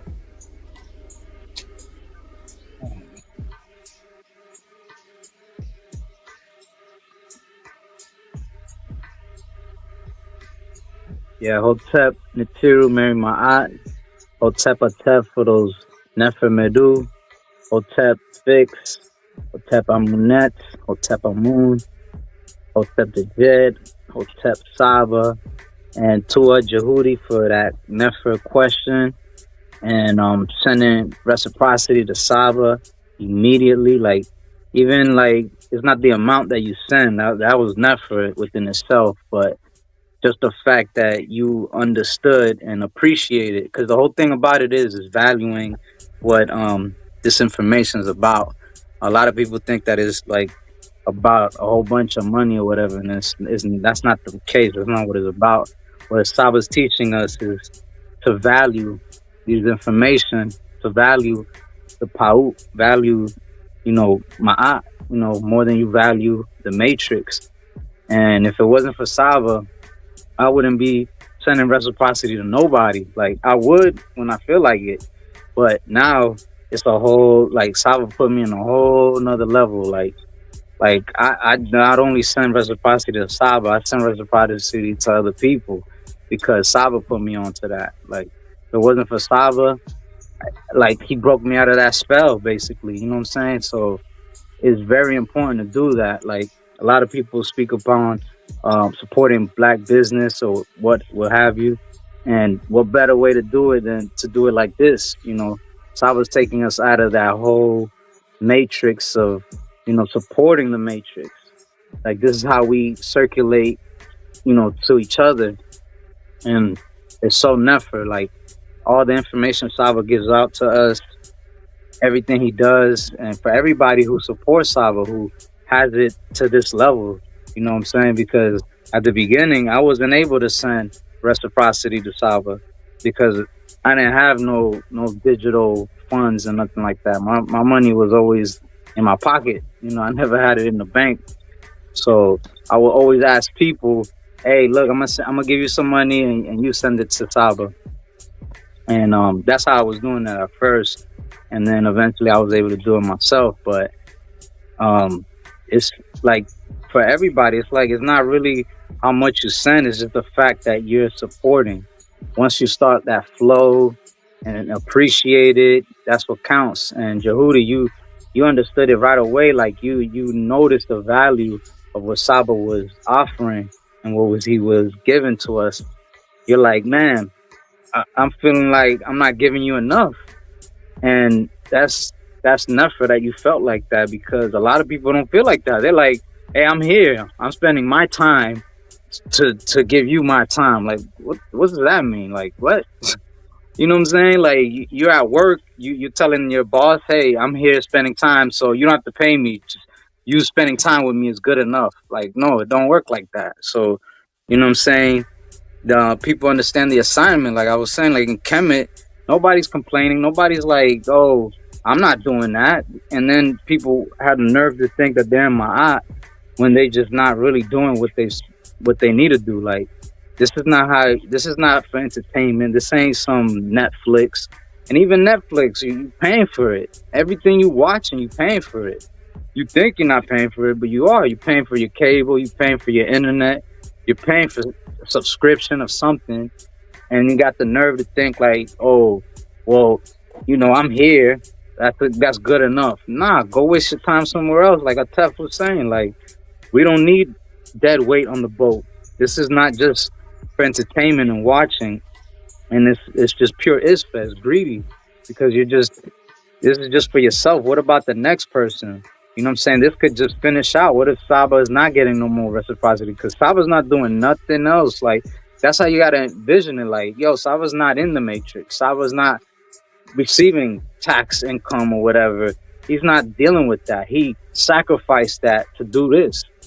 Like, in the class today, he mentioned about not being distracted, how you put somebody to do something, and it's true. So many people have their mind in Isfet, and you tell them, hey, all I need you to, go do this, wash the dishes, and then they end up doing laundry instead. Like, yo, nobody told you to do that. What are you doing? Oh, but, I just thought that it'll be nice to do this for you. Just complete Isfet. Hotep Saba. Uncle Justin. Yeah, peace. Uncle Justin, we're glad everybody appreciates this. I was gonna bring out. I'm too tired, I think, but I was gonna. If the reciprocity was really good tonight, I was gonna bring out Mama SOPTI, which is my serpent that's designed with the bright light of Sirius, and along her body is a river, and she's about almost 3 times the size of me, and I was gonna bring her out to the pod class. She represents the Sirius star, the sun, and the river that this class is about. So I'm gonna check the support, see how it is, read the rest of it. But she's a lot to bring out, so I got to be really motivated to bring her out because she's 2.5 times the size of me. So, but at any rate. Two of everybody's beautiful words. Having Nukpu and Atef on at the same time is That's like the who are the best two chess? Who are the chess pieces that kill the most? The knight and the queen. Is it the knight and the rook and the queen? I think I don't know. I think it's the rook and the queen when you have two of the deadliest pieces left, and they're just cutting the heads off of everybody. So shout out to Tefrem Kemet and Nook Panook. You guys are definitely warriors. Shout out to Hush Nation and his great analogy of it's true. If you take a few seconds to take notes, that 4 seconds you missed 20 joules, right? It's absolutely true. It's best to take notes on the rewatch when you can watch it by yourself and rewind it. But to watch it in the live podcast and you look up and I'm on joule number 8 and you're writing notes on joule number 4, you're like, oh my gosh, I missed that. I can't rewind it because it's live. So that was great. Tua, for your beautiful words, and Tua, for your words, Anu, your great words. Speaking to the people about what this actually means to them and the support that they give. Everybody's really talking a lot about the support, and I appreciate everybody's words because it's absolutely true. It is really true. There is nobody that can't support. I don't believe such. I don't believe there's such a person that exists that's watching the pod class that can't support, because if you were to put a camera on them after the pod class and watch their daily life, watch them buy a bag of Doritos here, watch them buy a Mickey D's here, driving over here, putting extra gas in the car so they can go check out the new girl in the new part, driving over here in a nickel bag of weed, smoking it up, and a daily life goes by on the weekend, and people easily blow $90 is nothing to blow over the weekend, and for somebody not to have $15 to get to the pod class, it's just a liar. That's all. They're just a liar. There's nobody that doesn't have that, and they're doing everything else in life. So you just have to budget yourself to say, well, listen, if I give this up and give this up, hey, that will equal the $10. I just got to give up $5 of something in my week. I already have 5. Is there anything I do in the week that was $5? That's 10. There's a support. So I don't believe, but everybody does what they want. And I told my nanny, I said, I feel very strange being who I am because I'm the only one in the genre that the world doesn't put in the position. So whether you are into music, the world, the matrix, the world, it could be Christians, Muslims, Jews, atheists. They say Michael Jackson is the king of pop and we support him. We're going to go to his concert. We're going to pass out. We're going to buy every record, Thriller. We're going to do all of that. He's the best. And there's a whole group of tens of thousands of hundreds of thousands of people that support Michael Jackson because he has a gift. If you're into boxing, Mike Tyson is the best, man. I used to go to all the boxing rings. I bought the Mike Tyson video game on the Nintendo. I did that. And in the world, if everybody appreciates the top of that particular world. So there's nobody in the time that Michael Jordan was at his peak, nobody's picking some random basketball player and saying, yo, Doug Smith is way better than Jordan. Everybody acknowledged that Jordan was the best. When it was Kobe's time, Kobe was the best. When it was whatever the situation genre is, if it's in golfing, there's a whole genre of 10,000 people that says Tiger Woods is the best, and they all support Tiger Woods in every genre except for this one. In this one, the ones who actually get the most views and the most support are who's that guy that just got jail time? He's doing videos beating his mate, but he's the Christ. So that guy gets way more views. That guy gets way more views than I do. I'm the only one in a genre in the world where the people actually below get the more support. In every other genre, if you're into the UFC, you're going to say John Jones is the best. There's a John Jones fight going on. I'm going to support. He's the best. Nobody's picking some underling fighter that just got into UFC and saying he's better than John Jones. When we all like Bruce Lee was the best. Nobody's picking some Jackie Chan was the best. Jet Li was the best. Ip Man was the best. Everybody knows and goes for the best, except for when it comes to this. When it comes to this, I gotta pick and tooth nails and scratch, scratch, while the guys that come on with T-shirts on, leaning up against the bed, saying, "Tehuti from Egypt was really from the Americas." That guy gets 10,000 views a show, 20,000 views a show. Shout out to Rod. Shout out to all the guys in T-shirts that get much more. And it's the only genre. This is the only genre that works. Nobody in hockey was arguing that some new hockey player was better than Wayne Gretzky. And Wayne Gretzky, no rock and roll person who supported rock and roll was arguing about Elvis. When Elvis was boosted and they said Elvis was the best, nobody's picking some. I like Punky Lee. Punky Lee way better than Elvis. Everybody in every genre exalts the best, except for this. So shout out to those. And then I said, on the other hand of that, I created a world of my own genre. Whereas the Amuns, the Amunettes, the Nook Panooks, the Hush Nation, the Atefs, the Jeds, the everybody, the JHUTIs, the everybody in this genre, which is a small little group of 35 people, they exalt and acknowledge what the best is. But as soon as you step out of the 35 people saying, "Yo, Nature Man is way better." Whoever that guy, I don't know who these guys are. As 100 people move into an island, I'm like, what does he teach? He teaches we should be in tune with nature. Okay, that's it. That's all I gotta do. You get 80 people to move to an island with me. Okay. So shout out to the people that actually appreciate this, and thank you, and I appreciate you all so much. Shout out to you. Let's get yo, brother Twilight kills Tehuti. Yeah, yo. Hey, yo. I'm like, Worry, what does he teach again? Yo, we got 200,000 views, man. He's driving the Benz with the kente cloth on. I'm like, holy smokes. Yo, Billy smashes Tehuti, man. I'm a Billy up, man. What? This is the only genre that does this to me. So shout out to when it's the bodybuilders and Ronnie Coleman is the best bodybuilder. Everybody was saying Ronnie Coleman. Yo, nobody compares to Ronnie Coleman. When it was Royce Gracie in the UFC, everybody acknowledged it. Royce Gracie was the best. This is the only world that does this. I happen to fall into this world. So shout out to the beautiful people that acknowledge the difference, and that is actually all that I need. I'd rather this small quality of the Nook Panooks, the Maharus, the Amun, the Hush Nation, the Cats, the Patah,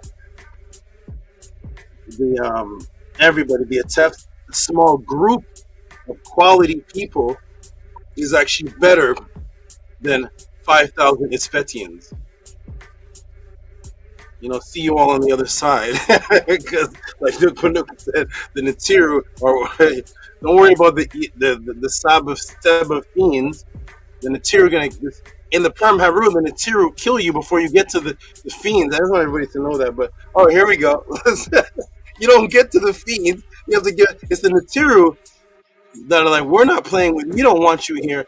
The fiends are just the garbage collectors. They're the parasites feeding off of the unconscious floating around. The Natiru is like, we don't even win. Act to him. You're lucky if you get to the fiends. And to the fiends, you get to the fiends, you're a lucky man. You can't get past Kemet. All right, everybody, here we go. Let's get to the rest of the support. To the great supporters who are supporting. We got Patah. Here we go, Patah Annie. Patah Annie has something very interesting coming up. And when he officially wants to do that, it's going to be a very interesting thing I like to see. He's going to come out and he's going to come out and make some noise in the other communities, and I look forward to seeing him represent with what he wants to do. I'll let him discuss it. But shout out to Patah for that. All right, here we go. So shout out to here's Patah right here, Patah, with his 3333. And Atef, could you read this for your good brother Patah that you exalted earlier before I came on? Hotep Great Saba is 3372 for a dua for pod class. Send me open vessel twice great. And open verses. Open verse. Oh yeah. Open verses. Tehuti. Open verse. Send me open verse twice great and a Tehuti bird. An ibis bird.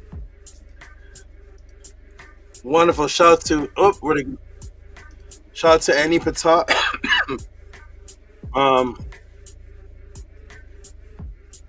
I think you know what I'm gonna do, Annie. I think I'm gonna do something at Pathways. We're gonna do something at Pathways, and everybody in the those who are part of it will lay it down all together one time. Every time I don't want to do the Busta Rhymes Eminem thing. I want to everybody lay down their verse of the Pathways, and we'll come up with a collab and record it and see. Patah bring some studio equipment, and we'll do that thing. I remember Busta Rhymes and Eminem. Eminem sent 8 bars. Busta Rhymes sent Eminem 8 bars. Eminem sent him back 16. Busta Rhymes sent back 24. Eminem sent back 32. They kept updating their lyrics because every time they heard the other guy, they wanted to add in more songs and add in more lyrics. And then by the time the track comes out, it's 8 hours or whatnot. But I just want everybody to I want to definitely lay some tracks, so we'll find out a way to do this. And those people who are going to be on the song, on the track, we'll definitely discuss it or do something right there at the Pathways, because everybody's in different states and different places, and we'll see. We'll figure it out, Patah. All right, so shout out to Annie. Give him some big noise, please. Big noise. I don't know if my noise is working. Can y'all hear this? Did y'all hear that? Oh, it has to be Amun. No sounds. I got a different mic. I heard a cricket screaming. I don't know what it was, but what was that, Amun? Hold on, let me switch my other mic, I think.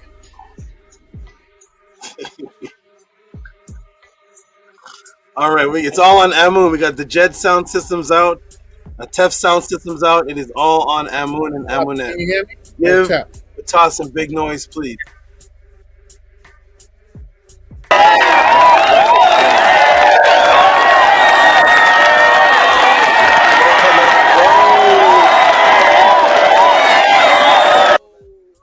There is no spoon.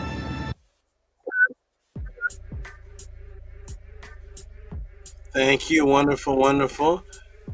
Shout out to all the great supporters that are coming through. Hey, Ampu came through. Ampu is collecting his who's this? Wait a minute. I'm not at Ampu yet. I see you, Ampu.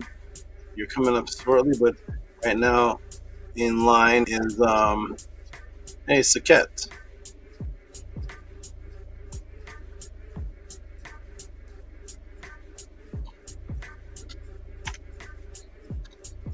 Shout out to Saket with her coded support donation. And I'll get Amunet to read this one, please.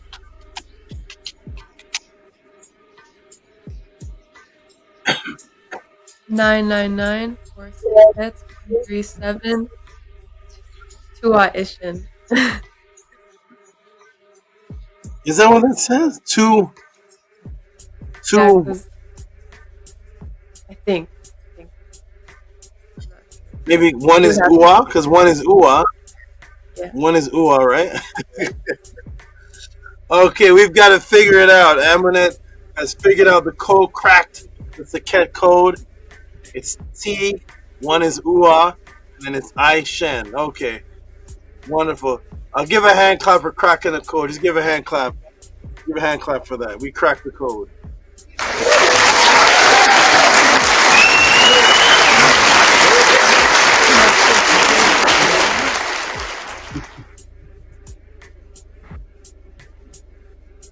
Two Ua Ishan. Okay, wonderful. All right. Nook Panook is in straight war mode. He is. What's going on? Oh, I feel like I'm in the Netter Kerr right now. I don't know. Do I want to face Ampu? We'll see. All right, shout out to everybody. Okay, next supporter who came through. Hey, Daryl, I see you, Daryl, and I got you for a support before this. So I'm gonna read both your supports in a row. Cause you sent one for last week too, in the middle of the week. So we're gonna go for Daryl right here, and then I'll scroll down for Daryl again with his 508 mystery. We gotta crack that code, the Daryl code of 508. So here is Daryl with a 508.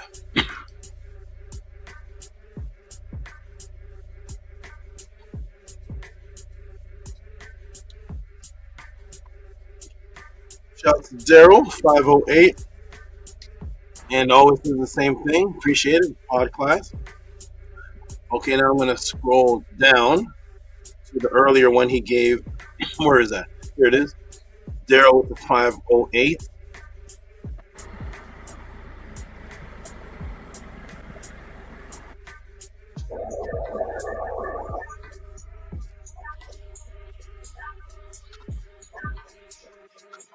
And Daryl, here it is, 508.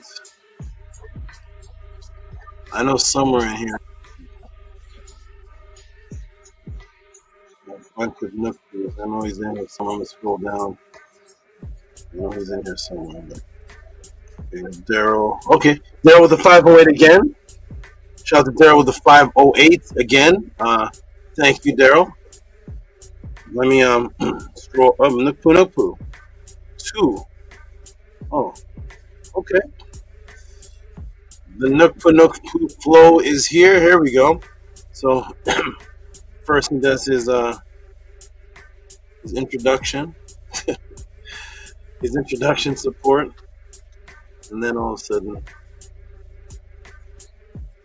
it jumps. Okay, so we'll let Nukpu read this.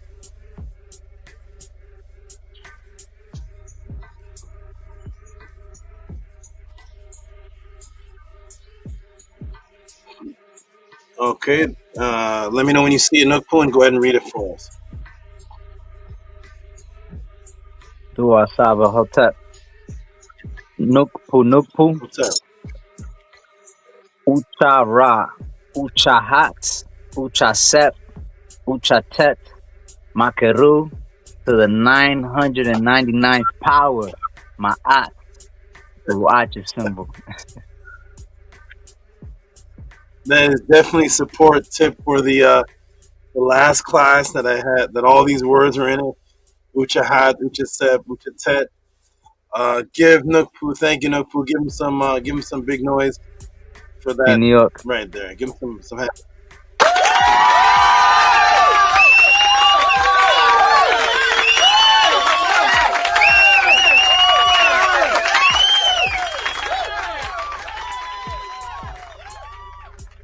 Today I got time, cuz. I got time, cuz. Today I got time, cuz. Okay, JHUTI is back. I see JHUTI, Nukpu, and another brother there having some interesting dialogue in the chat, quizzing, questioning, and it looks like a bunch of code talk. I don't know what's going on, but okay, we're gonna go for Nukpu I didn't even know he responded. again.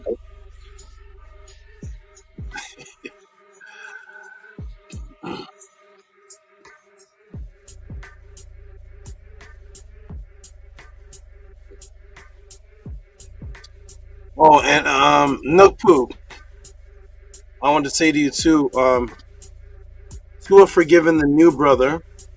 Wait, let me get this 18 tip. What was that for? I was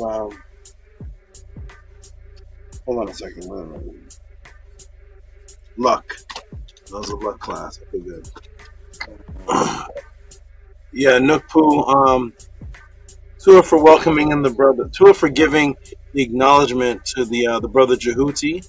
I heard when I was in the background. I heard you say that he came in immediately knowing that it was support time, and it wasn't even the amount that he gave, which was a huge amount, but the fact that he came in automatically with the reciprocity frequency to that, because he's new, he just popped up, and he's it's good when somebody who's been here. Nook has been here since before there was a pod class, and I like that support when one brother gives another brother some acknowledgement, and it creates that family vibe. So Tua for that, because it's good to give acknowledgement. The brother came in and basically came in with a big donation and ordered every MERUKH class, and then just hype,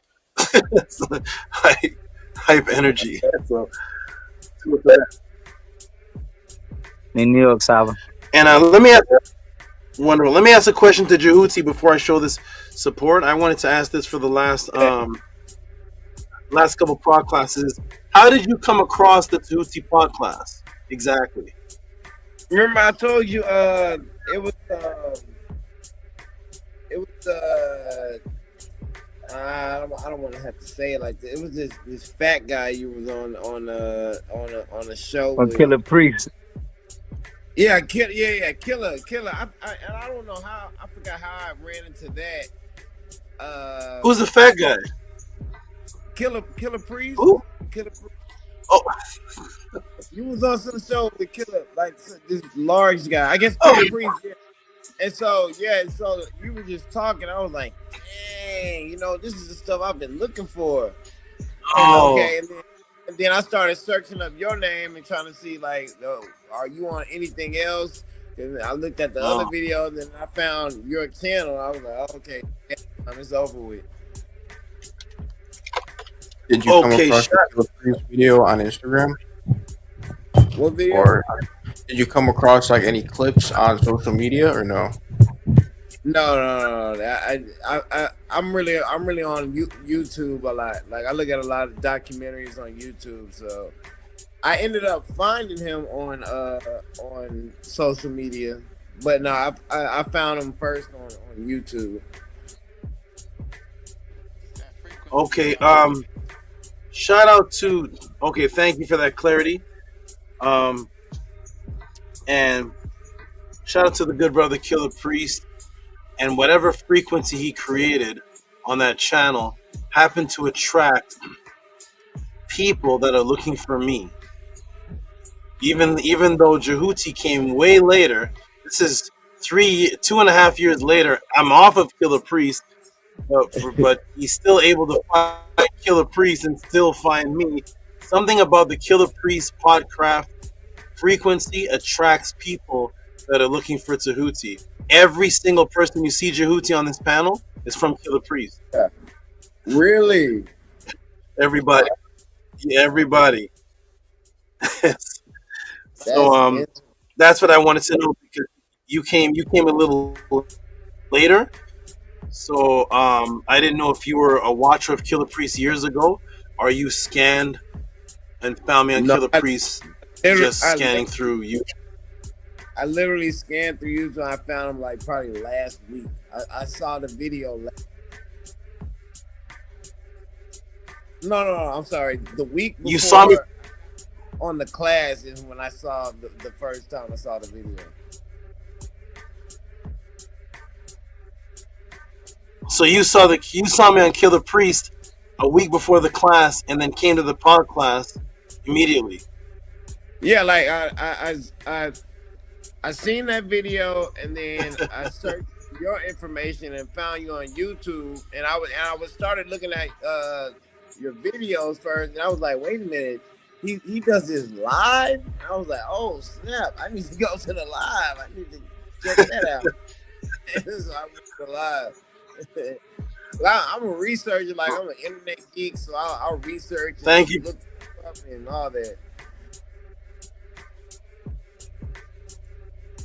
Thank you for clarifying that. I think before, when I asked you, It was a little bit vague because if you gave me that answer, I definitely didn't know who the fat guy was. But now that you clarified, I didn't mean it like Killer Priest.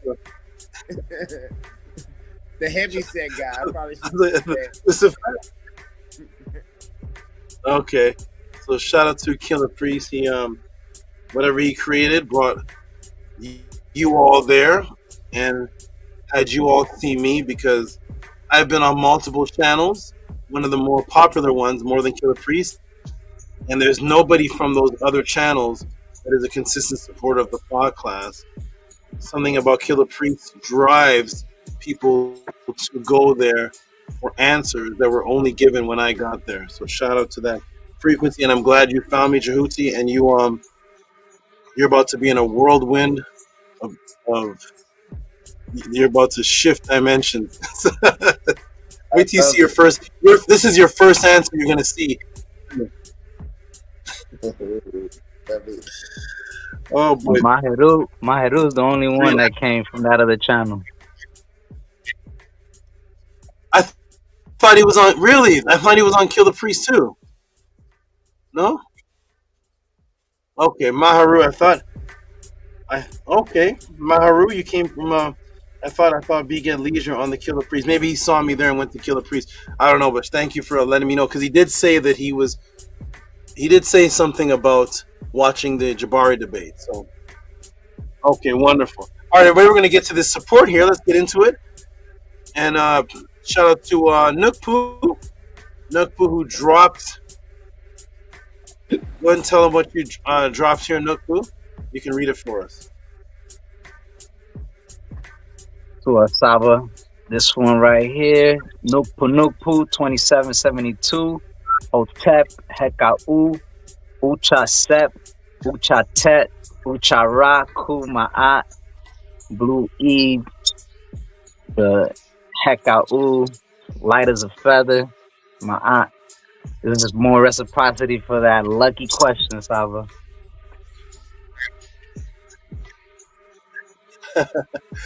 Okay, wonderful. Give this young netter some big noise, Amun, please. The Amunet.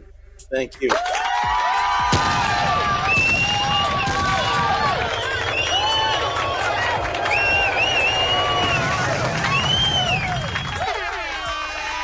Race is not where the line is drawn. It's God's side and the other side. And we don't care nothing about the other side. Yeah. I like Something by that man's voice, man. It's just funny to be.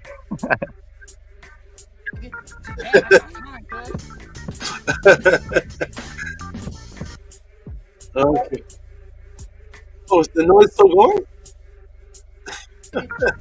All right, shout out to the DJs Amun and Amunet. What? Oh, that was F, Saba. Who's that?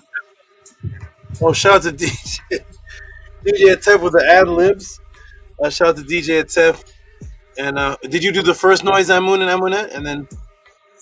Oh, I let Atef take over. Atef. That was all Atef. Oh, Atef did that. Okay. Shout out to Atef. Great sound effects. The first sounds came in really clear. Shout out to you. All right. Let's get on to the rest of the support. Well, now your voice is gone. Sounds are good, but your voice is gone. I had to switch my mic. My mic ain't good now. No, you sound 30 feet away. I can make out the words. I can hear the words, though. I can hear the words. No problem. Just switch it back in when it's time for you to talk and keep the sound thing good. Okay, thank you, brother. Jonathan Hacker. This is the brother who gave... He asked a question about IV liquid, and I thought he was talking about IV, but IV that goes in the hospital, but he's actually talking about the IV liquid,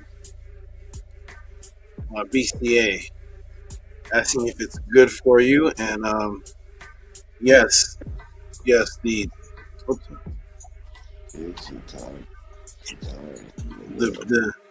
BCAs in it are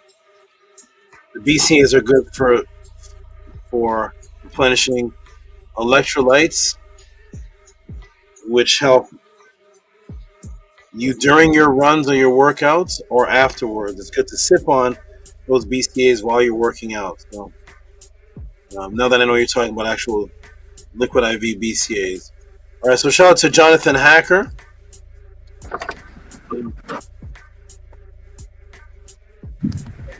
Who gave $10 for Amina? Could you read that for us, please?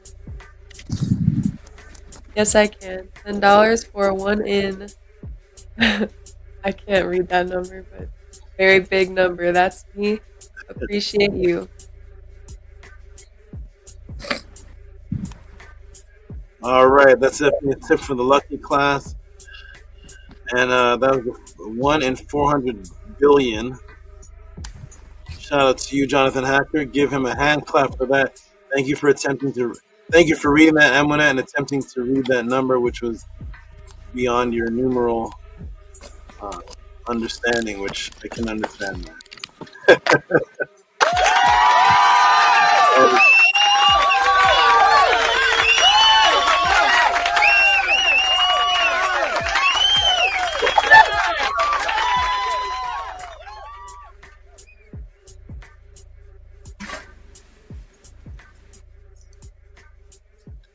All right, I see more support coming in. That's good. Thank you, everybody. Hey, my good brother, Master K, if he still goes by that, I'm not sure, but we used to call him Master K. He is Ashnil. Oh, where'd it go? He is Ashnil Kumar, and he always pops up with support. He's also from Killer Priest. Shout out to this good brother. Shout out to Master K, if you still go by that name. And he gave $10. And Nukpu, can you read that for us, please? Dua Saba. This from Master K, 1072, Hotep Ma'at, with the glyphs of the metal netter of Hotep Ma'at. And it says peace, love, and prosperity. And then he has the head symbol for eternity. Thank you very much for reading that. Peace, love to you, Master K. Thank you for your peace, love, and prosperity. And thank you, Nukpu, for reading that. Yes, absolutely. All right, so let's continue on. We have now monitor. No, man. What in the world? Shout to the Jed who gave. Oh, he gave his He gave a tip for the jewels. I don't know if he's on the screen. I'm going to check, or if Gabby's on the screen. Either one of them can read this.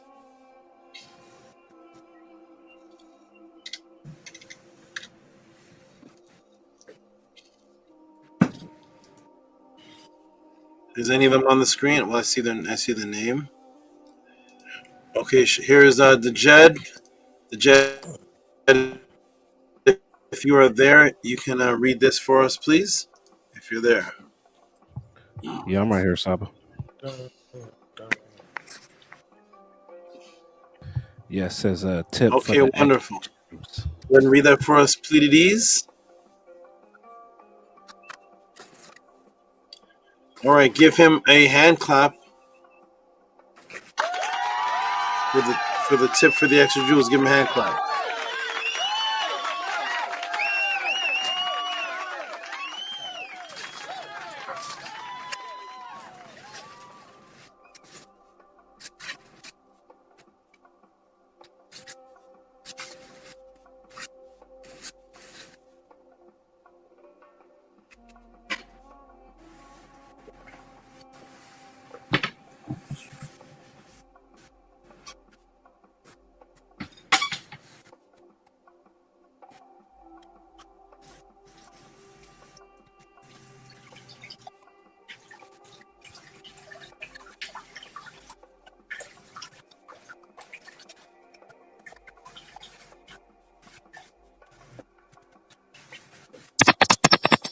Makaru, makaru, makaru.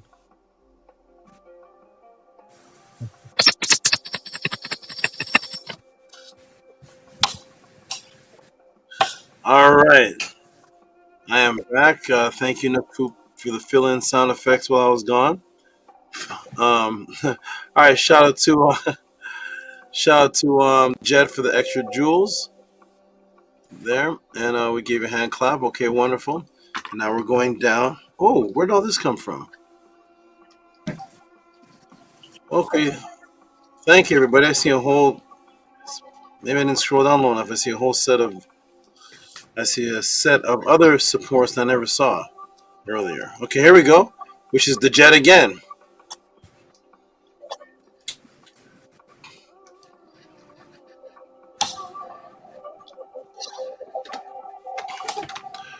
Shout out to Jed.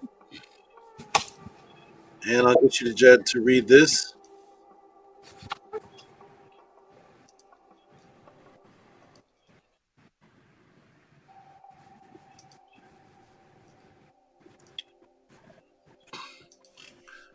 Boom.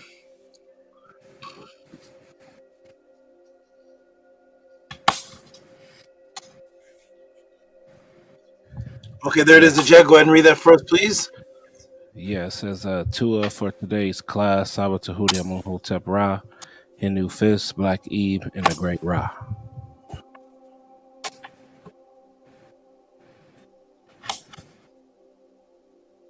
Wonderful. All right, give the Jet some big noise, please. Amunet or Atef.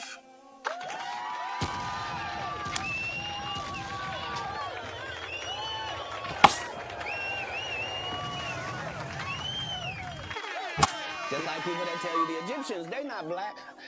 Egypt is in Africa, folks. As long as Egypt is in Africa, then Egyptians are African.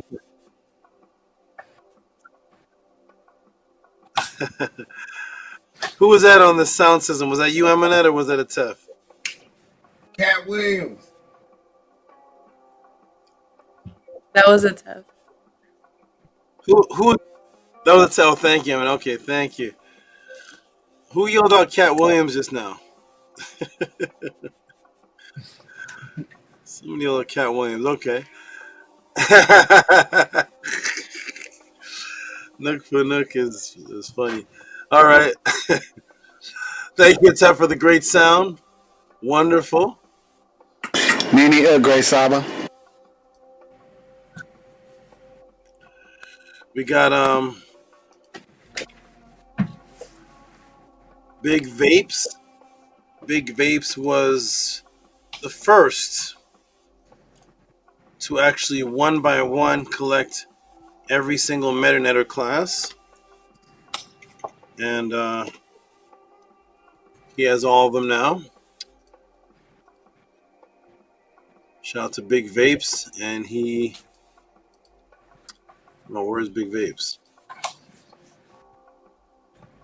Oh, there it is. Big Vapes sends Shayat tip.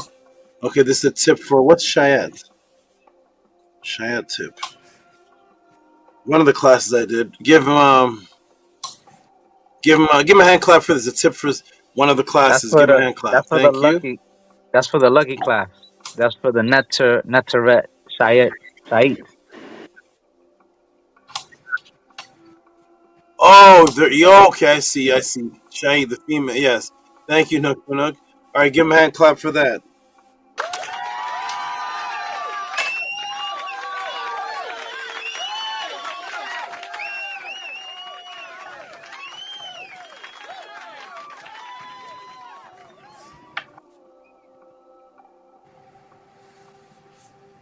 Robert E. Williams again.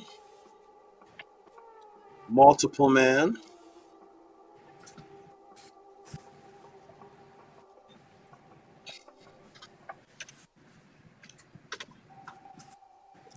Shout out to Robert E. Williams.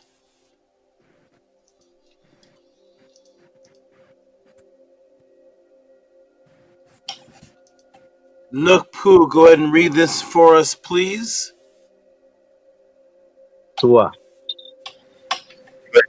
Nini Uk. This from the Orson Robert E. Williams Jr. He sent in 2772. Time is not what I thought. Big Ma'ats. Never answer. Mm. Justin. Wonderful. Thank you for reading that. And Hush Nation, thank you for bringing this term Big Ma'at. Everybody's saying it now. Thank you, Nook Nook. Big Ma'at. All right, give him some Big big noise, please. Nini York to SABA. Yeah, I got mine, cuz.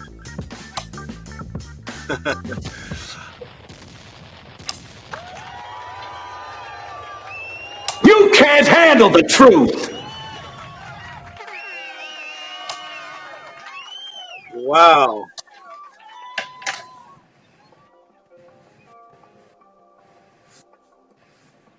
All right, thank you. Atef, was that you? Okay, turn up the. You know, everything was a little low except for some reason You Can't Handle the Truth was extremely loud, but the rest was a little low. So turn up the volume a little bit and try to figure out why the You Can't Handle the Truth was so loud. Was that you that put that in that mood? Yeah, that was me. Oh, that's why. Okay. Okay, Atef, turn yours up a little bit. It's almost perfect. Okay, wonderful. Okay, Saba. Thank you, Atef. Thank you, Amun, for the noise. Yes. Here is Gabriella again. Her mind is blown, quoting Danny Asset Murr's motto, which is mind-blowing answers again and again. Quoted by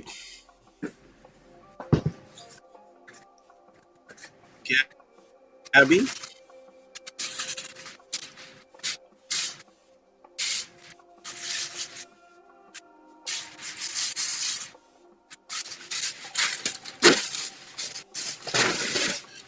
Okay. The Jed, could you read that for us? Or if Gabrielle is there, could you read that for us? Yes, it says 2222 mind blowing answers with the emoji mind blowing. Wonderful. Thank you for reading that, the Jed. And thank you, Gabby, for that support. And give her some noise, please.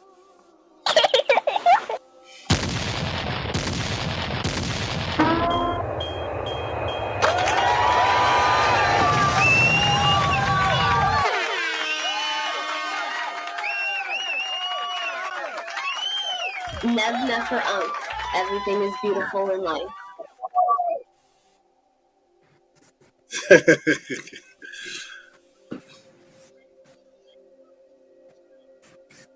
Okay, I got a message from thank you very much for covering my question. Class, I want to notify you. My last game is over at 9:10. Oh, this is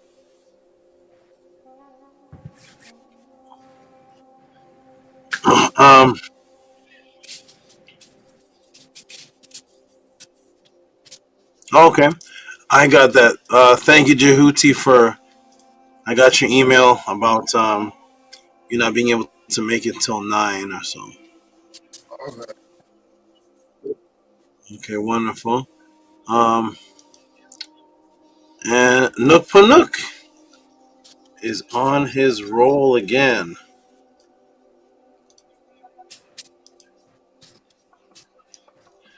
Nook Panook, shout out to. I'm gonna get you. Hold on. Hold on a second. Show up. Let me see. Okay. Shout out to Nook Panook.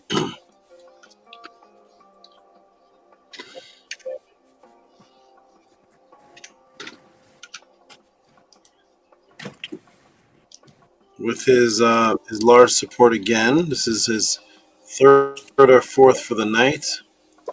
Shout out to Nook Poo. And there it is, Nook Poo. Go ahead and read that for us, please. To Saba.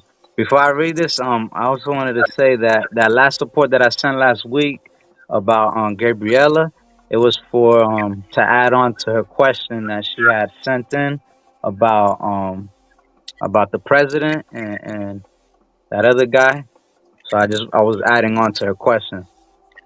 That's what I was doing. The one from last week. Okay. Cause I'm excited for Okay, I that think question. Gabriella changed. Oh, I think she it's changed awesome. it. I she confirmed because I think, yeah, I think she when I look back, I think the question changed to something else, and then that became something that had to be covered in a one-on-one. I have to go back, but I don't see. It was about Doge, and Elon, Yeah, and yeah, I yeah. don't see that in my question section anymore. So the Jet, Okay. if you're listening, let me know if let me know what Gabriella did with that question, the Jet. I think in our conversation she may have revoked it because it may have brought too much energy, but I don't see it in my section questions anymore. So thank you. Oh, and thank you, Nukpu, for adding on to that. Yeah. If it is an answerable question, I'll get into it, but it may be kind of I'm not sure how deep I can get into going at Elon Musk and Trump at the same time. So Yeah, we'll I had a see. We'll feeling. I had a see. feeling. That's how I was Um, like, but do us, Saba. So this one right here is a those are question. This one right here is a question I'm oh sending in. Yeah, this is for about cats in Kemet. So 4242. What did Kemet do with toxoplasmosis from cat poop? And then I put the Ma'at symbol, heart light as a feather. So it's just dealing with the cat's toxoplasmosis. How did the comedics deal with that if they dealt with such a thing? As far as dealing with the cats.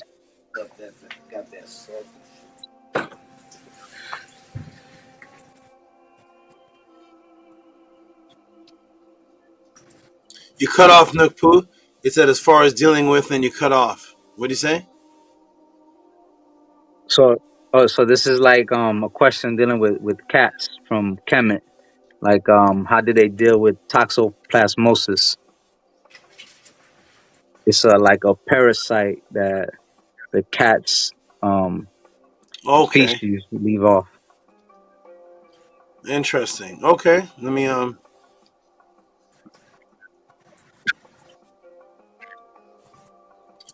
say it again. What they used to leave off? What's that? This is from like the cat's feces. Like when they use the bathroom, it's like a parasite that it's kind of like messes with people's minds. It's like the cats use it for they use it like for rats to attract mice, and basically they control people with that. So I just wanted to see if there Oh, was any information with that during Kemet.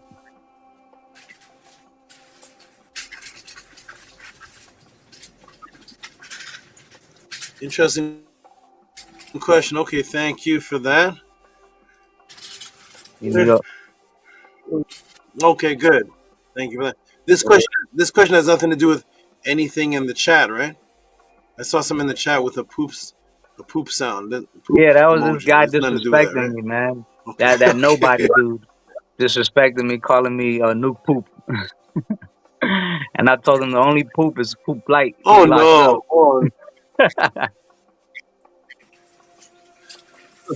Oh, oh no. Yeah, I looked in the chat. I saw your name and I saw the poop symbol, and then I see this donation. I see the poop symbol. I'm like, is there something going on I don't know about? Okay, thank you for clarifying that. All right. Shout out to the poop symbol. All right. So next up, next support. Next support. Oh, harass did comes through. She's a woman of her word. She oh, let me cancel this. She's a hmm. She's a woman of her word. She said she was gonna send support because she couldn't send last week, and so she doubled up. She doubled up and sent for what is that? Sent for last week and tonight. So shout out to Harass Did. I don't. Hold on, one moment. Okay. Is it showing? Okay.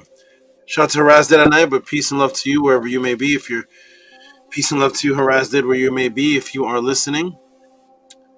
And we got there it is. Hush Nation, could you read that for us, please? Yes, so yeah, Saba Tua Saba Tehuti. I got you. 5555 from Harass Did E Culture. I think that's her whole name. 5555 from Tua. Oh, she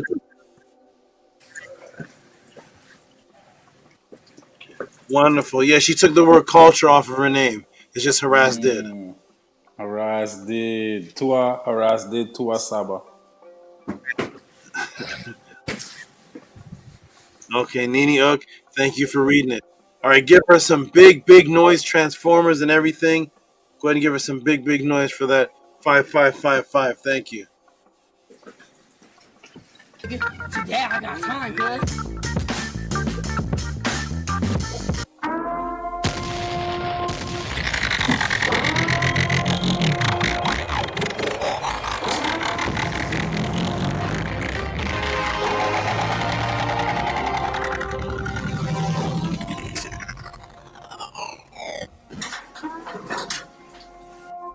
Today I got time, cuz.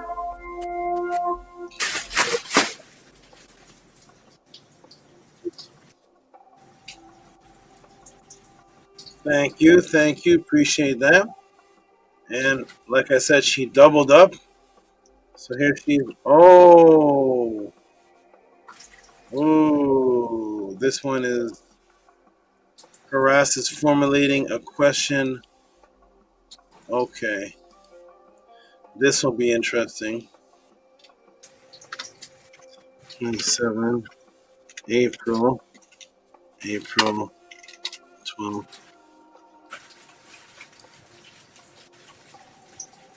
She's formulating a very interesting question to send to my email in the very close future.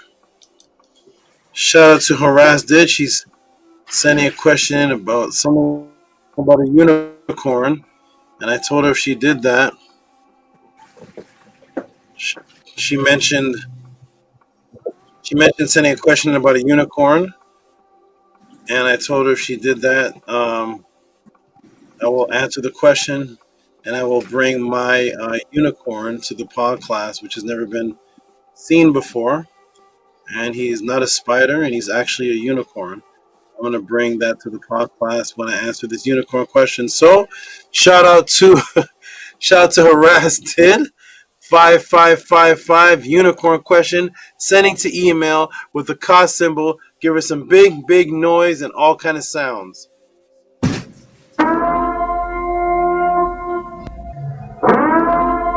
Today I got time, cuz. Better keep teaching like this. You yo.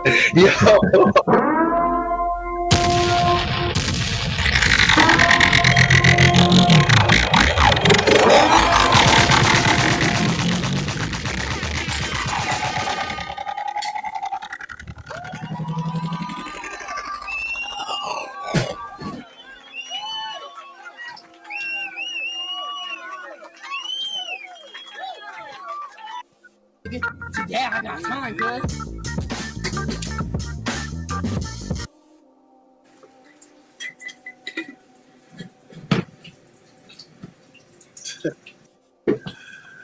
All right, I'm gonna crack the code. Do a Sinet. That is Nefertatin popping in. Oh, and Amunet says, "Yay, Nini Uk Creative Sinet," and at Nefertatin Saket. Wonderful. I love the beautiful frequency and vibration. of brotherhood and sisterhood in the pod class and only here. Wonderful. And Mintiotep says that is a wonderful question. And I look forward to seeing what the question is going to be. And I look forward to the bringing my unicorn to the pod class. All right, so here we go. Hush Nation, I know you like or am, and you have a couple favorites, but when I bring the unicorn, I have a feeling that's going to be your favorite. You're going to see a unicorn on the screen. It's going to be your mind is going to have to figure out for a second what you're actually looking at. All right. Okay. Shout out to Haraz did for that. And who's next? Let me scroll down. A Tefrem Kim Ma'at. Who's this? Philip Holler.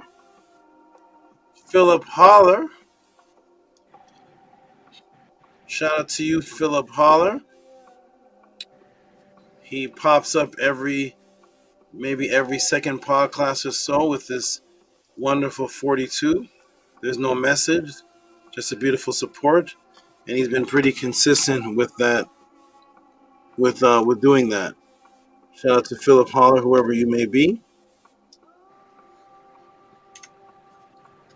I appreciate consistency of all the attributes that a person can have.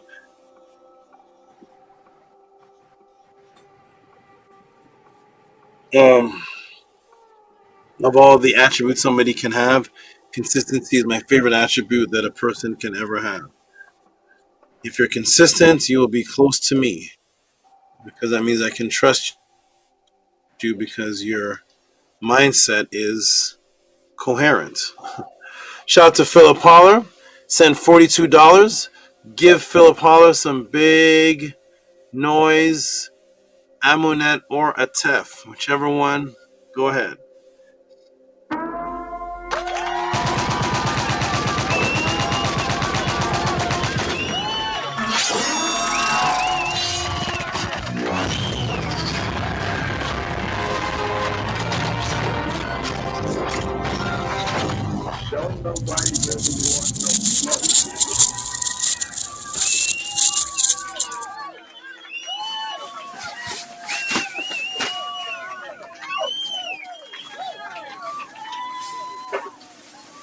I don't play with pseudo. Thank you so much.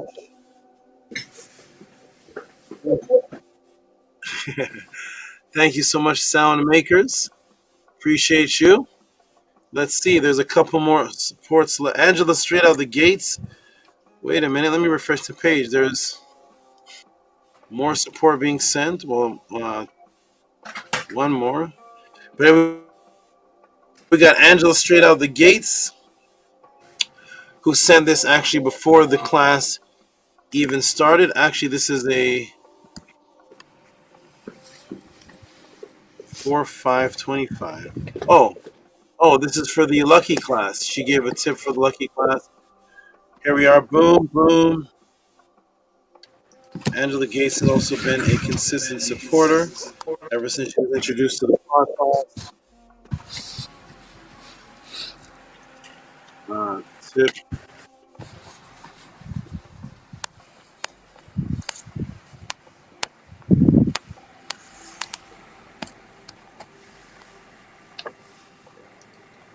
Shout out to Angela Gates. And give her a hand clap for this. Just give her a hand clap. 4/5/25. That's April 5th, 2025. Stellar class SABA. Give her a hand clap for that.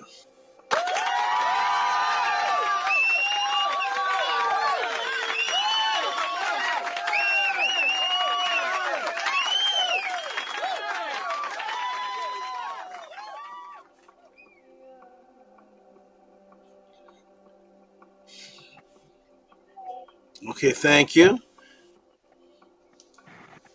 Appreciate that. And on to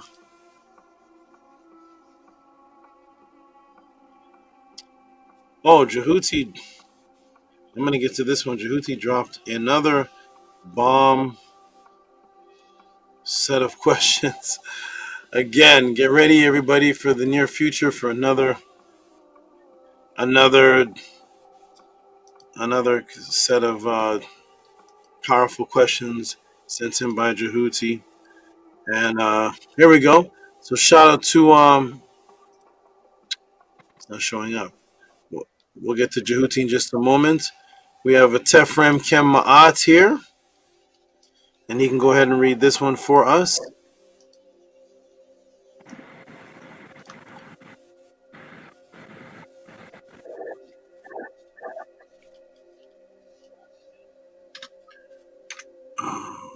Nine.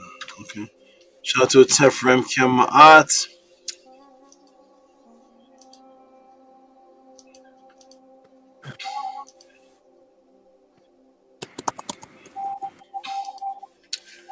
And go ahead and read this for us.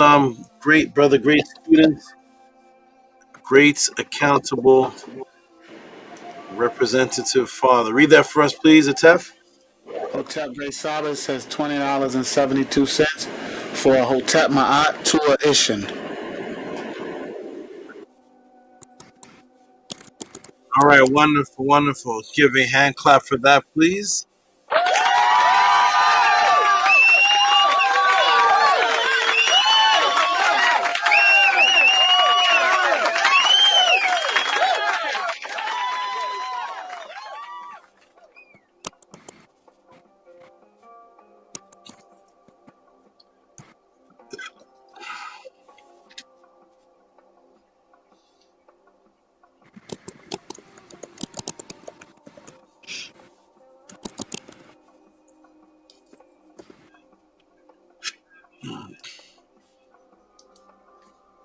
$27. Huh. Where's it 227? Wait a minute. 27. Too many 27s. What in the world? Hold on a second, everybody.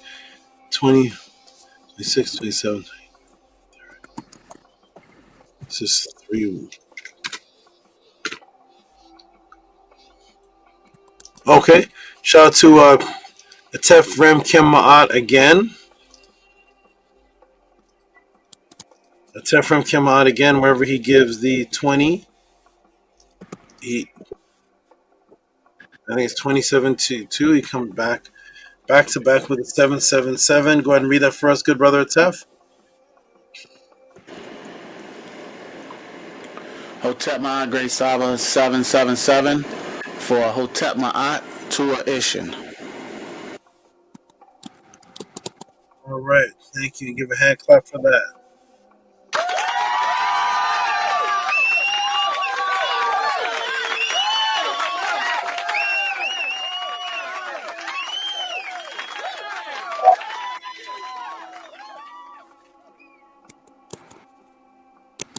Let me scroll up. Okay. Then we have Anpu gave 2 of them.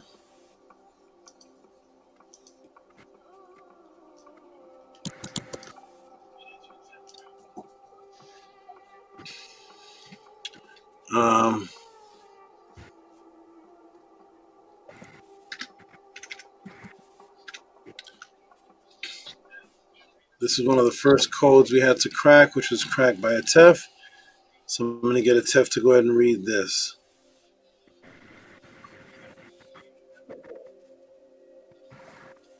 Oh, hold on. 1 second, please, everybody. Hold on.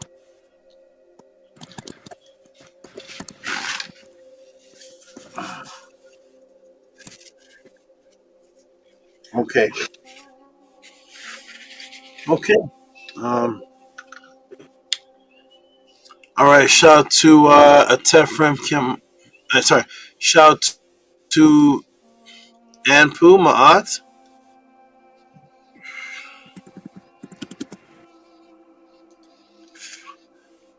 And go ahead. Atef Rem Kim, could you read this one for us, please?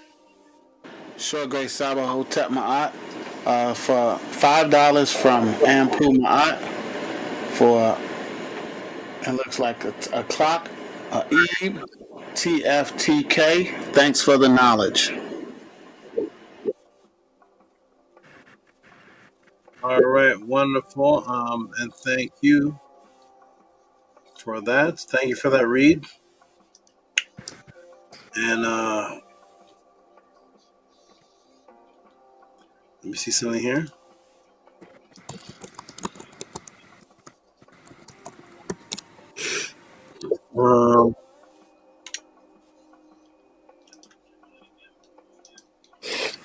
Let me do some here, right here. 1 and 2.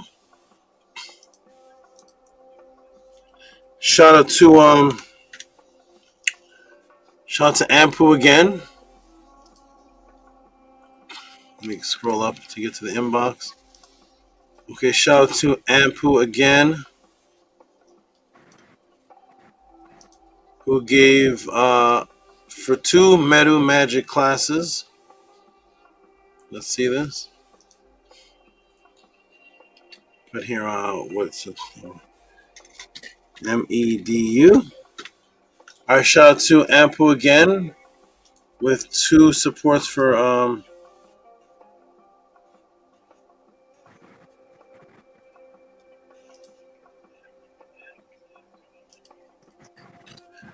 2 supports for 2 Meru classes.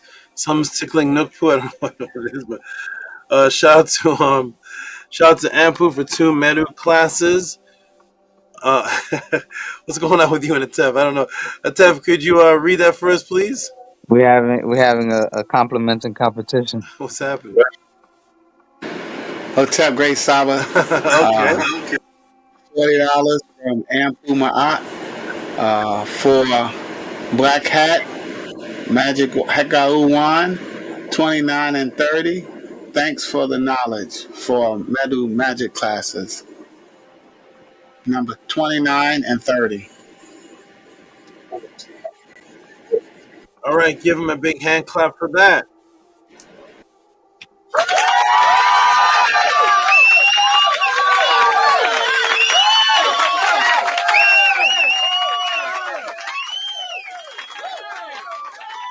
Forget that we the real champions around here.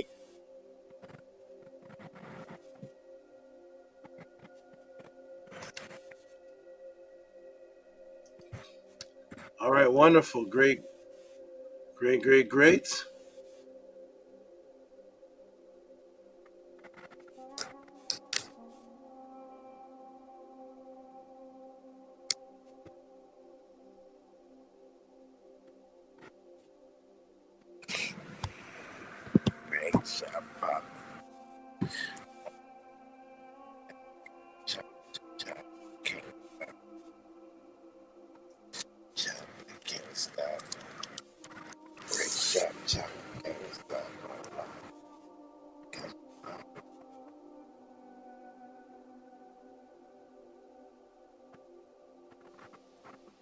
Saba Thanks, gone? but yeah, he jumped off. They glitched him up, but he'll be back. Yeah, for sure. Hey, Big man JHUTI, to return. what inspired you to get your Ren, your name, JHUTI? It's a guy who did my name. He did the numerology on my actual name, and this is what he it's really JHUTI MERKHET Ra, and then I did some research and I added the Aishat because I found out that that's one of the names for ISIS. I guess one of the Kemetic names, supposedly. Yeah, it's Aset. You're right.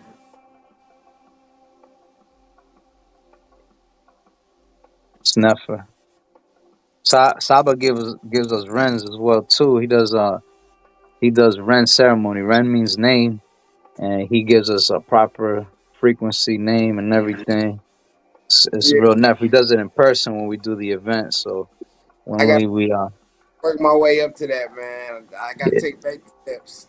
Yeah, it takes, Saba just gets to know you at least a year or two, and then he got that. I mean, the minute he meets you, he already got your name. But you know, Oh, that's official. Oh yeah, I trust.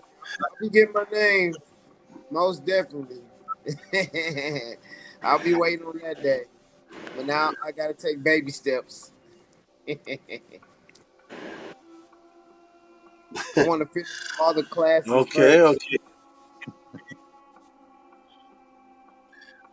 Absolutely. Thank you for bringing that up, Nookpoo. Definitely. We have a naming ceremony, but I have to know the person for a year or more before they can become part of that ceremony. But yes, it starts off from the first day that I meet the person. By the time we get to the naming ceremony, I show a big card that's color coordinated and has your story on it and takes it back to the very first time sometimes we met. I have a screenshot something you say when I first meet you, and then 2 years down the road, I show you how that was your name. So is that So that's based on it's like the it's a beautiful process. is that based on the energy you have with the person or that person's name or like how do you generate that? It's I tell you send in 4 attributes, sometimes 8 depending on who you are, and the attributes are what you want to be, what your strong points are. I take the energy of what I know of you, and I make a mini pod class for you, a page of the pod class, and give it to you in person, laminated, just like the pod class is, with your name and images of you. I'll pull up an image of you. Your name started when you were like 10 years old. So, Oh wow. but I pull up images of you from before we even met. Wow. So it's it's a process. It's a beautiful thing. A lot of people cry. It's a beautiful thing because the REN is one of the most important things that you can maintain. It is the frequency vibration of what calls your specific attention. So it's the word REN is from two meta words, R, which is sound, and then N, which is waves. The word REN is a word that means sound wave. So I give you your sound wave and give you a class on how sound controls things, and it's a whole well, I give classes on that, and then they give you a mini class when you get your name. It takes about a year, and when you sit down in front of me, that takes about maybe uh, 10 minutes of talking, and everybody's surrounding you, and it's a beautiful thing. Everybody's showing love, and you will get there. Like you said, baby steps, right? Yeah, baby steps. But it sounds amazing though. I'll get there. I'm I don't gonna know have if a he's name. froze. Yeah. That's way down the line. I had way down that's down the line. I'm a So, anyways, we're visionary. gonna keep on going. You have beautiful energy. What's that? What's that? I'm a visionary. I already see it happening. I like that. Okay, that's good. Yeah, your name, it says visionary in your name. Wonderful. Okay, wonderful. And also, I want to give you a shout out before I give the rest of the donations. Um, Something I've observed about you: you are extremely. If somebody was to see you, look at how you dress, and look at how you look, Mm-hmm. they wouldn't be able to separate you from any regular street dude. But you are actually you are one of the most respectful, polite beings that you blend in with this podcast. Great, because you are very polite and very respectful, and you want to squash beef, and you want to have everybody live in harmony. You have Yeah, that's how my a parents very raised. good. But if somebody saw you, they think, yo, this dude here, I don't know, we're about to go to war or something. But you actually, Oh yeah, oh no, yeah. I can go to war, man. We can take it there's to a lot. war. But no, my parents raised me very. Oh no, when it goes there, oh yeah, it can go there.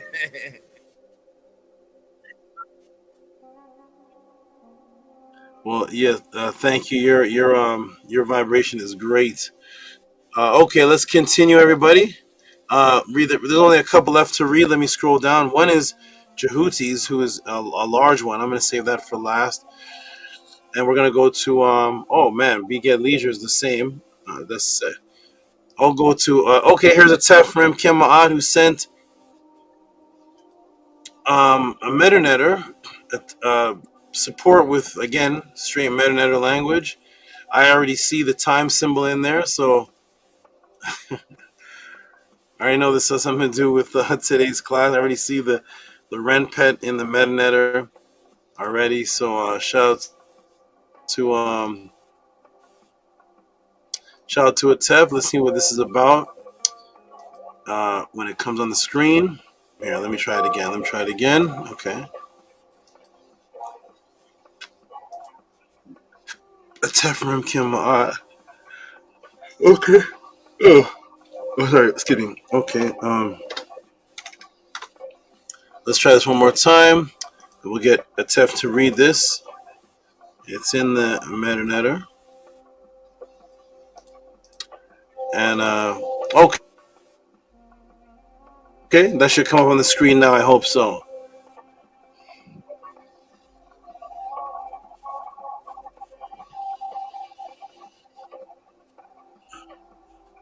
Hotep Great Saba.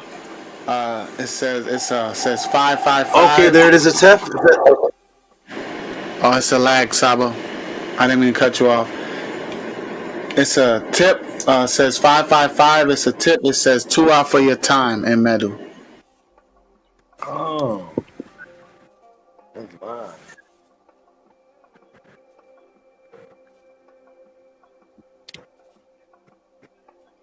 I don't know if it's choppy or if there's multiple people speaking. I'm not sure what's happening, but Atef, start again, please. I can't. Some chopped you off or something. Mic check. Can you hear me? Mic check. Yes, I can hear you. Okay, Tua Great Saba. It says 555 in Medu. It says 2 hours for your time.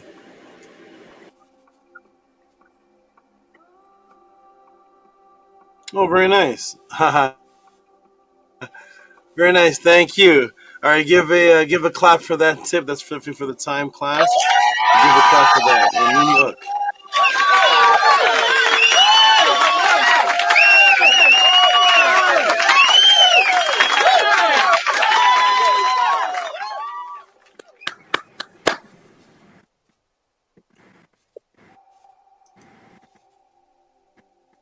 Was that Eunuch Poo clapping?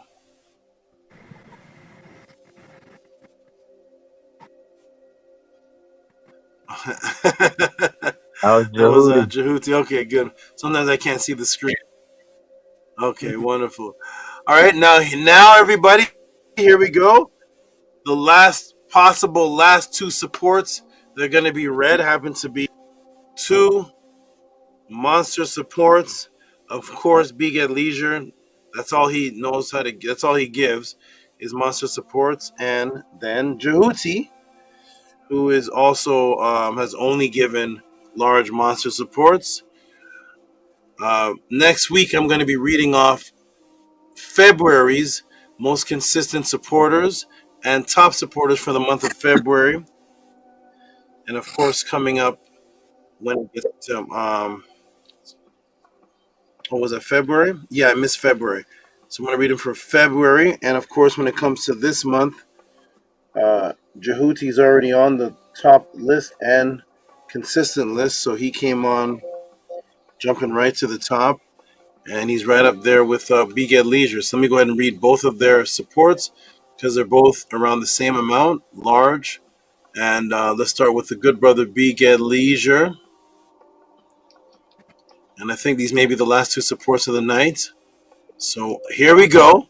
I want oh, wait. Is this a question? Or just... Yeah, there's a whole sentence. I'm definitely getting...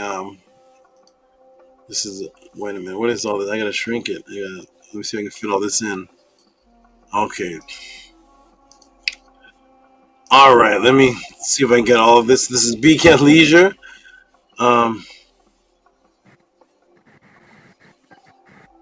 I I can't even tell. I'm definitely 1 second. Let me shout out to Big at Leisure and his most unique supports messages ever. I'm definitely getting Amunet to read this. This is let me close my eyes. Shout out to Big at Leisure. Amunet, go for it. Read this for us, please. And let me just close my eyes and listen. Maybe that way I'll absorb it better. Go ahead and read this for me, Amunet. $100. Tua Saba Tuti Amunhotep Ra transformed what the ISFET system chaos to prevent Hekau of offspring, fingers pointing to mouth, immortal, melanated mock child, that Isfet manipulates our Ka, Sekhem, other 8 attributes to Chet transform our Kat, immortal Het doors, to past is future, while fiends feed off Ta, Sekhet, Ma'at, answer to Hotep, Anke Ma'at, reciprocity, understand, forever time.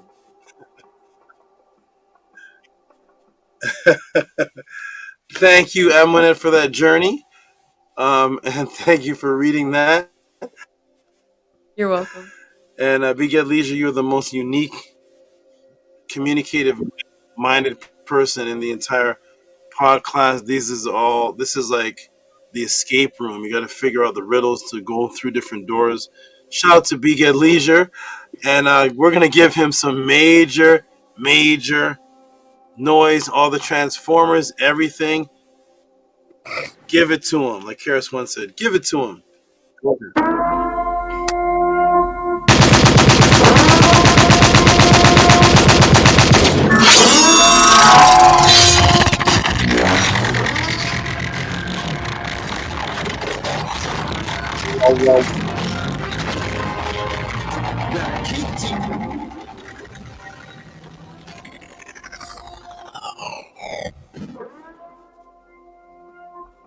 Race is not where the line is drawn.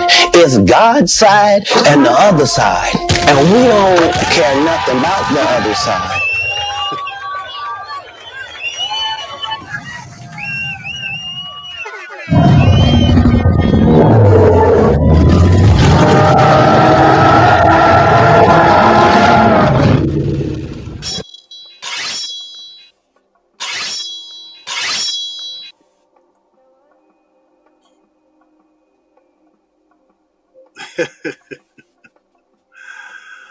All right. Excellent. Shout out to Maharu, Big at Leisure. Much respect for your consistent support. You only support large like that. That's your only option of what you do. It's a major appreciation for you for that. And shout out to, again, for Amun for reading that. And who was doing the sounds? Was that you, Amun, or was that a mixture of you and a Tef? Oh, Amun on the screen. Hold on. Okay. Was that you, Amun, or was that a mixture of you, Atef, and Amun and Amunet, or who did all the sounds? Mixture? Most of them. I threw in one. You threw in one? Okay, thank you for throwing in one, Amun, and thank you, Atef, for doing the rest of the sounds. Wonderful. All right, let me see if there's any last one to read before we get to JHUTI. Let me scroll down. Let me refresh the page. See if anybody jumps in last minute. Sometimes Vortex Ninja jumps in last minute. Shout out to Vortex Ninja if he's watching or listening. Let me refresh the page. Okay, let me scroll down. See if there's anybody else. There's JHUTI. Let me scroll down.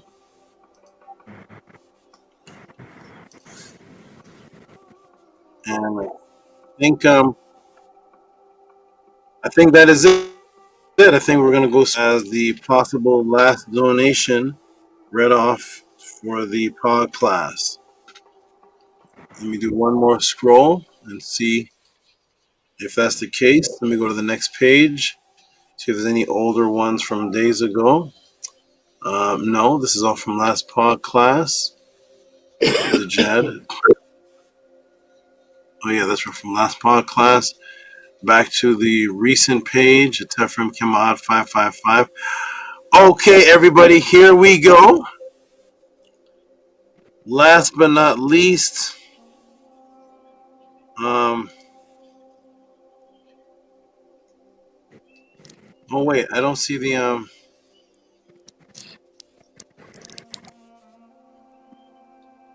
oh, I see it now. Okay, everybody, last but not least. The Jet, are you there, good brother? Least, but not. Yeah, I'm right here, Saba. Not the Jet. I'm sorry, the Jet. Yes, you're there, the Jet. JHUTI, are you there, JHUTI? Yes. I'm here. Okay, I know some of the larger other ones. You sent me a message. But as far as these ones in the question, these are okay to. This donation's okay to read off. Yeah. That's cool. Okay. Thank you. All right, so here we go, everybody.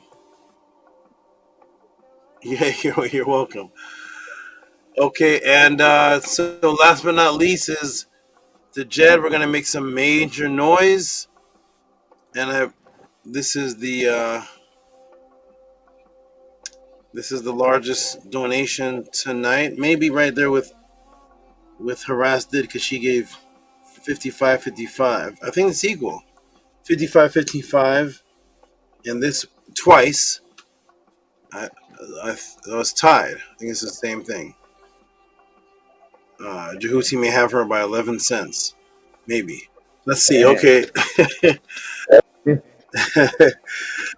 Shout out to JHUTI. Get ready to give some big noise. I'm going to come off the screen while the noise is given. But here we go. We're going to put this on the screen. And then after the big noise, we're going to put the question. And JHUTI can go ahead and read that first. But for now, shout out to JHUTI for he said the inquiries in the email. And there we go. Let me see if it pops up on the screen. Okay, there it is. Okay. Nookpoo, you hanging in there, brother? You okay? You okay? I see you slipping out. You're going somewhere. You're going somewhere. I'm on my Okay. Oh man, hang in there. We got this one last one to read, and then if there's none other, we're gonna close out. So go ahead and hang in there. All right, give some monster, major, all type of noise to JHUTI for this here. Let's go. $111.11. Let's go. Okay, that's the new let's go. Give him some big noise, please. All type of sounds.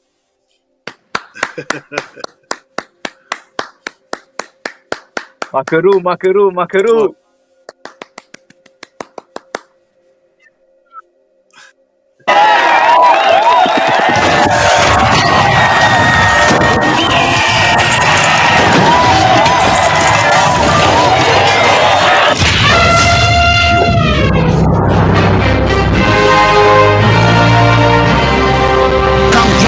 House of ATTON, ancient Tehuti and teachings and the Tiru. Back to the source, we the original Axemen.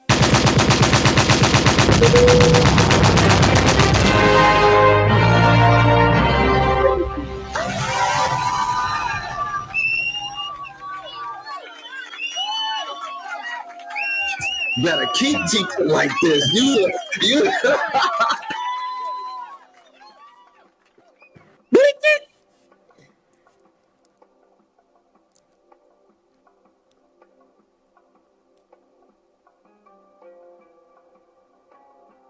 Appreciate that, Jed. I greatly appreciate that. Thank you. It's like, it's fraudulent. But everything is fraudulent. Like, everything we see is fraudulent. What we wear, what we drive, like, like we are in the Matrix. Like, we are in the Matrix. When you walk outside and you see a Horus or a Lamborghini, or you see an ad for Rolex, like, you are in the Matrix. You are being brainwashed. Like, all of this is designed to be fraudulent, to make people think that, oh, you are famous. Look at him. Watch him. It's That is all distraction.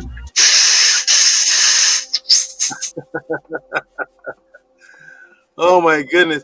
What do you say, JHUTI? You said thanks, Dejed? Well, there's a lot of sounds happening. I love it. Thank you. Okay, wonderful, wonderful.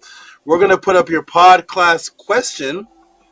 Let me see if I can fit this all in. You, of course, can fill in the blanks of what doesn't fit in. And you can tell the class what it is exactly that you're asking live. Let me scroll down and get it here. So we're going to go, give me a moment. Let me go ahead and retrieve this from the Gmail. And we're going to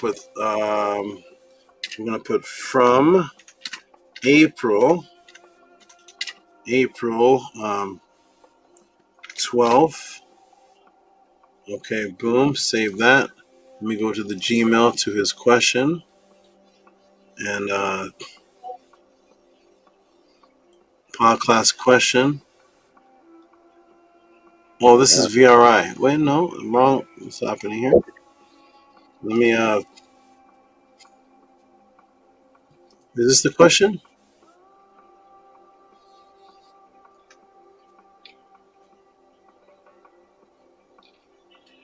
Let me see what this is. This is donation. No, that's old email. I can't seem to find. Podcast inquiry offering. Let me see if I can find that. I know I saw that, but I don't see it anymore. Let me scroll down. Offering donation inquiry. Like, oh, here it is. Here it is. I think this is it. No, that's the Cash App. I think your emails. What's happening is your emails are grouping up with all of our conversations, and it's resending them. Where I have to scroll down. Oh, I sent this one separately. It should start with pod class inquiry for offering / donation tendered. Oh, is this it? Oh, okay. Yes, thank you for that. I found, and you have some. Do you have some attachments? Oh, it's some links that I added. I guess for clarification. Oh, I see. Okay, so what I'm gonna do, I'm gonna put your I'm gonna put the question. I'm gonna put the question on. I'm gonna come off the screen for a moment while you read this question to the pod class, and then also tell them what motivated you while I'm stepping off for a moment. So let me go ahead and put this here, and JHUTI can read this. Here we go. Boom.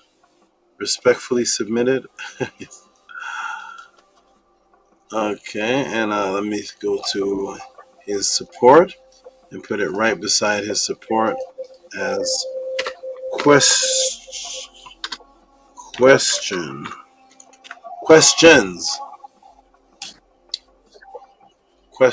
Okay. My computer is locking up. Okay, here we go. All right, so here we go. Here's the questions from JHUTI. And there it is. Boom. There you go. Go ahead and read that for us, JHUTI. Okay, I'm waiting for it to pop up on the screen. Okay, I'm going to step off for just a moment. When I come back, yeah, go ahead and read that. I'll be right back. All right. I have an inquiry for your amazingly informative and abundantly enlightening pod class. Number 1, what is light? Number 2, is light a wave or a particle? This has been debated among scholars, quote unquote scholars, for multiple decades.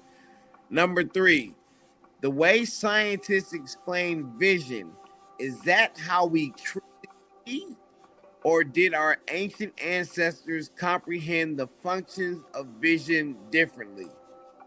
Number 4, if the double slit experiment is true regarding how electrons and light function, does our awareness affect how we see and perceive the world around us? And if it does, how do humans have a holistic uniformity in what we see if we each have a different perspective? For example, 3 fans at the game witnessed a game-winning shot in the NBA Finals. Why doesn't fan A see a layup game winner, fan B see an alley-oop dunk game winner, and fan C see a Hail Mary 3-point game winner? The fan's location in the stadium brings about a different perspective of the game-winning shot, but nonetheless, they all perceive a highly contested 21-foot bank shot. How? I know these are loaded questions, but they all deal with light, perception, and how we see.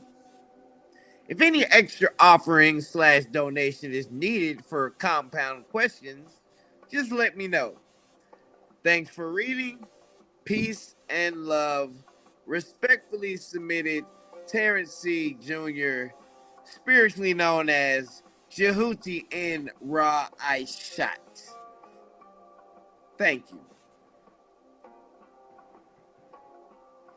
And I submitted that question because, I wear glasses, and I found a guy, I forgot his name, I can't think of his name right now, but he does long time ago, he does eye exercises, right? And people have improved their vision through it. And there's been a lot of skepticism and debate as far as, do eye exercises help your vision? Well, I've been doing these eye exercises, and sometimes I get a clear flash where I'll see clearly without no contacts, without my glasses, for a couple seconds, and then my eyes will blink and then it'll go away. And then there'll be times where I do the exercises and I can see clearly for 5 minutes. I'm talking crystal clear, as if I had my glasses on. So I really want to know about the functions of seeing and how it really works as far as through the knowledge of our ancient ancestors, because glasses are really a crutch for the eyes, and people can really improve their vision depending on what they have going on, but people can really improve their vision naturally, because I've experienced it myself.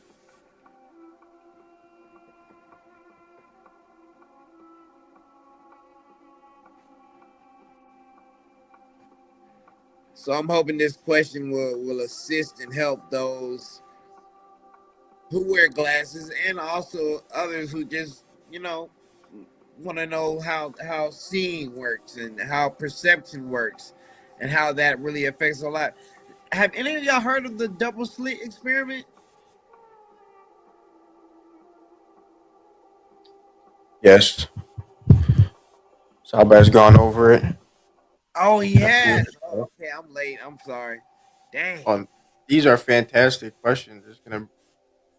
Class is gonna be explosive. Absolutely great. Thank you all for asking these questions. Thank you very much. Thank you. Even though I've gone over the double slit experiment, or slit experiment, I'm sorry. This class is gonna be phenomenal. Oh, I need to go find that class then. What's going on? Wow. I just got back. What's happening? What did I miss? Why is Amun smiling? What class is going to be phenomenal? I heard the first 2. And then when I came back, you were talking about your eyesight and glasses and being able to see for 5 minutes clear. Go over that Go over that part again. Okay, I can't think of the guy's name now, but it's a guy from like I guess the 1980s or 1990s, and he taught like eye exercises like you can improve your vision because glasses are really like a crutch for the eyes, and they really deteriorate our eyesight. You know, that's just the hustle of the eye industry, is they weaken our eyesight. And through the eye exercises, I was able to get like what they call clear flashes, where without glasses or contacts, like I could see like clearly as if I did have my glasses on.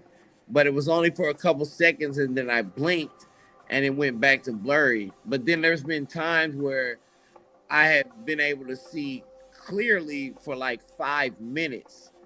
So I'm not sure. I hear an eye is a muscle, so I'm not sure if it's something that can be improved or, well, I know it can be improved because I've experienced it. So just knowing the functions of the eye and perception and how sight works from our ancient ancestors' perspective will really assist with those of us who do wear glasses and have quote unquote poor eyesight. Okay, so you let me go back to the question. There was about, so what is light is one question. Is light a wave or particles? Another question. And then into the vision, if the double slit experiment. Okay. So is the section here you're describing about eyesight, is that here in the written question, or you added that in the wording? The glasses. I'm sorry, said it. Oh no, I was pretty much I'm sorry, there was a delay. I was pretty much going over why I was asking these questions, and I was talking about like my glasses and the experiment that I've been through to where I've had clear flashes. So I kind of want to know like how light works, how our eyes work, and things of that nature, because I can put something into practice and get my full vision back. Oh, okay. Well, this may have to be a two-part answer. We'll see. We'll see how in depth this is, and we'll see how much is in the room when I go there to get the answer, and we'll see. I'll try to keep it under 2 hours. But we'll see what's going on with this question. And yeah, this looks like a question where this is going to be like the question of tonight, where there's going to be a lot of bits and pieces spread out from things I've taught before. I've covered the double slit experiment. I've covered what is light. I've covered, and so it'll be sprinkled with a lot. To you, everything will be all new, so you're gonna love it. It's gonna be new to everybody, because even when I throw in the older stuff, it's always a new twist to it. So this will be another good one, another good class. Everybody look forward to another class on lights. Is this a Nukpu and Amun and Hush Nation? This is another continuation, huh? This is part 4. How many classes on light? Don't stop. Uchara, uchara, uchara. Hey, I don't want to add something if y'all have Oh my already goodness, the lights.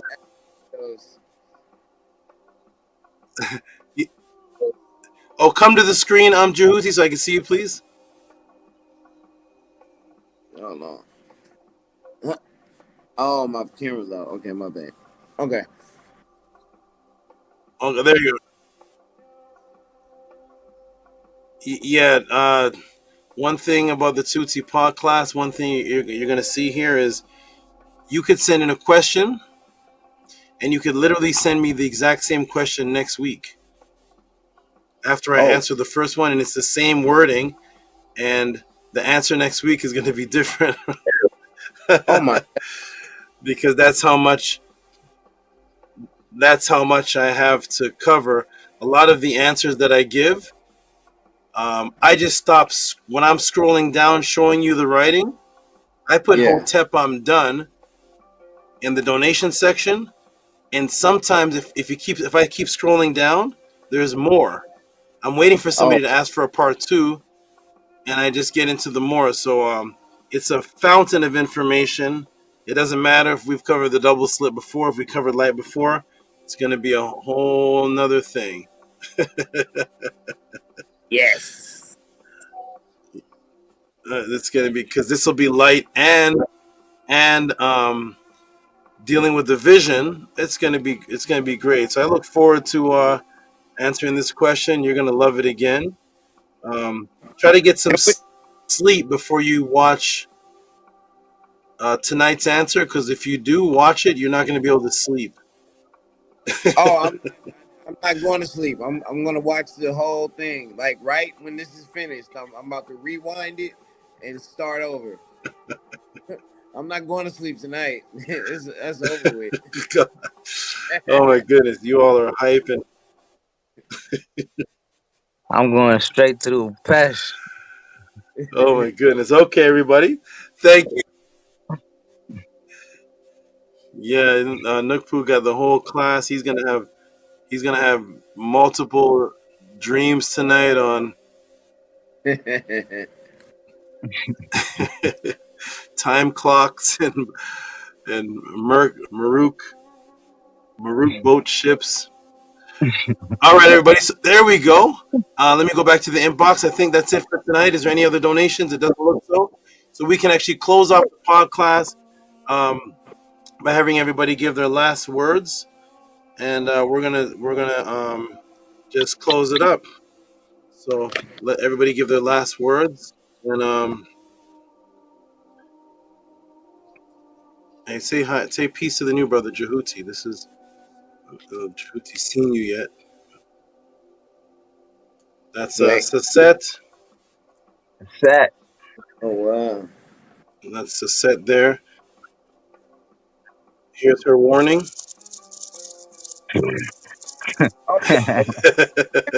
Have a different cage. So,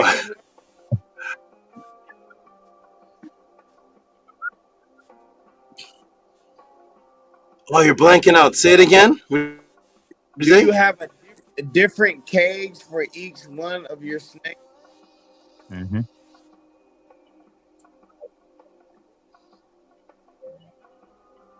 Do I have? That's all I heard. Do I have a different cage for each one? Is that what he's saying? I can't hear. Yeah. Oh, it depends. I have some that are all together, and some that are in individuals. She recently became an individual tank by herself, but I have tanks with with a few of them in there. Tanks with 2 anacondas. I have 2 Oh wow. I have tanks with that are they share. There's 2 beautiful snakes that have never come to the pod class. They share, and they look like I'm not into this at all, but I've seen clips of this and sent them to the class before, but they look like Pokemon cartoons, and they share a tank together. So altogether is about 50 of them, because they have babies. So it's a mixture. But this is one of my special ones, Sasette. She's extremely special. She's just really special to me. All right, so we're gonna do some closing words. We're gonna start with Amun. I'm gonna find out if Amun wants to step up from the corn snake to a Sasette one day, maybe. Who knows? I don't know if Amunet's gonna let him, but I'm gonna take a deep breath. I don't. Hold on, wait a minute. that's not like spirit. That's not like Heru. What's that thing on the end of the tail? All right, so we're gonna let Amun and Amunet give closing words, starting with you, Amun. Hotep, Uncle Justin Eb, Marie, you great. Hotep, Saba, Tudium, Hotep Ra, Tua, Hotep Marie, to you, to ladies around you that hold up your Djed, all of the animals within your household, to the entire Aout, everybody on the panel, all the supporters, for another magnificent class, for all the work you put in to make this class, for the places you had to go to make this class, for being great, phenomenal, and inspiration, for all that you do for Amunet and I, for our Aout, for our future children, for our pets, for Eru, Ma,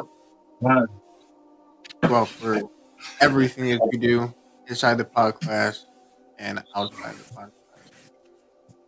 Have a rest day. Have an excellent rest of your week with what you have planned. And I will end with this adoration to you, great Saba.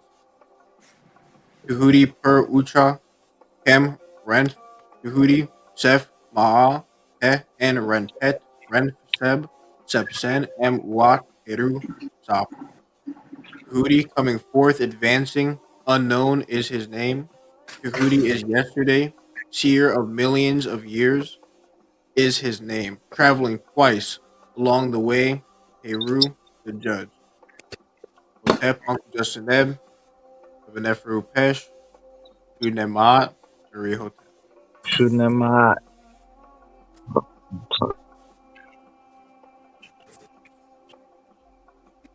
Thank you. Thank you, brother. Great student Amun for those great words. I am going to have a beautiful Neferupesh. I'm ready. Tomorrow is a big day. One of my continuation of one of my Neturt's Earth days, and I have a big reptile event that I have to go and take care of some interesting business with. So tomorrow's a busy day for me, and I'm going to take the energy you gave me and have a beautiful sleep and wake up tomorrow ready for the new day. So thank you for your great words, your present words, your past words, your words for now, and your words for the multiple thens. Thank you so much. Tua and Nini Uk for everything you're thanking me for. And let's go on to so Nini Uk for everything you thank me for, good brother. Nini Uk and Tua Saba. And let's move on to your echo. Amunet, you're the last of the female energy that survived on the panel. Go ahead and give us those beautiful Meru estrinated words.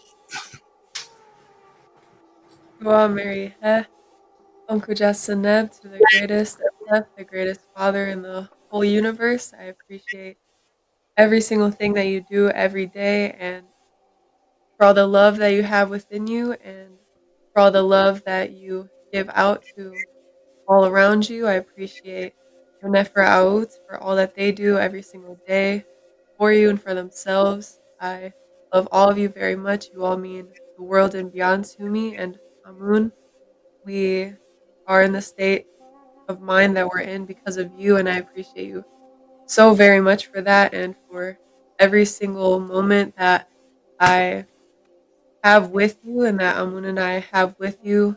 We appreciate every single word that you speak, and I appreciate you so much for preparing both Amun and I to be the best Mut and a Tef that we can be for our future children. And thank you all so much for everything. I will end with this utterance.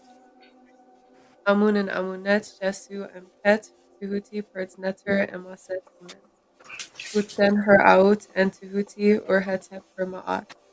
Amun and Amunet, the divine followers, are following him, Tehuti, coming forth of the Netter from the secret place. They rejoice at the ways of Tehuti, the great one established by Ma'at, Hotep Merikhet, and have the best perfect Neferupesh and the best perfect upcoming.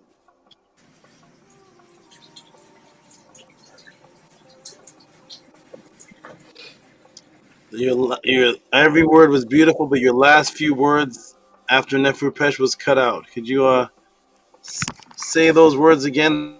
And after Neferupesh, I couldn't hear you at all. I said something along the lines of have the best perfect Neferupesh and the best perfect upcoming week. Thank you, Tua, for those beautiful words. I will definitely have a great Nefru Pesh tonight. Tua for your beautiful love. Tua for and Nini Uk to you for acknowledging the future that when the day comes with you, Amun or oh, there's a lot of noise. JHUTI, mute your mic. JHUTI,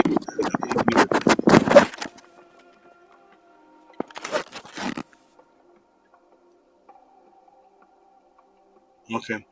Um, I muted you, JHUTI. You're fine now. And that you are going to be the best moot and a test that you can be. And I definitely will be there from before beginning, and hopefully till when the daughter or son is as big as both of you, and they take up a panel screen. So wonderful. Keep up the very good work. Keep up what you're doing. I see a lot of work you're doing on the internet with the social media. Keep it up. It's like fishing. Keep putting it out there, and people will eventually see it. It will just get played over and over again. I saw the happiness in Amun's face when he was like, what did he say? He said, did any of those you see on any social media clips or quick clips? the JHUTI, did you see Tehuti on any? And I saw him about to be proud, and as soon as JHUTI said, yes, actually, on Instagram, I saw a 20-second clip, and I saw it coming, but that just shows your man wants to be proud of you. He wants to turn and say to you, that was my Amunet who put those clips out. That's right. So keep up the good work, and much love and respect to you and your Aout for being a great female supporter of your man right there. Wonderful. Keep it up. Thank you all so very much for your wonderful life-giving words, and Niniuk, and much love and respect to you forever. Wonderful. And let me go to the brother there, the Jed Saddam. He's doing what you're talking about. He is becoming the greatest Atef in the world to his newborn, and he is representing. I'm trying to give him the snake, but he won't come and get it. I'm not sure what's going on, the Jed. It's here for you. I'm sure Gabriella will love it. We'll let the Jed go ahead and give us some closing words. Peace, Saba. Yeah, I'll message you. I'll message you tomorrow. I'll send you a text and let you know. Hopefully next week. This has been hectic, crazy hectic, especially around that time. The time that you're available. But yes, I would Tua to this, Tua for your wonderful consistency, Tua for letting us know the breakdown and build up about time. Sometimes it feels like we don't have enough, but we all got the same, right? It's all the same. It's all about what you prioritize and structure, right? So Tua to you, Great Saba, Tua to you and the Turks for supporting you, the Jed. Just Tua for just living in your gift, staying consistent in that, and letting my aunt mature that. Just Tua for just all the knowledge you give us, the love, teaching, everything. So just Tua for you for that. Tua, and shouts out to everybody on the panel. Much love to everybody. Appreciate y'all for being on here. Shouts out to everybody in the chat. All the wonderful comments and love, and just being active on here for the podcast. Definitely appreciate you all. May Ra grant you all health and prosperity. May your monument be established on the foundations of Ma'at, And may you all rise and come forth as conscious light, like the divine Ra, who rise and shine fair more Ma'at. I am the Jet Sajim Ma'at, Hem Power Kuf, everybody in the Tiru, Uncle Jasaneb, Hotep Anu, Nefer Upesh.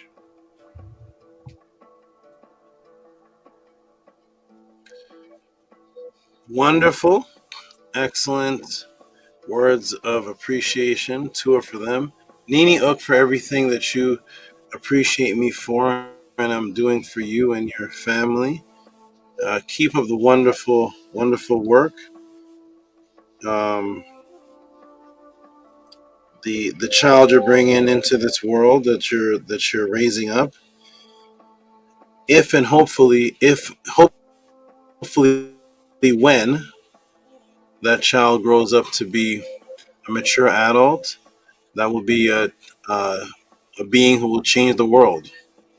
That will be a being that only knows the Tehuti pod class from birth until 16. She'll be a master. She will have no friends. Her friends will literally have to be Amun. They'll have to be one of the Nukpanu's upcoming child, or Amunet's somebody's child from the pod class is the only person she'll be able to relate to. Keep up the great work. That's a superhero you're raising right there. So Tua and Niniok for everything you thank me for. Wonderful words, good brother. Tua Saba.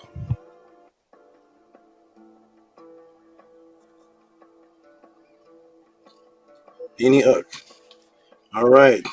And on to another father. We're going from future fathers to new fathers to father of fathers. Tef, go ahead and give us some beautiful closing words. Great brother. Hotep, Great Saba, can you hear me? Hotep.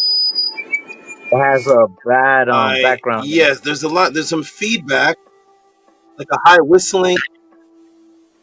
Hotep, can you hear me? Yeah, like some whistling. Hotep, can you hear me now? Is that better? That's a little better, but that's without the feedback. Yes. Okay, Hotep, Great Yeah, Saba. it just sounds like you're in the ocean, but yeah, I can hear you. These mics, I don't know. Anyway, I'm just gonna get through it. Hotep, sounds great now. Okay, good. I guess it takes a second to warm up. I don't know. It's too many buttons, but this was a phenomenal class, Great Saba. I said last week, is Saba's questions or his answers getting better and better? And Tua, yes, you answered my question, which was, are your answers getting better? And this week's answer was definitely, I don't even want to say better because they're all phenomenal, and it's just like you're just advancing. So 2 out for you, great brother Tehuti. I definitely look forward to answering. Other question that you asked, this 2 out for advancing us, great Saba, advancing yourself and advancing us with the knowledge and breaking us out this matrix. Nobody loves us like you do, great Saba, because no one is giving us these answers. No one is doing what you're doing for us as far as raising our consciousness. It's all a game out there. They all playing. And you are definitely the best, great Saba. And all they want to do is create isfet and argue and destroy. So 2 out for you. I want to give a Hindu to the brother Killer Priest for whatever frequency he created, because that's how I got here, and that's how all of these brothers and sisters got here. So definitely Hotep the Hindu to all of you. This was a phenomenal class. I definitely look forward to running it back so that I could digest it properly. And just to answer your question, big brother Tehuti, there's always a next. There's always a part 2. And yes, you can ask the same question over again and get a different answer. I've seen it done. I've been here since day 1, since the Tehuti podcast started. I was here for the very first Killer Priest podcast, Podcraft.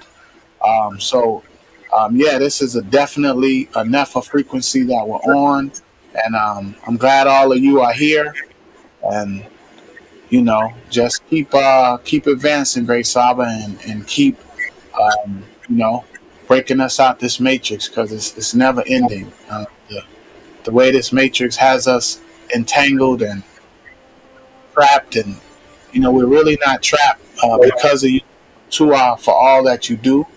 And in the Nefa words of the great Astarte, the great Natiru, may you advance your station among the venerable. May your Ka contend with your enemy, and may your Ba learn the ways leading to the portal of the one who pulls the weary. May our moon be satisfied. Protect my eye. Peace and love. Peace and love. Beautiful appreciation. And I see you struggling with the of course, it's so hard to say, is this the best? Is it getting better? If you go back 2 weeks before, you'd be like, was this one the best? Wait, no, this one is getting better. This one's the best. It is very hard. And I struggle too when I look at my podcast and say, which one was is there a best? Is this one better? This one? And it's really just, they're definitely much more intricate than when the podcast began, and even what it was a year ago. Much, definitely.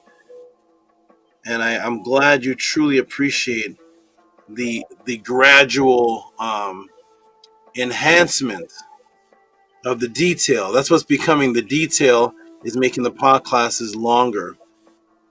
And I really, really appreciate that you love what's happening with the podcast.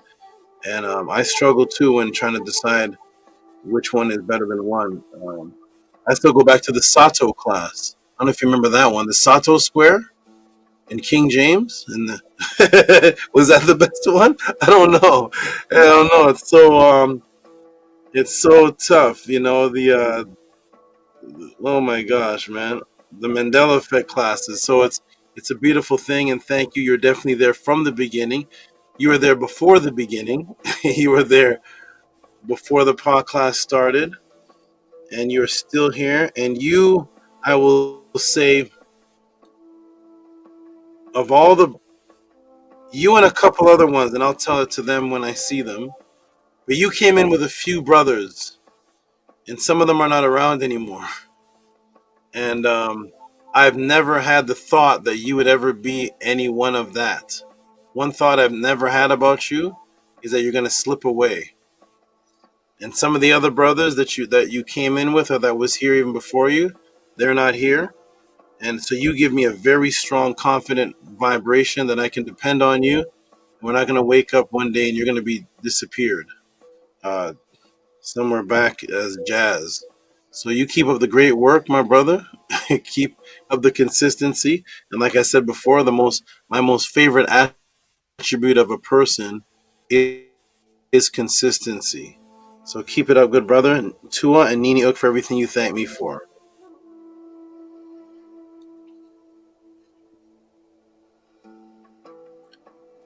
You're on mute, by the way. I said Nini Ook, Great Saba. Tua Nini Ook. And you don't have to worry about that. It's not even a thought. Wonderful.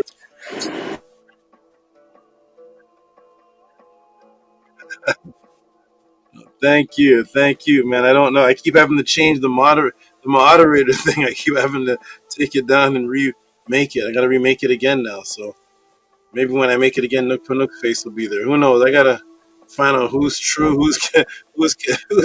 who's sticking around, man. I can't keep a moderator's picture. Oh man. But anyways, shout out to those who stick around and the consistent one. Hotep, Great Saba. So we're gonna go to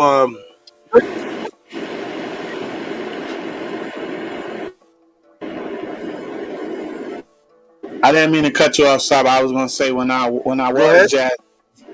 I didn't mean to cut you off, but when I was jazz, it was can't stop, won't stop. And one of the things I took with me was ride or die, and I'm here till the wheels fall off. Great Saba, can't stop, won't stop.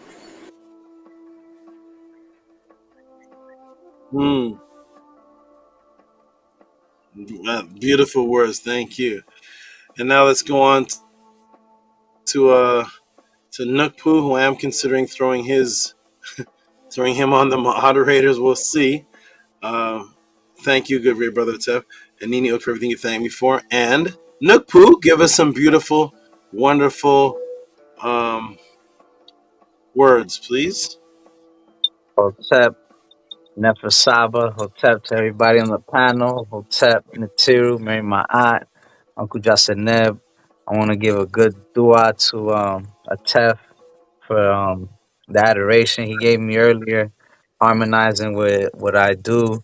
And I really appreciate that because it's important for us to harmonize. That way we can build this brick by brick and honor that he didn't see what I was doing as Isfat, because it can look like I'm on some other stuff, but I'm strictly in my eye. I'm just here to defend my eye like the Nefer Natiru do. So I want to give him a dua for that. Dua for everybody here on the panel.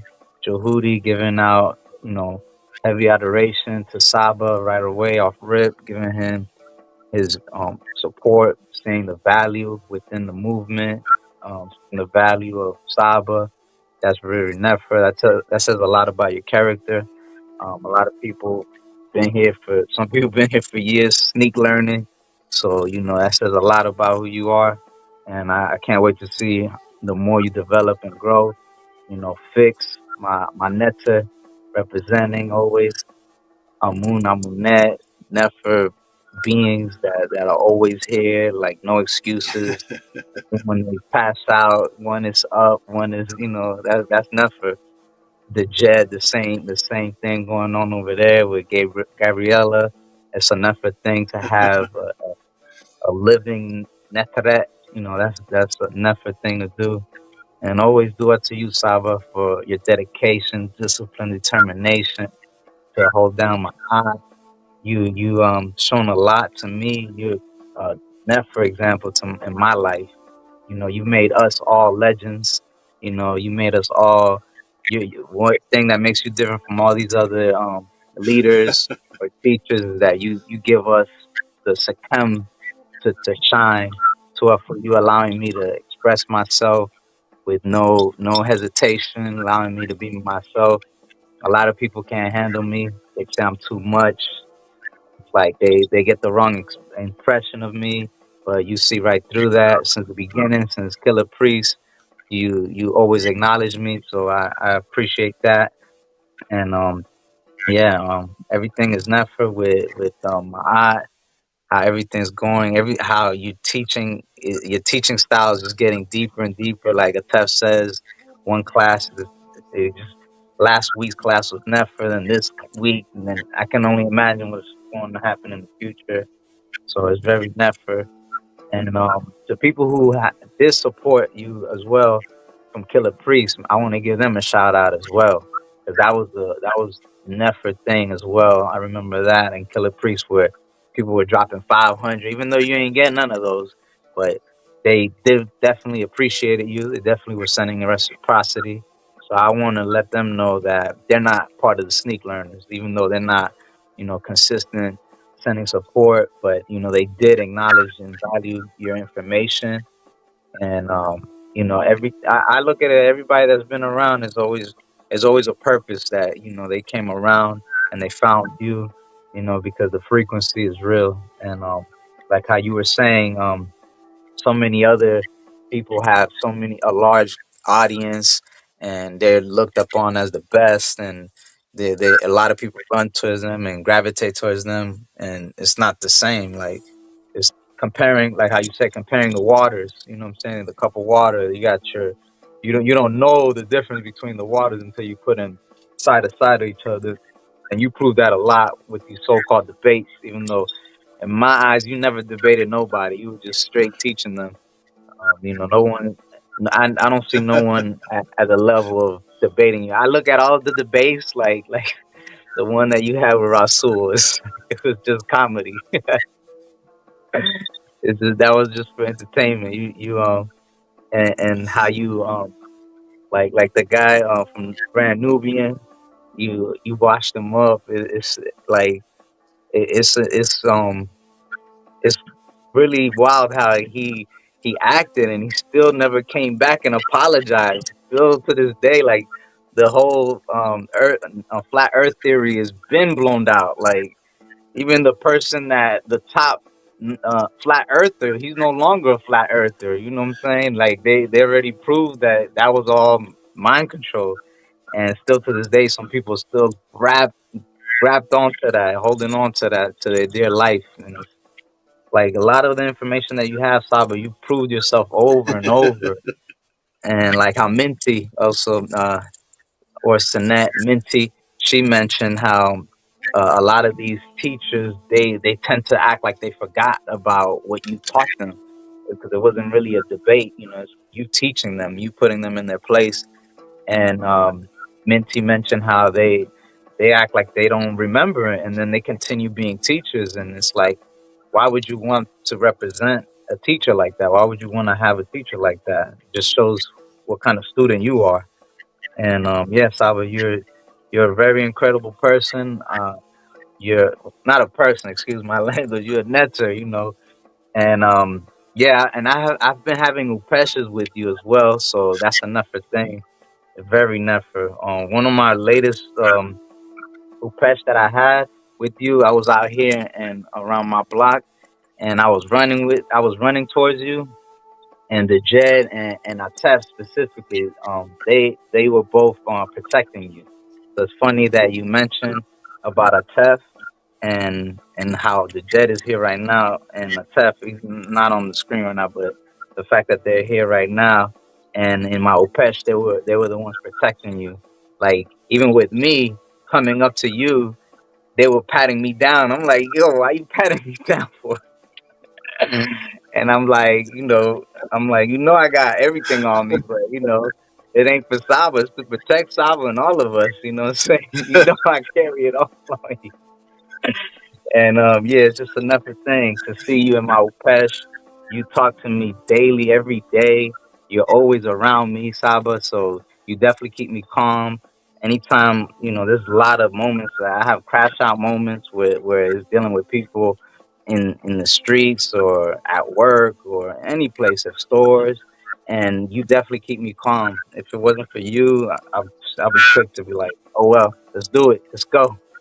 And so I wanna give you gratitude for that, Father. Yeah, I'm gonna finish off with the middle netter and two up to everybody. Hotep Sem Hotep Meri Ib Netiru Ma'at Nuk At Ker Em Kat Ah. I am without evil in my body. Septu Kua, I am wealthy. Aha Ah. Sekem Ah. Kasef Ah. Meret Ah. I rise up. I gain the power and I repulse the evil which is against me. Behen Ah. Sebau. May I crush the evil one. Se. Etem Na. Apep Em. Atef Ma Na. May I destroy a pep at his moment. Sakur Na Ah. Shemi. I have overthrown the destroyers. E Ah. Una. M. Sa'u Ka. I have came that I may be protecting thee. Makeru, Makeru, Makeru. Aka Ua. Kurt FMF. Hotep Nitiru Meri Ma'at. Uncle Jasanev Salva.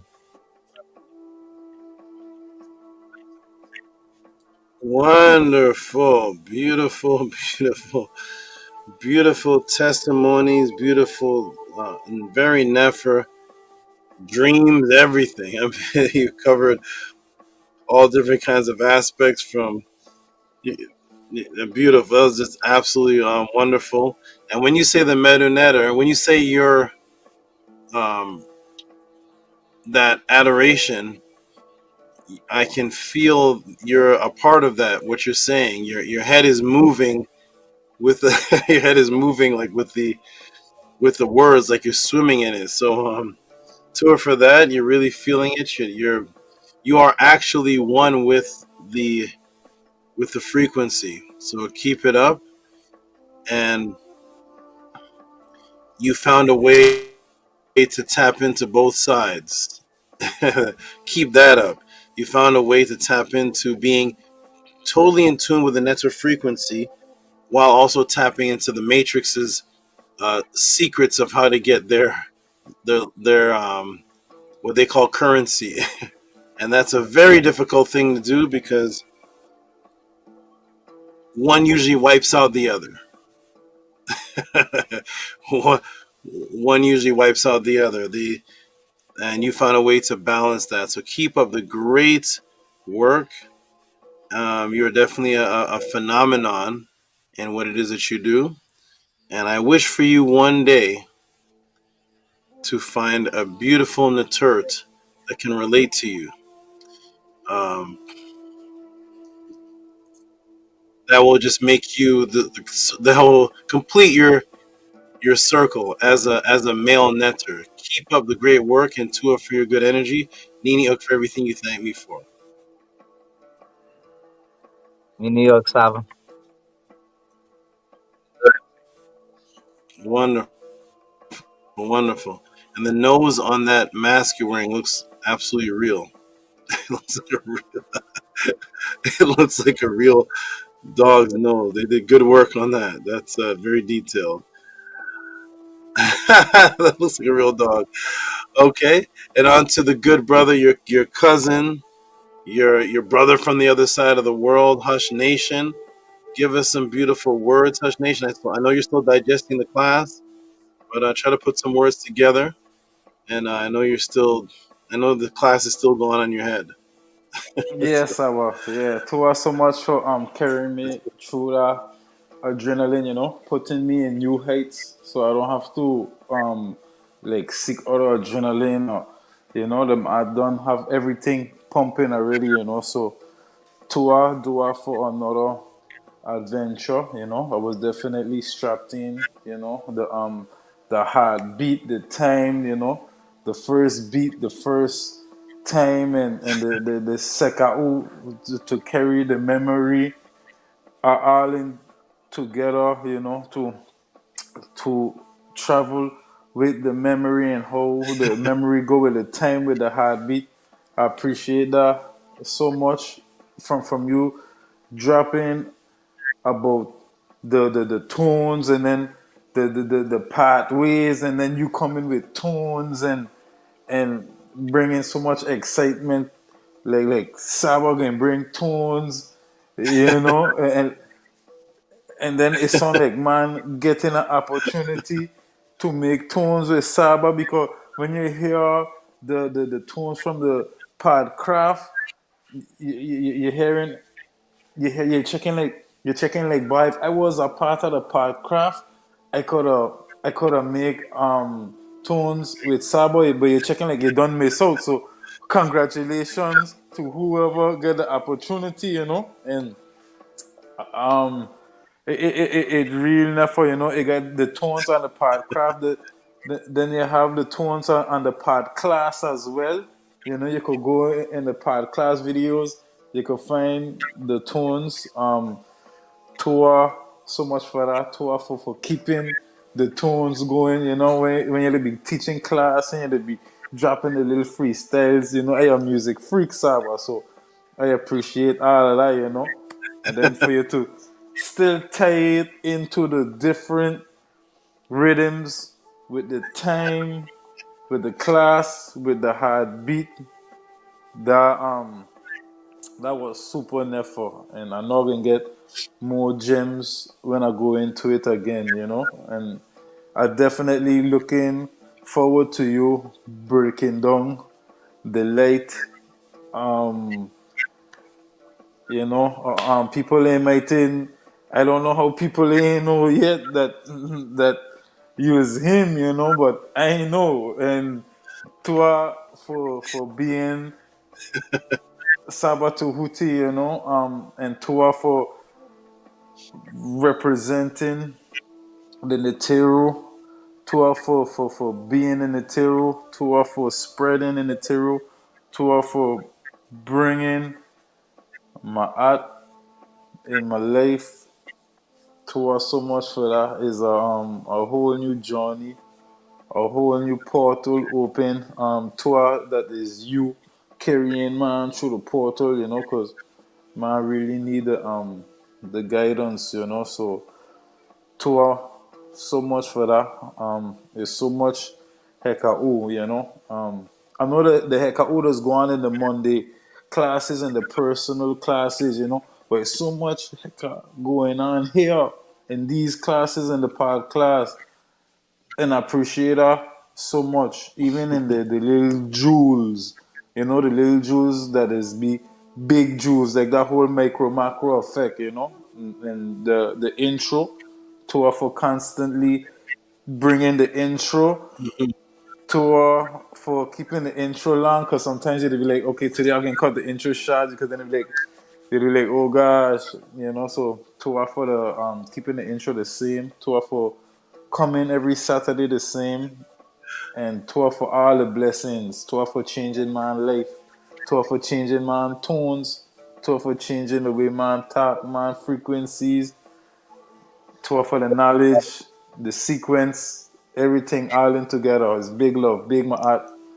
Saba, dua sakem, tua, tua again, makeru, makeru, makeru, Saba Tehuti, Amun Hotep Ra. Wonderful. Wow. Beautiful, beautiful, beautiful adorations, beautiful appreciation to for all those great tones and words and your every time we get to this point at the end of the class and you speak is a testimony. And it's a testimony. One thing consistent about your closings at these points is in the story it's always about your life is saved because of your actions, because of your decision making is better. Where you could have like you said, hunting for the all the exterior adrenaline boosting things, and you don't need that anymore. You don't need to go seek nothing. All that could get you in trouble, mess up your brain, put you in the wrong circle. And you always give adoration to that part of your life being saved, because any wrong decision can be the end of your life. And it's so fast, so fast. So you're making right decisions, and now you get to live a calmer life where you can actually appreciate what's going on around you better, because you're not in panic mode. You know, so I'm glad I could bring that to you, and you continue on and keep doing what you are doing, brother. You are a great energy and frequency. You are another brother that I don't see disappearing. So Tua so much, Tua so much. I don't see you disappearing. Yeah, Tua so much. Well, you know, I see you disappearing, Saba, because you know use the Saba Tehuti Amun Hotep Ra. You know what I mean? So Tua for reappearing every week again and again and again. Love you so much, Saba.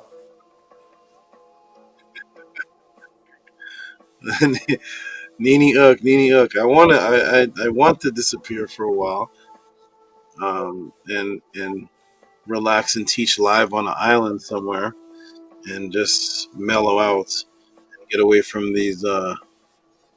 get away from the internet. One day that will happen. But yes, I'm here for now. Tua I'm Nini here for Uk, Tua now. And Saba. if anything does, I've disappeared on many people. If if I do, I'm going to tell you where I'm going. So, I have a whole city that was wondering where did he go, and they had no other teacher. They were confused, and I left because I had to go. I had to move on with my family. And when I came back, the whole city was 5%ers. The whole city, because I left a book with them on the wrong things about the 5%ers, and they were so confused when I left that they took the book and became 5%ers. The whole city. So, but at this time, if I do disappear, I'm gonna let certain people know. I appreciate you. Okay. I appreciate you so much. Nini Hook. On to the newest frequency that has added himself into the story of the Tehuti podcast, jumped in head first, dived in 100%. JHUTI, give us some great closing words, good brother.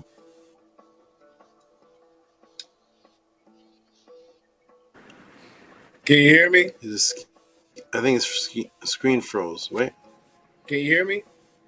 Oh, there you go. You're moving now. Yes, yes. Do I sound clear? Yes, I hear you clear.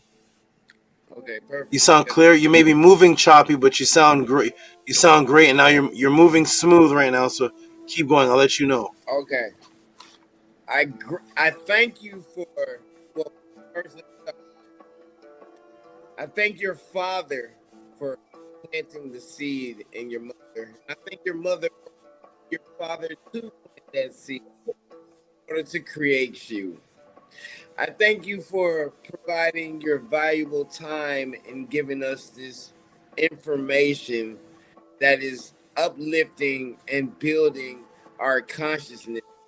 I really feel that we should utilize this information in order to grow and be abundant and spread the vibrational energy and the consciousness with others. And we can do that through actions, because it is within your actions that you're teaching us, and then by us utilizing that information and knowledge and acting in society, people are going to be like, oh, what are they doing? It's going to be a different vibration that they feel.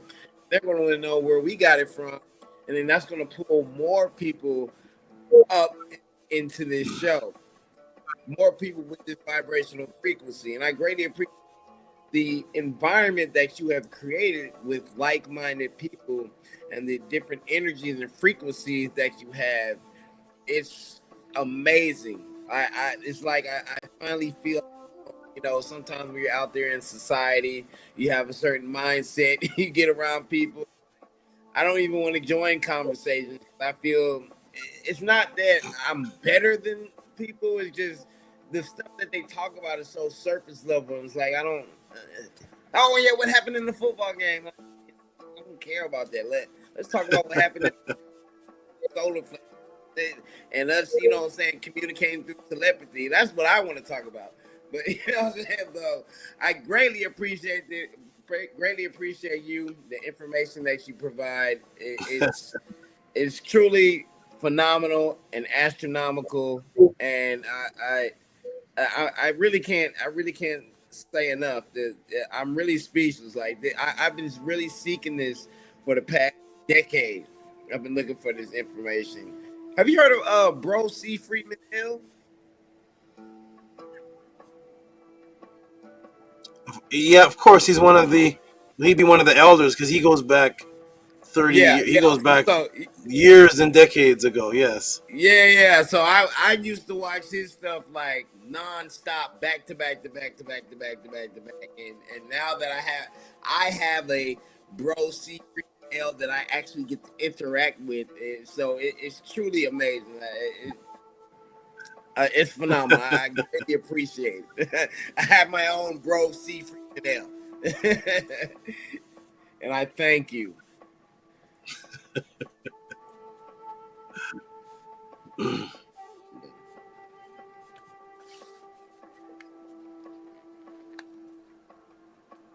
I still choppy? You're cutting out bad now. It's completely silent. Are you talking? No, I was done.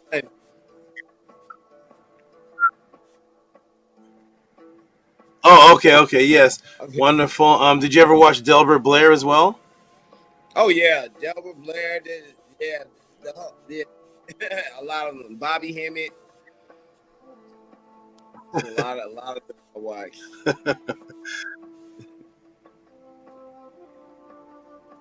Okay. Well, I can see what led you here. Then I can see what kind of vibrational frequency landed you right here. Yes. Tua, for your great words of appreciation.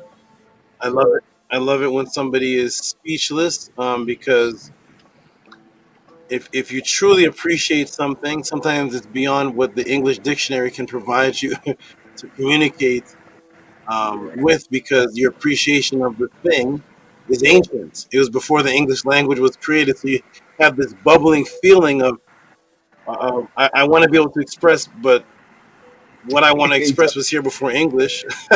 So, well, it's like I just feel this is and so Nini Uk for everything you thank me for. I'm glad you landed here because on the internet there's so much chaos. You could have landed anywhere from place to place to place, and it's all just surface talk. It is. It's not.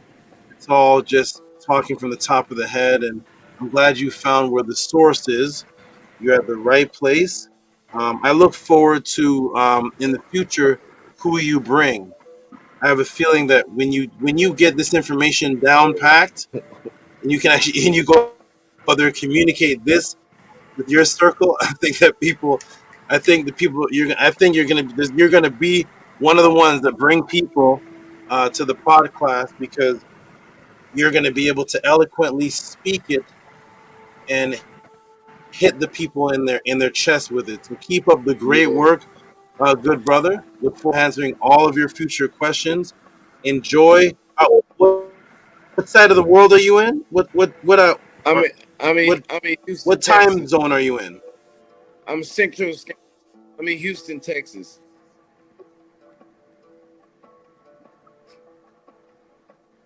It's about 3:30 in the morning there. Yeah, it's 3:30.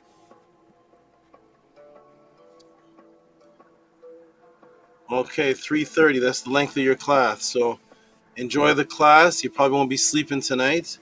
And Tua for your great words and keep coming around. You're a great energy here. Thank you. Not going anywhere. You will be the only Tehuti. If you stick around, you'll be the only Tehuti other than me that lasts. We've had so many. We've had Tehuti Mos. He came in blazing with $126 donations. Hyper, his name was Tehuti Mos, disappeared. We had another Tehuti Harakuti came in and disappeared. Where's Jehuti Harakuti? So you will be the only Jehuti that lasts. So stick around, brother. Something about the Jehutis that come around. They don't seem to last, but represent for the Jehutis and I last. definitely will. I'm gonna Last like this one. This one. I'll be here. I'll be here too. Okay.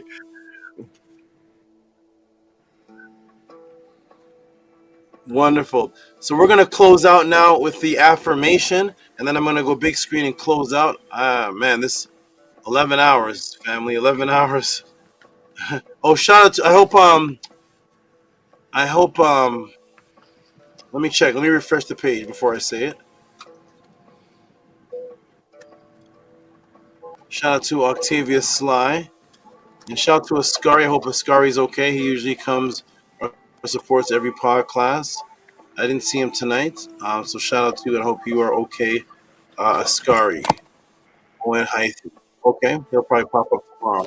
All right, so we're gonna do the affirmation and then close it out. And the affirmation is usually done by the good brother Tefrem Kema'at. So we will continue to follow that ritual. And Atef, let me get a mic check first before you do the affirmation. Make sure we can hear you. Mic check, mic check.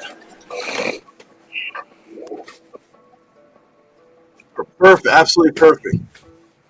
No feedback, clear, perfect. Okay, here we go. We're gonna put the affirmation on the screen. Then Atef will lead us out with the beautiful words of immortality. There you go, Atef. It should Okay, be on the showing. count of 3. 1, 2, 3. Unky and Ma'at. Set and Ma'at.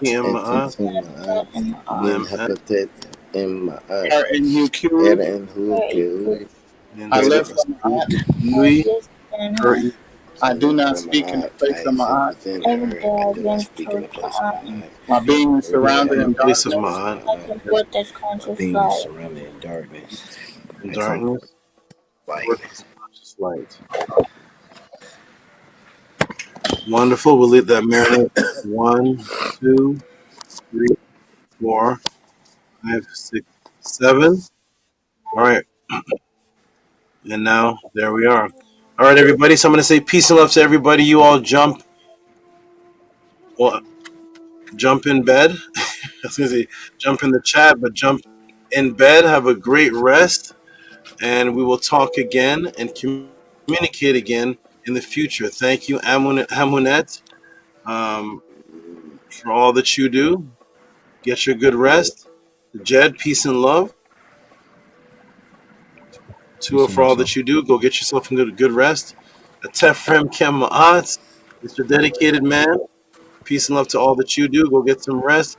Nook Panuk, you've impressed me with being able to stay up. This is your year of staying up to the end. Keep up the go have a beautifully pet Nation. You too. Go get yourself some. What country are you in? Where are you again, Hush Nation? Now I in Houston, Texas. Hey. Yeah. I ride with Tehuti. Yeah, me and Tehuti in the same place. you're in Houston, Texas. Yeah. Okay. Okay. And there's some jewels with them. Okay. Okay. So you have a great one. Get yourself some good rest. JHUTI, go get yourself some good. Well, no, you're not gonna rest. You're about to go devour the pod class. Go enjoy that. Tefrem Kemaat, peace and love. Peace and love. Nook Panuk. I'm gonna go big screen everybody and close out the pod class. Peace and love. Hotep to everyone. Peace and love. Peace All right, and I'm love. going big Hotep. screen now. Peace, everybody. Neferupesh. Hotep. Hotep. Neferu. How do I Hotep. it out? All right, wonderful. And JHUTI, I'm gonna help you out with. Okay. I'm gonna exile for you. Peace and love, brother. Hotep. Peace.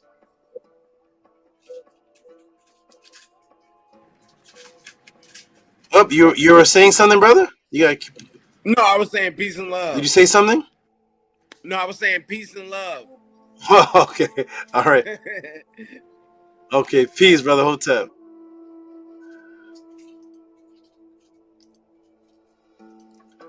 Okay.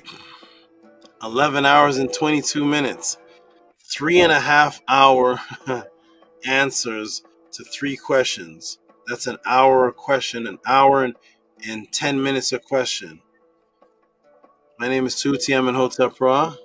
This is Saket on the hat, and this is Saset right here. Say peace to them, Saset.